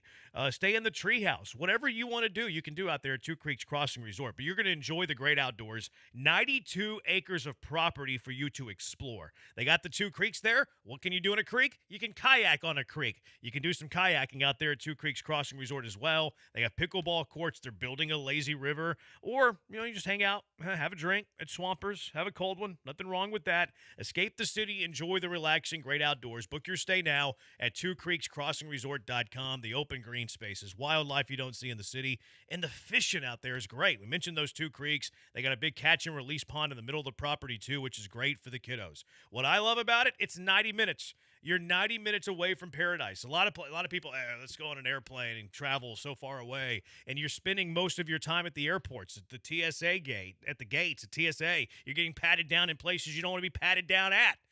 Or you're hopping in the car, driving multiple hours. You're there in 90 minutes. Why would you go anywhere else? They got glamping for you. They got the cabins alongside the creek. The treehouse is awesome. Or if you already have an RV, just pull up the RV. They have the perfect stay for you no matter who you are. And right now through February, you got to act fast. You got about a week and a half left to pull the trigger on this. Their 40-20 discount. 40% off of all stays, 20% off RV stays with that 40-20 discount. Book your stay now, twocreekscrossingresort.com. That's twocreekscrossingresort.com.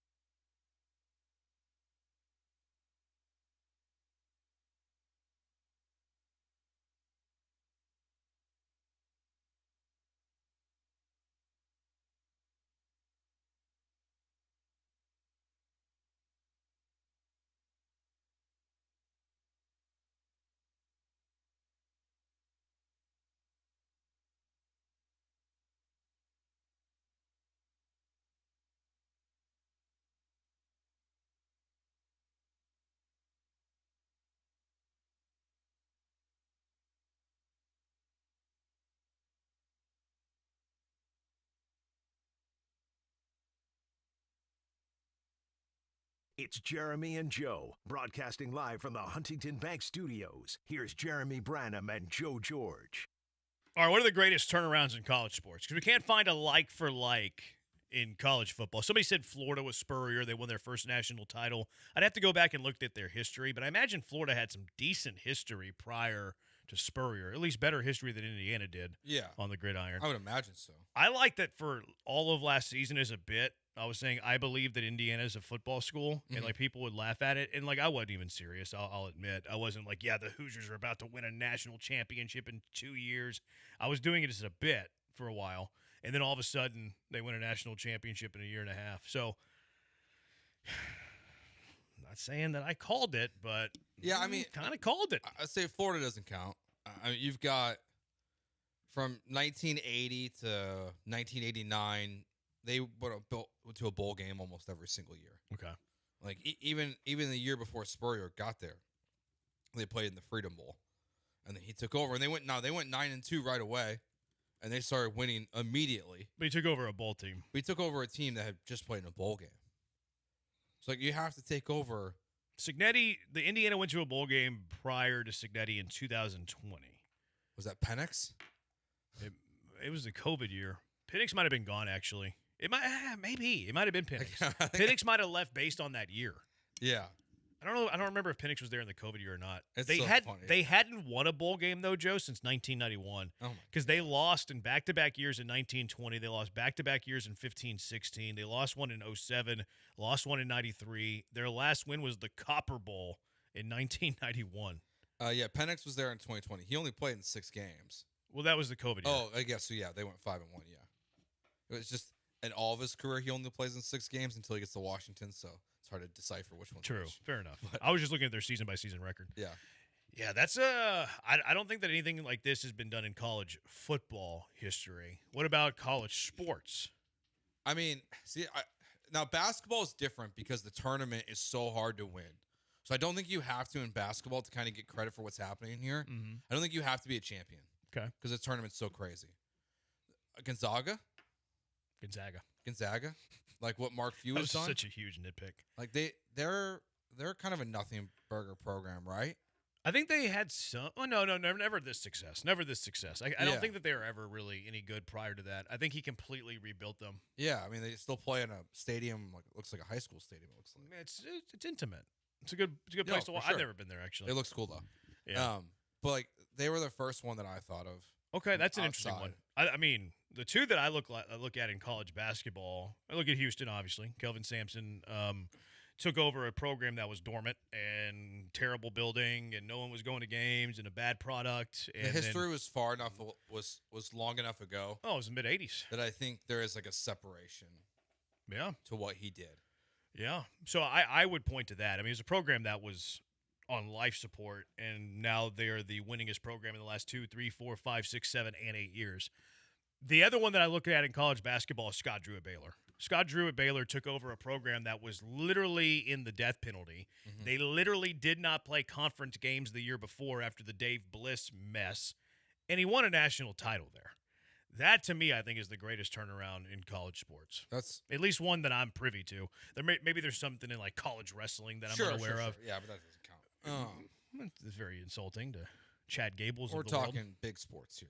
Yeah, I would look at the Baylor one, top of mind. Baylor's Houston, your call. Top of mind. Yeah, I mean, to me, what Indiana's doing is gonna separate themselves and Signetti from pretty much anyone else. Like I just don't think because it's the immediacy. It's in 2 years he won a national championship. You know, it's not like he just got to the playoffs or got to bowl games. It's he went 16-0. Something that Steve Sarkisian in May last year said would never happen. Never going to happen again in college football. Yeah, he did it immediately. in the superior league too. In the Big Ten's a superior league than the SEC. So yeah, I think the Baylor one's good. But I think this is the most impressive turnaround maybe in the history of sports. Like I was thinking outside of college. I wouldn't put this ahead of Scott Drew at Baylor. No, no. Really? I mean, they got the death penalty. They got the death penalty. I know, but it's the worst program in the history of college football until this year. The most losing. like they also played forever. Yes, that's true. They've played for a very So like long the time. volume matters here. The volume does help that argument a little bit, but I mean, outside of like the one Penix year, like Indiana's always been irrelevant, always. Like I mean, Baylor had one NCAA tournament before Scott Drew. That's it? Since 1950, and that was in '88 with Gene Iba. I guess I didn't realize it was that bad. They went to the Final Four in 1950. So like this was like the rest of the century after they went to the Final Four in 1950. You had one NCAA tournament appearance, and you were a first-round exit. They didn't win an NCAA tournament game in the second half of the century. Gosh. And then Scott Drew took over a program that was on the death penalty, and got them to a national championship. Yeah, I mean that's pretty like it took them a while to get it going, though. Signetti did it a lot quicker. Yeah. The speed in which it happened I don't think we'll ever see again. Well, maybe not. I mean, the NIL does feel like it changes things. I think we've created some unreal expectations now for schools that they're going to just like bring in their lower level program and be good immediately. Although, I don't think it's a terrible idea.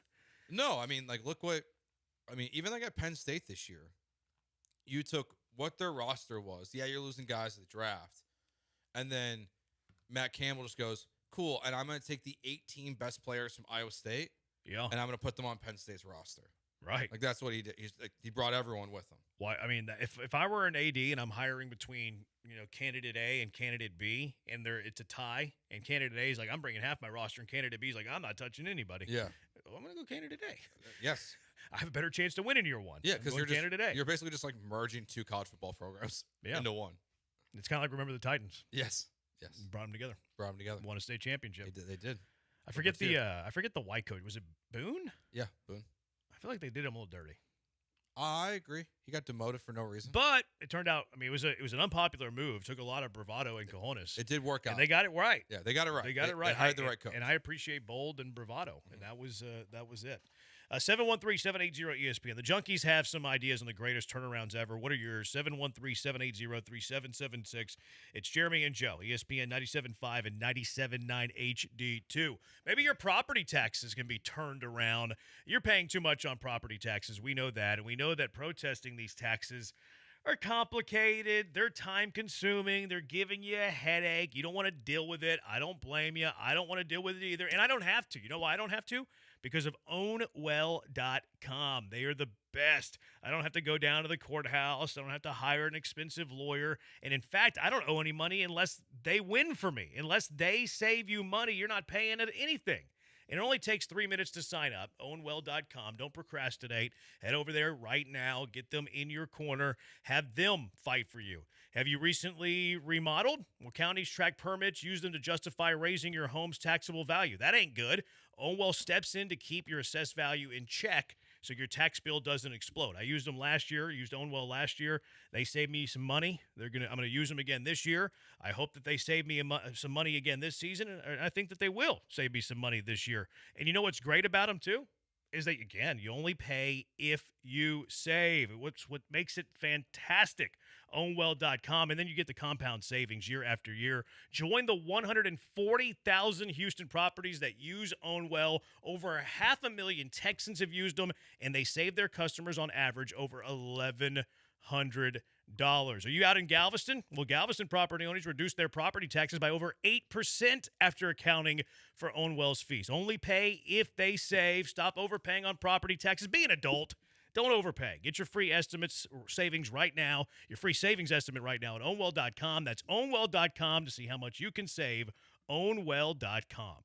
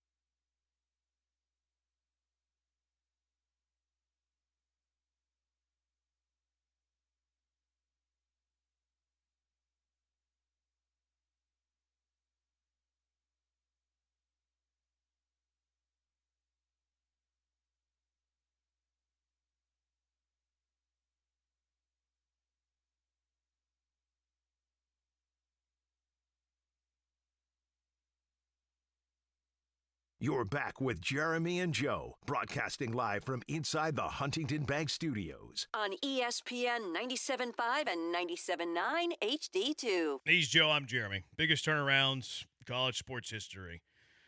Signetti, Indiana. Who's yours? Cougars basketball after Pinders. I mean, I think you have to go a step further. I think you have to go after Dickey. I think you got to go a little further than that. USC prior to Pete Carroll was a good turnaround. Sure, but USC's had, a storied program. So I don't think you could put that in the same category.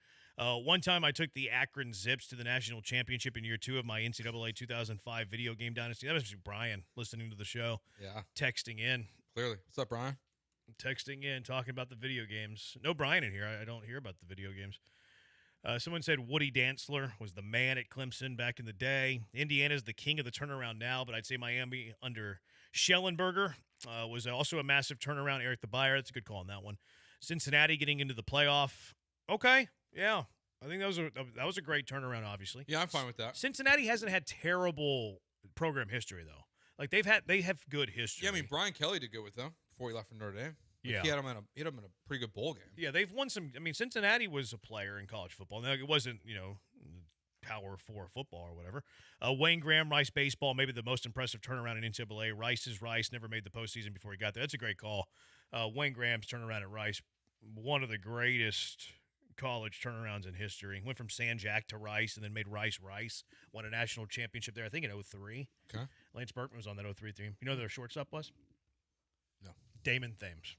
Damon Thames, the shortstop of that team. Who's that? He's the son of my high school assistant baseball coach, Buddy Thames. Oh, okay. Damon, he had another son named Charles Thames, who actually pitched in the bigs. Okay. Was a reliever. I think he was a side armor, right-handed side armor. I think maybe not a side armor, but he was a reliever. And then Damon Thames was he was the shortstop in 2003. I want to say Berkman was the college baseball player of the year that year, or was it Thames?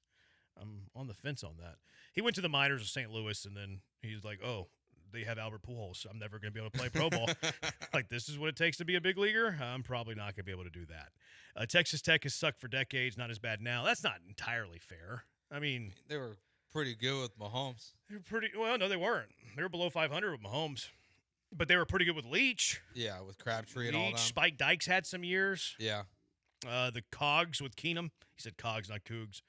Art Briles' turnaround at Houston was impressive. Art Briles actually, like, if we can eliminate the scandal for a second, Art Briles did orchestrate 2 of the greatest college football turnarounds in recent memory. Not the best, but a couple of the best. Houston was bad when he took over U of H. I think they were winless 2 years before he got there, and then by the time he left, they were winning Conference USA. Then he went to Baylor, and we forget how bad Baylor football was when he took over. They're bad. Like, they were awful. Like, I think they had a long stretch where they didn't even win a Big 12 game when he took over. Like, it was bad. And then all of a sudden, Baylor's a top 5 program. Yeah. Like, Art Briles at Houston and Art Briles at Baylor, those were some sick turnarounds. Yeah, I'm looking at their history here. It's pretty ugly. Baylor? Yeah. Yeah, he got Baylor rolling. I mean, it's, in the Big 12, it's... Did they have a few years of 0-8? Yeah. 3-5, 2-6, 1-7, 1-7, Yeah. 0-8, 0-8. 3 more years of 1-7. That's brutal. Yeah, they would rarely win Big 12 games. Yeah. And he took over, and it's like, man, what are you doing? Like, why are you going there? He took him to the Texas Bowl in year 2. Yeah. Won the Alamo Bowl in year 3. Like, yeah, he turned them around. He almost had him in the national championship game. Yeah. Like, the turnaround that he had at Baylor was unbelievable. Yeah. And the turnaround he had at Houston was unbelievable. He's one of the better coaches of this generation. Like, it ended in scandal, and you hate the way that it ended for whatever, viewpoint you have on the situation. But eliminate the scandal. I know it's hard to do. I know you can't do it. But he had 2 of the greatest turnaround jobs in the last, 30 years? Yeah.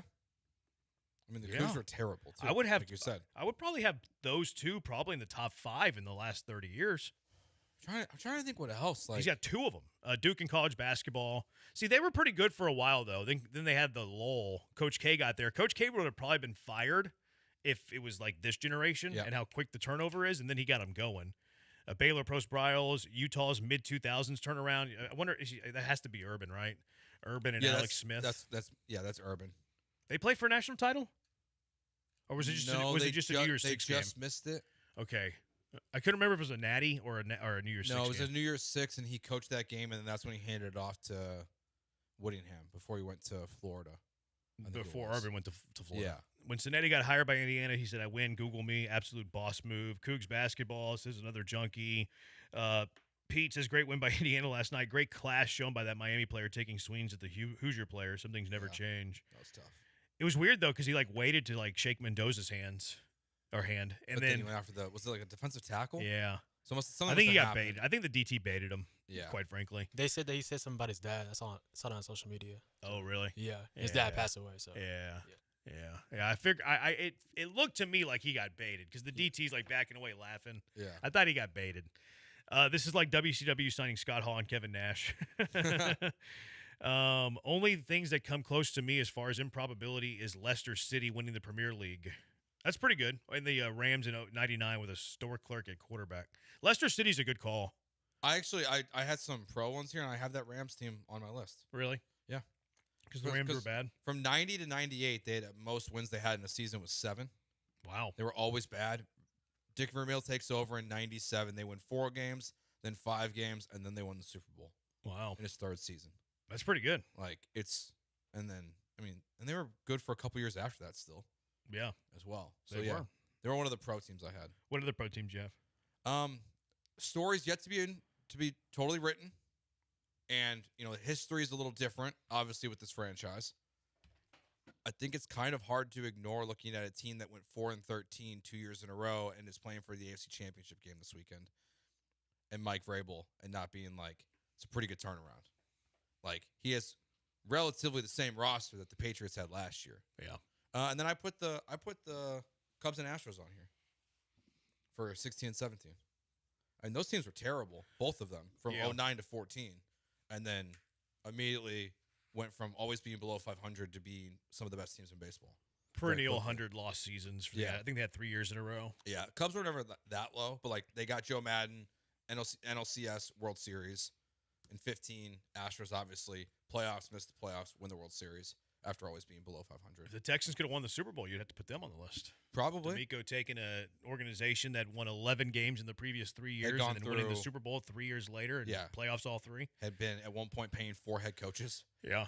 They would have had it, but they didn't. Elko at A&M, come on. No. Texas with Sark, come on. Brad Stevens at Butler, that's a good call. I mean, he had them a half-court shot away from winning a national championship. He had Butler playing in the national title game back-to-back seasons. Mm-hmm. That is an unbelievable coaching job. And then they have fallen off a cliff. They fell off pretty much immediately, right? Yeah, they've had some rough hires there. O'Brien at Penn State, come on. Cincinnati football says somebody else. Kelvin Sampson, U of H. It's all because of NIL. Don't get it mistaken by giving a coach that much credit. Come on. I mean, Indiana's not paying as much as a bunch of these schools. They're paying a lot. And look, maybe it helps the turnaround quicker. It expedites the turnaround. Yeah. But Indiana's football budget isn't the biggest in the country. No, and so it took Nick Saban 4 years to turn around to really get LSU and 3 years for Alabama, or maybe it was vice versa to get those rolling. So maybe it takes him a year with NIL. It doesn't change that much. Fernando Mendoza, half his roster is JMU players still. They have. If you look at recruiting, which I know is not the end all be all, they don't have a single player on their roster that was a 5-star coming out of high school. That's coaching. It's not just show up, here's a bunch of good guys. It's talent evaluation. It's getting it right in the portal. Look at all these teams that spend $20 million a year on their roster and they don't make the college football playoff. Yep. Look at Penn State. Look at all these teams who we're we're going to dominate college football. We're going to spend $25 million. Indiana's not spending that much, and they won right away. They deserve all the credit in the world. They're all playing in the same sandbox now. Yeah. Virginia College basketball. They had some years, though. They had some years before they won the national championship. I mean, they had Ralph Sampson there. They were the number 1 seed a few years. How much of Cignetti's success comes from always doing more with less? What can Mike Elko do differently to get A&M a national championship? See, he does. He does do more with less. You remember when Bobby Boucher showed up at halftime and the Mud Dogs won the Bourbon Bowl? It's a great moment in sports history. UCF winning the national title. That's right. They hung the national championship banner. They have a national championship banner. No, I kind of like it. I'm taking them off my list. Berkman was not in 03. You're right. My bad. He was 98. And he didn't win a national championship. They made it to Omaha, went to the College World Series, but didn't win the national championship. I was thinking the 98 team. The team that won it in 03 had the big 3 pitchers. It was Townsend. Was it Philip Huber? Umber? Townsend, Umber, and I'm blanking on the third one. He was another big boy. Can't remember it off the top of my head. Texas Western, good call. Damon Thames, great guy and family, still local, lives in Spring Valley. What's up, Damon? How are you? Pete, SMU from death penalty, playoff berth in 24, or death penalty to playoff berth in 24. Yeah, that's a long time, though. 40 years? Yeah, it's 30 years? It's not enough. Yeah, that's rough. It's too much. Virginia bounced first round, then win the title next year. Yeah, but they were the 1 seed both years. Yeah, you don't get credit for losing as the 1 seed and then win a title the next year. They were the first men's team to lose to a 16. Yeah, Like, if anything, I'm gonna crush you for that. Yeah, Skip Burtman, LSU baseball. How about the Jimmy Johnson Cowboys? Yeah, but they'd had success prior to Jimmy Johnson. He did turn them around, but they had success prior to that. Gino Auriemma at UConn, he was really good. OKC with Durant Harden, the NI skill excuse, blah, blah, blah, blah, blah. Jeff Neiman, that's who it was. I think he pitched in the bigs, Neiman did. Tiger Woods turned a whole sport around, not just a team. That's a good call on Tiger. That's true. Vanderbilt's turnaround. It's still the same coach for Virginia. No, he's gone now. Bennett retired a couple of years ago. All right, 713-780-3776.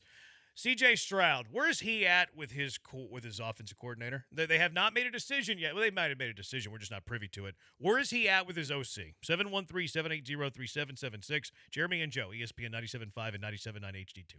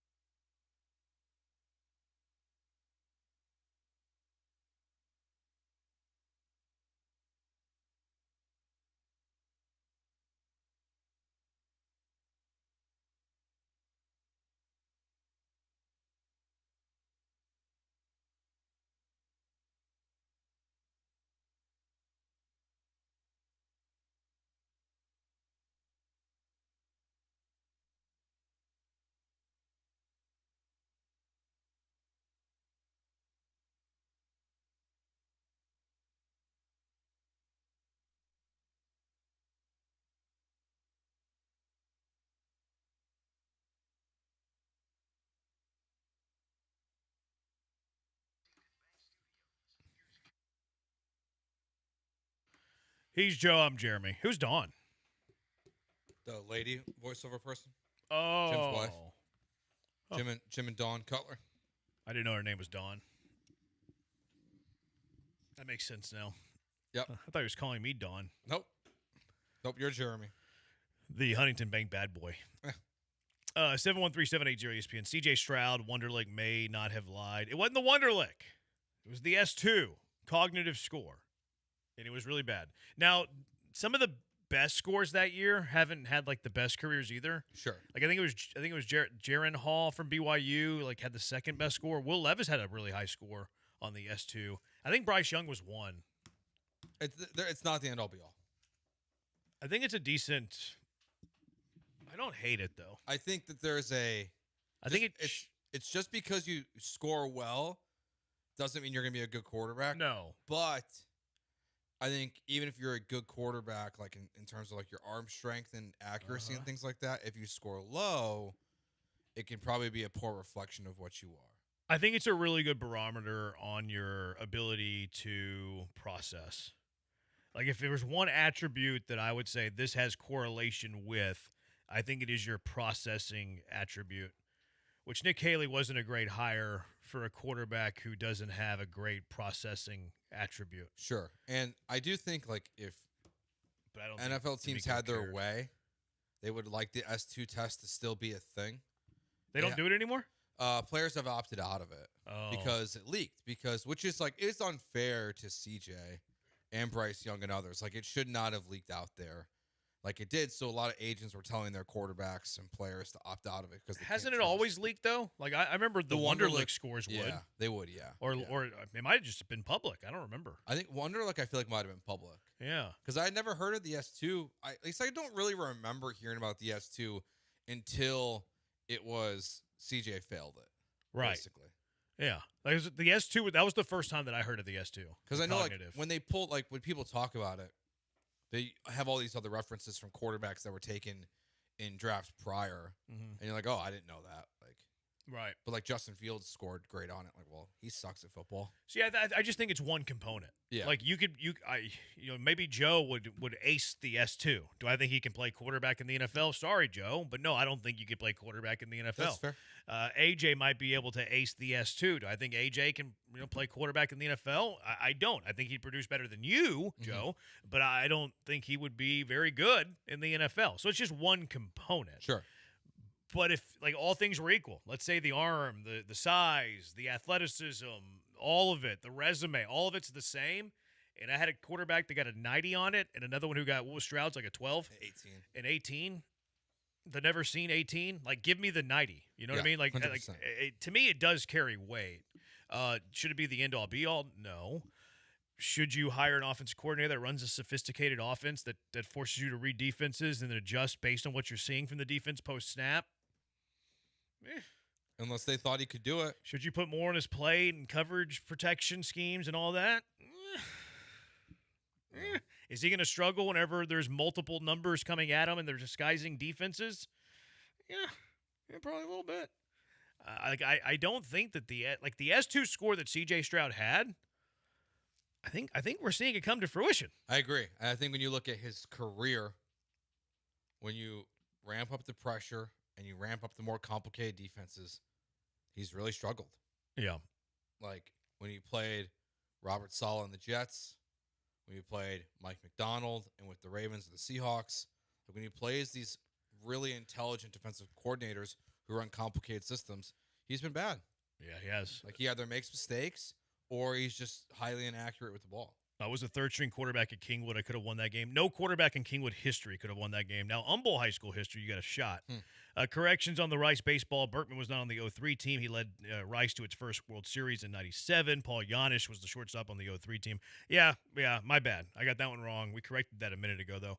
Thames was on the 97 team with Bergman. I just got the years mixed up. Bergman, Thames were on the 97 team. Bergman hit like 40 homers in college baseball. Yeah, they had the aluminum bats. Thames hit like 25, 30, I think, too. And then they won it all in 03 with Townsend, Neiman, and Humber. Those things sound scary when they connect on. I thought they were going to. Well, they're not aluminum anymore. Now they're composite. But I thought that it was going to kill somebody. So they changed, so they're not metal anymore? It's like they're not aluminum Not anymore. aluminum Now it's a anymore? composite metal. Gotcha. Okay. Yeah, it's a little bit. It doesn't leave the bat as hard. Gotcha. Which I mean, thank you.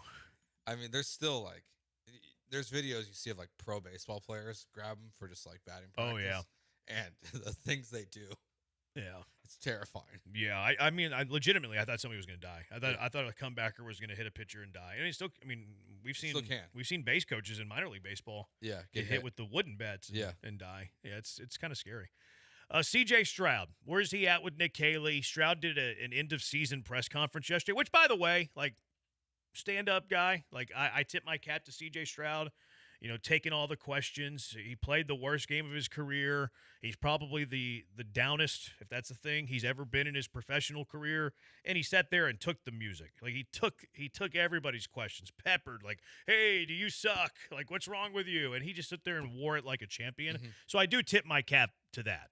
Does it influence his production as a quarterback? Of course not. But I do admire that he sat there and took all the questioning. Here's where he's at with Nick Caley. He said he's still a fan of the OC currently.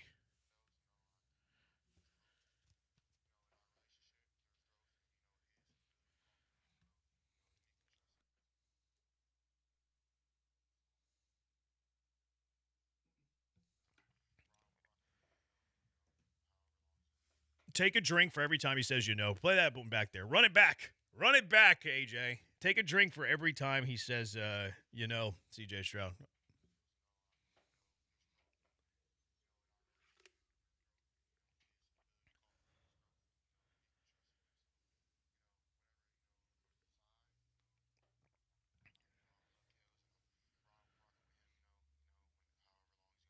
He hit us with the back-to-back, I think I got it at 9. I had 8. I lost count. I can't drink that fast either. That's why I don't want to finish my coffee. That was a lot of I was like, I'm gonna lose my entire coffee in one sound clip. That was a 16-second cut. You know. He Kales. He was dropping a every other second. Yeah. Sheesh. Here was C.J. Stroud. He said he's gonna be more locked in than he would have been going into next year.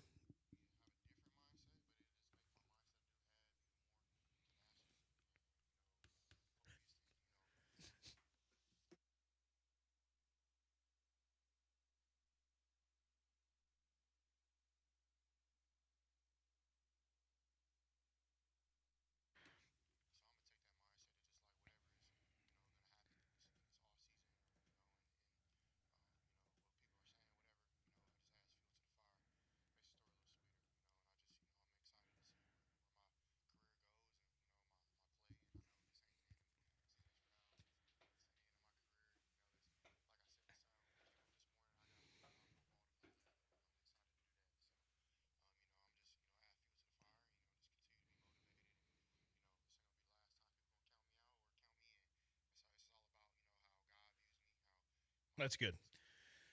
I hope he's right.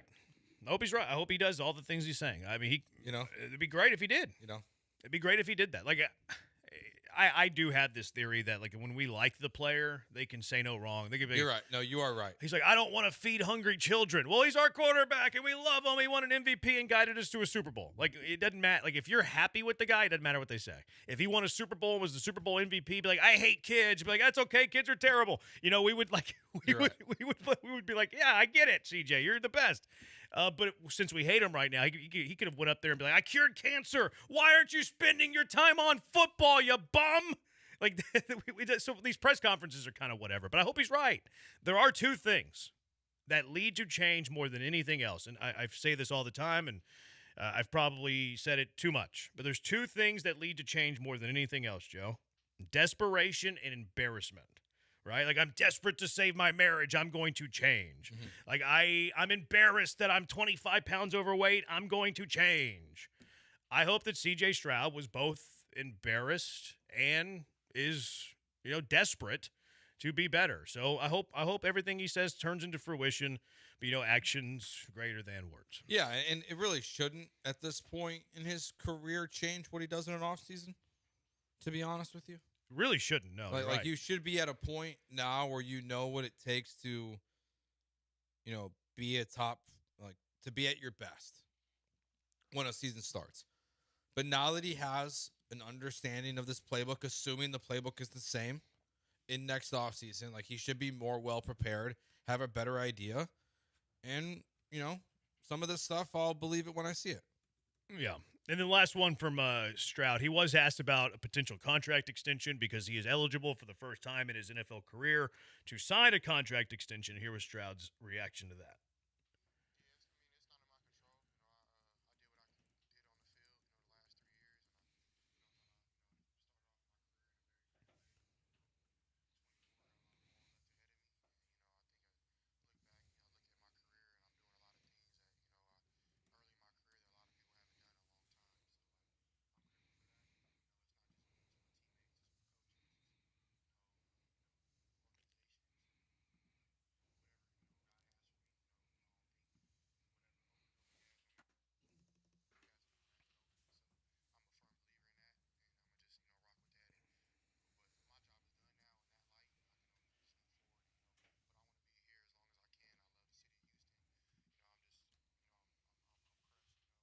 That's pretty good. That's good. That was the lead right there. As he loves it here, doesn't want to leave here.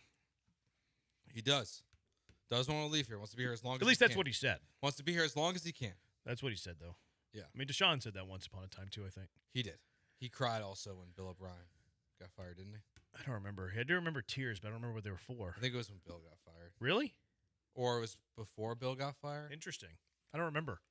I don't remember the tears. I remember he cried, but I don't remember what for. Yeah. Will Anderson also in his open locker room availability said he wanted to retire as a Houston Texan. Is it nitpicky? Like those are different things to say. Like, one says I want to play here the rest of my career and retire here. The other one says I want to be here as long as I can. Like, is that? Yeah, it's nitpicky. It is okay. Yeah, these words are empty anyways. Yeah. Words. If Will Anderson gets insulted with a contract extension, he's going to demand a trade. Like, that's true. The words are empty. Same thing with Stroud. Like, well, Stroud's not really. He doesn't really have any negotiating power right now because of his postseason. But no, I mean, if Stroud wanted to bell the city because he thought he was about to get into trouble with a bunch of the massage parlors around town, he could be demanding a trade tomorrow. That's true. We've seen this. The words are cheap, man. They are. Like, we break down all these words. Like, he wants to be here forever. Like, see, he loves it. He might just be lying. Yeah. We don't think he is, but he could be. Yeah, it's very possible. The one thing I hope Stroud does, and I don't know if we'll publicly find this out, I'm really skeptical based on the other guys that this quarterback coach works with. I'm very skeptical of Quincy Avery. Why? Maybe it's a bad run, but I don't feel like Deshaun Watson ever considerably got better. I don't feel like C.J. Stroud considerably got better. I don't feel like Jordan Love has considerably gotten better. Justin Fields. Bryce Young. These are the guys he works with. He's gotten better. Bryce Young has gotten a little bit better. But, I would like you to change. Like, you've been working with one guy since you left college.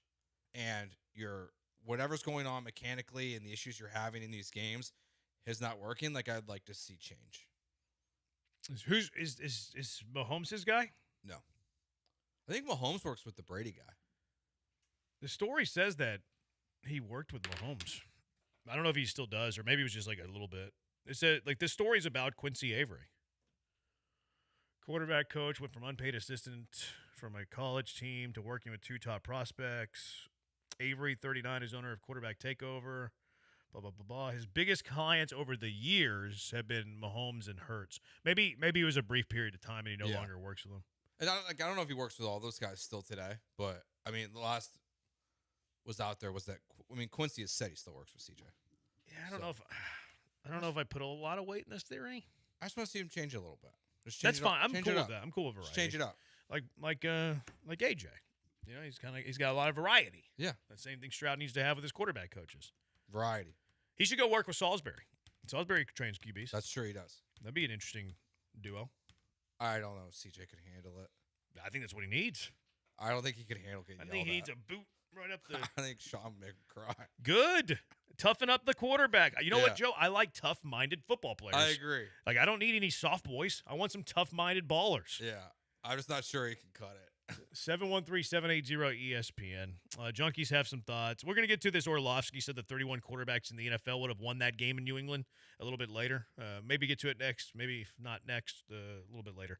713-780-3776. Jeremy and Joe, ESPN 97.5 and 97.9 HD2. Monument Chevrolet can cut it. 2026 is here. What are your resolutions? Maybe it's buying a new car. Maybe a pre-owned vehicle. Maybe you're a business owner and use a lot of commercial vehicles. They have the best commercial vehicle fleet in the business, Monument Chevrolet does. Monument Chevrolet's been in the business for 50 years. Can you believe that? 5 decades of doing business in Houston and the surrounding areas. They're a pillar in the community.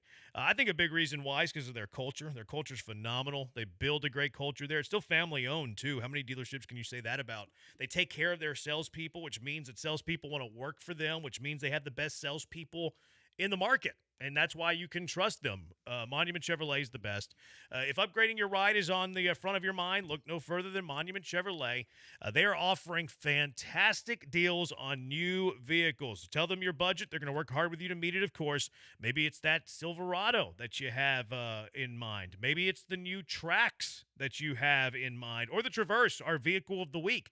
The Traverse is the perfect mid-sized SUV for your family. It's handsome, beefy looks contrast sharply with the soccer mom vibe of most vehicles in its class, and the Traverse's class-leading cargo space offers an immense 98 cubic feet with the seats down. V6 engine, 5,000 pounds of towing capacity. Sounds pretty good, doesn't it?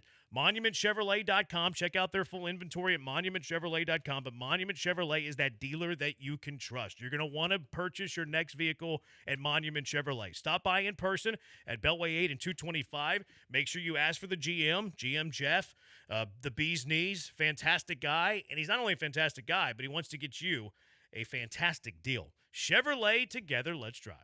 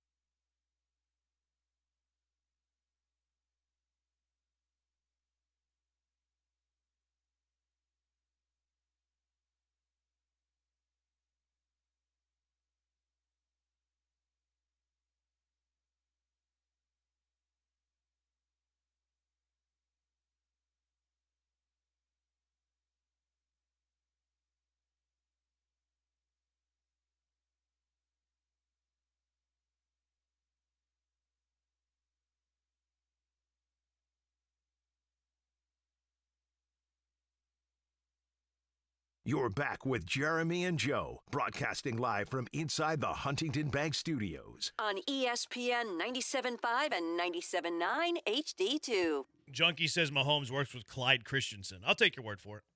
So maybe he just did have like a cup of coffee with Avery. Yeah, it's just, if it's not working, change it up. CJ will never be that guy, no dog in him. He spelled dog D-A-W-G, if that matters. That's the right way to spell it. Okay. We're talking about having that dog in you. It's DAWG. We're not in the spelling business. That's how you spell it when you're talking about I'm a dog. I won a spelling bee in 3rd grade at Lakeland Elementary, and Really? it's been downhill since. Congratulations. That was the peak of my spelling. Who do you think wins the spelling bee for the station? I was thinking that could be a good idea for Sam during the National Spelling Bee. That's not a bad idea for Sam. It's not a bad idea. Give her something to do. On air or No, digital thing, social media only. No, I know that. I'm asking on-air staff or producers. All. Probably the producers. We're a little light here these days. Microsoft Word screwed my spelling. Like it's 'Cause it zero. fixes everything? Yeah, zero interest of learning how to spell after that. I would go. I'm not gonna go Mapes. Mapes is too young. Probably Brian. I think Brian would win. Brian's my bet. What does youth have to do with it?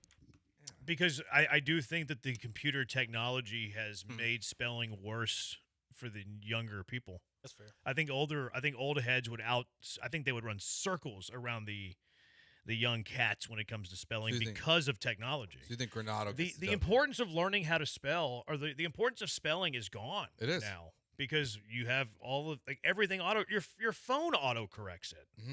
So no one knows how to spell now. But if you had to grow up without this stuff, then I think you're a better speller. Yeah. That's fair. So I think the old heads would have a better chance for sure. Granado and Lance. Well, I don't know, man. I think Brian. I'm going Brian. I think Granado's probably an underrated speller because he did grow up as a journalist, so he did have a lot of writing and stuff. Yeah, Brian he does a lot of watching. Just watches movies. Yeah, but that's true. Plays He's video not games. much of a reader. Yeah. Well, maybe I have a shot. No, does he watch movies with subtitles? Could help you. He probably does because he's a loser. CJ needs to go. Last 2 seasons, a bunch of stats. I'm not reading these stats. TLDR. I think CJ lost that dog in him after those concussions. All capital letters, DAWG. Maybe it is the right way to spell. Hats off to him doing a press conference, but this is Houston, and our reporters don't exactly ask the tough questions. Eric the Buyer. It's true. Is it? I don't think they ask tough questions. I think they ask tough questions, but then they don't ask the tough follow-ups. That's my take on it. Okay. They ask the questions, I think. You know what? That's fair. But then when they get an answer that doesn't cover it, They don't or beats push. around the bush, they don't push. And there's never. They just let it be. Yeah, and there's not the follow-up from the other person. Yeah. That's hey, you didn't answer that question. Right. We kind of need the answer. Yeah, it's very very little of that. And I would also say up north and stuff, their media guy, there's jerks. Yes, it's not really asking the tough questions. It's you guys suck. Why do y'all suck? And it's okay. What do you do? You're just trying to get a reaction. So, I don't know. Pick one, run it back, roll with Mills, and hope he's somehow the guy. Go all in and pay high on a good, great OC and hope he fixes it. I don't know what that means.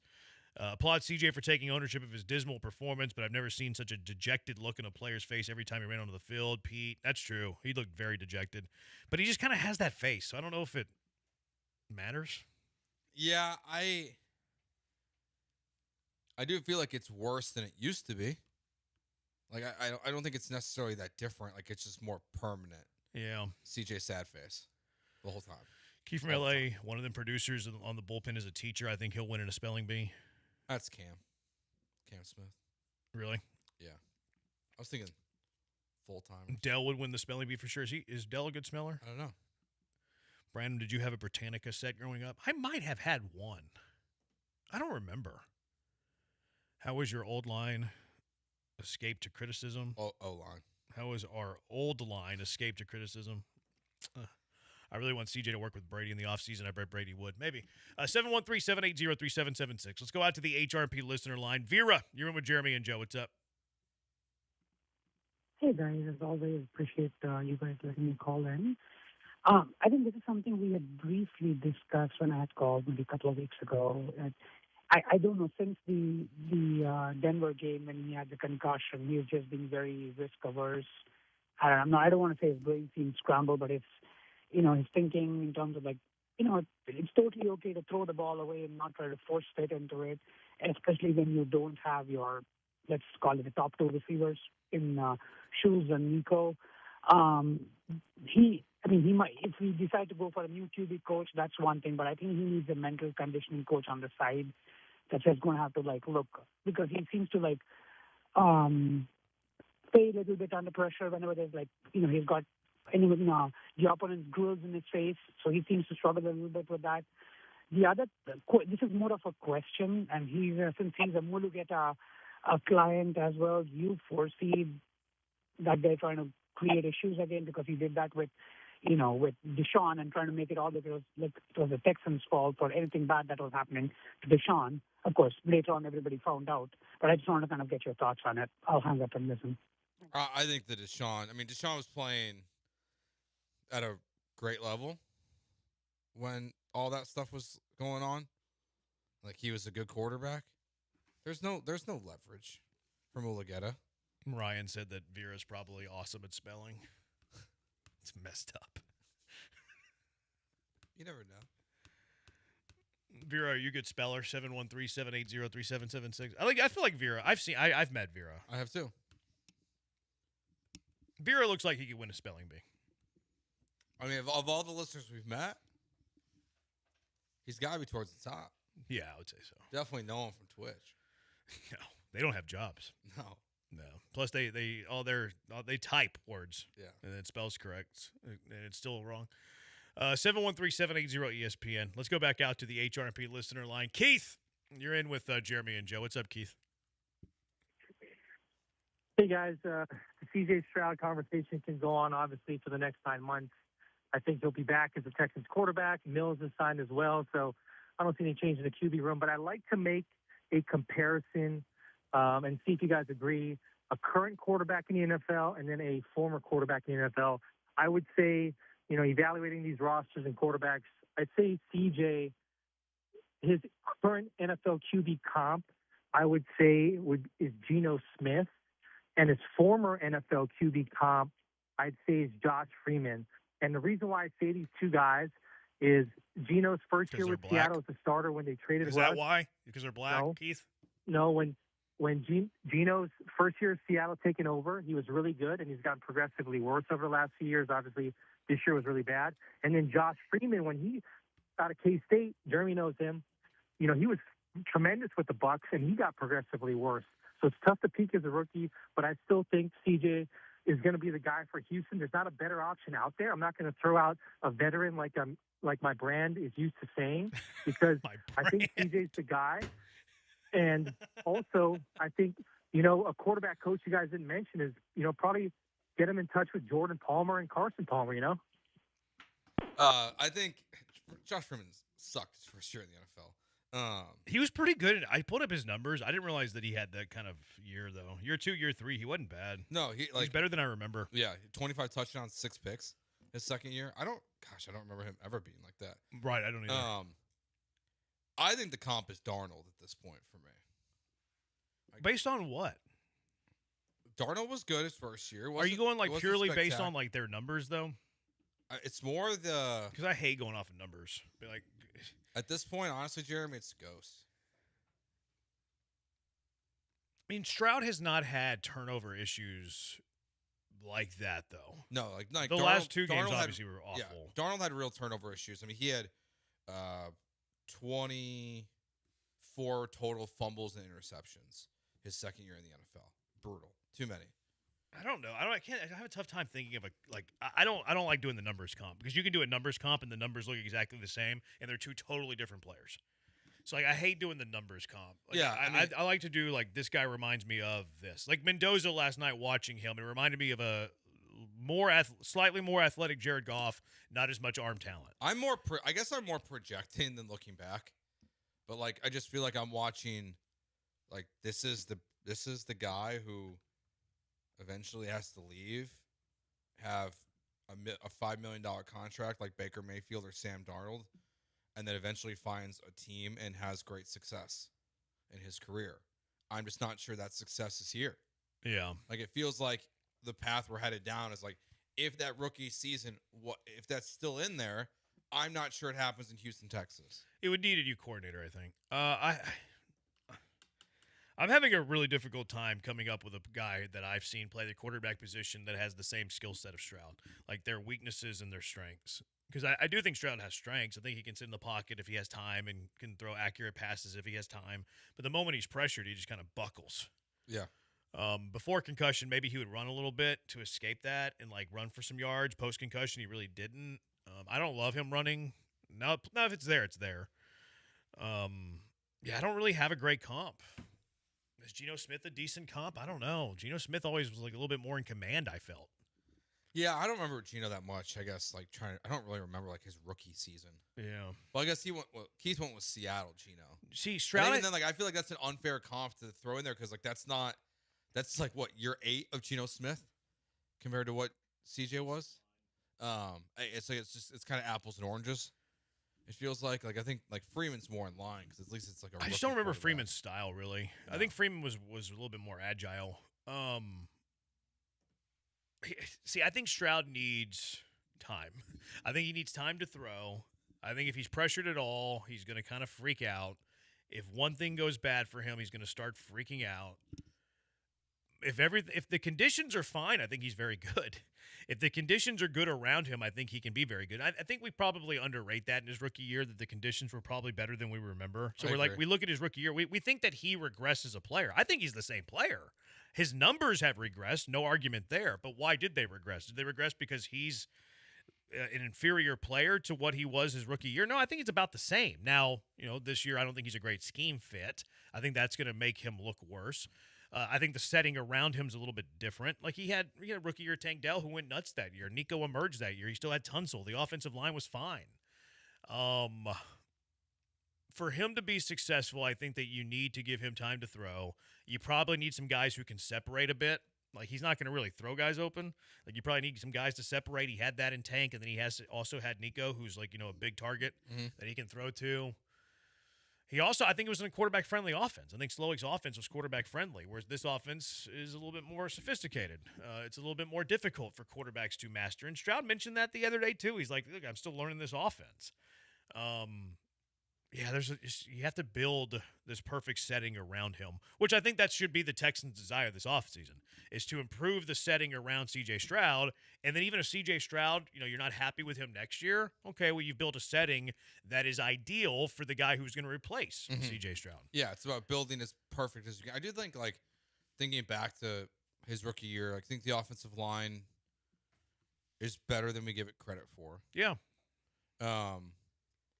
I still don't think, I saw some criticism about trading Tunsil this offseason. Like, this is why you don't do it. I mean, I think Ariante was good enough this year. I mean, he's not in the same ballpark. He's not in the same ballpark. No. But I would have traded Tunsil, too, for what it's worth. Yeah. But I to me, it's like, if you could have built up the other 3 spots on your offensive line outside of Titus Howard and then Ariante Ursery, I think I'd be more okay with it. It's the fact that you trade your best offensive lineman and you have some okay pieces there. Like, you haven't really built it to anything like that. His QBR this year was actually better than his rookie year. Like, what does that mean for you? I don't know. Like, I don't know if you're a believer in QBR or not. I'm really not. I'm not. I think it's But, like, his sack percentage is way down. Like, he was at 7% his first year. He was at almost 9% last year. He's just over 5% this year. It's like, I don't think he's that much different than his rookie year. The offense is different. The setting around him is different. But he had games his rookie year where he wasn't very good either. Like 19 touchdowns, 8 interceptions this year isn't that different than 23 touchdowns, 5 interceptions. I think it's probably a little bit lucky his rookie year that a few passes that could have been picked were not picked. Like I think he's pretty much the same guy. I think he's the same guy, and then when people have film on you, it gets more difficult. You start to learn what a guy struggles with. Yeah, like he hasn't progressed. No. And he doesn't have... And he sees more at what he's not good at. Yeah. Whereas rookie year, it's kind of like a big league hitter, right? You come out, you kind of catch the league by storm, and then like, oh, he struggles with a breaking ball away. You know what we're going to do to him? We're going to throw a lot of breaking balls away. Yeah. So C.J. Stroud, when he comes to the league, and that was kind of a reputation out of college too, but you're like, oh, man, he really struggles if you rattle him a little bit. You send an extra body. Oh, that rattles him. You disguise a little bit. That rattles him. And then you start to see it more and more. It's like the stunts last year. Like no one was stunning the Texans in 23, and then the Vikings have success with it early in 24, and then that's all you see the rest of the year. Yep. So I think the league kind of picked up on his weaknesses, and he started to see a lot of it. I think he's the same guy. Yeah. The only thing that is dramatically really different is the yards. Yards per game, sure. Yeah. I mean, because he threw for 4,100 yards in 15 games his rookie season. He threw for just over 3,000 in 14 games. His yards were the biggest outlier. But there's also like a lot of quarterbacks who've also dropped off in that way in the last 2 years. Like this too high shell that teams are constantly running has changed a lot of football. And that's also where like CJ had a lot of success at times, like that rookie year with like attacking downfield, and like that has been really eliminated from a lot of teams in the NFL while these defenses are playing. Like he has not had the adjustment without it. Right. Yeah, he had a lot of deep touchdown passes. Plus, the starting field positions are going to skew that a little bit. Yep. Maybe not like the gap that it is. It shouldn't be that high. Would it shock you if I told you that C.J. Stroud had his highest completion percentage this year? No. This year. Like, I don't see the regression, really. Like, I see it in the stats because you see the 274 yards per game, and then you see 217 yards per game this year. But whenever I watch the quarterback in 23 and 25, I see the same guy. Like, it might have been a friendlier situation. It might have been a better setting in 23 than 25. The play calling suited C.J. Stroud better. I remember when Kunkel took me out of context and blasted me on Twitter for whenever I said I think Mills is a better fit for this scheme than C.J. Stroud. He's like, oh, he said that you should replace him. Never said that.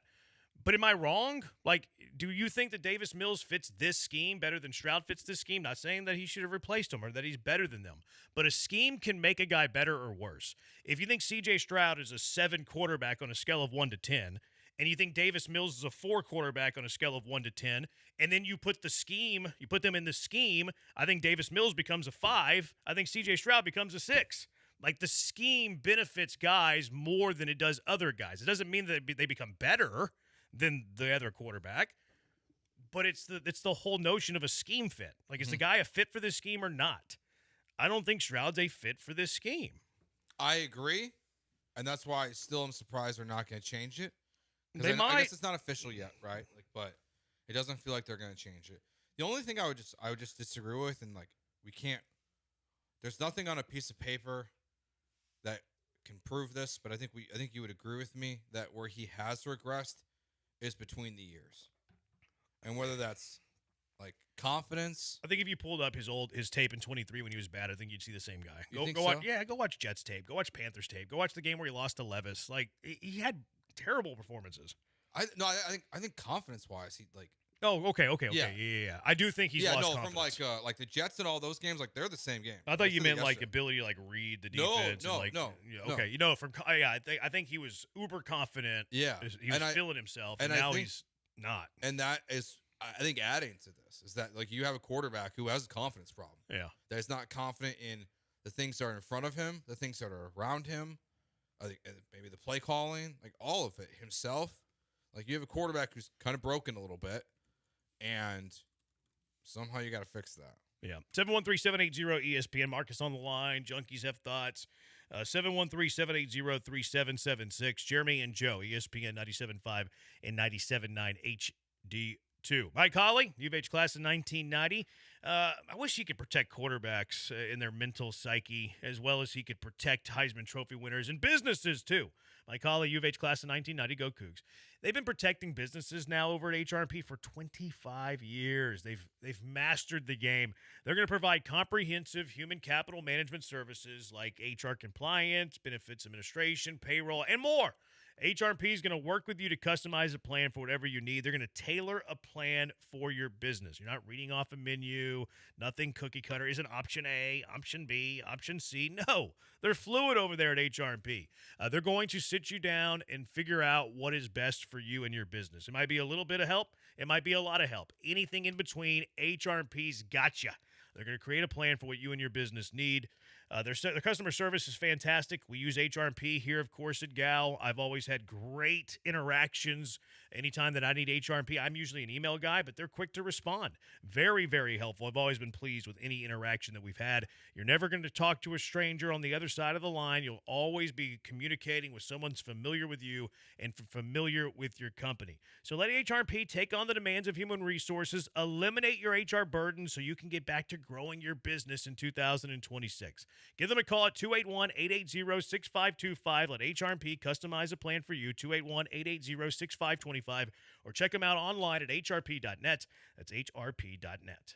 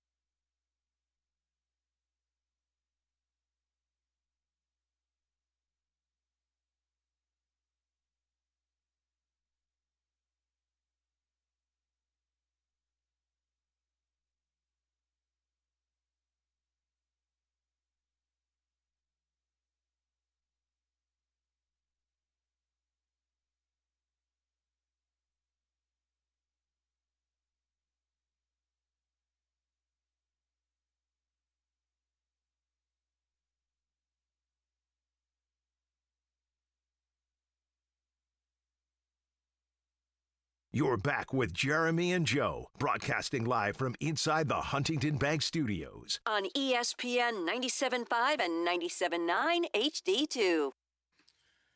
CJ Stroud might become one of the polarizing Houston sports radio conversations in lore.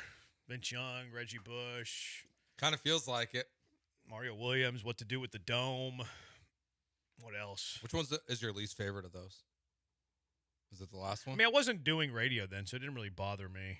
The dome thing always annoys me. Yeah. Maybe the sign-stealing stuff, 17. Probably the sign-stealing stuff came out at 19. Because I always thought it was so stupid how much people reacted to that. It's like, everybody's doing it, guys. I know, and everyone's getting upset again. I remember when the Baytown baddie was like, this is more impactful than steroids in the game. I'm like, oh, my goodness. Oh, my goodness. Yeah, I saw people getting upset last week after Bob Nightingale dropped in an article that, like, acknowledged that other people were using cameras, and everyone got all upset again. I'm like, we already knew this. People forget that the first article from Rosenthal and Drellich or whatever his name was, it says Astros sign stealing, part of a big Major League Baseball issue. Paraphrasing. Yeah. It was like as part of a big issue in baseball. Yeah. People just like glossed over that part. But like more impactful than steroids. Like what did Barry Bonds do, bro? Like go look at the all-time home run leaders and see how many people are from the current era that do not belong. Yeah. Brady Anderson, Luis Gonzalez, Steve Finley. Like the list goes on and on. What do you mean it was more impactful than steroids? Worst take I think I've heard in my entire life. Yeah, that's pretty high up there. Cussed on me on the air too. On that, he got fired up. He did. Really? Yeah, because I went back at him. He didn't handle that. He was like CJ Stroud when he went back at him. You go back at me, actually, CJ. You get panicky.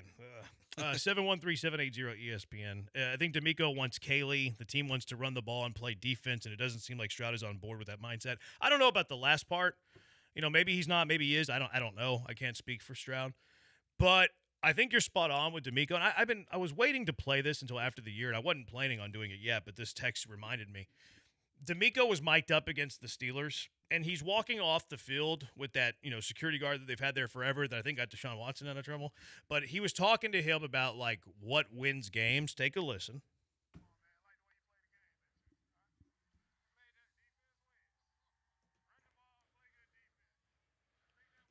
There you go. I don't think he really is that interested in a quarterback who turns the ball over a lot. Defense and run the ball. Like, I don't think he's going to pay a quarterback. If D'Amico has his way, and I think D'Amico's got more pull than Caserio, I don't think they're ever going to pay a mediocre quarterback $55-60 million. No, I think somebody else might. Yeah. No, I don't know. I look at this offseason in the NFL and see like what's going on with Tua and Kyler and the situation that those two franchises are in. And I wonder if people will now realize you have to be a little more patient. Like, unless you're 100% sure. Because they weren't sure about Tua. They weren't sure about Kyler. Jacksonville probably wasn't sure about Trevor Lawrence. They're probably still not sure about Trevor Lawrence. Feeling better today than earlier this season. But yeah, I think we have to. Teams are going to slow down now, I think. Like, the way this Texans thing is not going to be an insult to CJ. Because it's just reality. If you just keep paying guys. Yeah, the fear was always that it's hard to find a quarterback. So the fear was you're not going to pay a mediocre quarterback and then you're not going to have a quarterback. But I think with a lot of the retreads, that fear could be alleviated a little bit, especially if you're not sure about the guy you have currently, especially if you have a great defense. Like, would you rather have a giant unknown at quarterback and a huge risk? Or being cap held because you owe your quarterback $60 million for the next 6 years. I'd rather the unknown. The former, yeah. Yeah. Like, I'd rather, like, I think. And it might not even be unknown. Like, it could be a veteran that is mid, but you know his ceiling's not high, but his floor is right there in the middle, and you know what you're going to get. Steady play. You're not going to lose games whenever your defense dominates. It's like, it could be the opposite, actually. It could be the steady hand. Yeah, it's kind of like Goff. Like, you know what Goff's going to be. Yeah. He's never going to be a top 5 quarterback, but he makes the right amount of money from what he does on the field. Yeah, I think Goff's a little underrated, quite frankly. I think he gets a bad rap with kind of that narrative a bit. Like, I think he can be very good. I'm thinking more of, I don't know, your Bakers, your Mac Jones. Sure. Something like that. 713-780-ESPN. Let's go out to the HRP listener line. Marcus, you're in with Jeremy and Joe. What's up? What's up, fellas? Yeah, I like the what you guys mentioned about if it's the scheme, then you have to get rid of Haley, right? Like, if that's what you truly believe, you have to get rid of him. But if you think it's between the ears, you have to get rid of CJ. Because I don't think that's something you can cut on, cut off, or you either have it or you don't. And once you get snake bit, you don't ever really recover from that. But I want to throw something out there. Why don't we talk about Gerard? I think his name's Gerard Johnson, the quarterback coach.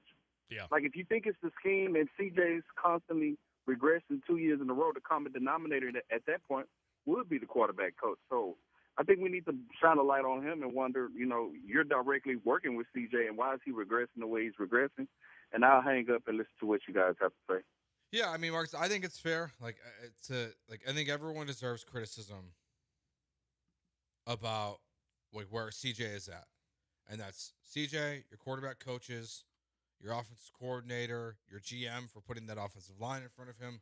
Like, to me, everyone deserves a level of criticism in this blame pie. It's just how much does it go towards each. What does that taste like? Probably not good. Bitter. Probably bitter. Sour. Disgusting. I think blaming the quarterback's coach is ridiculous. We're talking about how he works with Quincy Avery and, that's his end-all, be-all, blah, blah, blah, blah, blah. The scheme issues wouldn't be for the quarterback coach. It'd be for the OC. Mm-hmm. People have texted in. They don't feel like Stroud is coachable. I don't know. I'm not in those rooms. I'm not on the practice field. I don't know if he's coachable or not. I have no clue. I also have to admit that I know Gerard personally. Gerard is somebody that has asked me for U of H basketball tickets. And when I told him no, he didn't respond. His father was my driver's ed teacher. He played select baseball and AAU basketball with my cousin. So I'm probably not the most objective here, but I think I would be saying that. In fact, I know I'd be saying that if Joe Blow was the quarterback's coach for the Houston Texans. I don't believe that the faults of C.J. Stroud, and if we want to call it regression, whatever we want to say, I think it is foolish to put that on the quarterback coach. I think we're putting way too much stock in the quarterback coach if we're giving that position blame on C.J. Stroud. If, to your point,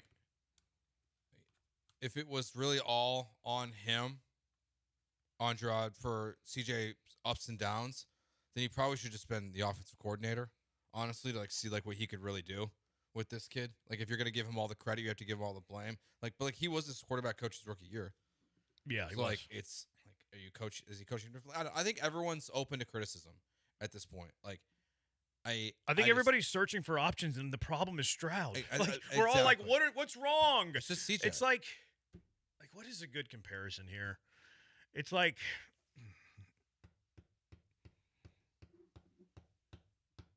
don't know the perfect analogy to use. For some reason, I'm reaching to a gardening analogy. Okay. We're all looking at the plant. We're why is it brown? Are we not giving it enough water? Is it not getting enough sunlight? Well, the soil is bad. Yeah. The soil is bad. I don't know if that's a good comparison or not. It's just what came to me. I think you're right. It's the quarterback. You have a rotten apple, right? And it starts to rot the other apples around it. What's wrong with this apple around it? Why is this apple rotting? Why is this one starting to turn brown? Because that apple right there ain't good. I don't Gerard. Gerard was here his rookie season. I think Gerard's fine. We were talking about Slowick as a head coach candidate after his rookie season. He gets fired in year 2. Nick Caley has been a hotshot OC candidate. I don't know. Look, maybe they were all wrong. He's been a hotshot OC candidate for multiple years and has rejected offers because he didn't want to go to a bad spot. Maybe sometimes the root of the issue is the plant itself. Mm-hmm. I think it's the reality. I think it's a good way to put it. Again, I'm with you. I don't know if that analogy works or not, Jerry. I'm not sure that it does. It's just where I went for some reason. But it's everyone can deserve blame. And that's why if there's changes this offseason, it wouldn't shock me if the organization does say, we just need a fresh start. But it's not the end of these guys' careers. They'll get other opportunities. My only thing with Gerard or anyone else is that if you bring in a new offensive coordinator, I would like that offensive coordinator to have some say. I would want him to have all say. And it feels like this is very similar to when they fired David Culley. Lovie Smith just got the staff. Yeah. And then they fired Bobby Slowick, and Nick Caley just got the staff with one slight change at offensive line. It felt very much of just nope, these are the guys you're working with. Just this one guy was the problem. They're all now going to do what you do. I don't want that if they make a change. I'm with you on that. No, I think they Gerard should can have stay, full. Well, even then, But it's I up don't to the know. OC. No, It's it's up up. to the Yeah, it's OC. up to the OC. I think Yeah. that when you hire the manager of your offense, he should have full autonomy over what his staff looks like. That's what I would want. Also, like the other big, I think, foundational thing here is I think that D'Amico has a way that he wants his quarterback on this football team with this defense to play, and in my opinion, it's not the way C.J. Stroud plays football. I think the clip walking off the field, we were going to win games running the ball on defense. I think that's what he wants. He wants a guy who can manage a game, not turn it over. Don't make mistakes. If you punt the ball, you punt the ball. D'Amico punted the ball down 2 possessions with 3-4 minutes left to play in the game because he felt his defense had a better chance to score than his offense. He's wrong on that, but that's why he did it. Yeah. He flat out said it. He said, I wanted to get the ball into the hands of my defense. He trusts his defense to score more than he trusted Stroud. I don't think it's a philosophical fit. I don't think that there's dissent there. I don't think they dislike each other. I just think there is a football dissent between the two. I think D'Amico has a vision for what he wants from the position, and Stroud doesn't play the way that D'Amico wants from the position. Yeah. 713-780-3776. Junkies, thoughts here. Who would have won this playoff game the other day? Orlowski said 31. Is he right? 713-780-3776. Jeremy and Joe, ESPN 97.5, 97.9 HD2. Football playoffs are still here. 3 more games in the football playoffs, and Underdog is the best place to get in on all the gridiron action for the final 3 games of the football season. You can make picks and win money right now in Texas. How about this, too? They're giving you money over there on Underdog. You sign up with the Underdog app today. Use promo code KillerB. They're going to give you $75 in bonus entries when you play your first $5. You might be down to your last $5. Like, yeah, should we feed the family tonight? No. You should spend those $5 on Underdog because you can win a lot of money, and then your family can feast. Playing on Underdog is easy. Just pick if your favorite players will go higher or lower on stats like touchdowns, rushing yards, and more. Get them right. You can win up to 5,000 times your cash. That's so many times your cash. This week on Underdog, we're going to take a look at some of these games. We have some time here to let it kind of breathe out a little bit too. Let's look at the quarterbacks in the AFC, which is kind of interesting now because of the Knicks injury. But Drake May, we just saw him. 224.5 passing yards, the number on Drake. You like the higher or the lower there? Jarrett Stidham starting an AFC championship game. What is his passing yard number? 187.5. Do you like the higher or lower there against this Patriots defense? Ball, go prove it. What are you waiting for? Download the Underdog app right now. Use promo code KillerB to score $75 in bonus entries when you make that first $5 deposit. Promo code KillerB, KILLERB. Underdog, make picks, win money.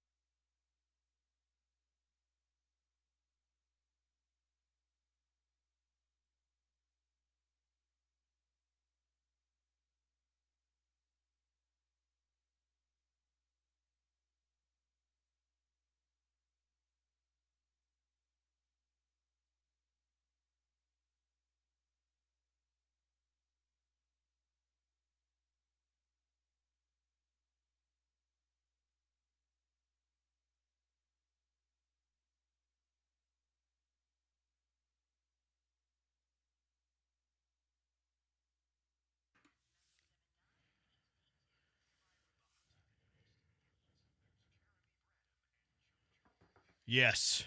Yes, I am. 713-780-ESPN. Let's go out to the HRP listener line. I'm talking Stroud. James, you're in with Jeremy and Joe. What's up, James? Hey, guys. Just kind of jumping in on this C.J. Stroud talk. To me, the Houston Texans need to decide on their identity of what kind of team they want to be. I think, obviously, with our defense and D'Amico, that this team needs to obviously be a better running team. We need to run the ball more. You were kind of leading into it a little bit ago, Jeremy. Is this team, I think, if I'm not mistaken, there was only one game this year where we rushed for 100 yards. And I think at the beginning of the season, you know, I think if we'd have had Joe Mixon here, maybe this team would have been different this year. And I remember when we went in starting the season, you know, there was the talk that, you know, maybe Joe Mixon might be out for 4 games. And so we kind of picked up Nick Chubb, and, you know, he was going to, you know, kind of, you know, get us until Joe Mixon never came back. And I don't think that we ever really got the full story on Joe Mixon. And so if he's not coming back next year, I think the Texans need to go out and draft a good running back or find a good running back and become a running team. I've never seen a defensive team that like we have that hasn't tried to run the ball more. And I remember that when we drafted CJ in his first year, there was so much talk about how that they were talking about that he didn't really respect Slovic. And so now, you know, it seems like we're changing offensive coaches every year. And I don't think we need to do that. I think CJ needs to get on board. We need to set our identity that this is what we're going to do. We're going to play strong defense. We're going to be a strong running team. We're going to take time off the clock and let our defense win it. And you know what? And if CJ can't get on board with that, then we got to move on from him and find somebody else. But that's what I got, guys. Yeah, thanks, James. Like I think they want to be what you said. They want to run the ball. They want to control the clock. They don't want turnovers. They're just not quite there yet. And then I think that's still some of the larger parts of what Nick Caserio has done, is not done as the GM. I wouldn't bank on Joe Mixon next year.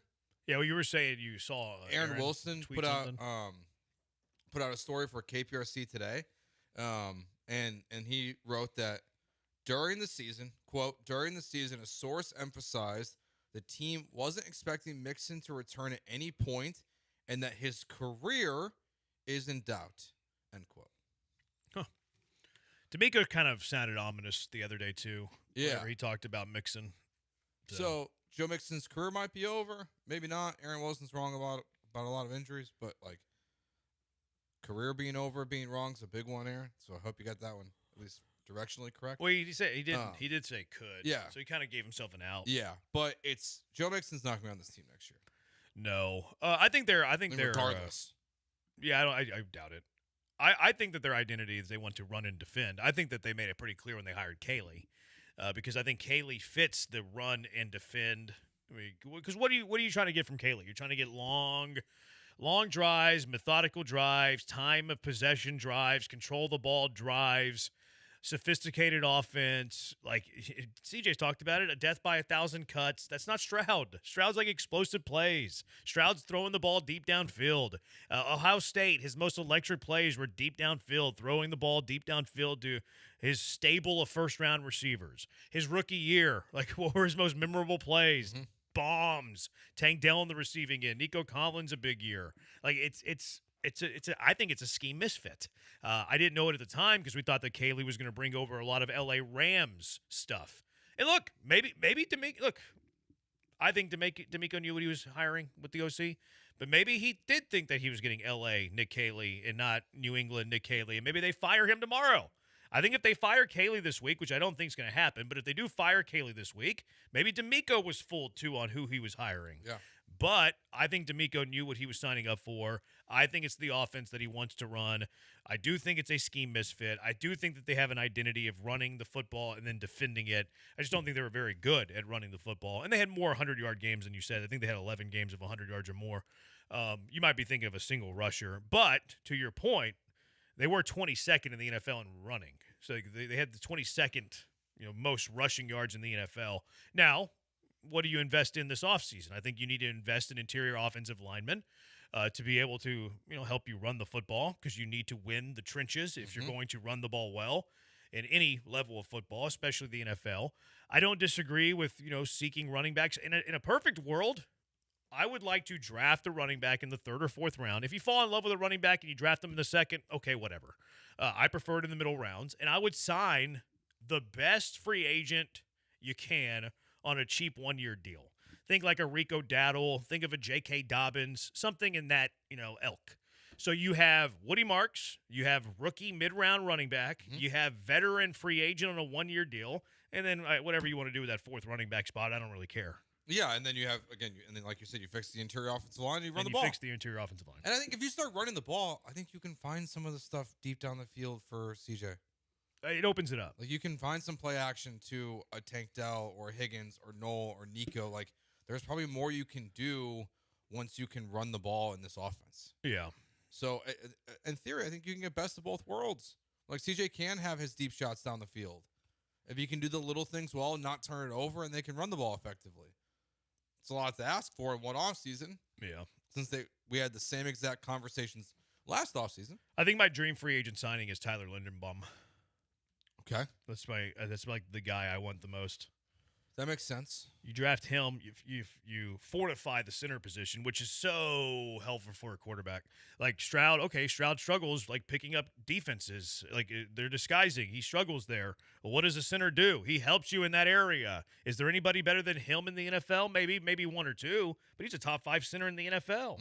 Like that to me helps CJ a lot. That helps your rushing attack a lot. And then what you have to do around him, figure it out. Maybe you trade up for a guard, a Tyler Booker or something like that. Not obviously not him, but somebody like him. Whoever this year's rookie Booker is, something like that. You bring in a center and a guard, and then in through the draft, and that might be it. Linderbaum, and then maybe bring back Ingram, run it back with him. Like you go rookie first rounder at left guard. Although I know that the Texans have missed there. Linderbaum. Ingram, you have to figure out what you're doing with Titus. So I think he's gonna be on the roster next year. Okay, he's your right tackle. Ursry's your left tackle. If you could have figured out some of the other pieces of the offensive line this last offseason, maybe you could have had some flexibility to move on from Titus. But if you moved on from Titus, you have 4 guys to replace. Rocky, Jeremy, read my text because I'm calling BS on the quarterback coach not being a factor. I said it's overrated. It's literally his job to communicate to the offensive coordinator. He is the direct link between QB and OC. You don't think Caley works with the quarterbacks? Yeah, also, like Joe said, Gerard was here on Stroud's rookie year. He said, since Gerard is your friend, I said I knew him. I didn't say he was my friend. Then call him up and ask him what's going on. That's not something I would ask Gerard. I think that's unprofessional. I'm not going to call up Gerard and be like, hey, man, what's going on with Stroud? I think that's Bush League. I wouldn't do that to people. Yeah. Rocky says Linderbaum's getting $20 million, I read. Good, go for it. That's a lot of money. Instead of extending Stroud, give him $20 million. There you Give go. everyone else $20 million. Give him $20 million. Give Will Anderson 40, Linderbaum 20, instead of giving CJ 60. Did you watch the all 22 of the game? I didn't want to watch it. I did not watch it because I made the decision. I was almost brought up on the air yesterday if I was going to ask you guys, should I watch it or not? But I started to think about it. I was like, I don't really want to waste my time watching this game. It kind of feels like season's over. The season's over. Like, I don't really want. I didn't want to watch it. I didn't want to watch the game yesterday. Yeah, I was thinking about watching to see just how many accurate throws he had. Right. I was like, I'd say I was on the fence, but I was like, I don't really want to do this. Yeah, I decided not to. I made a business decision and did not do it. Would you not spend bigger year's money on Breece Hall or Kenneth Walker? No, I wouldn't. I think it's more important to have a good O-line than it is to have like a tier up in running back. I think like the team down the road, the Cowboys, it's kind of showing you can bring in pretty much anyone, and if you can block for them well, you can run the ball. I'd rather have Linderbaum than any of the free agent running backs. Yeah, I don't really like Breece Hall as like. He's 25, man. Like yeah. He's gonna be. He could be here for the next 10 years. To be honest with you, Centers can play forever. Like, and I thought Kenneth Walker was gonna hit free agency. I'm not so sure now. Yeah, the injury. Like Charbonnet tearing his ACL. Like they could have been like, all right, we're gonna go to Charbonnet and draft someone. Charbonnet's probably not playing next year now. Probably at least not. most of next season. McDaniel can make a quarterback. It was weird with McDaniel. You were telling me earlier during the break that McDaniel pulled his name out of consideration for the Cleveland Browns head coaching job. Yeah. I read somewhere earlier this offseason, like when he was fired, I don't remember where, that he was willing to accept an offensive coordinator job in a better situation than a bad head coaching job. So I don't know if that is correlated. Apparently, he's still in the mix for like the Ravens head coaching job. Okay. But he's also set to interview with the Chargers today. Okay. Yeah, I feel like worst case scenario, he's going to be the OC in Tennessee with Saleh, which is, I think, a good job. I mean, you get rookie quarterback. Yeah, it can be a good job. You get a rookie quarterback and you have a defensive-minded coach, you have free reign of the offense. Like, if I was Mike McDaniel, like, I'm waiting. I'm waiting to see what happens in Buffalo. Sure. Like, I'm waiting to see what happens in Baltimore. No, I'm not taking the OC job until all the head coach's job I want are filled. Like if Anthony Weaver, who is interviewing for the second time with Baltimore, gets the head coaching job there, like, yeah, you might be a candidate. If Saleh, obviously in Tennessee, but then, like, if there's a guy who in Buffalo and he gets that job, you might be able to be Josh Allen's OC, which means you'll be a head coach in the NFL probably next season. Mm-hmm. The Cowboys are bringing in first-round offensive lineman Udolt. I think that was your point. Yeah. I think that's the point. I think the Dolt's point was that. Is that you can run. If you invest in your offensive line, you can sign anybody. Also, Rico Dowdle did pretty good in Carolina as well. Yeah. He was on a cheap one-year deal, though. I think he was making $5 million. Yeah. Dobbins was like 3.5, 4. Yeah. Like, go sign the best one-year running back on that type of deal. And then you have a rookie running back with, the guy you draft. And then Woody Marks is still in his running back. Like, you're not spending any money in that room. And I like the room. Like, if Woody Marks, a third, fourth-round rookie, and the best one-year, $5 million free agent are in your room, that's going to be a good room. And you're not spending that much money there. You think Montgomery comes in that low? He's probably had too much success. Yeah. Like, he's had a lot of success, and he hasn't been, like, the main guy. You know what I mean? Julie and Kyle, we'll get to you on the other side. 713-780-3776. Jeremy and Joe, ESPN 97.5 and 97.9 HD2. All right, right now you can get into a brand new or leased vehicle in the next 24 to 72 hours when you call my friends at D&M Leasing. Check out their website at dmautoloosing.com, or you can call them at 713-290-1000. Right now you can also get, for the next 60 days, no payments. If you've never leased a vehicle before, it's really not that complicated, but they will walk you through the entire process from start to finish. So whatever questions you have, you've got veterans there who have been there for 10 years as leasing agents, managers who've been there for 20 years, and they will walk you through everything, like I said, from start to finish. The best part is, too, you don't ever have to go to a dealership again. You can do all of it from the comfort of your own home. You'll DocuSign everything that you need to when it comes time. They will bring you your vehicle. They will take your trade-in with you on their way as well. So check them out right now, dmautoloosing.com, or call 713-290-1000 and tell them ESPN 97.5 sent you by.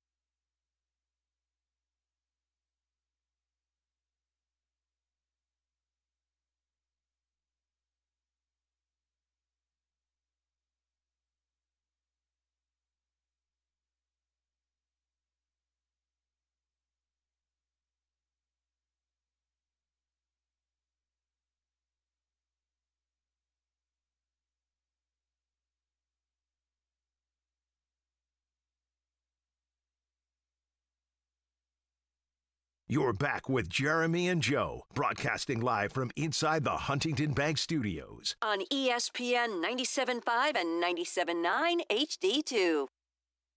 Talking Stroud, 713-780-ESPN. Let's go out to the HRP listener line.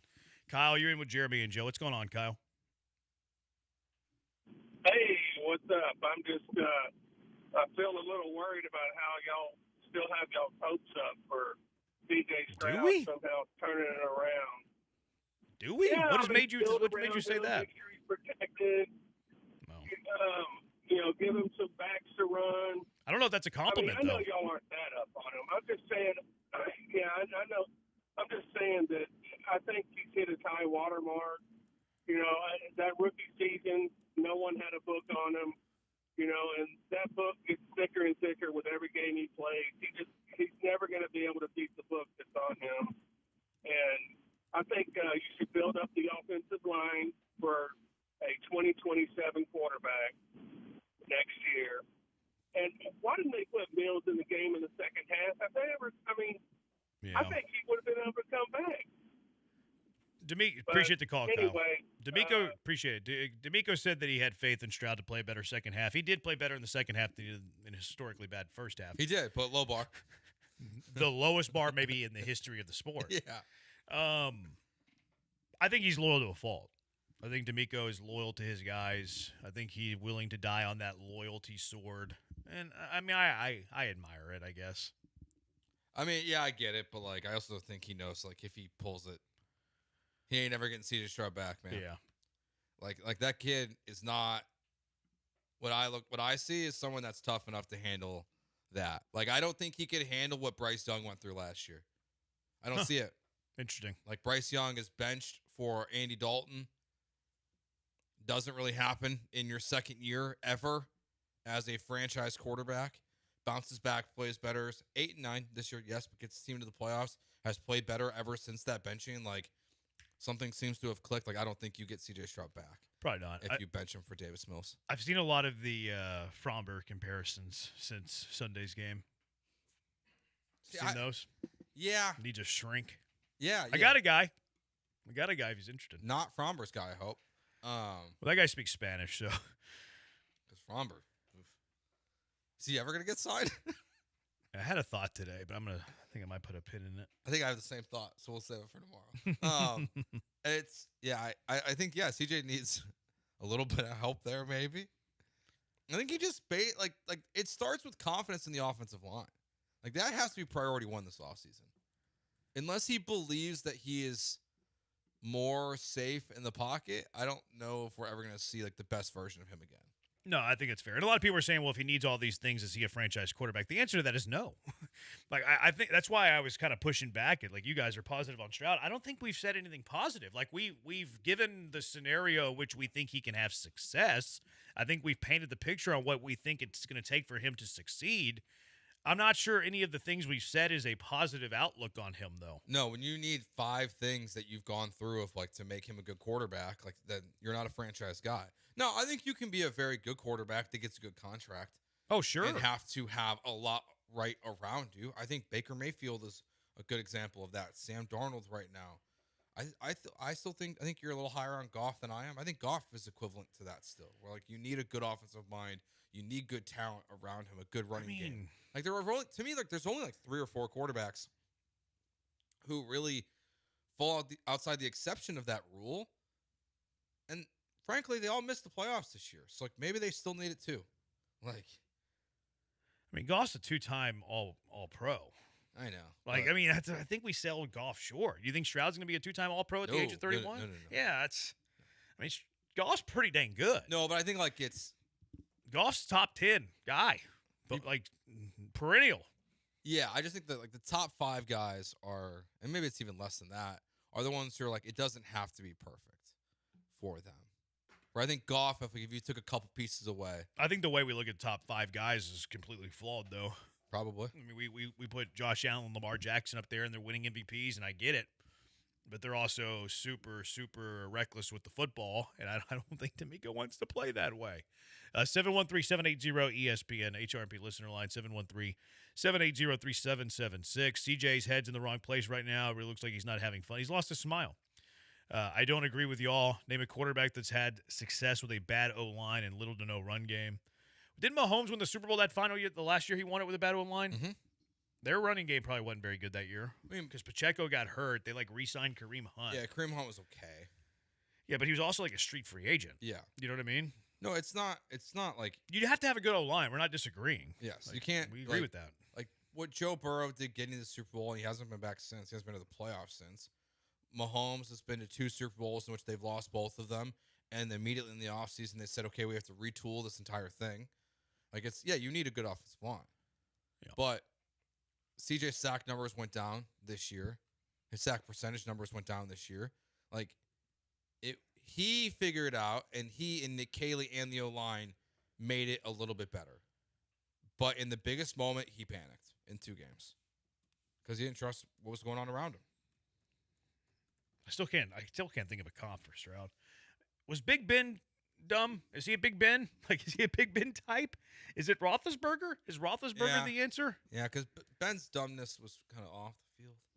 He could scramble a little bit, but wasn't the greatest athlete. Now, obviously, he's bigger and he would bounce off tacklers better. Yeah, that's true. Stroud gets concussed when he runs into tacklers. I don't know what the comp Cutler. is like.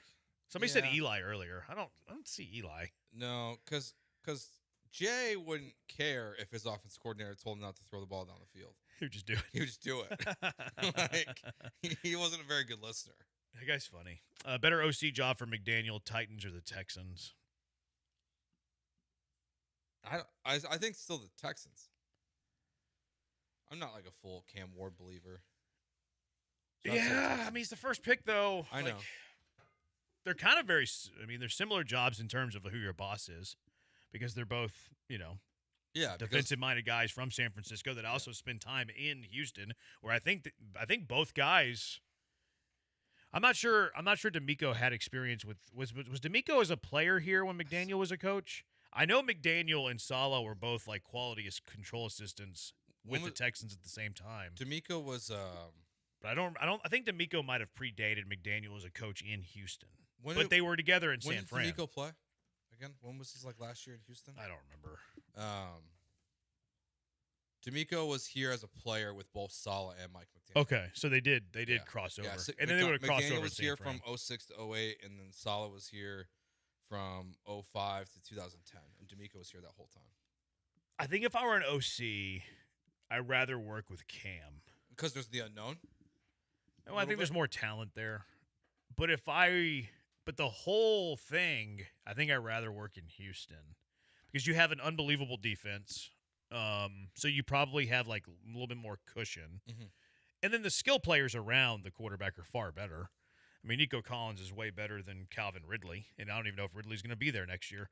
And then their second receivers are IU Maynor and Dyke. They're in a tough spot. They don't have a very good skill guys. Their offensive line is probably worse than the Texans. Yeah, they got a lot of work to do.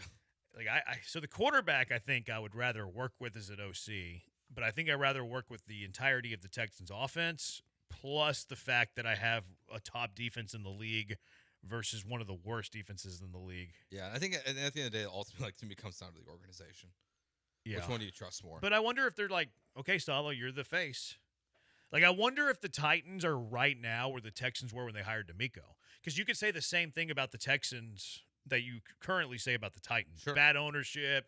They're not getting out of their own way. It's always going to be a foolish franchise. I'm not going to pay attention to them until the owner sells. And then they bring in a leader who becomes the face that runs the place. I wonder if Amy Adams Skunk is looking at the Texans again as a way to model her franchise. Oh, you think?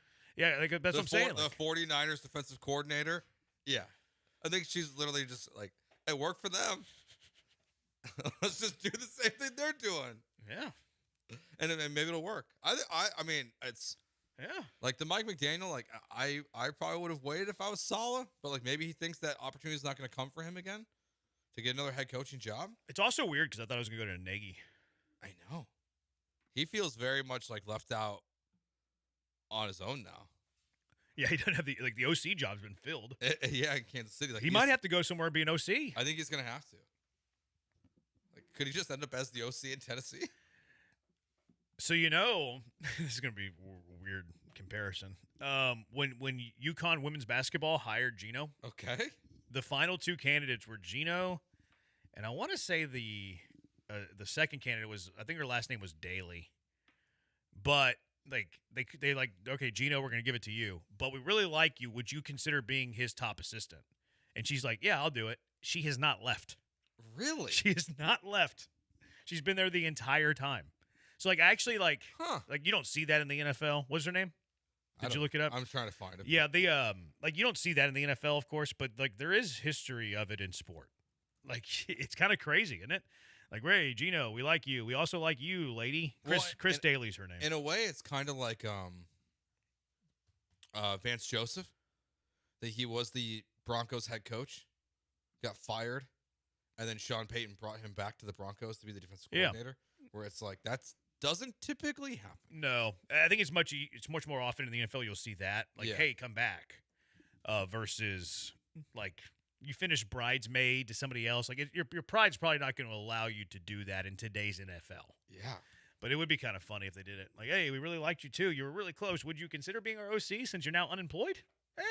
Do you want a job next year? Do you want to work with how bad do you really want to work with us and the number one quarterback in the NFL? I know that you thought you were going to be the head coach, but how about being the OC? You can be the OC and the assistant head coach. You told us in the head coach interview that you really loved us, that you really wanted to be here. So how much? How much do you really want to be here? That would be awesome. How much do you really like? I like the plan that you had for Cam Ward. How much do you really want to bring that to fruition? Yeah. And so I was like, can I just hire Mike McDaniel, please? Not Matt Nagy. That would be funny. All right, I feel like they lucked out. Let's talk a little bit more about the solid Titans. We didn't get to the Halfley hire yesterday. What we thought of that, and then the top 6 remaining openings in the NFL. 713-780-3776. Jeremy and Joe, ESPN 97.5 and 97.9 HD2. I'm hungry. I'm always hungry, though. Some people would say I'm hangry. But if you go to Federal American Grill, you're going to you're going to cure all the hunger, the hanger, and you're going to be happy because it's so good. Going on right now, social hour. They have social hour every day from 3 to 7. You might be looking at one of the Federal American Grills right now. You might be driving, stuck in traffic, and be like, hey, you know what? I could use a drink. I could use a bite. That Federal American Grill looks pretty good, and Branham's talking about it right now, and Branham knows food. He might not know ball, but he knows food. Maybe you're driving by the Shepherd location, the one in Katy, the 2 in Katy. You might be downtown Houston, out in the Woodlands, my neck of the woods, and you're looking at it, you're like, I really wanted to. Should I? The answer is yes, you should. You're going to love the setting. You're going to love the vibes for their social hour, too. Runs until 7 o'clock, starts at 3. $10 appetizers. They got drink specials for you. World-class whiskey if you're thirsty. World-class bourbon if you're thirsty. Sign up for Club Fed while you're there, too. Rewards point system. Members have early access to all things Federal Grill. A lot of the new things on the menu, too. I haven't had a bad bite at Federal American Grill, but some of the new items they have. How about fried green tomatoes to start? That's really good down here in the South. The buffalo chicken salad. Maybe you're eating better in 2026. That buffalo chicken salad certainly has my attention. And then how about this? If you're really hungry, a little surf and turf for you. Nice filet, some blackened shrimp, truffle mashed potatoes, and some seasonal veggies. Sounds like my kind of party. The Freedom Burger if you want to eat a little bit lighter, or even for lunch. Stop by Federal American Grill anytime. Lunch, dinner, social hour, and you're going to be happy that you did. Valentine's reservations open now. $75 per person for a 3-course menu. Some of the best value you're going to find in time. Plus, you're going to impress her. You're going to impress him because you didn't procrastinate this Valentine's season. Federal American Grill, where precision cooking meets quality ingredients in a tribute to classic American cuisine.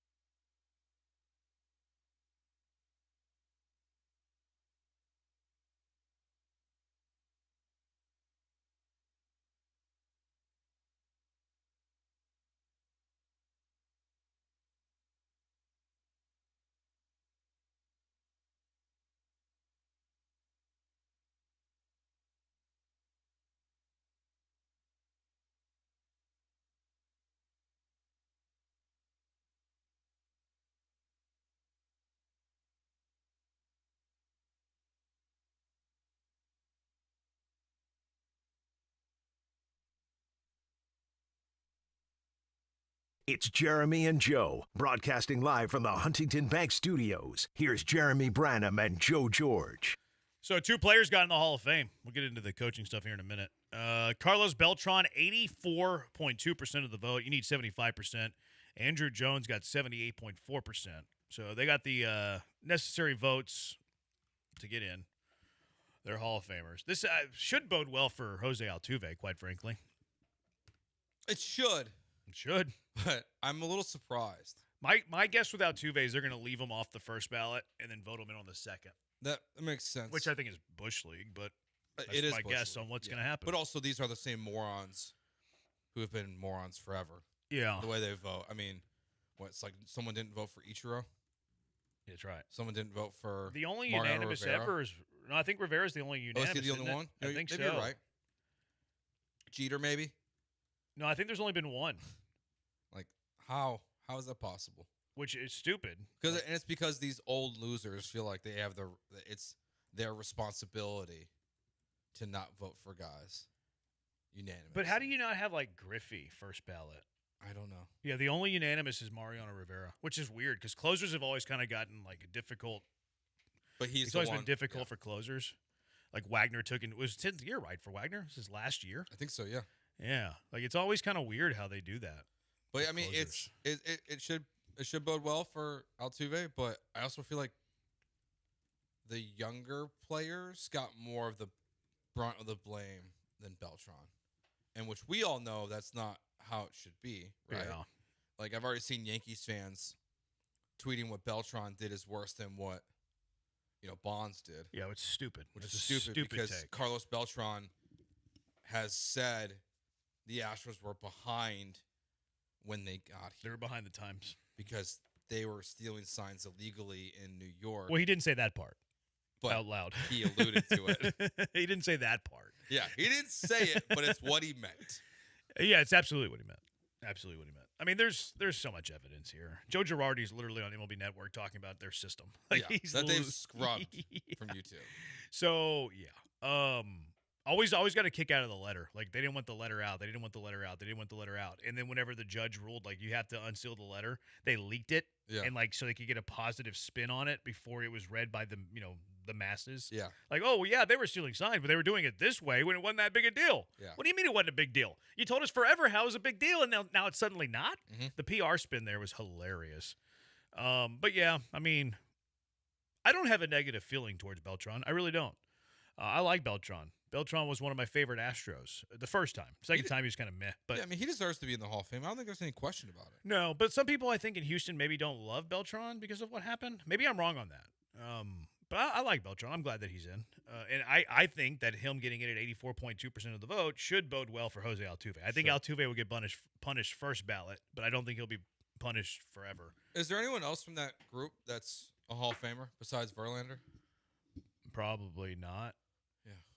Not offensively. Like, does Cole get there? I don't know. These injuries are kind of not good. No, but Garrett would be like the one. I mean, Correa's not a Hall of Famer. No, Just doesn't Correa's have the not. volume. Bregman's Bregman's not not. going to have the volume. Springer won't have the volume. No, I think Altuve's the only one. Yeah. Brantley? No. No, Brantley doesn't have enough. No. Doesn't have enough stats. Andrew Jones, 78.4%. I used to love Andrew Jones as a kid, which I feel guilty saying that because he was a Brave, and I hated the Braves. He was awesome. But his catches, I always loved the catches. I always remember the Spider-Man catch. Remember the Spider-Man catch? He would make the craziest catches. And he was the one that I could root for. You know his primary language is Spanish. I did not know that. Yeah. A lot of people don't know that. Huh. They just think Andrew Jones. And they like English. Nope. Primary language, Spanish for Andrew Jones. He was fun, man. Yeah, so congratulations to Beltran and Jones. So solid to the Titans we mentioned. I think it's a good hire for them. I think it's a good hire too, but at the same time, it really feels like they're just copying Houston. Yeah, which is cool. like, it's Fine by cool, me. but like, Tighten up. I wonder how Titans fans feel about that. I think they Just just being want to win. Yeah. I don't think that Tennessee is going to look at this as them copying the Texans. You don't think so? Like I don't disagree with your point, but I don't think Tennessee's looking at hiring Robert Saleh as like, oh, they're just copying the Texans. Saleh was before D'Amico. Like Saleh precedes D'Amico. So I don't think they're going to look at it that way. Yeah. And it's also like a coach with experience, a head coach with experience that did things with the Jets that, much better than this year. I think he got a raw deal. So he's an experienced head coach. D'Amico was not. I don't think, I don't disagree with what you're saying, but I don't think the Titans fans are going to look at Saleh and be like, they're just copying they're Texans North. I don't think they're going to look at it that way. That's fair. It's just, I think this is a good fit for them. It's better than Nagy. Yeah, I do think that they need to get a good offensive mind in there with. You got to find Cam Ward. You want to try, and that's where like the differentiator between Saleh and D'Amico might be. Honestly, is who it's going to be. The funniest hire he can make though, Slowick would be Slowick. What has he been rumored in there? No, I don't think we've seen any Titans OC rumors yet. Well, I've seen McDaniel. Besides McDaniel to pair up with, but I think that's more innuendo than rumor. Sure. Is that the same thing? Rumor and innuendo? No, but I it's guess more like, hey, you're going to go. This makes sense. Yeah, because you know him. Yeah. But I don't think he's like interviewed there or anything. I don't think so either. I think he's going to get a better job than that. I mean, it depends. I think it depends on how much he likes Cam Ward. Yeah, but wouldn't like Justin Herbert be a better job than that? I don't. Head coach or OC? OC. I don't know. Football is football. I don't know. I don't know what Mike McDaniel sees. Bobby back in the division. What do you think of the speaking of Miami, the Halfley hire? I think I like it. I mean, it's hard because he's moved so fast. Now, like I think it's a little hard to ignore what happened to the Packers with and without Micah Parsons. Yeah. In his tenure, like the defense was terrible last year for the most part. This year it was I think they only lost one game with Parsons starting, and then their season kind of unraveled after that. So, like, is that a reflection of the roster? Is that a reflection of the defense? I'm not totally sure, but I mean, to go from being the head coach at Boston College 2 years ago to now being the head coach of the Dolphins it feels kind of weird. It's pretty meteoric. Do you know what he did at BC? Like, do you know what his record was? I'm sure he never won more than like 5 games. He did. He was there 4 years. He won more than 5 3 years. Okay, but just barely. So he like won 6 3 times. Close. He went 6-5 his first year. Okay. He went 6-6 his second year. He went 3-9 his third year. He went 7-6 his fourth year. He was 22-26 at Boston College, and then a couple of years later, he's the head coach of the Miami Dolphins. Yeah, like it's pretty crazy. Well, because like you don't want to. It's really crazy. Yeah, like you don't want to be in college anymore because you don't want to deal with this recruiting. Now you go be a coordinator, all of a sudden, like you're this unknown mystery candidate, and you're a head coach. Yeah. But there's also 10 openings this year, which is still absurd. That a third of the NFL has fired their coach. And like I don't think it's a bad hire. It's just weird that he was 22-26 at Boston College, and now he's a head coach of one of the 32 NFL franchises. Yeah, like that's what would be the equivalent of that? Like whoever's the coach at Wake Forest going 500. Like it's just odd. And I know it's like respect and guys like your game and all that. It was a great move for Halfley. No, it's just, and that one comes down to like it's just how much more of this Green Bay thing do they do? They hire someone from Green Bay to be their general manager. Then you hire someone from Green Bay to be your head coach. Like, should I just pencil in Malik Willis, starting quarterback for the Miami Dolphins next season? Follow at this point and just make him Packers South. That would be interesting. I think Malik Willis can be a starting quarterback next year. I don't know. He's looked better than Jordan Love in those games. Yeah, I think that's a lot of LaFleur, though. Let's go out to the HRMP listener line. Julian, you're in with Jeremy and Joe. What's up, Julian? Evening, gentlemen. What's up?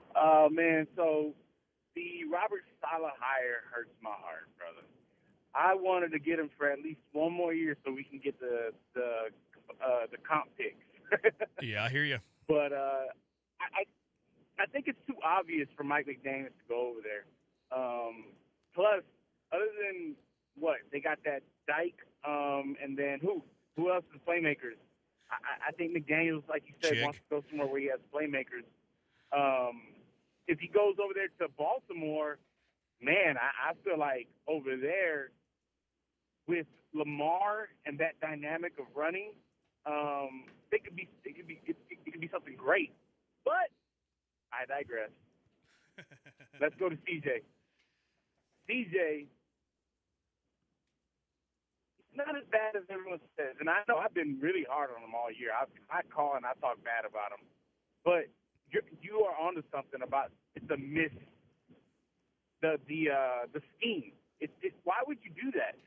If I run a 4.3, why are you going to make me run through the tackles 20 times a game? If I shoot threes, why are you going to tell me to post up? I mean, it doesn't make sense, and I think Kaylee's going to be out of here next year. How's it going, gentlemen? Bang, bang, Niner game. Is everyone out of here if Kaylee's out after next year? I think he asked the question, like, if he doesn't fit the scheme, why would you bring him in? Because that's what D'Amico wants to do. Yeah. Like, that's the style he wants to play. Like, I stopped short of saying that I think that Stroud will be gone before Kaylee, because it sounds like an outrageous thing to do. And Kaylee could be gone tomorrow. Like, we could be doing the show tomorrow, like ranking our offensive coordinator candidates, because who knows? I just get the sense that D'Amico wants to play this style of football. He hired Nick Haley to coordinate an offense to play this style of football, and that they were going to condition C.J. Stroud how to play this type of football. And maybe he gets there next year. I just think it's clearly, and we've seen it, a lot harder to get to where they want him to be than maybe even they thought, and certainly longer than we all thought. Yeah, this whole offseason is going to be fascinating. Yeah, it will be. And I'm curious how long we have to wait till we really know about Kaylee. I don't think it's going to be maybe by the end of the week. We would know one way or the other. I think it'll be like, D'Amico said, I'm going to take the week to. We might know tomorrow, because Sarah speaks to the media tomorrow. Yeah, just because you want to move quickly, right? Yeah. Like, I think no matter what your decision-making process is, you want to get that decision done ASAP. So that way you can. So if you want a shot at Mike McDaniel, you can get your shot at it. The Texans fired Bobby Slowick on January 24th last year. So that would have been probably a week after. Let me pull up my Google Calendar. So they fired him on January 24th, 25. Well, that was a Friday. Oh, Friday news dump? It was early afternoon. So, if they follow the same path, I don't think they're firing him, but if they do, they would fire him, at least if they're doing it the same as last year on Friday. All right, Junkie of the Day. Who's your Junkie of the Day? 713-780-3776. Jeremy and Joe, ESPN 97.5, 97.9 HD2. You're never a junkie if you're playing on Underdog, ever. In fact, you should be playing on Underdog right now. You can play a lot of these NBA games that are coming up a little bit later, like the Rockets in San Antonio. But football playoffs are here. Underdog, the best place to get in on all the gridiron action. 3 more games left for you. Don't miss out.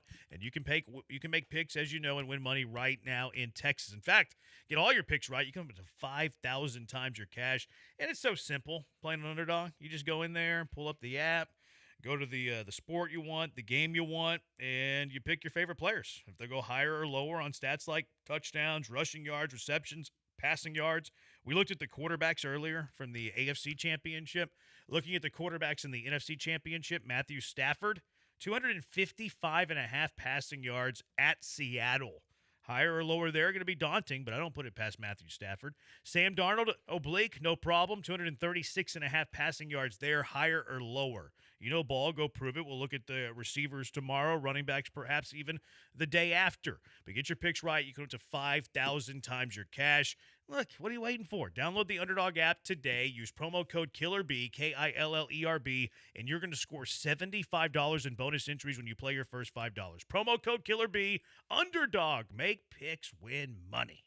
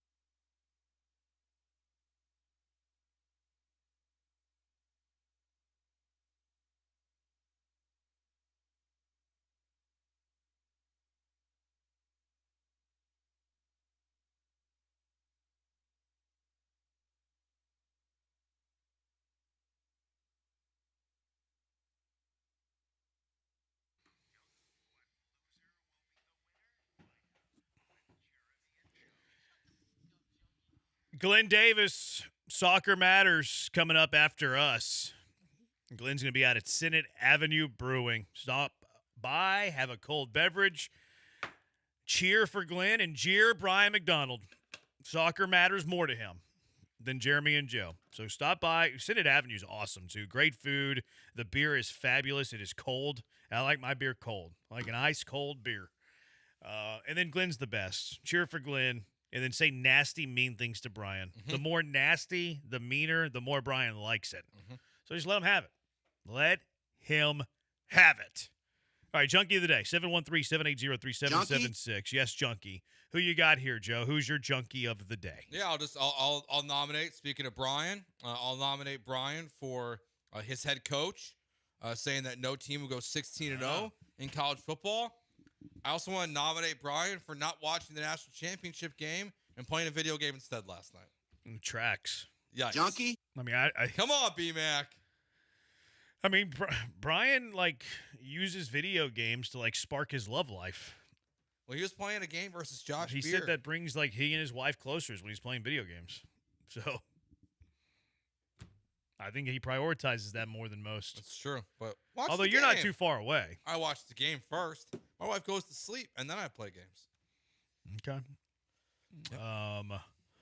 My junkies of the day. Ha-Seong Kim. Okay. Shortstop for the Braves. Oh, yeah. Signed a 1-year, $20 million contract in December. Mm-hmm. He fell on ice in Korea and tore a ligament in his hand. He's going to be out for I think they said 5 weeks or something like that. Yikes. 2 months maybe. Yikes. Yeah. I didn't know there was ice in Korea. Good thing they have Mauricio Dubon. I really don't know the temperatures. I don't know their average temperatures in Korea. That's a good point. For some reason, I just always thought it was hot in Korea. I saw ice in Korea. I was like, there's ice in Korea? I don't know. I guess I'm just ignorant to it, is what it is. Also, Junkie of the Day, Amanda and Kyle are breaking up. Who's that? Amanda and Kyle from Summer House? Yeah. They've spent years together. I don't watch Summer House. They're breaking up. They're calling it quits on their marriage. Sucks for them. Which is very, very sad. Yep. Yeah. It does. Sorry to hear you don't feel that you don't feel that sad about it. I just don't know a lot about them. But they're important to me. Maybe Kyle did something wrong. Well, Kyle's a piece of work. Then you know what? He's a bum. Congratulations, No, Amanda. Amanda deserves a way better than Kyle. Then this isn't a sad day. This is a great day. Kyle's a scumbag. Yeah, scumbag, celebrate. Amanda can do so much better. All right. So much better. Congrats, Amanda. Yeah. I wonder if they're going to show any of it on the season, though. It's going to be interesting. What are you watching tonight, Joe? Basketball, Rockets. Some good college basketball, too. Yeah. Texas Tech, Baylor. I might have my eye on that one. One game at a time. Game prep coming forward. All right, what wins Junkie of the Day?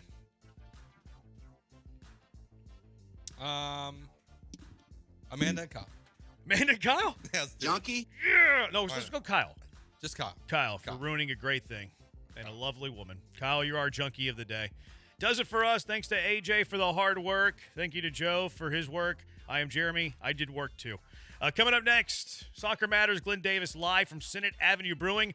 Now watch this throw.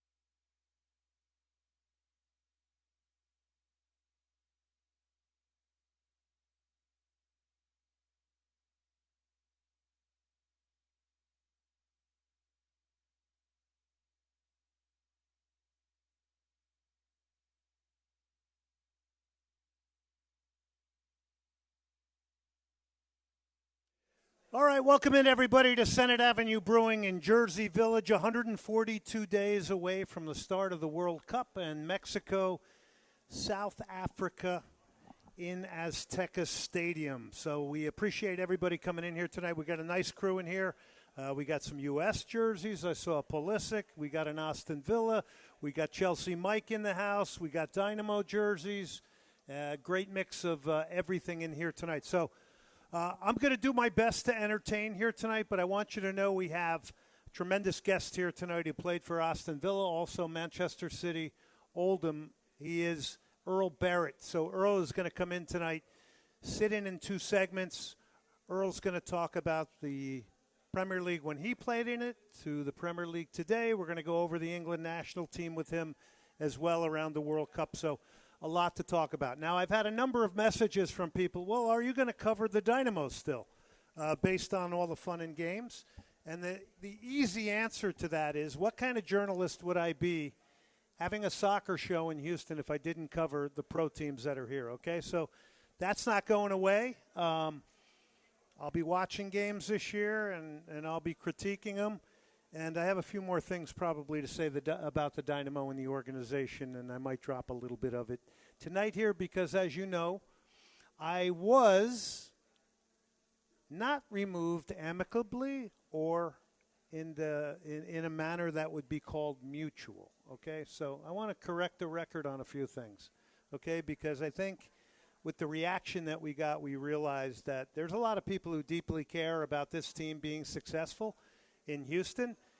All they have to do is read a lot of the responses in and around what they're thinking now. And they really could have done this before because this has happened a lot over the years, maybe not to this extent. And it just feels like it always drops on deaf ears. There's been no response to anything the fans have said. We're pretending like nothing happened, and that's generally the modus operandi for an organization that isn't confident, is you just hope it goes away. And then you blow it up through social media. You're making signings now. You try to divert the attention. It's the oldest playbook. But it's not what Houstonians deserve. It's not what our soccer community deserves. So I might have a few more on that tonight. I will talk about the return of Hector Herrera and some of the signings and the pros and cons of those. So we'll do a lot of that here tonight. We're off 290. If you're out and about, pull on in. We've got a nice group of people in here tonight, and I know these are true soccer fans because I know a lot of these faces. Some of these date back to 2006. So really appreciate everybody coming out. And once again, I'm going to say thank you to everybody who commented after I wrote the letter that I wrote. And I meant every word of that letter, by the way. I had to do it that way. I could not leave saying everything was okay because it wasn't. 16,000 Dillard is right off 290 again.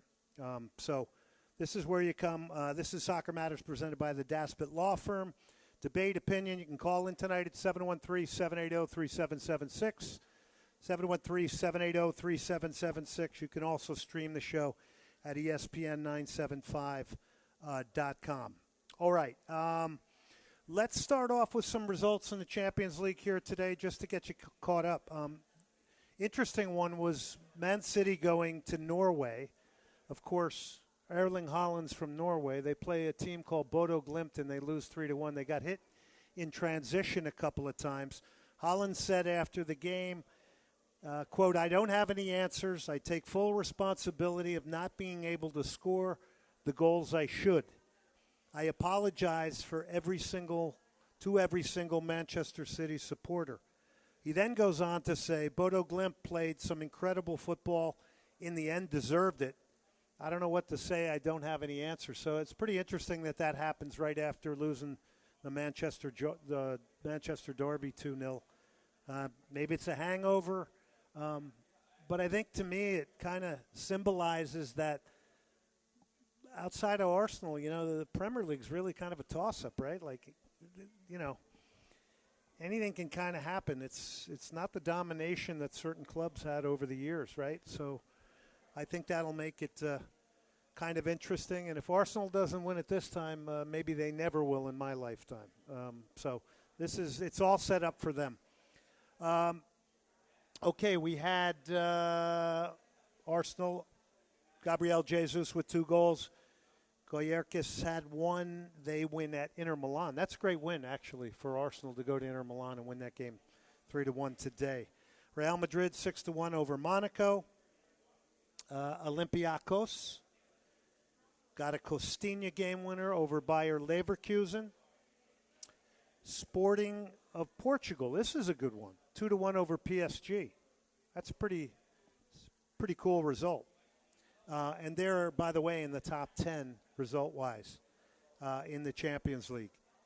Then we had Spurs with a 2-0 victory over Dortmund. I don't know if that's surprising to anybody.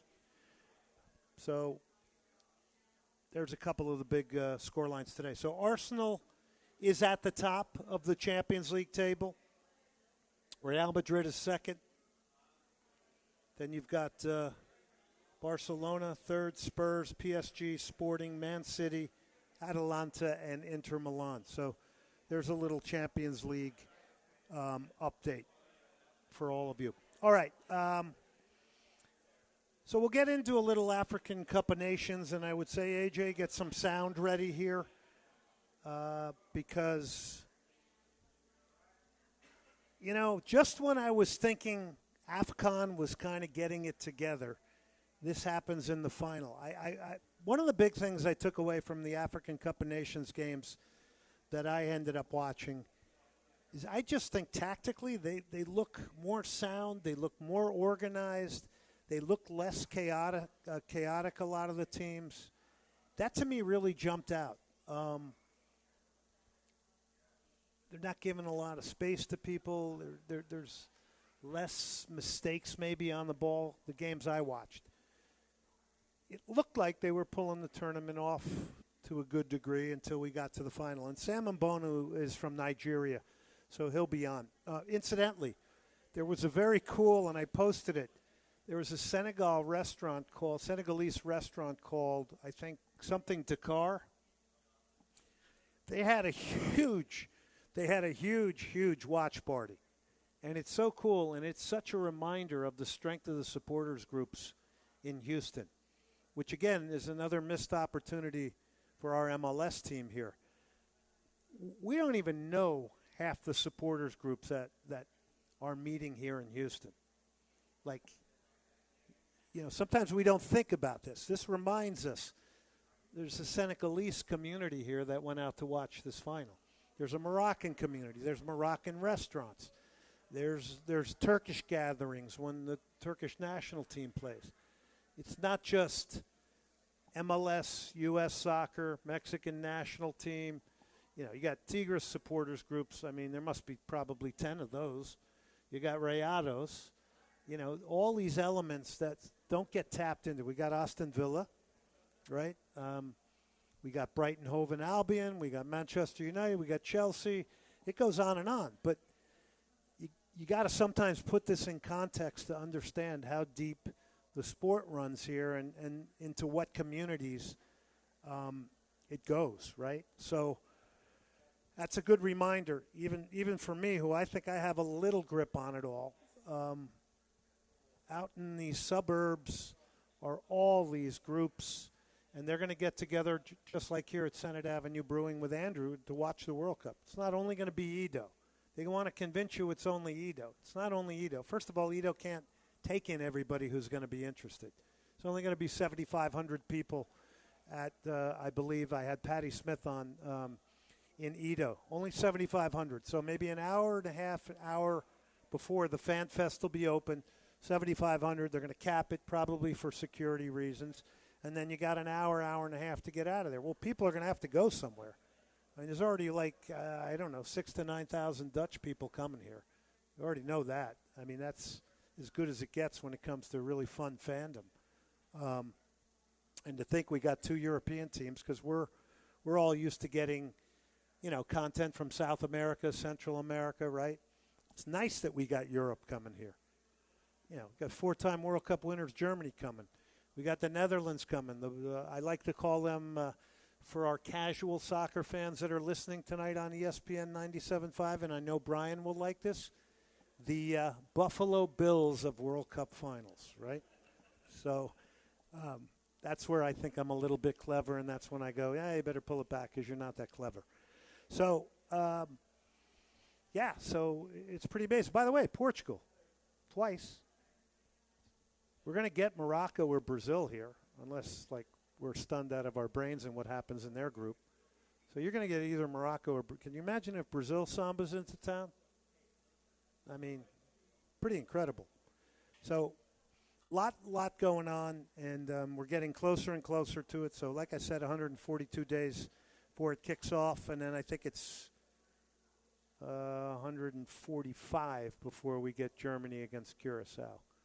And all those dual nationals that are living in the Netherlands that are going to play for Curacao. Which, by the way, is a good baseball country, right? There's a lot of guys in MLB, I think, from Curacao, if I'm not mistaken. A couple of very well-known ones.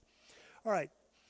So Senegal wins the African Cup of Nations for the second time, beating Morocco in the final.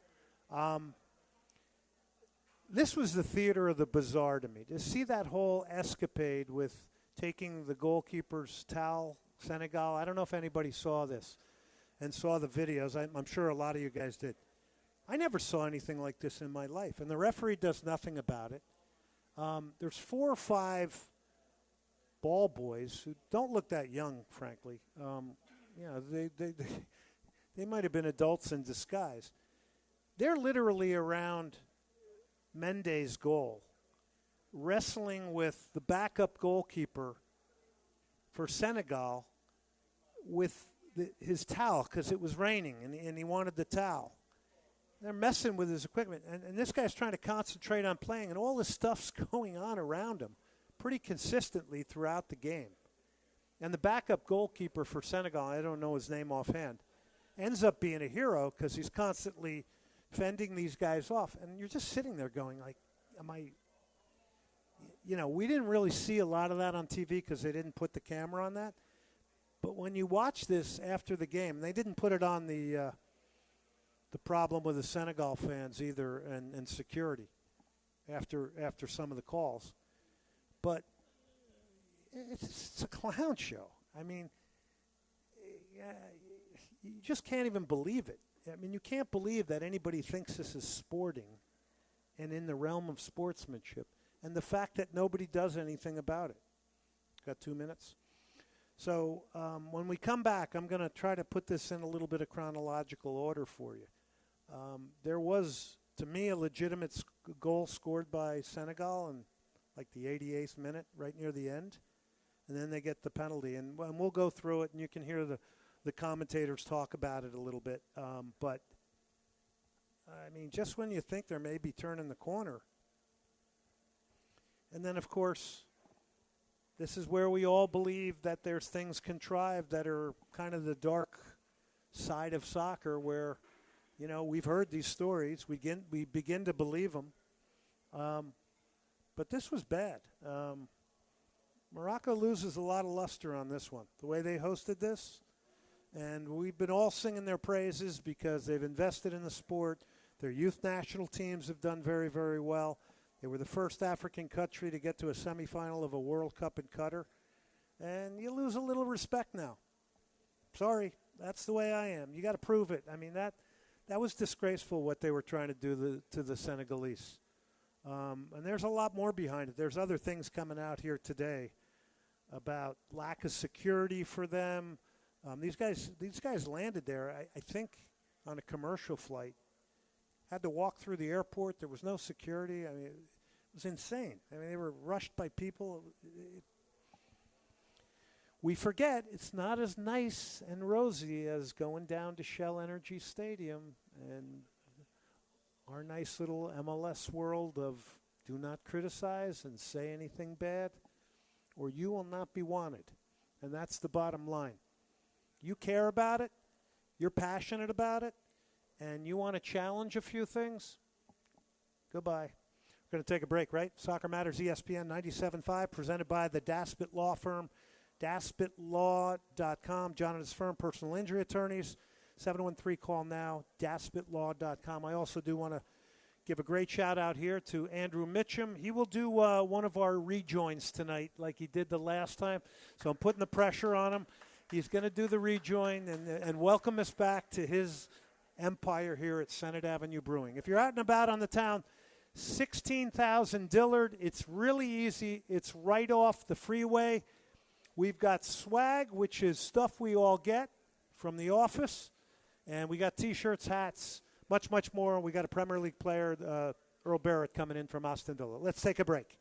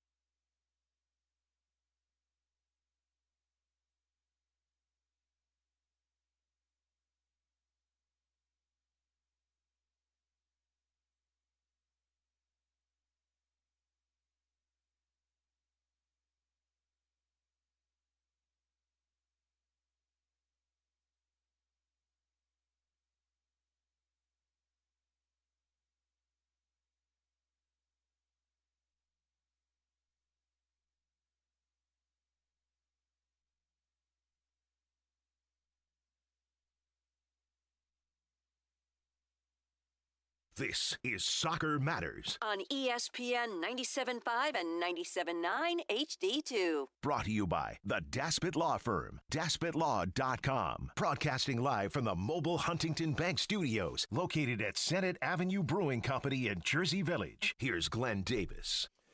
All right, welcome back, everybody. Jersey Village, 16,000 Dillard is where you go. That's the Queen of Soul, Aretha Franklin, with the song Respect.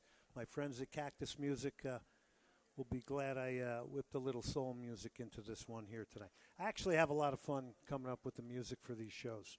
More than you know, probably more than I should have. So get down to Cactus Music for all your vinyl, your CD needs. And this man right here, he's got a vinyl collection. All right, so we welcome you back. Again, come on out here to Senate Avenue Brewing. Best in craft beer. It's award-winning. It's a great night for drinking beer, actually, I think. When it's cloudy, it's a good beer night. Well, I guess it's a good beer night when it's sunny, too. That's kind of just goes with the territory. So a big thank you to Andrew Mitchum for supporting soccer on the airwaves. Let's give him a round of applause because he's the one who puts all this together, and he's putting it behind Soccer Matters on ESPN 97.5. By the way, this is going to be a great spot to watch the World Cup this coming summer, and I'm going to be up here on a lot of occasions, and I will probably take up beer drinking in a bigger way this summer. Okay? All right, so let's get back to it. Senegal wins the African Cup of Nations. AJ, I want you to get ready with some of our sound. So this game's pretty even. I was given the edge to Morocco, probably in chance creation, slightly. And then we get to this point where Senegal, one of their center backs comes forward. And a guy on Morocco's coming to him and has his hands out and is about to push him. And he kind of pushes back as he's coming towards him. Gets past the guy, heads the ball back across the face of goal, and they score a goal. To me, it's a legitimate goal based on what the defender did. They call it back immediately, the referee. Lo and behold, a few minutes later, this happens. Let's go to the first soundbite, AJ. Still at the monitor. Behind him is all sorts of chaos and drama.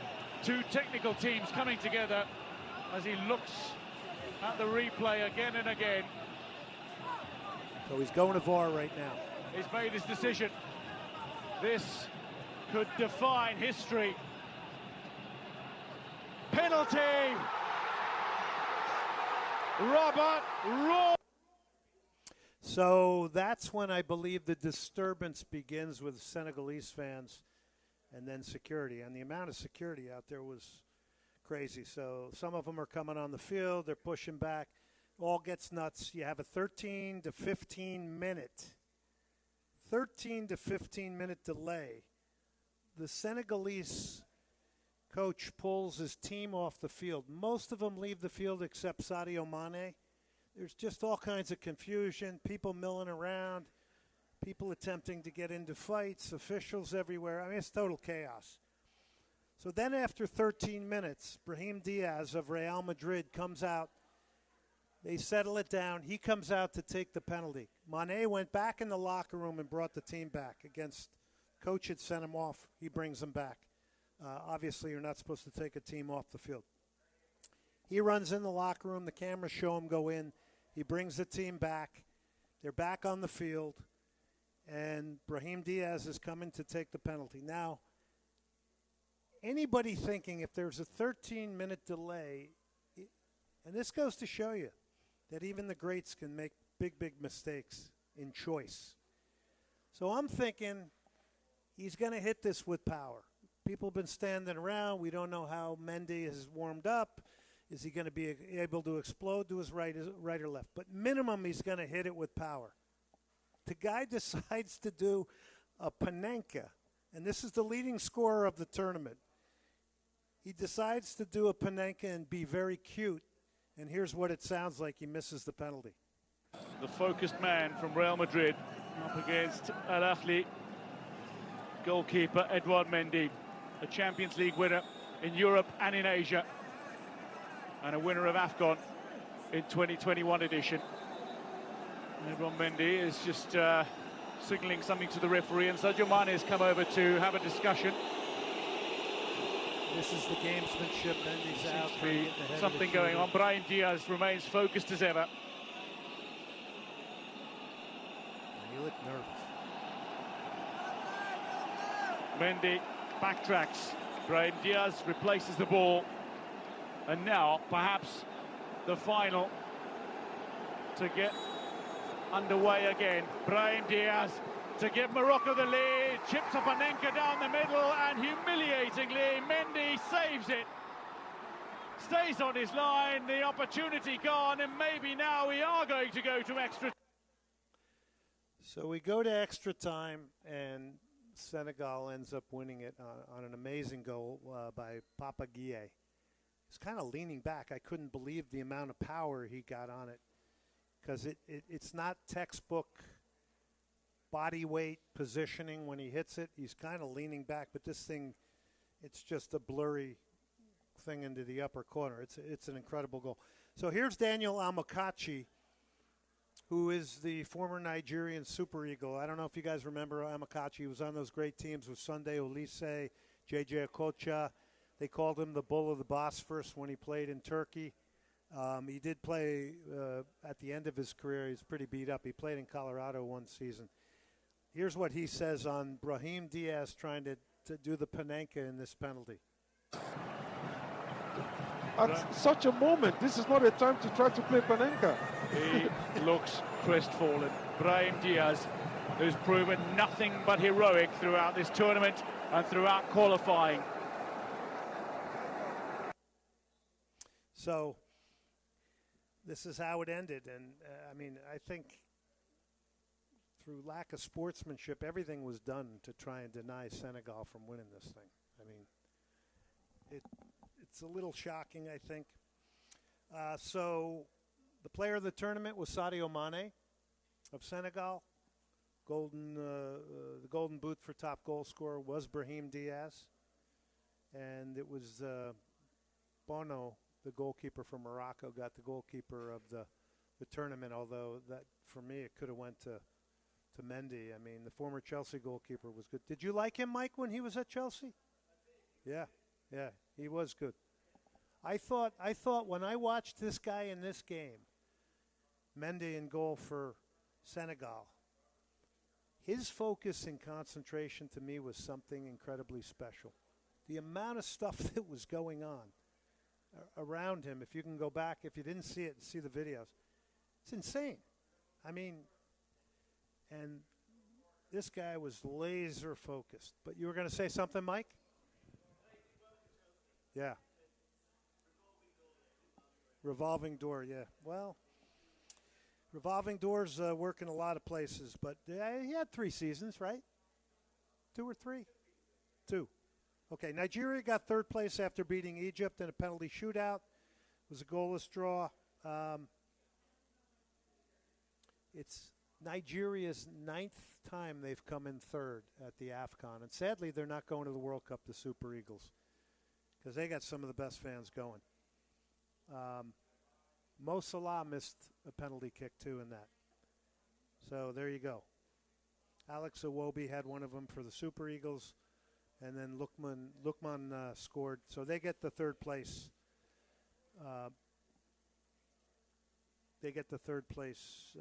Win in the African Cup of Nations. Okay, so we're going to go a little deeper a little bit later when Sam and Bono comes here.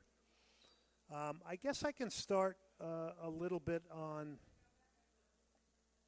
well, let me just remind everybody about, just for the people out there, what's coming to Houston. We have 7 World Cup games. And obviously the first one's Germany, Curacao. I did mention that. I just want to go over the schedule again for those that might be listening in and are trying to learn a little bit more about the World Cup. So Sunday, June 14th, we have Germany, Curacao. Wednesday, June 17th, Portugal will take on a playoff winner. I'm expecting the Congo to come out of that. So that might be Portugal-Congo on the 17th. That could be a very competitive, good game. Then you've got the Netherlands against either Ukraine, Sweden, Poland, or Albania. Most people are saying it's going to be Poland and Robert Lewandowski. We'll see. I don't know if that's going to be as easy as everybody thinks. Sweden will be competitive with Isak. The Ukraine, you can't look past them. And then Albania, I don't think you can look past them either in the modern game. Tuesday, June 23rd, Portugal, Uzbekistan. And then Friday, June 26th, Cape Verde versus Saudi Arabia. Now, Cristiano Ronaldo, to me, has really declined physically. So what and how he's used by Portugal, I think, is something to really keep an eye on because he is a very powerful brand. He's the biggest social media guy on the planet. He's got a lot of power. Does he have power over the manager? I think it's going to be interesting. And can you negotiate with him what his role is going to be in this World Cup? Or is Ronaldo just, no, I have to play and I have to play every minute? So I think that's kind of something to potentially keep an eye on in this World Cup. So then we get into June 29th, round C winner, which is likely either Morocco or Brazil, right? So think about that. If you're trying to get a knockout game and pay for those tickets, June 29th, it's a good chance it's Morocco and Brazil versus the runner-up in Group F, which that's Netherlands, Japan, Tunisia, or Poland, Ukraine, Sweden, or Albania. So that's a good game. That's going to be a good game. Imagine if the Netherlands came second and it's Brazil-Netherlands here in Houston. Ooh. That's pretty amazing. Plus, I think Japan, Korea, these teams, this could be a tournament that they do something special and go a little bit deeper. So keep an eye on that. And then July 4th, I mean, that's our national holiday. That's a good game. That's a good day to be at a World Cup. I think that's going to be pretty incredible down at Energy. So there you go. And I did want to backtrack here to the runner-up of Group F again is either Netherlands, Japan, Tunisia, or Poland, Ukraine, Sweden, or Albania. So that could be really, really good. So you got 12 groups, 4 teams, top 2 advance. That's 24. Then you've got 8 of 12 best third-place finishers. So you got a round of 32. So the pros and cons of this are you have a World Cup that has got 48 teams. And you might say, well, the expansion, we know why they're doing it. It's money, it's additional content, it's all those things. And it's exciting to see a Cape Verde, a Curacao, what it means to their countries to make it. That's exciting. But then you have to also say, are we whacking the sacredness of the World Cup and the uniqueness of it and the meritocracy of it? Are we maybe chipping away at that? On the other hand, once we get through the 72 games, which are first-round games, which, by the way, it took 68 for Argentina to win it in Qatar. You got 72 first-round games, and I've been trying to make that very clear on all these radio shows because that data piece right there gives you the sense of how many more games there are. But then once you get through that, I mean, it's all single elimination. It's do or die. I mean, that's going to bring incredible drama. So I don't know where everybody sits on it. I'd love to hear what you guys have to say on it. I think it can work in a lot of ways. I do worry, though, that, a couple World Cups from now, is it going to be just like the Champions League? Will it lose its uniqueness? Will it lose its luster? Will it lose its sacredness? Will it lose all the things that make it special so that when Toto Scalacci comes out of nowhere for Italy and wins the goal-scoring title in a World Cup, nobody knows who he is, and now the guy, except that in Italy, now the guy, because of a World Cup performance, nobody will ever forget him, or a singular moment. Like, everybody's got their singular World Cup moment, right? And everybody's got their singular World Cup. Now, in this room, based on the demographic, you're more recent World Cups, I think. Maybe Mike, I don't know how old you are. You might go back Not as far as me. I go to 74. That was my defining World Cup. 70? Oh, wow. You even go beyond me. So 70 World Cup. I think I asked you that once before. Yeah, so you're Mexico 70. And by the way, when Mexico kicks that game off, they'll be the only country to ever host 3 World Cups, but also the opening game 3 times. That comes kind of with the territory. All right, we're going to take a break here. I do have to give a shout-out here. We're at Senate Avenue Brewing. Come on out. Join us here. Great spot. They got a patio. Tonight it's not as active as usual because it's a little bit colder, but this is like a German beer garden. Senate Avenue Brewing, 16,000 Dillard. Come out here. Amazing beer. The Belogi Bowl tonight is a go-to for everybody. I do want to remind you about a new sponsor, Slip Sliders. 1802 Bins in the Museum District. Backyard Burger. They've got the Caribbean Chick. They got my favorite, which is the Shrimp Shack. So that's my favorite. Great casual spot. Chef-driven sliders. They're getting behind us just like Senate Avenue Brewing. It's all made to order there, just like here. Backyard Burger's a good one. Buffalo and Blue's good with blue cheese if you want a little bit of a nice sharp cheese with your burger. But I will tell you, these sliders are excellent. They've also got chicken tenders down there. If you're at the zoo, if you're at Herman Park, or you are cruising between Energy and Edo for the Fan Fest during the World Cup, Slip Sliders, 1802 Bins. Let's take a break. We got more to come. Senate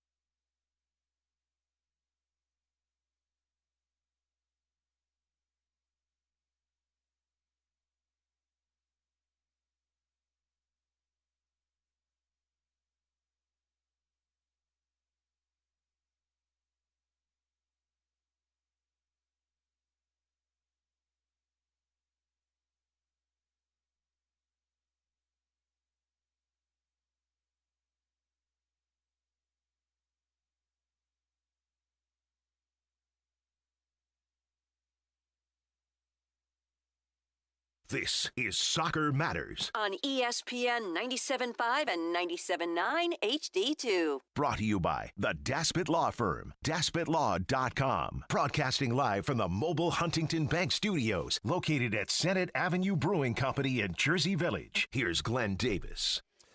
All right, welcome back, everybody. Senate Avenue Brewing, 16,000 Dillard. Senate Avenue exit off 290. I suggest you get out here on any weekend when this patio's open. So we've got all kinds of supporters group reps in here tonight. We got Victor from Houston Coolest. He's got his Barca jersey on. We have St. Pauli in Germany represented here. We got Chelsea Mike here. We got Victor Ariza with San Luis. We got Aston Villa here. We got Houston Dynamo. We got U.S. national team. Did I miss any, guys? Corinthians. Wow. I like that jersey, too, by the way. That's very hip. And we got Andrew Mitchum. He's got, what are you wearing, Andrew? A mountain with a record on top of it. What club is that? No, we're FC Senate Avenue Brewing. That's what we are. FC Senate Avenue Brewing. Okay, incredible beer here. You come in, the vats are right by the door. They're spit shine, beautiful. All the beer is brewed in-house here. You're not going to get this on the open market, so it's rare, it's special, it's unique, and it's award-winning. Right, Andrew? I've seen all the trophies and the medals and everything. All right, so let's talk a little bit of Dynamo here because we talked some of it last week, certainly from the perspective of what this team is doing in our community, and you got my thoughts on that. I'm not going to go too deep into that. What I'm going to go into is the current signings. So all of a sudden, the Dynamo are making a lot of signings. That means you didn't get it right last year. So there's a lot of turnover going on. So last year, and I want to move it back to 2023, because 2023, that performance from Hector Herrera was an MVP performance. We all witnessed a guy carrying a team and making every single other player better. Okay, he was fully engaged. My worry in that season was, are we going to just see if we can produce that again in 2024? Because he's not going to have that same season in 2024. For me at that time, playing general manager, I'm going out and getting another big name to absorb some of that pressure on him. And the Dynamo really kind of stayed put like they normally do. Don't make a lot of changes and hope it's going to work out.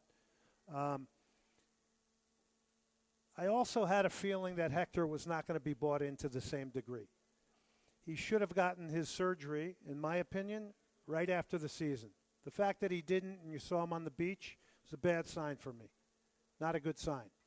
And we know the influence he had on that team. He coached that team on the field in 2023. That was one of the greatest sporting opportunities for people in Houston. Take away what sport it is. That was right in your backyard, and the guy was never marketed. He threw a baseball out. Was never marketed. They didn't get the full value out of their asset that they paid a lot of money for. Totally blew it. Honestly. Didn't move the needle much attendance-wise.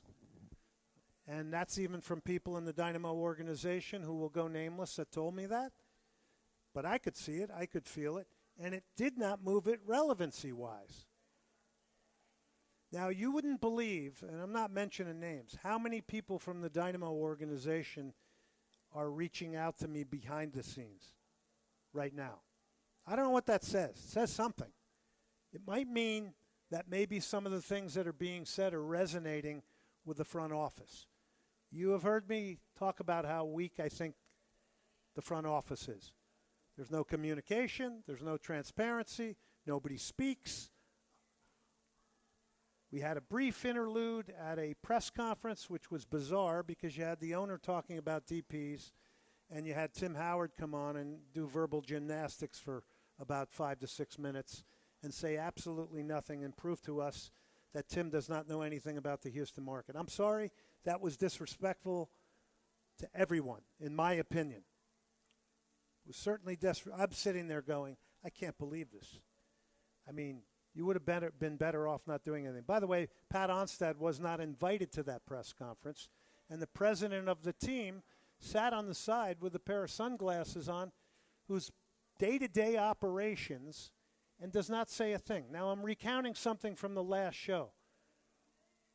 But what I'm trying to say is signings on the competitive side are great. They're less great if your front office is not on the same page. So where is the investment in the front office, in the best talent? Why don't we go get somebody from one of the best MLS teams and pay good money to get them to lead our club with soccer passion, soccer institutional knowledge? That can be done. But the investment in the front office, to me, doesn't look good. Hence, we don't have a lot of communication and transparency because people that don't feel soccer have a hard time talking about it. And this goes on in D.C. with D.C. United. This goes on in a lot of other markets. So if you're looking at the blueprint of MLS and how it incentivizes people to come in, occupy a vessel, which is a soccer team, hold on to it for 4 or 5 years, right? You get the payoff at the end. For all I know, and you guys could educate me, for all I know, maybe they're not even worried about putting people in the seats. Maybe that doesn't matter. Because if you know you're getting the payoff at the end, let's offload expense and not pay for big executives in the front office. Okay, now they can say, yeah, they're making a lot of moves. That's okay. I mean, I give that up. I hope they're good players. I think they have cachet. They look like they've played in very good places. I don't know these Brazilians. I don't know them, but they got to be better than something you had if you're going to improve the team. And then the Bogusz one is interesting. I think the Dynamo might be overpaying for him, but they might have to. By the way, $10 million, a lot of that's incentives and everything. So they are spending good money for him. But remember, there's a lot of incentive. By the way, he hardly played at Cruz Azul. He had a lot of injuries. Cruz Azul must be going, we'll take this money based on all the crazy stuff that's happened with Cruz Azul over the years, with the president running off with the money. I don't know if you remember the year they won the title, they absolutely did a fire sale and got rid of everybody. Sold off all the players, and then, if I'm not mistaken, the president took a bunch of money and headed to Brazil. They caught the old man, and he's in jail now. So fun and games don't just happen in Morocco during AFCON. So the Dynamo signed Guilherme. He's a winger from Santos.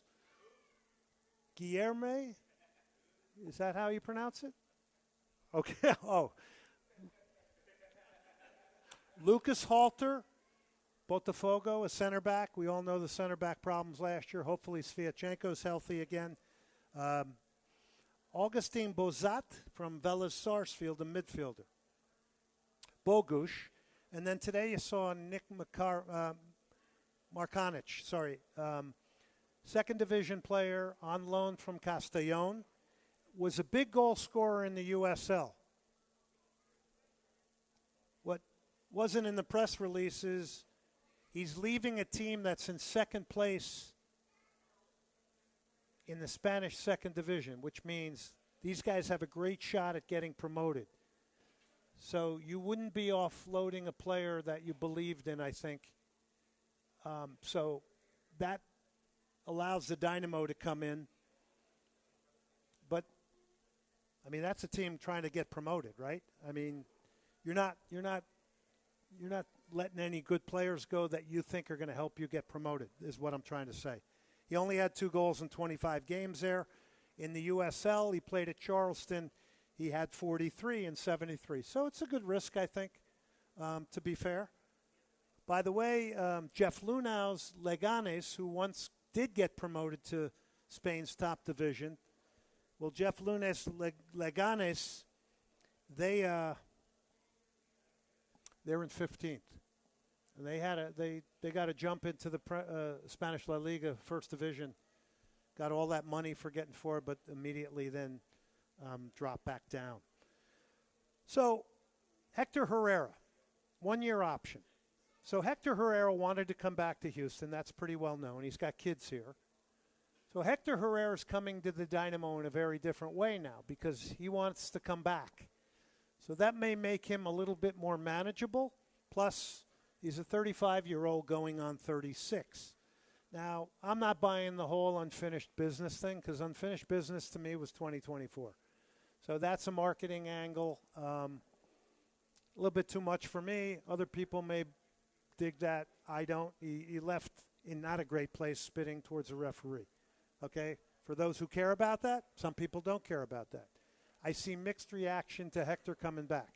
Now, one thing I can tell you, if he's bought in and he's in training and he's working hard and he's trying to be a leader at this club like he was in 2023, he can have an impact on people. No question. Because he's an excellent footballer. He's kind of being repackaged, to be fair. He comes off 2 titles at Toluca. Only played 347 minutes there last year. And he didn't play a lot down the stretch if you look at the minutes he did play. So he wanted to come back. So I don't know if picking him and repackaging him is the thing to do, but he is the most noteworthy guy on the roster, right?